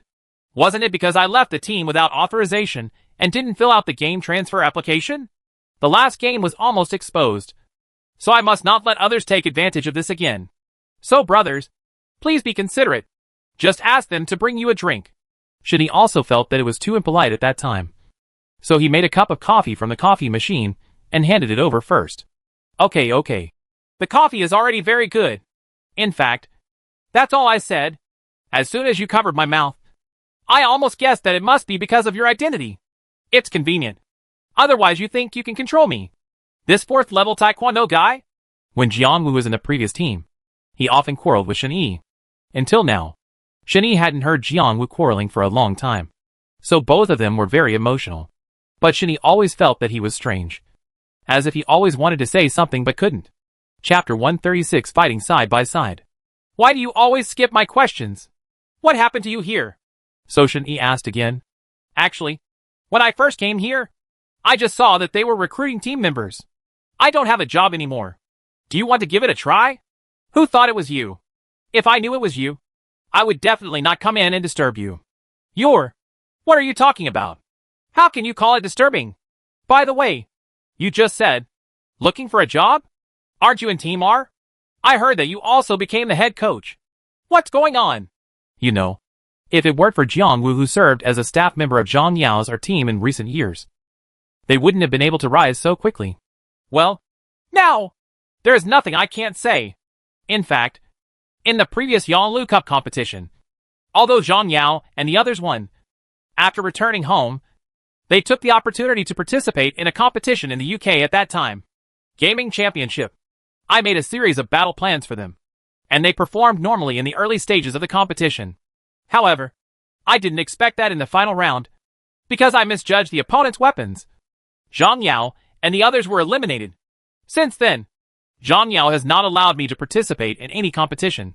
Just a few days ago, Zhang Yao sent me a document stating the company's punishment system for me, which is to terminate the contract and expel me. How could Zhang Yao do this? Even if she doesn't care about your past friendship, she still cares about your contribution to their team over the years. After hearing this, Shen Yi felt that Zhang Yao was too cold-blooded. I was quite angry at first, but then I thought about it. When I worked for Zhang Yao, I actually lost the feeling of liking games that I had back then. Besides, this was also a decision made by their company's board of directors. It's not something Zhang Yao can decide alone. But you also discovered that Zhang Yao has indeed changed a lot. So I quit and decided to return to China. I saw this PlayerUnknown's Battlegrounds mobile game competition in China. So I decided to switch to PlayerUnknown's Battlegrounds. That's why I came here to find a job. I didn't expect that I came to you by accident. In this case, then you can stay. I think our team has your help. And with Han Xiaomu, our CF team can finally fight together again. Okay. Then we will fight side by side. Like before. The two fists faced each other. And Shen Yi suddenly recalled how they were when they first formed. Things have really changed. And when I see him again, he looks like an adult now. And he no longer has the youthful spirit of before. The two hit it off. But Shen Yi finally let go of the big stone. With Jiangwu joining, Shen Yi and the others' chances of winning were greatly improved. But Shen Yi added, They don't know my identity yet. So I hope you won't mention it for the time being. I don't want them to know yet. Besides, I haven't finished the matter of changing factions in the game yet. And I don't want to be affected by public opinion again. Suppression distracts them. Well, don't worry. I understand. Jiangwu also knew Shen Yi's difficulties. Let's go. I'll take you to meet my teammates. You will definitely like them. Shen Yi opened the door, took Jiangwu out, went downstairs, and walked to the training base of the chatty boy. When Shen Yi spoke, Li Yuner rushed over. Li Yuner had actually recognized Jiangwu just now. But Shen Yi ran fast, so Li Yuner didn't say anything. Li Yuner still had an incredulous expression. Said, Jiangwu, do you know that I am a loyal fan of your team? Not only you, I am also a super fan of Sniper Demon. I am so excited that you can come. Rewards. Awards. In fact, that was all in the past. Now, or starting from today, I am one of you. I hope everyone will take care of me. Jiangwu suddenly faced the little girl who rushed up, and was a little unprepared. A member? Captain Shen, is this true? The chatty boy also asked with an incredulous look on his face. Yes. I am announcing to everyone now that this is Jiangwu from the CF team back then. And he was also the main charger back then. As for him, he will be our charge substitute from today on. Everyone welcomed him with applause. Shen Yi also explained happily. It's great. If such a great god joins us, then we can definitely win. Long live the great god. The chatty boy became even more excited. You must know that Jiangwu and Sniper Demon in CF back then were the two-handed players who dominated the entire gaming industry. As long as they teamed up, no one could escape their two shots. Now that such a great god is right in front of them, how could they not be excited? At this moment, Li Yuner suddenly pulled Jiangwu to the stool and handed the drink to Jiangwu, and whispered, Master Jiang, don't you have a very good relationship with the Sniper Demon? Then do you know where the Sniper Demon is now? And he used to wear a mask all year round. Do you know what he looks like? She liked and admired Li Yuner from the previous CF team very much, especially the mysterious masked attacker Sniper Demon. So she knew every team member very well. Only Sniper Demon only knew his techniques, but had never seen his true appearance. Therefore, when Li Yuner saw Sniper Demon's best friend coming, she became even more excited and kept inquiring about Sniper Demon's whereabouts. Well, as you know, we have disbanded for a long time, and he has disappeared from this circle. Even I can't find him. However, if he knows that he has such a loyal fan, he will definitely be very happy. As Jiangwu said this, he gave Shen Yi a look and smiled evilly. Okay. Now that we all know each other, tomorrow's game is imminent. Let's get ready and start training. Let Jiangwu join us and get familiar with you so that we can cooperate better. Because time is tight. I hope everyone can stay here tonight and hurry up to train. I will prepare supper for you later. It will be hard for everyone tonight. Shen Yi immediately interrupted Li Yuner, who could no longer discuss the topic, and then went out with his cell phone. Later, Jiangwu joined them and began emergency training. Li Yuner went back to the company to prepare for tomorrow's promotion matters and supplies for the competition. Shen Yi accompanied them to train at the training camp at night. During the training break, a man came to the balcony and thought about what happened before. At the same time, he was very emotional that Jiangwu could still fight side by side with him. Shen Yi's mood at this time was very complicated, but he was also very happy. Chapter 137 Things Change and People Change. That night, Han Xiaomu found Shen Yi who was alone on the balcony. He slowly walked over and said to Shen Yi, Why don't you go in and take a rest? It's quite windy outside. Be careful of catching a cold. I'm fine. I'm just happy. Yeah. I'm very happy too. I didn't expect Jiangwu to come. It seems that we have a high chance of winning this time. Yes, but it's also thanks to you. Without the help of you and Chatterbox, we wouldn't be able to achieve the results we have now. Really, thank you very much for having you. I feel really lucky. Shen Yi is very grateful to have them by his side, who have always accompanied him during the most difficult time in his life. Shen Yi, actually, I think knowing you is the luckiest thing in my life. You know, without you, I'm afraid I wouldn't be able to survive now. So without you, I really don't know what to do. You understand? Han Xiaomu tactfully expressed to Shen Yi the love that had been hidden in her heart for a long time. But Han Xiaomu could only say it tactfully. She was afraid that if she revealed it, she might not even be friends. So Han Xiaomu said tentatively, Shen-Yi could definitely hear such an obvious expression. But Shen-Yi had no time to think about these things now. Shen-Yi just smiled and said to Han Xiaomu, Of course I know. I will never give up on everyone in our team. I regard each of you as my most important person and most important friend. I will wait for you in the future. If you get married or have children, you have to tell me as soon as possible. And no one can compete with me for the position of best man. Shen-Yi really couldn't refuse her directly, so he could only tell Han Xiaomu through tactful words. Of course, Han Xiaomu understood his true feelings, but Han Xiaomu just felt a little frustrated. But he wasn't angry. He just smiled back at Shen-Yi, patted him and said, Okay, I'll treat you when the time comes. You can't charge. The training is about to start. I'll leave first. Then Han Xiaomu left with an excuse. Shen-Yi continued to stay there.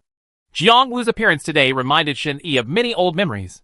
Although Shen-Yi no longer had much nostalgia for the past, when he really thought about it, Shen-Yi still felt sad. I don't know if it was because of Zhang Yao or because of their former CF team. When they won the first game, they secretly vowed to each other that they would enter the national level competition together in the future. No matter what difficulties we face, we must face them together.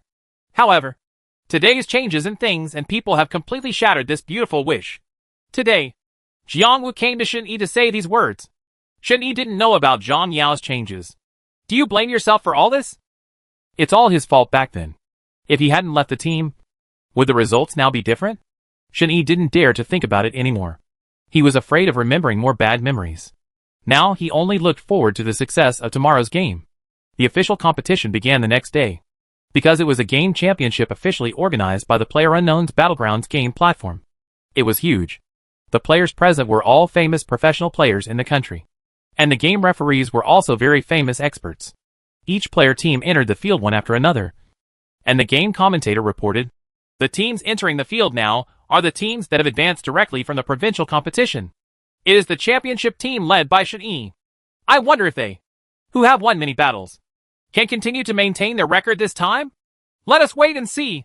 When Shen-Yi and his team entered the field, the shouts in the audience obviously surpassed the other teams, and many spectators gathered for Shen-Yi's team. Not to mention, seeing Jiang Wu, who used to be on the CF team, cheered even louder. With the encouragement of the audience and the addition of professional master Jiang Wu, the morale of everyone in the team is high. Referee. Now you have seen that all our game masters from all over the country have gathered here.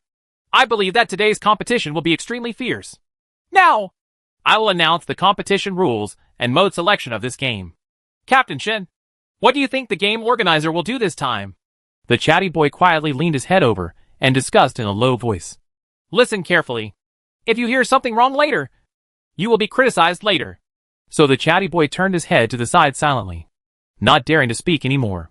This time, after discussions between the game organizer and the board of directors, we decided to adopt our newly developed model game as the theme of this game, which is PlayerUnknown's Battlegrounds, Stimulating Battlefield Extreme Cold Mode.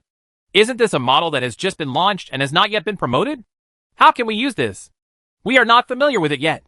As soon as the rules of this game were released, there was a lot of discussion in the audience and players. It was obvious that they were very familiar with this rule. Don't understand? I will give you a brief introduction to this game mode. The function of tree branches has been added to the extreme cold mode. This is very important, because branches are needed to survive a blizzard, and the barbecue and other things that players need must be obtained by living with branches. One branch lasts 15 seconds, and a blizzard lasts 120 seconds. So players need to prepare 8 branches to survive a blizzard. Players can use tree branches to make a fire, and use it to grill meat. Raw meat can be obtained from elk and pheasant. So the source is very simple. Barbecue can continuously maintain body temperature and restore blood. The effect is similar to that of a medical kit. Players also have a chance to acquire an emergency heating pack. This emergency heating pack can continuously restore body temperature for 30 seconds and can last for a long time. In addition to blizzards, the extreme cold mode also has poison circles, and the 2 circles are usually 30 seconds apart. So players must pay great attention to the circle shrinking time, because players cannot be outdoors during a snowstorm. They cannot rush for 2 minutes. If the player is stuck outside the circle due to a snowstorm, there will not be enough time to search, and there will not be enough branches to keep warm during the next snowstorm. It's so complicated. It sounds like it, but I like the excitement. I feel like this game can drive a lot of people crazy. The chatty boy complained again. The most important thing to add is that the blizzard mode will only come twice, and it will return to the normal mode after 2 times. However, the energy boosting function of the barbecue has not changed. Before the referee made the announcement, the entire scene was already filled with excitement. Many people were dissatisfied with such a sudden customization of the rules. However, this is also the reason why this game is a championship, which is to test the player's adaptability and mental endurance. In fact, Shen-Yi was not surprised, because when they played in the past, there were many ways to temporarily change the rules of the game. So Shen-Yi had already been able to deal with it easily. Chapter 138, Waiting for the Rabbit. We will give all the players time to digest and prepare. Our game will officially start in half an hour. 25 4-person teams will play 1 round. There are 2 rounds of games in total. The winner of the last 2 rounds will win the next game. The final competition between the two. Shen-Yi and the others arrived at the preparation room. The door was blocked by many reporters who came to interview them. But the game was about to begin, so Shen-Yi had to ask them to leave. Shen-Yi and the others were preparing for the battle, preparing to discuss the game's strategy later. Everyone can share any good insights they have. I feel like a lot of people didn't know raids were going to happen in this game. So this is our opportunity to make a play for ourselves. Yes, according to my observations and experiments last night, the most important thing about this so-called extreme cold mode is that we must unite and never disperse. Otherwise, it is impossible for us to supply branches to withstand the attack of this snowstorm. Jiangwu is still different from newcomers in the game. Like Shen-Yi, he will mainly analyze the weaknesses of the game and then take the next step. Yes, this is what I want to say, which is unity. Everyone just needs to remember that with our combat capabilities, there is no problem in attacking and defending. The most important thing is to adapt to the current environment. Shen-Yi also added, "Soon!" Half an hour arrived. The time has come. Players, please arrive at the designated team's participating position and do a pre-game equipment inspection. If there are any problems, please report to the organizer. Once the game starts, there will never be changes. The commentator was in the middle of the 2 teams to play. Now I announce that the PlayerUnknown's Battlegrounds official game championship competition will now officially begin. The game started. Shen-Yi and the others immediately logged in to the official game account, adopted a 4-player team mode, turned on the extreme cold mode, and immediately entered the game. About to skydive. Although the extreme cold mode is different from the past, it is still an evolved version of the snow mode, and the room area and location have not changed. Shen-Yi led the chatty ones and directly chose the plane in the lower right corner of the map to stay away from the route and went straight to the snow bug air raid shelter. In fact, many people didn't know that the snow map also had air raid shelters. This was what Jiangwu and the others found when they were looking for game bugs. This snow air raid shelter was very inconspicuous underground. Not only are there a lot of resources in the air raid shelter, but you can also get flare guns here. There are also ordinary weapons and more mysterious props. And the location is here in Xuanqiao town in snow mode, close to the farm town on the right. The lower left is close to Glacier City and looks like a small hill. The entrance to the snow map can only be opened with vehicles, and machine guns cannot open the intersection. There is an open space on the right. Find the obvious bulge in the grass. This is where you can break it. Shen-Yi and the others immediately found the vehicle refresh point. After finding the L-shaped hotel and the location of the vehicle inside, Shen-Yi and the others drove away and went to the snow air raid shelter. Referee. Now we see that at the beginning of the game, all players have parachuted to the target location. And we especially noticed Shen-Yi and others.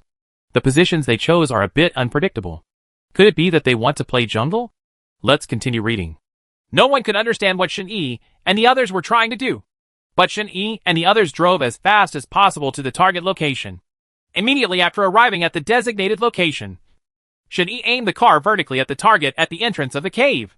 He turned on the speed and used full horsepower and rushed directly over. The referee was also shocked and said quickly, "Sure enough, the championship team. Even the combat goals are different from ordinary people. Will use such a thrilling method." There were also exclamations and applause from the audience. Shen-Yi directly knocked out a hole, and then a hole appeared in front of Shen-Yi and the others. Shen-Yi and others blocked the entrance of the cave with their car, while they went in to search for supplies to prevent others from sneak attacks. In the snow air raid shelter, there are second-level weapons, second-level armor, G36C, M416, AKM, and other ordinary weapons. Common weapons will be refreshed, and the resource points are of medium level richness. The resource level here is relatively good, but the quantity is not large. There are a lot of resources that can be found here. So far in the game, we can see that not a single team has been wiped out. It seems that this game is very fierce. Let's see who is the first to be eliminated to open up the game. The game commentator watched the live broadcast of the game in frames and interacted with the audience. The atmosphere was very lively. After Shen-Yi and the others picked up all the supplies and were about to drive away, they suddenly found footprints outside the air raid shelter. Looking at the map, it was obvious that they were scattered teams, wandering at the entrance of the cave. It seemed that he already knew that there was someone in the air raid shelter, so he wanted to wait and see.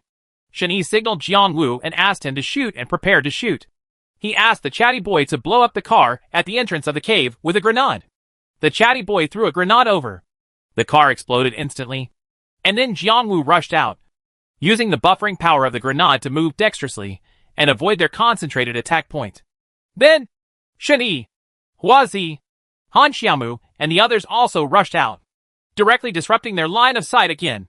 Jiang Wu took advantage of the opportunity when they were already confused, raised his gun, pointed it at the target behind him, and shot down 2 people directly.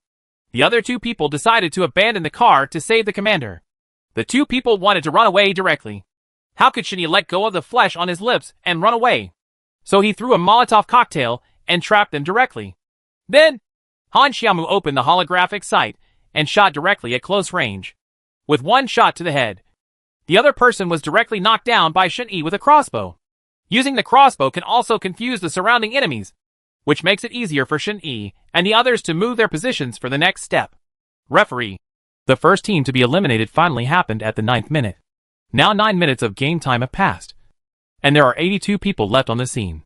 It seems that this game is very anxious. After Shen-Yi and the others eliminated these 4 people, because the vehicle had just been destroyed, they had no choice but to go on foot. Shen-Yi's next location marked an L-shaped hotel. In terms of a good place that is easy to defend but difficult to attack, it is definitely an L-shaped hotel. Hostel. The L-shaped hotel is located at the intersection of 2 roads in the city, and can go up to the 4th floor of the top floor. You can also jump from the L-shaped hotel to the rooftops of other houses. Come to conduct an ambush. They can take care of both ambush and retreat without delay. Shen-Yi and the others have almost picked up the equipment now. The most important thing now is the heads, which must be solved as soon as possible. Now let's switch to the southeast angle to observe the combat readiness of other teams. We can see that in the center of the castle in the southeast, there are 2 teams fighting. The names of these 2 teams are also very interesting. Chapter 139. Wait and see. The commentator cut the screen to the live broadcast of the other 22 teams competing against each other, and said, one is called Team Yimeng, and the other is called Team Remix. These are our old champion friends. Both these 2 teams have won many awards on various competition platforms. Now they meet again in the same game. Next, please watch carefully. I don't know what these 2 teams can collide with. What kind of sparks will there be? Let's wait and see. Moreover, what is different about this game is not only the game mode, but also the addition of an audience voting mechanism. 600 spectators will watch and vote. Everyone has 1 vote to vote for the one they think is the most powerful as team. At the end of the game, the number of votes is announced, and the team with the highest votes will be eligible to participate in other official competitions and have the opportunity to win a cash reward of 500,000. This kind of competition mechanism is indeed very tempting. There are also many teams that have bribed many viewers for the 500,000 cash reward. But Shen-Yi didn't do that, because with their current popularity, he believed that the audience had their own judgment standards. He only wanted to play this game well, and he didn't care about the rest. Everyone is approaching the 2nd floor of the L-shaped hotel. Han Xiaomu is preparing to snipe and ambush from the observation tower. Talkative. You are preparing to attract the enemy's attention. Jiang Wu. You and I are preparing to block the enemy. Shen-Yi arranged the strategic deployment meticulously. Okay, let's give them something to show this time, so that they won't take us seriously before, the chatty boy said while preparing grenades and Molotov cocktails and opening the microphone. Okay, stop complaining. Be careful, they come together to surround us, Han Xiaomu said. The referees and commentators won't make any noise anyway, so there's nothing to be afraid of. Be careful. There is a car coming. From the sound, it should be motorcycles. And there are 2 of them. Jiangwu relied on his alert vision and sensitive hearing to detect the sounds of motorcycles coming from both sides. Yes, one is in the 25-degree direction, and the other is farther away, in the 125-degree direction, and they are running in opposite directions. It seems that they should be a group of people. Han Xiaomu also observed from the watchtower. It seems they are well prepared. Everyone is preparing to ambush. Shen Yi squatted at the fence of the low building and prepared to blow up the car. Shen Yi first changed his gun to a continuous fire high-speed sniper rifle, preparing to knock down the motorcycle coming from the left. This would make the subsequent sniper kill easier. Jiangwu is also on the right, waiting for Shen Yi to take action. Jiangwu can then deal with the motorcycle on the left. This way, the combined force can speed up the time to resolve the battle and slow down the speed of the people around him to stop the attack. Referee. Let's switch the camera to the live broadcast team on the right. Wow. It's incredible. Now Shen Yi and his team. The audience voting rate has reached 1.5 million, which has pulled the second place away. There's a difference of 500,000 people. It seems that everyone has high expectations for Shen Yi and his team. Let us continue to look forward to their performance. Now let us switch to the audience lens and interview them about their new views on this game. Please talk about this representative of Kong Media Entertainment. What do you think about the situation of this game? I voted for Shen Yi and his team because I am also a chicken fan. So I have been paying attention to them since they came on the field. Until now, their team has been working together to stop them. Regardless of tactics and commanding ability, Shen Yi arranged everything well, and his teammates cooperated very well. In short, we felt their enthusiasm for the game and their love for the game. Well, it seems that the audience thinks highly of them. I hope Shen Yi and the others can live up to expectations and continue to wear their defending crown. Now let's continue to switch back to the game scene and watch the game. The referee ended the interview and continued to show the screen to the big screen. On Shen Yi's side, Han Xiaomu fired first, knocking down the person who was far away from her to the ground. Then, Shen Yi saw the right time, rushed over with a sudden force, and took advantage of the remaining time. The man didn't react. He went around to his left, fired, and gave him a heavy blow, causing him to fall directly to the ground. At this moment, the other two people on the other side also accelerated their speed. In order to stop them, the chatty boy directly threw grenades. Unfortunately, because the speed is too fast, the grenade did not explode at the designated location. But Jiangwu immediately rushed forward and hit the tire with the gun, causing the car to immediately hit the fence next to it. Chatterbox also immediately surrounded them. Jiangwu and Chatterbox Boy worked together to kill the other two people. Player Jiangwu used AKM to successfully kill one person. The player, Chatterbox Kid, successfully sniped and killed one person using a frying pan. Immediately, the whole audience was excited again and applauded one after another. Commentator. Wow! I didn't expect Shen Yi and his team to have such a tacit understanding with each other. They easily solved a team member, and the links between them were also intertwined. Unexpectedly, almost at the same time, on the right there is also a team in the competition area, and the team destroyed the Brave Cavalry team. Almost at the same time, it seems that this remixed team is very likely to be Shen Yi's biggest opponent. Let us keep our eyes firmly locked and wait with bated breath for the birth of the final champion. Team Remix? Shen Yi thought the name looked familiar. After thinking about it carefully, Shen Yi realized that this was Luo Yu's team. It seemed that they really couldn't be careless. Attention! Now that we are included, there are only 2 teams left. I have interacted with one of their chargers in the other team. Their strength must not be underestimated. Everyone must be careful and must not act recklessly. Shen Yi felt that it was necessary to remind them that now was the critical moment of the game. Quick! The blizzard is coming in 1 minute. Everyone immediately abandon the car and go to the nearest shelter. Prepare lighters and branches, and prepare to light a fire. Shen Yi looked at the information on the mini-map and said, the closest thing to their location is the castle. And the castle is very similar to the airport on the island map. It only has bridges or waterways, so it can be regarded as a natural fortress. If the final round is played here, this is the perfect target spot. It is somewhat difficult to enter the castle while being watched from a commanding height within the castle. So as soon as Han Xiaomu arrived, he immediately found the high point after the blizzard, which was the sniper ambush point. There are only 3 large buildings in the castle, and there are no wild areas around it. You can only jump inside. If you jump to the road outside the castle, you still need to run a long way to get in. So this is a place where you can only use guns. Chapter 140. Eat it all in one pot. There is no such thing as jungle play, because the location of the castle is still the center of the map. If it is the destiny circle, you can safely practice shooting here. If you need to move, you must move. So once the safe zone is finally chosen here, it will undoubtedly be a big advantage for Shen-Yi and the others. After all, Han Xiaomu has already occupied the highest sniping point in advance, and others will never be able to get in or get out easily. Everyone first finds the house where we will take shelter, and also finds the location for the ambush in advance. The first point is the roof of the building to the north. This roof is relatively easy to get up. You can go up directly through the tower on the east side of the building, or from inside the west side of the building. This is also the vantage point with the best view in the castle. I will leave this to you, Han Xiaomu. You must keep it. Okay. No problem.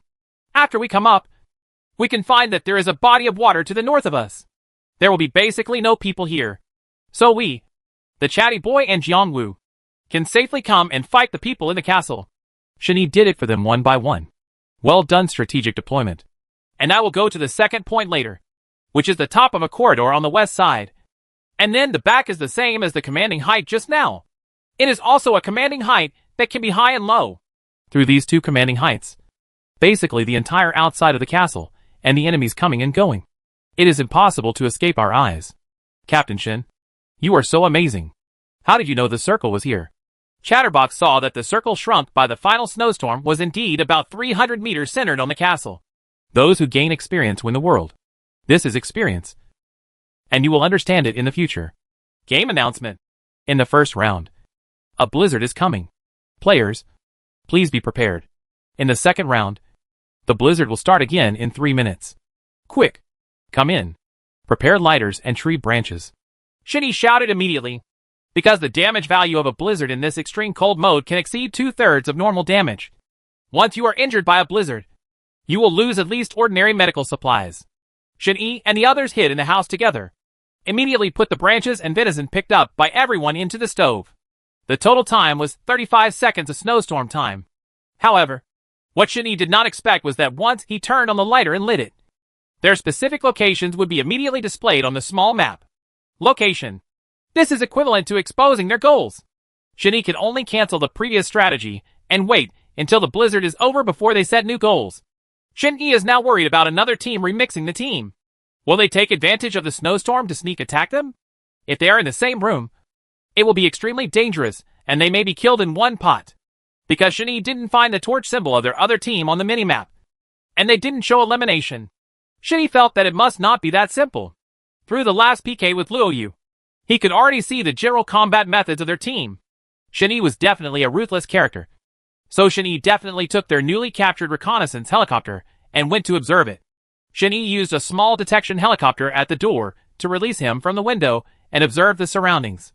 Suddenly, the helicopter spotted the remixed team at the entrance of the castle less than 100 meters away from them, who were spraying medicine to maintain their health. As expected, they were coming for a sneak attack. Shen-Yi immediately took back the helicopter in case the helicopter would be discovered by them, which would make it more difficult to solve. Then Kai told Jiangwu, Chatterbox Boy and Han Xiaomu. They came over. It seems they want to rush into the house as soon as the snowstorm ends and kill us directly. They are cruel enough. It seems that we can't wait until the blizzard is over before going out. There is less than a minute left before the blizzard ends. The medicines on us are almost enough to last for the next minute of the blizzard. We must move our positions. Jiangwu checked the medical supplies in his backpack and said, Okay, they are in the northeast corner now. We have to jump out from the window in the southwest corner. Be careful to be as fast as possible. Otherwise, the closer they are, the louder the footsteps will be. Shen-Yi also agreed with Jiangwu. Should this fire be extinguished? Han Xiaomu asked. No. This is a powerful weapon that can be used to confuse them. Let them be smart but be wrong. Shen-Yi said confidently. Commentator. It's only been 10 minutes since the game started, and the blizzard has just started. It seems that all the teams in this game are at the level of masters. Let's see if they can survive the first blizzard. Just end the game and let's see. Audience. This performance is really not in vain. It is really wonderful. Audience. Yeah. I've only seen clips of their games online, and this is the first time I've watched them live. It seems like Team Remix is going to be ambushed by Shen-Yi and the others. No matter who wins, they both broke the record for the shortest time in the game, which is really eye-opening. Han Xiaomu. who was sitting in the audience, heard the surrounding audience talking a lot. But the difference was that this time, they were all praising Shen-Yi and his team. It seems that Shen-Yi and the others have already gained a place in the hearts of the audience. Han Xiaomu is very happy for Shen-Yi and finally gets through it. Li Yuner was also watching backstage, secretly cheering for Shen-Yi and the others. If they succeeded this time, their overseas competition would be just around the corner. Shen-Yi and the others were also nervous and sweating profusely during the game. Although they had participated in many large-scale games, they still felt very nervous at critical moments and were afraid of not playing well. Attention everyone! The snowstorm will be over in 10 seconds. Let's go to the west of the castle to build a hide bunker first. Because the structure of the buildings on the west side of the castle is quite special. We can see that there are 2 doors under the front. One in the middle there is a staircase going up to the side. But the 2 doors at the bottom do not lead to the inside of the building, but an aisle at the bottom. Only the stairs in the middle and side lead to the inside of the building. After entering the building, you can go through a school gate on the west to a platform outside. And on the south side of the platform, you can enter the tower with a spiral staircase. When you reach the top of this tower, you can flip directly to some platforms outside the building. And these platforms can be easily attached to the inside of the building. Through these platforms, you can also jump all the way to the second commanding heights that I mentioned before for Han Xiaomu to ambush. So we pay special attention. They are also in this castle, but they have not found our specific location. So now for us said it was beneficial. Chapter 141 Incredible. By the way, we also have the experience card we found inside the castle gate. Maybe we can enter the basement. Jiang Wu suddenly took out a glowing signal grid card from his backpack and said, I told you earlier. Let's go. Let's go to the castle gate. The secret room behind the castle gate is a place rich in weapons in the game. But because this location is in the middle of the game, it is also where most aircraft routes will arrive. Many people will not fly to the castle immediately. Although they have a certain understanding of the castle, there are still bugs in the castle, which are places that cannot be reached. Shen-Yi said while looking at the signal card. They arrived at their destination successfully. Jiang Wu walked forward with the card, threw it over, and directly opened the door to enter the castle. Then, they discovered a secret room hidden by a signal. This was the first time this game was issued. When the mysterious place that players can experience is the basement of the castle. Unlike other places, you cannot enter without a signal card. And it is not empty because the observation machine they are using has refreshed its weapons here. It was difficult for Han Xiaomu to understand why equipment could be refreshed here, and why the game organizer made a closed secret room. Shen-Yi and the others walked all the way along the secret room, and found a closed wooden door at the end of the secret room. Passing through the wooden door is a spiral staircase. Climbing the stairs leads to the top of the castle in the outside world. Shen-Yi found that he could use stair climbing skills to climb the spiral staircase of the castle. But he had to pay attention to the height when running. Otherwise, at such a height, he might accidentally fall to the ground and immediately become a box. Then Han Xiaomu used a high-power lens to go below the castle, and saw the panoramic map of the castle. It turned out that in the game the entire castle was an elevated structure, and the water below was infinite, showing the magical appearance of the snow mode. The field of view from the eaves above is excellent, covering about 80% of the castle, and the tunnel itself is also a resource point. After you shoot on the roof, the enemy will mistakenly think you are in the tunnel, and there are super rich supplies and medical equipment. But now their goal is to defeat the remix team, not hide. And even if they stand here, they can snipe 1 or 2 people. But once they hide, it will be difficult to deal with them. So they grabbed as much needed and supplementary equipment as possible and left. But this was still one of the marked locations for the next landing. Commentator. The remix team is about to complete the interception. Unexpectedly, Shen-Yi relied on his years of player experience to reach such a height. It is incredible. It seems that it will be a bit difficult for the remix team to win this round. Li Yuner, who was in the audience, also came off the stage and sat next to Han Xiaomu, and said to her, How was it? Is the audience's response okay? Shen-Yi and the others played beautifully in this game. It seems that the victory should be certain. The response from the audience was overwhelming. You could hear the screams. Okay. Then when the game is over, let's have a good celebration. Okay. It depends on whether Shen-Yi and the others can help, Li Yuner said with a smile and went backstage. Because as a company directly under Shen-Yi, she did not have the right to vote from the audience. So Li Yuner had to go back to the stage, watch from a dedicated workplace. As for Shen-Yi and the others, After picking up all the supplies, they left the experience site, and Shin-Yi felt very strange why they hadn't shown up yet, and they haven't noticed any trace of them since the snowstorm ended, which made Shin-Yi feel a little uneasy. Then Shin-Yi suddenly thought of something, and immediately turned on the microphone and said, Jiang-Woo, you and I go to the second floor to take a look. If you want to crawl down, you must not show the sound of footsteps. Have you noticed any traces of them? Jiang-Woo asked. I just feel a little strange and want to try my luck.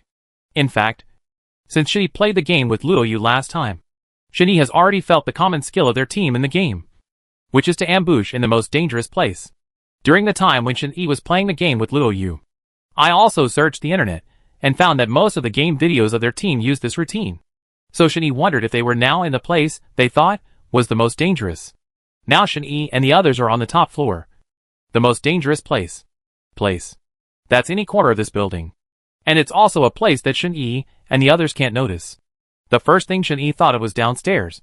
So Shin-Yi wanted to go down and try his luck, and then asked the chatty boy to go to the opposite place where he could see the second and first floors to ambush first, while Han Xiaomu was still on the top floor, ready to snipe. With everything ready, Shin-Yi and the others also climbed up the stairs and prepared to ambush. Sure enough, they found the sound of footsteps flashing on the small map. It seemed that they couldn't wait any longer. I said to start. Chatterbox, you just throw grenades to the second floor. The more the better. Then, throw smoke bombs to confuse them. Then Jiang-Woo and I will rush down and snipe the individual escapees near Han Xiaomu. Shin-Yi arranged with careful planning. Okay, I understand. I know. Don't worry. After spending so much time together, everyone already believed in Shin-Yi. Commentator. Now it seems that the two teams have entered a white-hot stage. It has been 25 minutes since the start of the game.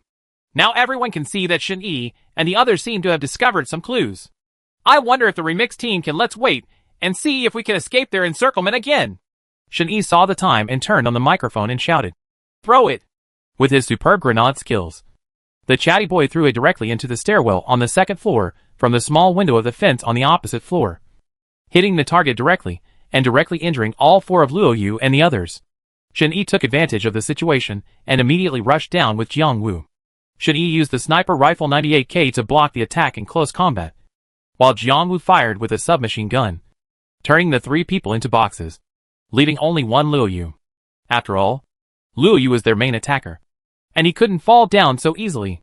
Luo Yu jumped out from the small window on the second floor, taking advantage of the confusing power of the smoke bomb, and prepared to find a safe place to spray the medicine. Shin-Yi turned on the mic and shouted, Han Xiaomu, someone jumped from the second floor. Look for him.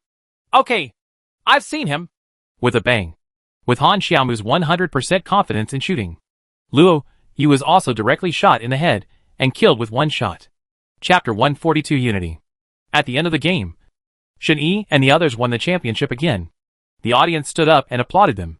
Han Xiaomu was so excited that she almost cried. Li Yuner in the background also shouted happily. Commentator. The game is finally over. After so many pursuits and interceptions, Shin-Yi and the others were able to unite as one, remain true to their original aspirations, and successfully win their championship. Let us give them warm applause again. Of course, it will also be given to our runner-up remix team. Awesome. Well played. Shin-Yi and the others also hugged each other to celebrate their victory in the game. Fireworks were set off throughout the game venue, and representatives from the game organizer also came to the stage to present him with certificates and bonuses. Referee. Everyone, please be patient. Not only that, starting from this time, our competition will also open a special audience voting channel to award the audience's favorite MVP, which is the gold medal for the most valuable game leader. Okay, is the most fair voting election. Finally, let us congratulate Shin-Yi again. Shin-Yi won the MVP of our first season with 2,584,300 fan votes and cumulative viewers. Congratulations again to him. A true powerhouse. The audience in the audience also stood up and applauded him. Han Xiaomu was so excited that she burst into tears. She knew that Shin-Yi had waited for too long. This was an honor that belonged to him. Now it is just returned to its original owner. The referee handed the microphone to Shin-Yi and said, Then our audience also has something to ask Shin-Yi. It depends on whether Shin-Yi will give your fans a chance to fulfill their wishes. It has always been my teammates and fans who have always inspired me and encouraged me not to give up on my gaming dream. Therefore, they are all very important people to me. Of course. Shen-Yi replied without hesitation. Okay. Let's first ask the girl in the orange dress in the first row a question. Hello, Shen-Yi. I am your loyal game fan. I have always followed any of your competitions and Weibo topics. I want to ask you about your personal relationship issues. That is, do you have a girlfriend now? The girl jumped excitedly and said, because of the sensitivity of this topic. The entire game venue immediately caused an uproar, and the audience was talking about it. The audience really asked me what I think. I want to know, Shen-Yi. How did you answer? The referee also added fuel to the fire for the sake of broadcast rate. As for this question, I don't think I plan to find a girlfriend now. On the one hand, I don't have a girl I like. And on the other hand, I am now focused on games and competitions. I just want to do a good job in my career first. This kind of thing. I think it's better to let it happen. Thank you, everyone. Shen-Yi also expressed his thoughts directly. Although Han Xiaomu on the stage was still smiling, he felt a little uncomfortable. Even Li Yuner didn't know what was going on backstage and felt a little uncomfortable when she heard Shen-Yi say this. Li Yuner actually had a good impression of Shen-Yi. It's just that she hasn't confirmed and discovered it yet. But in today's game, Li Yuner was completely attracted to Shen-Yi. Fortunately, Shen-Yi's words almost broke the hearts of the two girls. After the interview, Shen-Yi and others came out of the game. Shen-Yi happened to meet Luo Yu and his remix team in the corridor, who were leaving the game and were about to go back. Shen-Yi, I finally met you in person. The game was beautiful. I haven't been so happy to lose for a long time. I am very happy to have an opponent like you. I hope we can compete again next time when we have the opportunity. Luo Yu he patted Shen-Yi on the shoulder and said, Of course. Next time we have the opportunity, we will discuss and learn from each other again. We will meet again at the next official competition. Of course. Shen-Yi also regarded him as a friend. It was not easy to meet such an opponent, so Shen-Yi felt very lucky to be able to play against him. So the two of them made an appointment to meet again in an official game. At this point, after the game ended, not even a few hours later, Shen-Yi and his team's official game video was released, instantly resounding throughout the country. And not only the official website released their photos and videos, even their number of likes and comments have exceeded 4 million, which is an unprecedented number of fans. Even on foreign game website platforms, Shen-Yi's click-through rate and comment rate are higher than Zhang Yao's. The team needs to be famous. Not only the homepages of various websites, but also an online shopping platform and game tool sales platform have photos authorized by Shen-Yi and others. There were also major game companies that wanted to invest in him. And the amount of investment was astonishingly large. Some people also offered money to invite Shen-Yi and the others to go abroad for PK. But they were all rejected by Shen-Yi and the others. Because Shen-Yi feels that his current level is not yet qualified to go abroad and represent the country in competitions. Shen-Yi also wants to hone his own and the team's abilities. Well done, Shen-Yi. The company held an emergency meeting for us and explained the current situation to us. The company has also formulated a series of activities and scope for your team and you personally to ensure that you will not be at a loss. Correspondingly, our company will come forward to help you with interviews and investments that you don't want to accept. So you don't have to worry about this. You can just concentrate on training. But you should also pay attention to rest. During this period, you have been training very hard. So I especially gave your team a short vacation to let you go out to rest and relieve the tension of the game. As for the funds, don't worry. The company will be fully responsible. Li Yuner also called Shen-Yi to report the good news and told him about the company's board of directors resolution. Okay, that's no problem. You've worked hard during this period, so you should take a good rest. In that case, why don't you treat me to a meal and thank me? Li Yuner said following Shen-Yi's words. Of course. Shen-Yi agreed without hesitation. Li Yuner was on the other end of the phone, snickering quietly, feeling a little happy. By the way, I almost forgot the most important thing. That is, the company has also begun to plan to formally establish a club for game team training, and then prepare to enter the official competition. The company wants to ask you if you have any opinions. You can mention it to us. We will try our best to satisfy. I don't know much about this kind of thing. As long as it doesn't delay our official game, we will have no problem. Okay, then you go ahead and get busy. I'll go to the company to apply for club business for you. Li Yuner has been busy with Shen-Yi during this period, and Shen-Yi also sees it. Chapter 143 Enemies meet on a narrow road. Okay, don't work too hard and take good care of yourself. So Shen-Yi also paid attention to Li Yuner. Li Yuner also said happily, Okay, hang up. Li Yuner, who hung up the phone, felt uncontrollably happy for some reason. For 3 whole days, Shen-Yi's training base was almost surrounded by reporters. Every day reporters from various websites came to interview. But with Chatterbox Boy, Han Xiaomu and the others busy, Shen-Yi finally got some free time on the 4th day and wanted to secretly go to transfer with Jiang Wu and the others, but was dragged to the company by Li Yuner for a meeting to make plans. Shen-Yi directly asked for a leave from Li Yuner, and the company must have directly agreed. So Shen-Yi took some time off. Shen-Yi asked for leave and planned to secretly complete the transfer with Jiang Wu and Han Xiaomu to ensure that what happened last time would not happen again. Hello. We have a transfer plan. Do you think it's convenient now? Well, aren't you Shen-Yi from that team? I'm your game fan. The data clerk said when he saw Shen-Yi's surprised expression. Well, yes, but I hope this matter won't be told to the public. Shen-Yi thought that something was wrong this time. If they told this, it would definitely cause an uproar again. Don't worry. We all have a confidentiality agreement, and it is absolutely impossible to disclose it. Fortunately, the staff member was more business-oriented. So Shen-Yi handed over the certificate with confidence and waited in the lobby for processing. Unexpectedly, Shen-Yi met Zhang Yao again when he was going through the formalities. Zhang Yao took his team members to go through the formalities.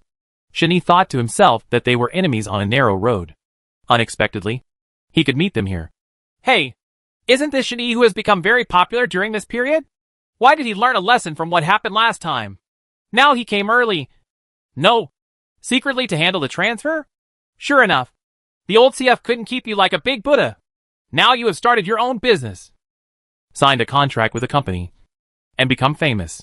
Of course, you are much better than a former teammate. As Zhang Yao spoke, her nostrils were about to rise to the sky. Jiang Wu on the side couldn't stand listening anymore. So he stood up and said to Zhang Yao, Zhang Yao, that's enough. Why are you so venomous now? Zhang Yao looked Jiang Wu up and down, walked to him, and said disdainfully, Isn't this Jiang Wu who was just fired by me not long ago? I used to see you retire and go home. But I didn't expect you to be here. Look, you really are not a family here. You don't have to enter the same house. Jiang Wu couldn't stand listening anymore and was about to rush over to hit Zhang Yao. Fortunately, Shen-Yi stopped him. I'm telling you, Zhang Yao, if I had known you were like this, I shouldn't have helped you in the first place. A dog bites Lu Dongbin and doesn't know a good heart. You deserve to never be popular. Jiang Wu never expected that Zhang Yao would say such words now. And even such insults could be said in public. If Shen-Yi hadn't pulled her along, Jiang Wu would have had to argue with her. Let me tell you, Jiang Wu and Shen-Yi. So what if you join the team? Shen-Yi and his team are actually just some inferior players. Anyone can participate. Isn't it just winning a few small games? You still lost to me in the end. Why are you so stubborn? I tell you, you will always be my loser, and you will never be able to stand up. The more Zhang Yao talked, the more angry she became. But Shen-Yi was extremely calm, because Shen-Yi had already seen Zhang Yao's aggressiveness and unreasonableness. So after such a fuss today, Shen-Yi felt that she had not changed anything. But forget about Zhang Yao insulting him. Shen-Yi couldn't stand it the most. She didn't even let go of Jiang Wu, her former partner. This was what Shen-Yi couldn't bear the most. Even Han Xiaomu couldn't stand it and said, Zhang Yao, don't forget how good you two were. Leave something for tomorrow, so that we can meet each other today. You don't know this truth, right? Who do you think you are? A little guy from a small community. That you deserve to talk to me? You don't know how to flatter me. I don't know why Zhang Yao is so angry today. Ever since she saw Jiang Wu and Han Xiaomu together with Shen-Yi, Zhang Yao couldn't stop losing her temper. And the more she said, the more irritating it became. That's enough, Zhang Yao. No matter what you say now, they were once your teammates and your friends.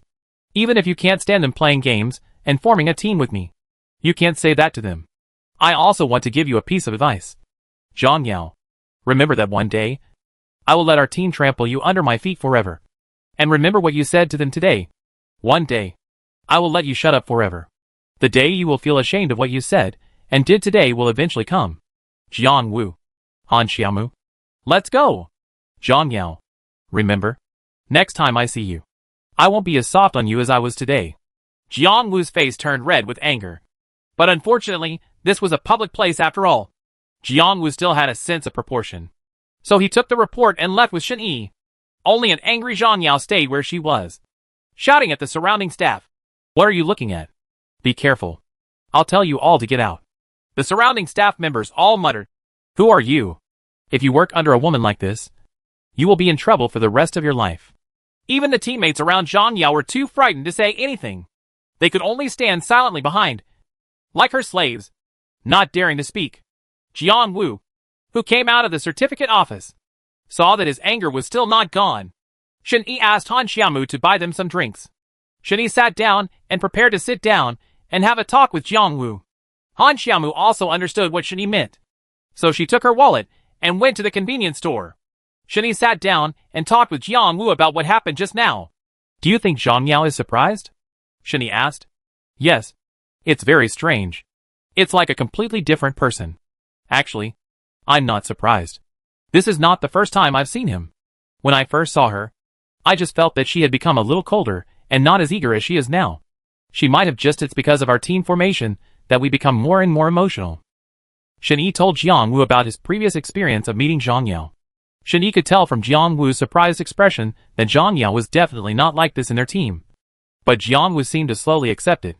It's too much. How could she do this? Jiang Wu became even more excited after hearing that Zhang Yao had blamed Shen Yi for being replaced. That's why he was so angry when he saw you and me together. Shen Yi felt that this matter could no longer be hidden. Jiang Wu had the right to know all this. Chapter 144 By any means necessary. Shen Yi, do you hate her? Jiang Wu's sudden question made Shen Yi stunned. Hate? That's not really true. But I'm just angry. I didn't expect her to be so unscrupulous. Then how about we work together to defeat her team and let her know that she is not the only most powerful team? Do you dare to challenge? Jiang Wu stood up, raised his right hand with interest, and made a cheering gesture situation. Okay, let's work together to create a world that belongs to us. Come on! Shen Yi also returned a cheering gesture to Jiang Wu. What Zhang Yao said just now did not break the atmosphere of their previous hard work at all. They agreed with each other that Zhang Yao would never dare to say such words again. At this time, Han Xiaomu, who was buying drinks, came back. Seeing that the two of them had finally untied their knots about Zhang Yao, he watched from a distance and was very happy for them. At least they were not affected by Zhang Yao. After coming back, Li Yun'er was waiting for Shen Yi at the training base early. She had a dozen of information on her phone and was chatting happily with the chatty one at the training camp. They stopped talking when they saw Shen Yi and the others coming back. You are finally back. What have you three been doing? You look so happy? Li Yun'er teased Shen Yi and the others. Yeah. Why did you go out to play without me? I received more than 30 reporters today, and I was exhausted. The chatty boy also complained. We went out to do something important to promote the team. How could it be just for fun? Besides, I gave you such an important press conference. So look at how much I value you. Shen Yi couldn't tell them about the formalization, so he could only make up a random excuse to deal with it. Okay, I really have something to ask you. Come with me to the office. Li Yun'er held the contract form in her hand and asked Shen Yi and the others to go to the office. Now! Everyone is here.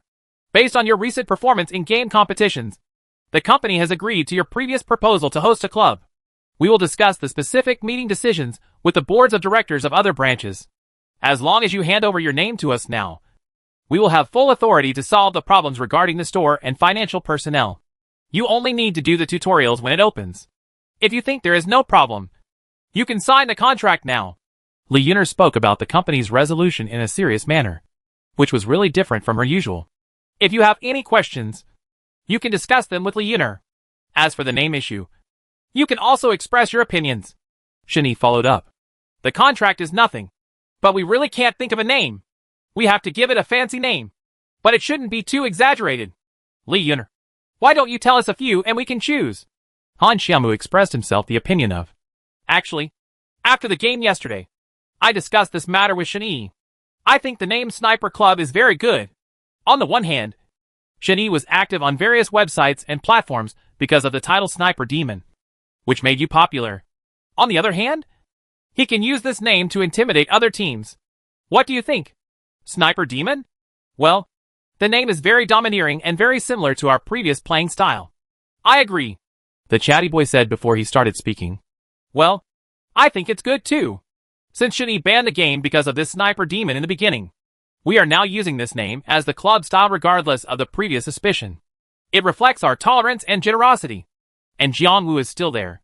Our team is in charge. Yes, that's it. Han Xiaomu also agreed with Li Yun'er's view. Well, since everyone has agreed, I don't have anything to say. So let's do it this way. It's all thanks to you, Li Yun'er. Afterwards, let's celebrate together with a championship in the last competition. Relax a bit too. Shen Yi stood up, shook hands with Li Yun'er, and said thank you. It's okay. This is my responsibility. In this case, I will submit the materials. It is estimated that the official announcement will be issued in the next day or two. After saying that, Shen Yi sent Li Yun'er away. In fact, the name of the club is Sniper Club, and Li Yun'er has some selfish motives, including because Li Yun'er likes Sniper Club very much. So this is also part of the reason. Of course, Shen Yi can't be too obvious about this. So everything is done according to them. But on the day when the procedure was approved, everyone was happily preparing to play the game and then have a good meal. But as soon as they turned on the computer, played the game, and saw the matching person, Shen Yi felt there was something wrong. Why were all the professional players matched in the entire round of the game? This rarely happened in random matching games. Shen Yi felt a little confused, but he still agreed to the game and participated. Shen Yi and the others did not hesitate too much. They were playing games anyway, and playing was exciting. So Shen Yi and the others entered the game directly without hesitation. However, they did not expect that as soon as they entered the game, someone immediately opened the mic in the lobby, and the content turned out to be about Shen Yi. Shen Yi, this time, let me show you what a real professional team is, and you will definitely be convinced that you lost. Shen Yixi took a closer look at this person's ID name. The more he looked at it, the more familiar it looked. He suddenly thought that this ID was a member of Zheng Zhangya's team. When the last game was online, these people participated, and this time I was verbally attacked again. And it was all from a professional team. Without even thinking about it, Shen Yi guessed that Zhang Yao had instigated the incident, because Zhang Yao's team members were also involved. Shen Yi replied, Are all professional players so arrogant? The game hasn't even started yet, and you can't wait. So Shen Yi turned off the microphone and started the game. At the beginning of the game, Shen Yi chose a relatively simple mode, the island mode, because he wanted to have fun. This mode was not too lethal. After all, they were not trying to win, just to have fun. But they didn't expect to encounter this group of people. In addition, what they just said directly angered Shen Yi. In order to kill them, Shen Yi directly led Jiangwu, Chatterbox Boy and Han Xiaomu to jump out of the military base and give them a blow. As soon as they got down, the four of them, Shen Yi, landed directly on the ground to pick up and shoot, because this was not a formal game after all, so long as they had a good time. Chapter 145 Blatant Provocation. So Shen Yi led them on a rampage, literally killing people at the military base. They tortured those people so much that they all fled from the military base. Unexpectedly, after Shen Yi and the others killed the first wave, they were ready to pick up another wave of supplies at the military base. So they went to the C-shaped building with the most abundant supplies in the military base. But just when Shen Yi and the others entered, and suddenly the door was closed. Because there are windows and doors on all sides of the C-shaped building. All the doors were closed in an instant. And looking at the mini-map again, there were footprints all around. It seemed that the footprints were definitely more than just a group of people. And there was no attack or fighting outside. The sound of Shen Yi already knew that this was a game they had set up. Most of the whole game was played by Zhang Yao's people just now. The purpose was to block Shen Yi and make Shen Yi look good. So the group of people outside opened the mic again and said, How about it? Shen Yi, I told you that our professional players are not that easy to beat. As for you, you must have used some dirty tricks before. So all those idiots lost to them. Let me try what it feels like to be defeated by dirty tricks this time. Where's Zhang Yao? Why did you send a minion of yours to compete against me? Why didn't she dare to come out and fight with me? Shen Yi knew that this matter must have something to do with Zhang Yao. After all, these are all Zhang Yao and his team. People. Zhang Yao didn't know about it. I just saw that you guys were unhappy. So I organized a lot of real professional players. The purpose is to tell you that the profession is not so easy to play. The person with the ID name triangle said. Impossible. You must be under her orders. Otherwise you would never dare to openly provoke her. You must know that if you lose this round, Zhang Yao's face and your team's face will be completely embarrassed. Shen Yi didn't expect them to be so cruel. Even in the game, So let go of the harsh words. You have to understand that you are surrounded now. Even if you buy time, you can't escape. You have to know that I can kill all of you with just one grenade. In fact, Shen Yi was indeed stalling for time and thinking of ways. Because Shen Yi and the others were completely surrounded in the C-shaped building. If they made any move now, they would be immediately destroyed as soon as they were discovered. Now Shen Yi and the others are in a dilemma.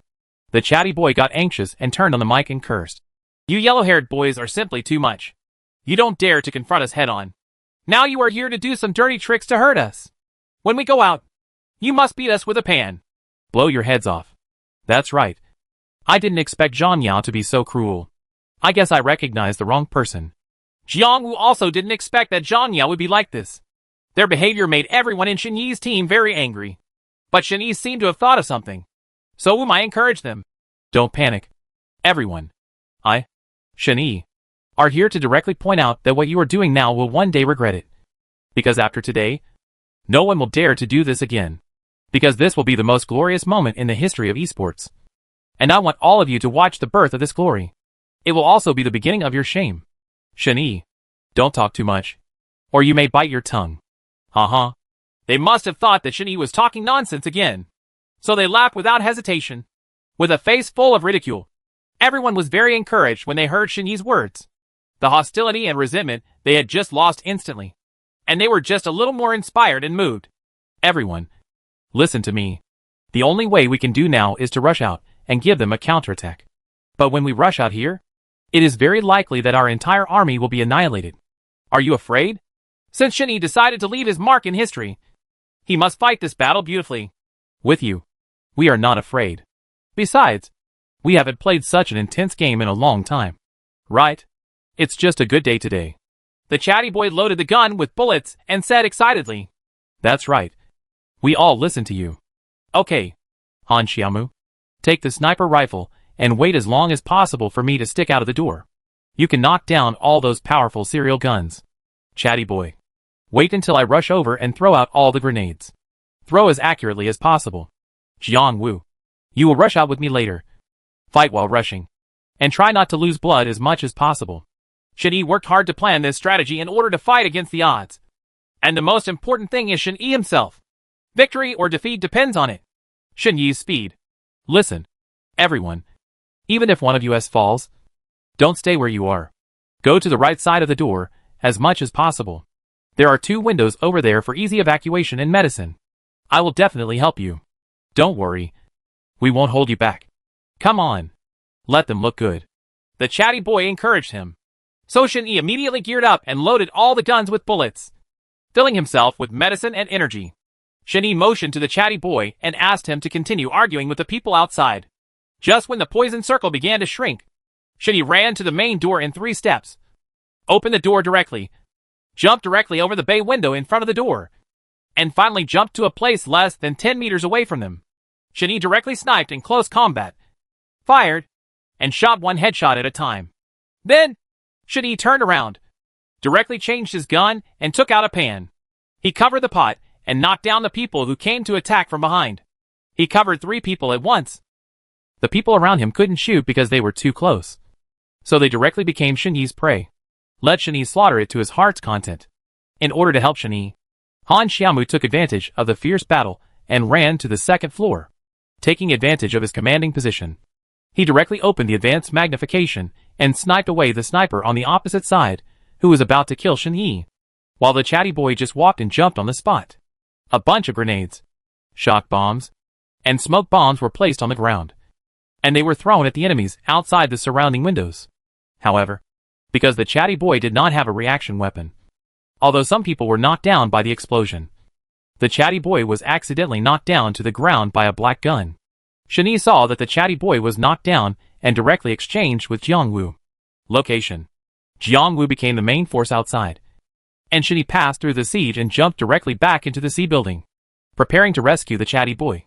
The chatty boy also followed Shen Yi's initial suggestion and came to a blind spot that they could not reach. Shen Yi followed the direction of sniping the talkative boy and found the person who sneaked up on him outside the left window. The man also found Shen Yi, who came to rescue the talkative boy and kept shooting to kill Shen Yi. Shen Yi relied on his flexible move, Chapter 146 Leave no trace behind. After dodging the man's sniper shot with a magazine, Shen-Yi jumped out of the window on the first floor while he was changing his gun to install bullets, and directly shot the man behind him in the head, turning him into a box. Then he immediately helped the chatty boy up and gave him a lot of all-purpose medical kits. But because there were too many people outside besieging them, even Han Xiaomu, who was sniping from above, was knocked down. Shen-Yi helped the chatterbox up and immediately turned on the mic and said to Han Xiaomu, "Who is sniping at you from what direction? It should be in the 75-degree direction. I didn't pay attention to what was behind me. He was probably going to jump up and replenish my gun soon," Han Xiaomu said while crawling. "When I get up, you try to climb in the opposite direction to him." "Good." Shen-Yi jumped directly from the edge of the window on the first floor, through the narrow door gap that opened the window, and with his magical balance, jumped to the rooftop. Shen-Yi saw Han Xiaomu directly from the door of the rooftop. Shen-Yi also found the footprints around him and determined the direction of the person. So Shen-Yi jumped directly from the rooftop. Before the person could react, Shen-Yi jumped down. He jumped directly on him, and then used the power of the pan to turn him into a box. Then for Han Xiaomu's safety, he closed all the windows that might be sniped. Then Shen-Yi helped Han Xiaomu up again and filled her with medicine. Shen-Yi, plus Jiang Wu and Huatai below, killed nearly a dozen people. Now according to Shen-Yi's rough estimate, there are only 4 left. Personal. "Everyone, please stay hidden. There are about 9 people left outside. Let's rush over together and knock them down directly. Let them see how powerful we are." "Good." Shen-Yi jumped out of the window on the right side of the first floor with just one step, with Jiang Wu blocking the front. The two of them attacked one person directly. Han Xiaomu put his gun on the wall frame in a more hidden corner on the second floor, loaded with bullets. Opening the M2 sniper rifle, aiming at the sniper who was about to shoot. One shot hit the body directly, and then another shot, directly hitting the head. 2 shots were fatal. The chatty boy relied on Shen-Yi and the others to attack him. The opponent was directly introduced into Chatterbox's attack circle. Chatterbox Kid held a grenade in his hand, and the ground was filled with explosive bombs, and he threw them one after another. 3.2.1. The ground exploded instantly, and the grenade explosion was as powerful as a mushroom cloud, killing 2 people and injuring 1. So Jiang Wu, Shen-Yi, and the chatty boy rushed outside. The 3 of them were invincible, and they had the blessing of Han Xiaomu's sniper rifle. The few remaining people were completely unable to withstand Shen-Yi's fierce attack. Everyone was inspired by Shen-Yi and launched a counterattack under Shen-Yi's calm command. Shen-Yi and his team were even more excited, coupled with Shen-Yi's various tactical commands. They killed all the people who were besieging them. It only took them 10 minutes to break the situation. Everyone was very happy, seeing Shen-Yi's high skills and commanding ability. The people on the other side were frightened and drove away. How could Shen-Yi let them go so easily? So with Jiang Wu, who still had plenty of health, they got into a car, bypassed various obstacles at maximum speed, and caught up side by side. "You crazy people! Sooner or later, Zhang Yao will avenge us." The man looked at Shen-Yi and the others chasing after them, knowing that if they continued like this, they would definitely be laughed to death by the professional world if they lost. So they had no choice but to run away first. "How about it? I keep my word. Now do you know what a real profession is? Can you still speak arrogantly without being ashamed? I said that I will let you remember today's battle. Let your future memories be full of fear." Shen-Yi opened the microphone and said loudly to them, "Shen-Yi, you don't want us to surrender. Today's incident is just because we didn't think well. We will never let you go like this next time." Although these 2 people still dared to speak so boldly, they were completely stunned by their game operations. They forgot that this was not a competition. Their hands must be holding the operating panel tightly. They have forgotten that this is just a classic match and they can exit the game at any time. But because Shen-Yi and the others are chasing after them, as soon as they stop, Shen-Yi will hit them hard and be eliminated directly. So they could only keep accelerating and drive forward. They were about to drive through most of the map. When they were about to drive out of P-City, a river suddenly appeared at the junction of P-City and the ruins. They only focused on escaping all the way without paying any attention to the river in front of them. So they rushed directly into the river. Shen-Yi and the others stopped the car urgently and got out of the car, because the river was not too deep. They did not die from falling from a height. Shen-Yi and Jiang Wu stood on it, looking at the 2 people who got out of the car in embarrassment. "Time," I said. "How is it? This feeling is uncomfortable." "Right. This video should really be shown to Zhang Yao. I will send you on your way right now. After that, Shen Yi and Jiang Wu opened fire together, shooting them to death. Become a box. Finally, the game was over. Because they were all professional players. The game was online. So during their game time, many people came to watch their game. And because Shen Yi participated in it, as a result, more and more people are watching their games. And the number of viewers has reached more than 3.6 million. And because it was Zhang Yao's team members who provoked them, more and more comments came in.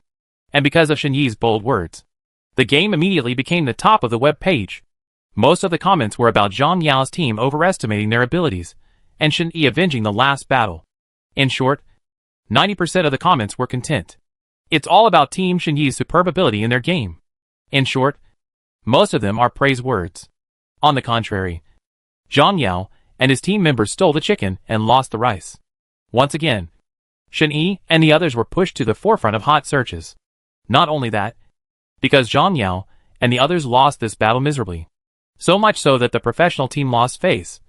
So many people from the professional team came to insult Zhang Yao. Zhang Yao and the others lost nearly 1 million followers on Weibo. And there were also many people from the professional team who came. Show your kindness to Shen Yi.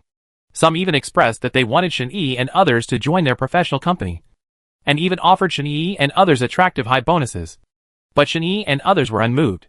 After passing the previous games and the latest revenge battle, Shen Yi and his team have completely established their trust in the professional world. Not only that, there are also many spontaneous and enthusiastic fans who support Shen Yi and his team. Chapter 147. Very few.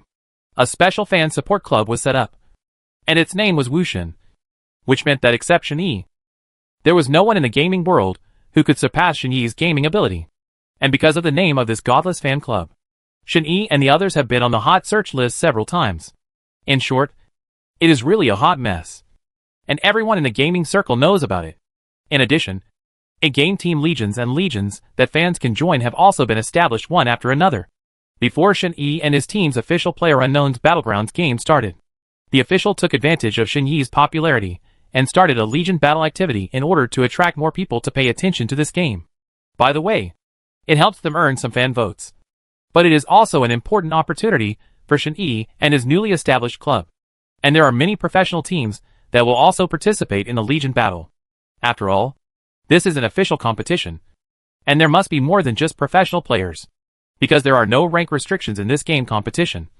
Many amateur players will also come to join in the excitement and sign up to participate, because this is also a relatively large competition. The referee level must be very high, and because Shen Yi and his team have only been established for a few days, very few can participate, and because the organizer strongly requires them to participate, saying it's just for their fame and to build connections. Shen Yi was forced to participate due to pressure, but since he had not received any special training, and on the other hand, they were all temporary single-person legions, and their tacit understanding was definitely not good. Shen Yi was a little worried about the first game. Because of the large number of people, a club can only be participated by 2 team legions, which are divided into the first game and the second game. The time interval between each game is 1 week. The opening ceremony of the first game will be repeated in the officially designated area of the game. Select. Only those selected can participate in the real team competition. And the second game is definitely more important than the first game. After all, you can participate in the real championship competition directly after the second game. The first event was held at the Baoyuo Stadium. Because the Baoyuo Stadium is relatively small, only team organizers are allowed to participate. Host.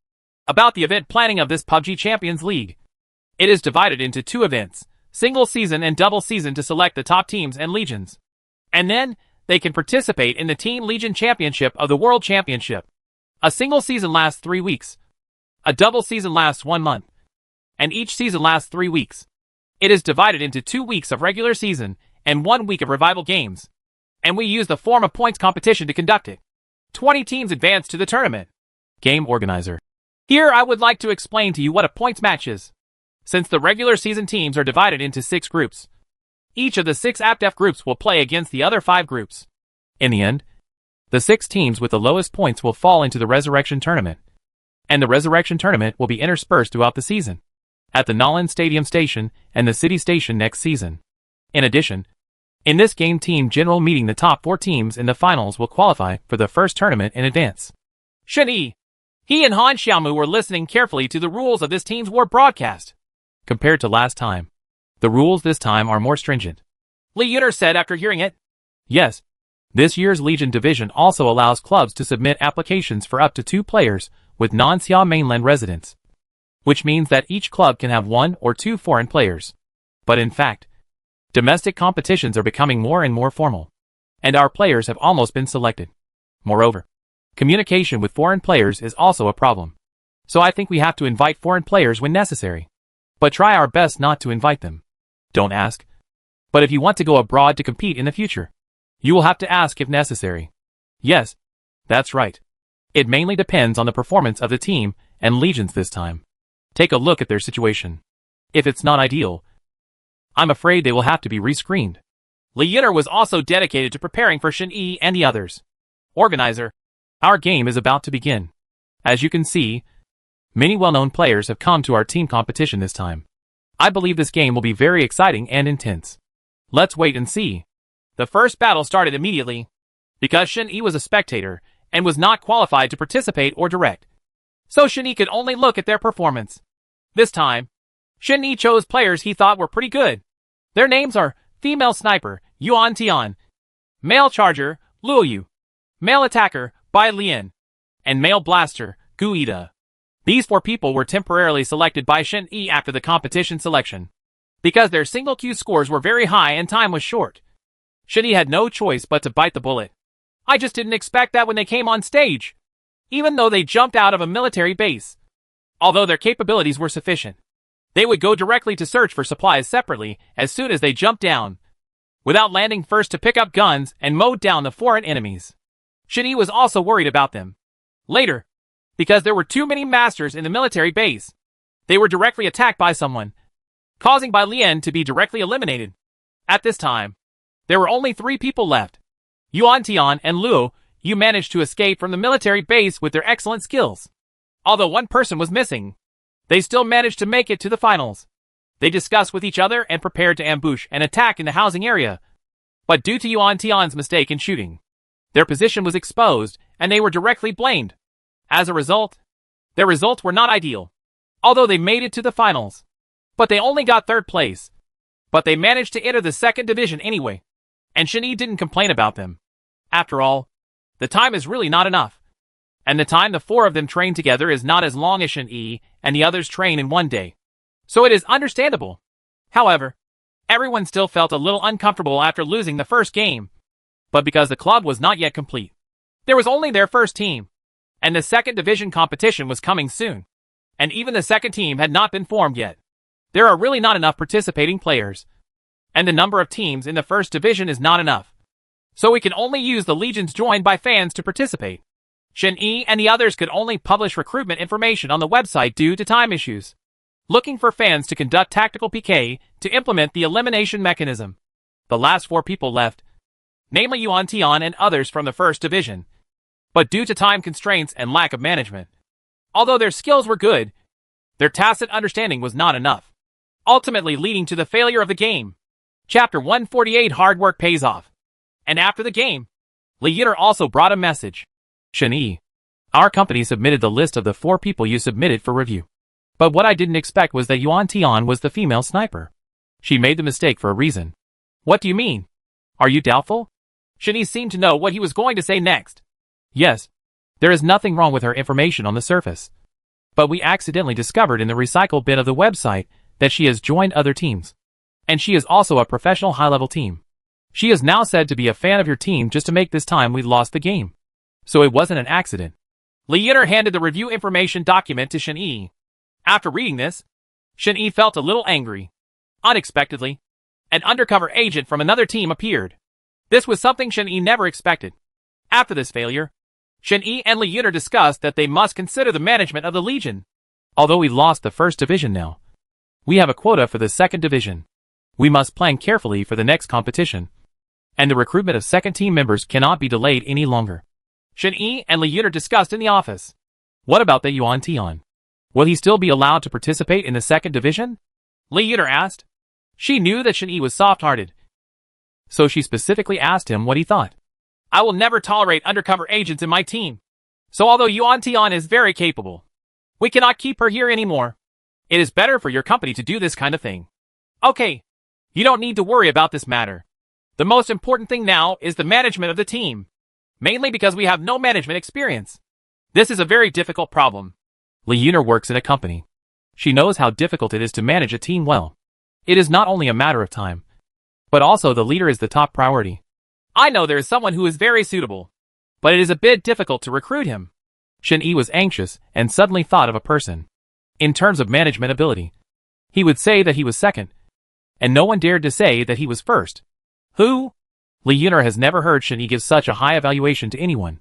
Oh Ming! Oh Ming! Doesn't he have his own team now? Do you think he will help his competitors lead the team?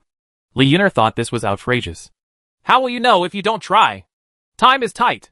I will contact him now. Shen Yi said and left the office quickly. Li Yuner was left alone to look at the information silently.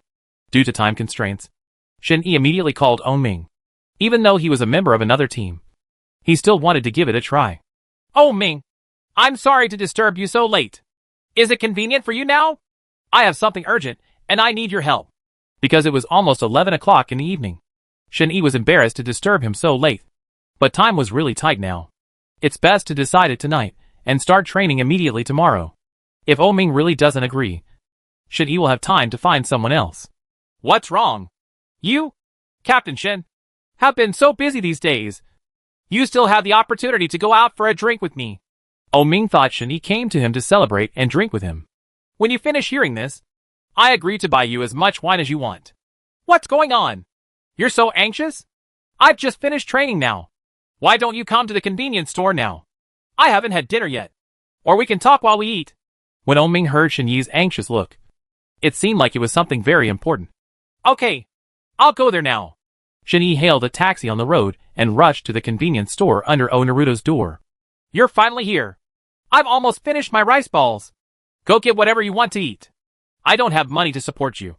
Captain Shen, Oh Ming said jokingly to Shen Yi. I'm not hungry. I came here to ask you for a favor. Begging me?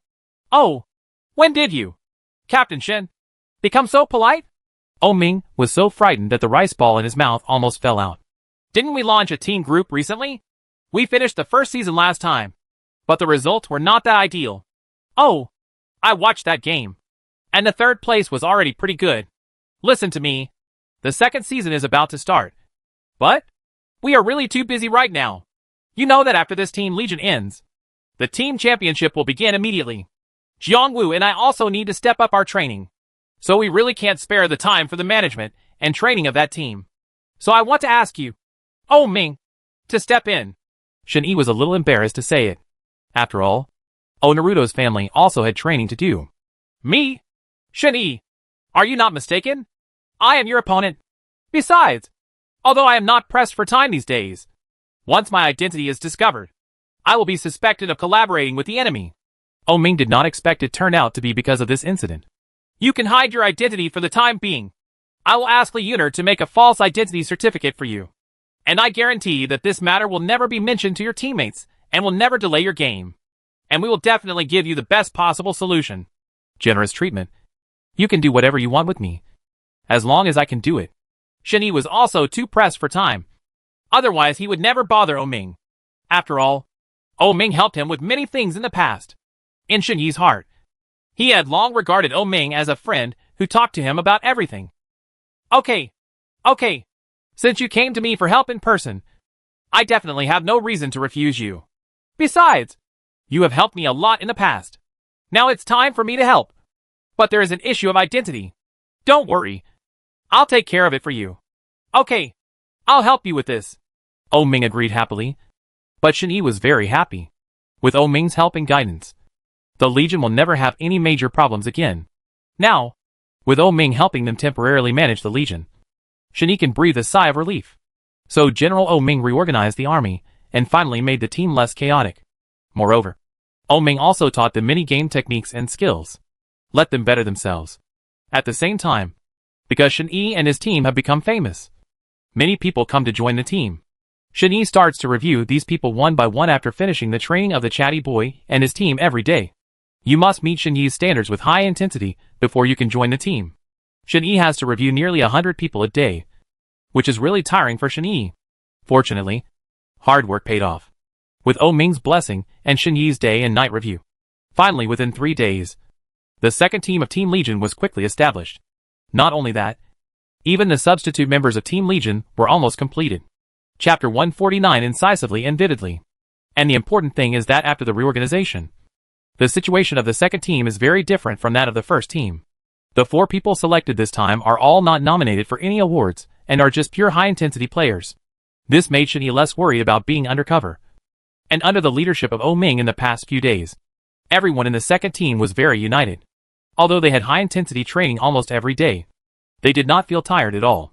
This made Shen-Yi very happy.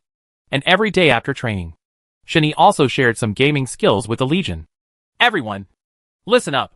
The announcement for this second Team Legion event has been released.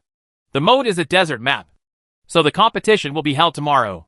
Today I will bring the district coach to give you some additional information. We also have some small tricks and bugs during combat. I hope everyone can remember them carefully. In desert mode, vehicles are very important tools for winning.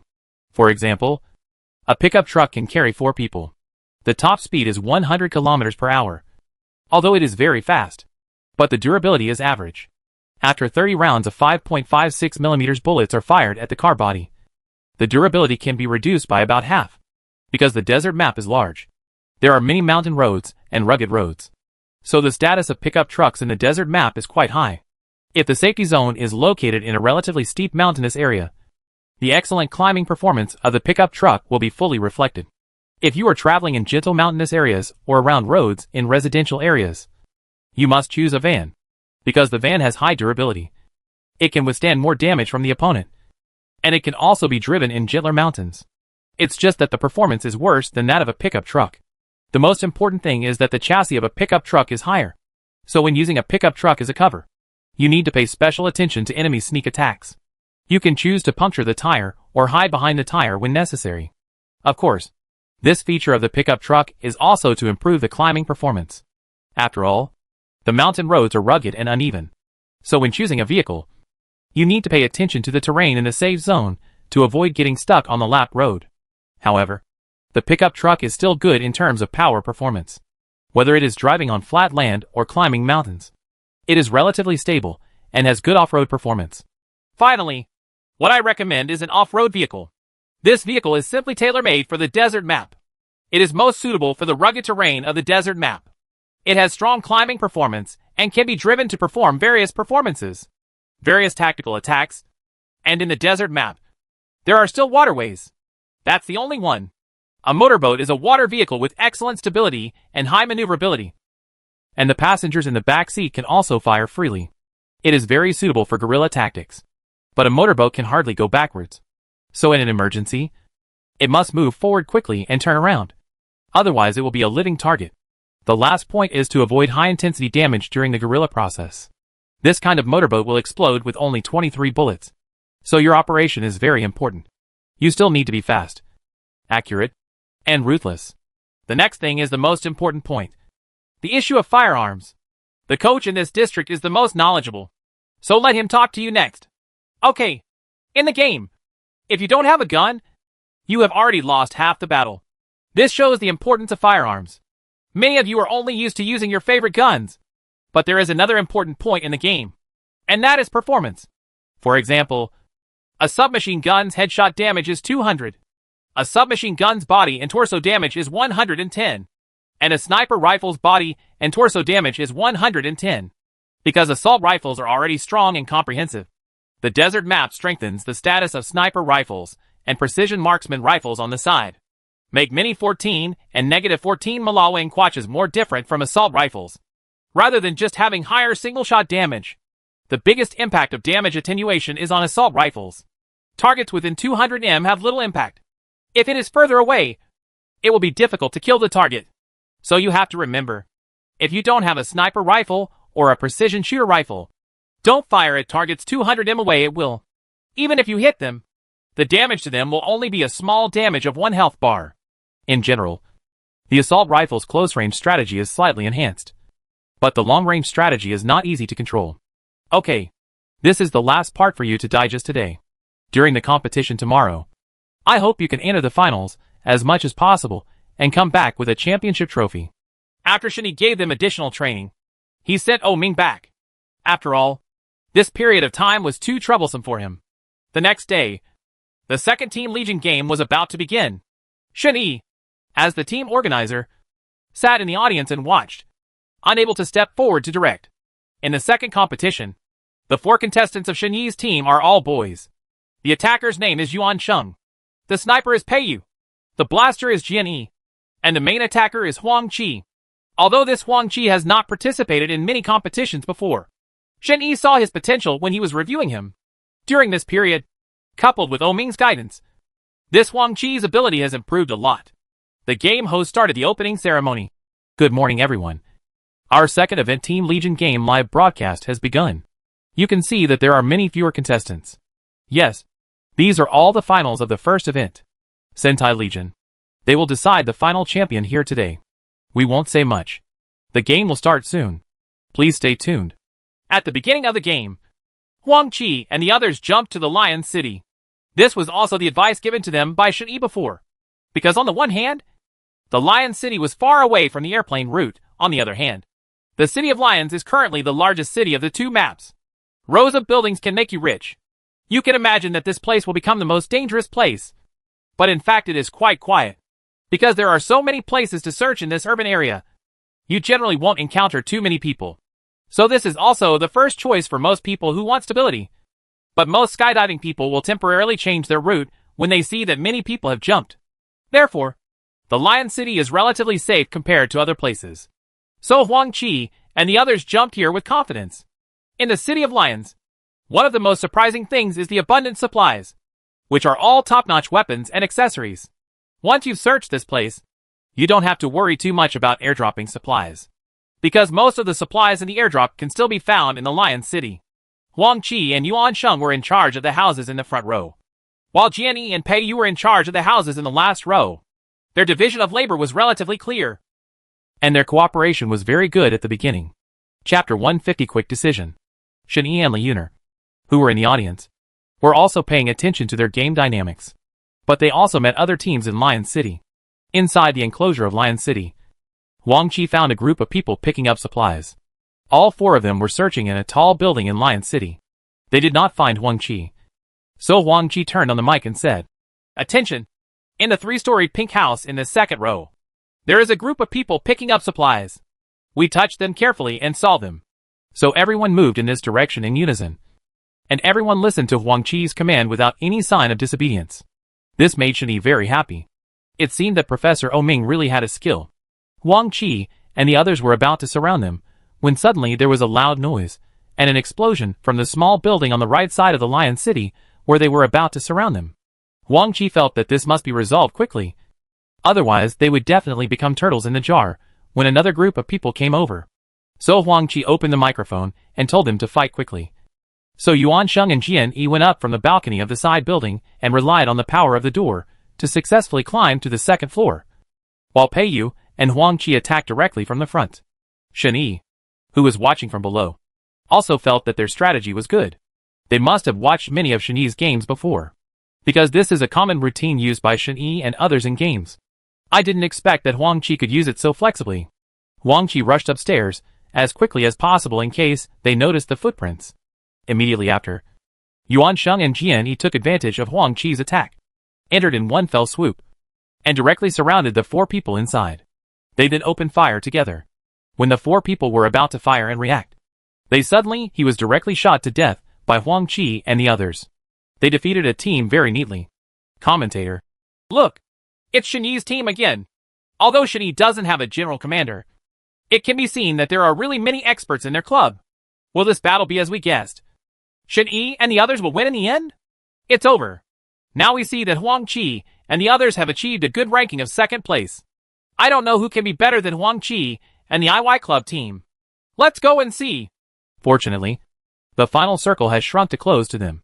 But what follows is that there is another team on the left that is dueling just now. It seems that if they succeed in killing the other team in the finals, it is very likely that only Huang Qi and the remaining team will be left. Huang Qi feels that he cannot wait for them to duel in the finals. Huang Qi wants to make arrangements in advance. It is best to put them directly in the finals. Eliminated? Huang Qikai said. The finals are at the end. There is only one team left. Before they enter the finals, we have to find a way to keep them out of the finals. Well, that's a good idea. Let's wait for them outside the finals first, Jianyi said. Yes, but to prevent them from not going straight, we must spread out the layout at the four corners. Once we find the target, we will report it immediately. If we ambush them in the outside area, they will definitely be discovered immediately. Huang Qi also agreed with Jianyi's method. So Huang Qi and the others came to the top of the crater and noticed when a huge plane crashed into the small town. Although this small town looked like a desolate place, there were many houses to hide in. Not only that, but there are also ruins in the southwest of the map, which look desolate, but actually contain a lot of good supplies. Therefore, it is not easy to deal with them in the housing area outside the safe zone where they are located. They can only wait until they are ambushed on the way to the finals, so that the winning rate will be higher.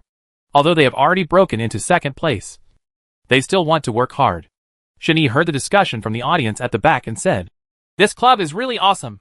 I have never heard of this Huang Qi in the esports circle before. And that Jianyi. I didn't have any hope for them at the beginning. But now it seems that Shen and the others are really good at teaching. They have really become fans. Yeah, I'm here for the IY club too. Judging from the current situation, they are probably dead. Another audience member said. Hearing these words made Shen feel warm in his heart. Unexpectedly, the audience spoke so highly of them, and Shen felt a sense of pride in his heart. Huang Qi and the others arrived at the designated place as assigned. There were still 30 seconds left for the final round to shrink. Huang Qi estimated that they were about to enter the circle, so he asked everyone to be more vigilant, and everyone lay down on the ground. They tried to hide as quietly as possible, and as expected, they came over. They were indeed very alert, and did not come from the road they had just taken. They circled around outside, and made sure it was safe before going in. If Huang Qi and the others weren't well hidden, they would probably have had a fight with Huang Qi outside the circle. Huang Qi guarded the southeast corner of the final circle, which was also the circle they were most likely to enter. Sure enough, they came. Huang Qi opened the microphone and said, Get ready. He is here with me. Direction 75 degrees. There are 3 people. The other Voldemort is missing. Be careful. So Huang Qi picked up the gun and moved it closer to him. He must not be allowed to enter the circle, so that he could use the poison circle to contain him. Get ready to approach and shoot. Huang Qi saw Jianyi and the others approaching him.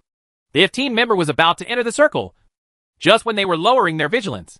Huang Qi squatted directly, aimed and directly shot the opponent's sniper with 98k.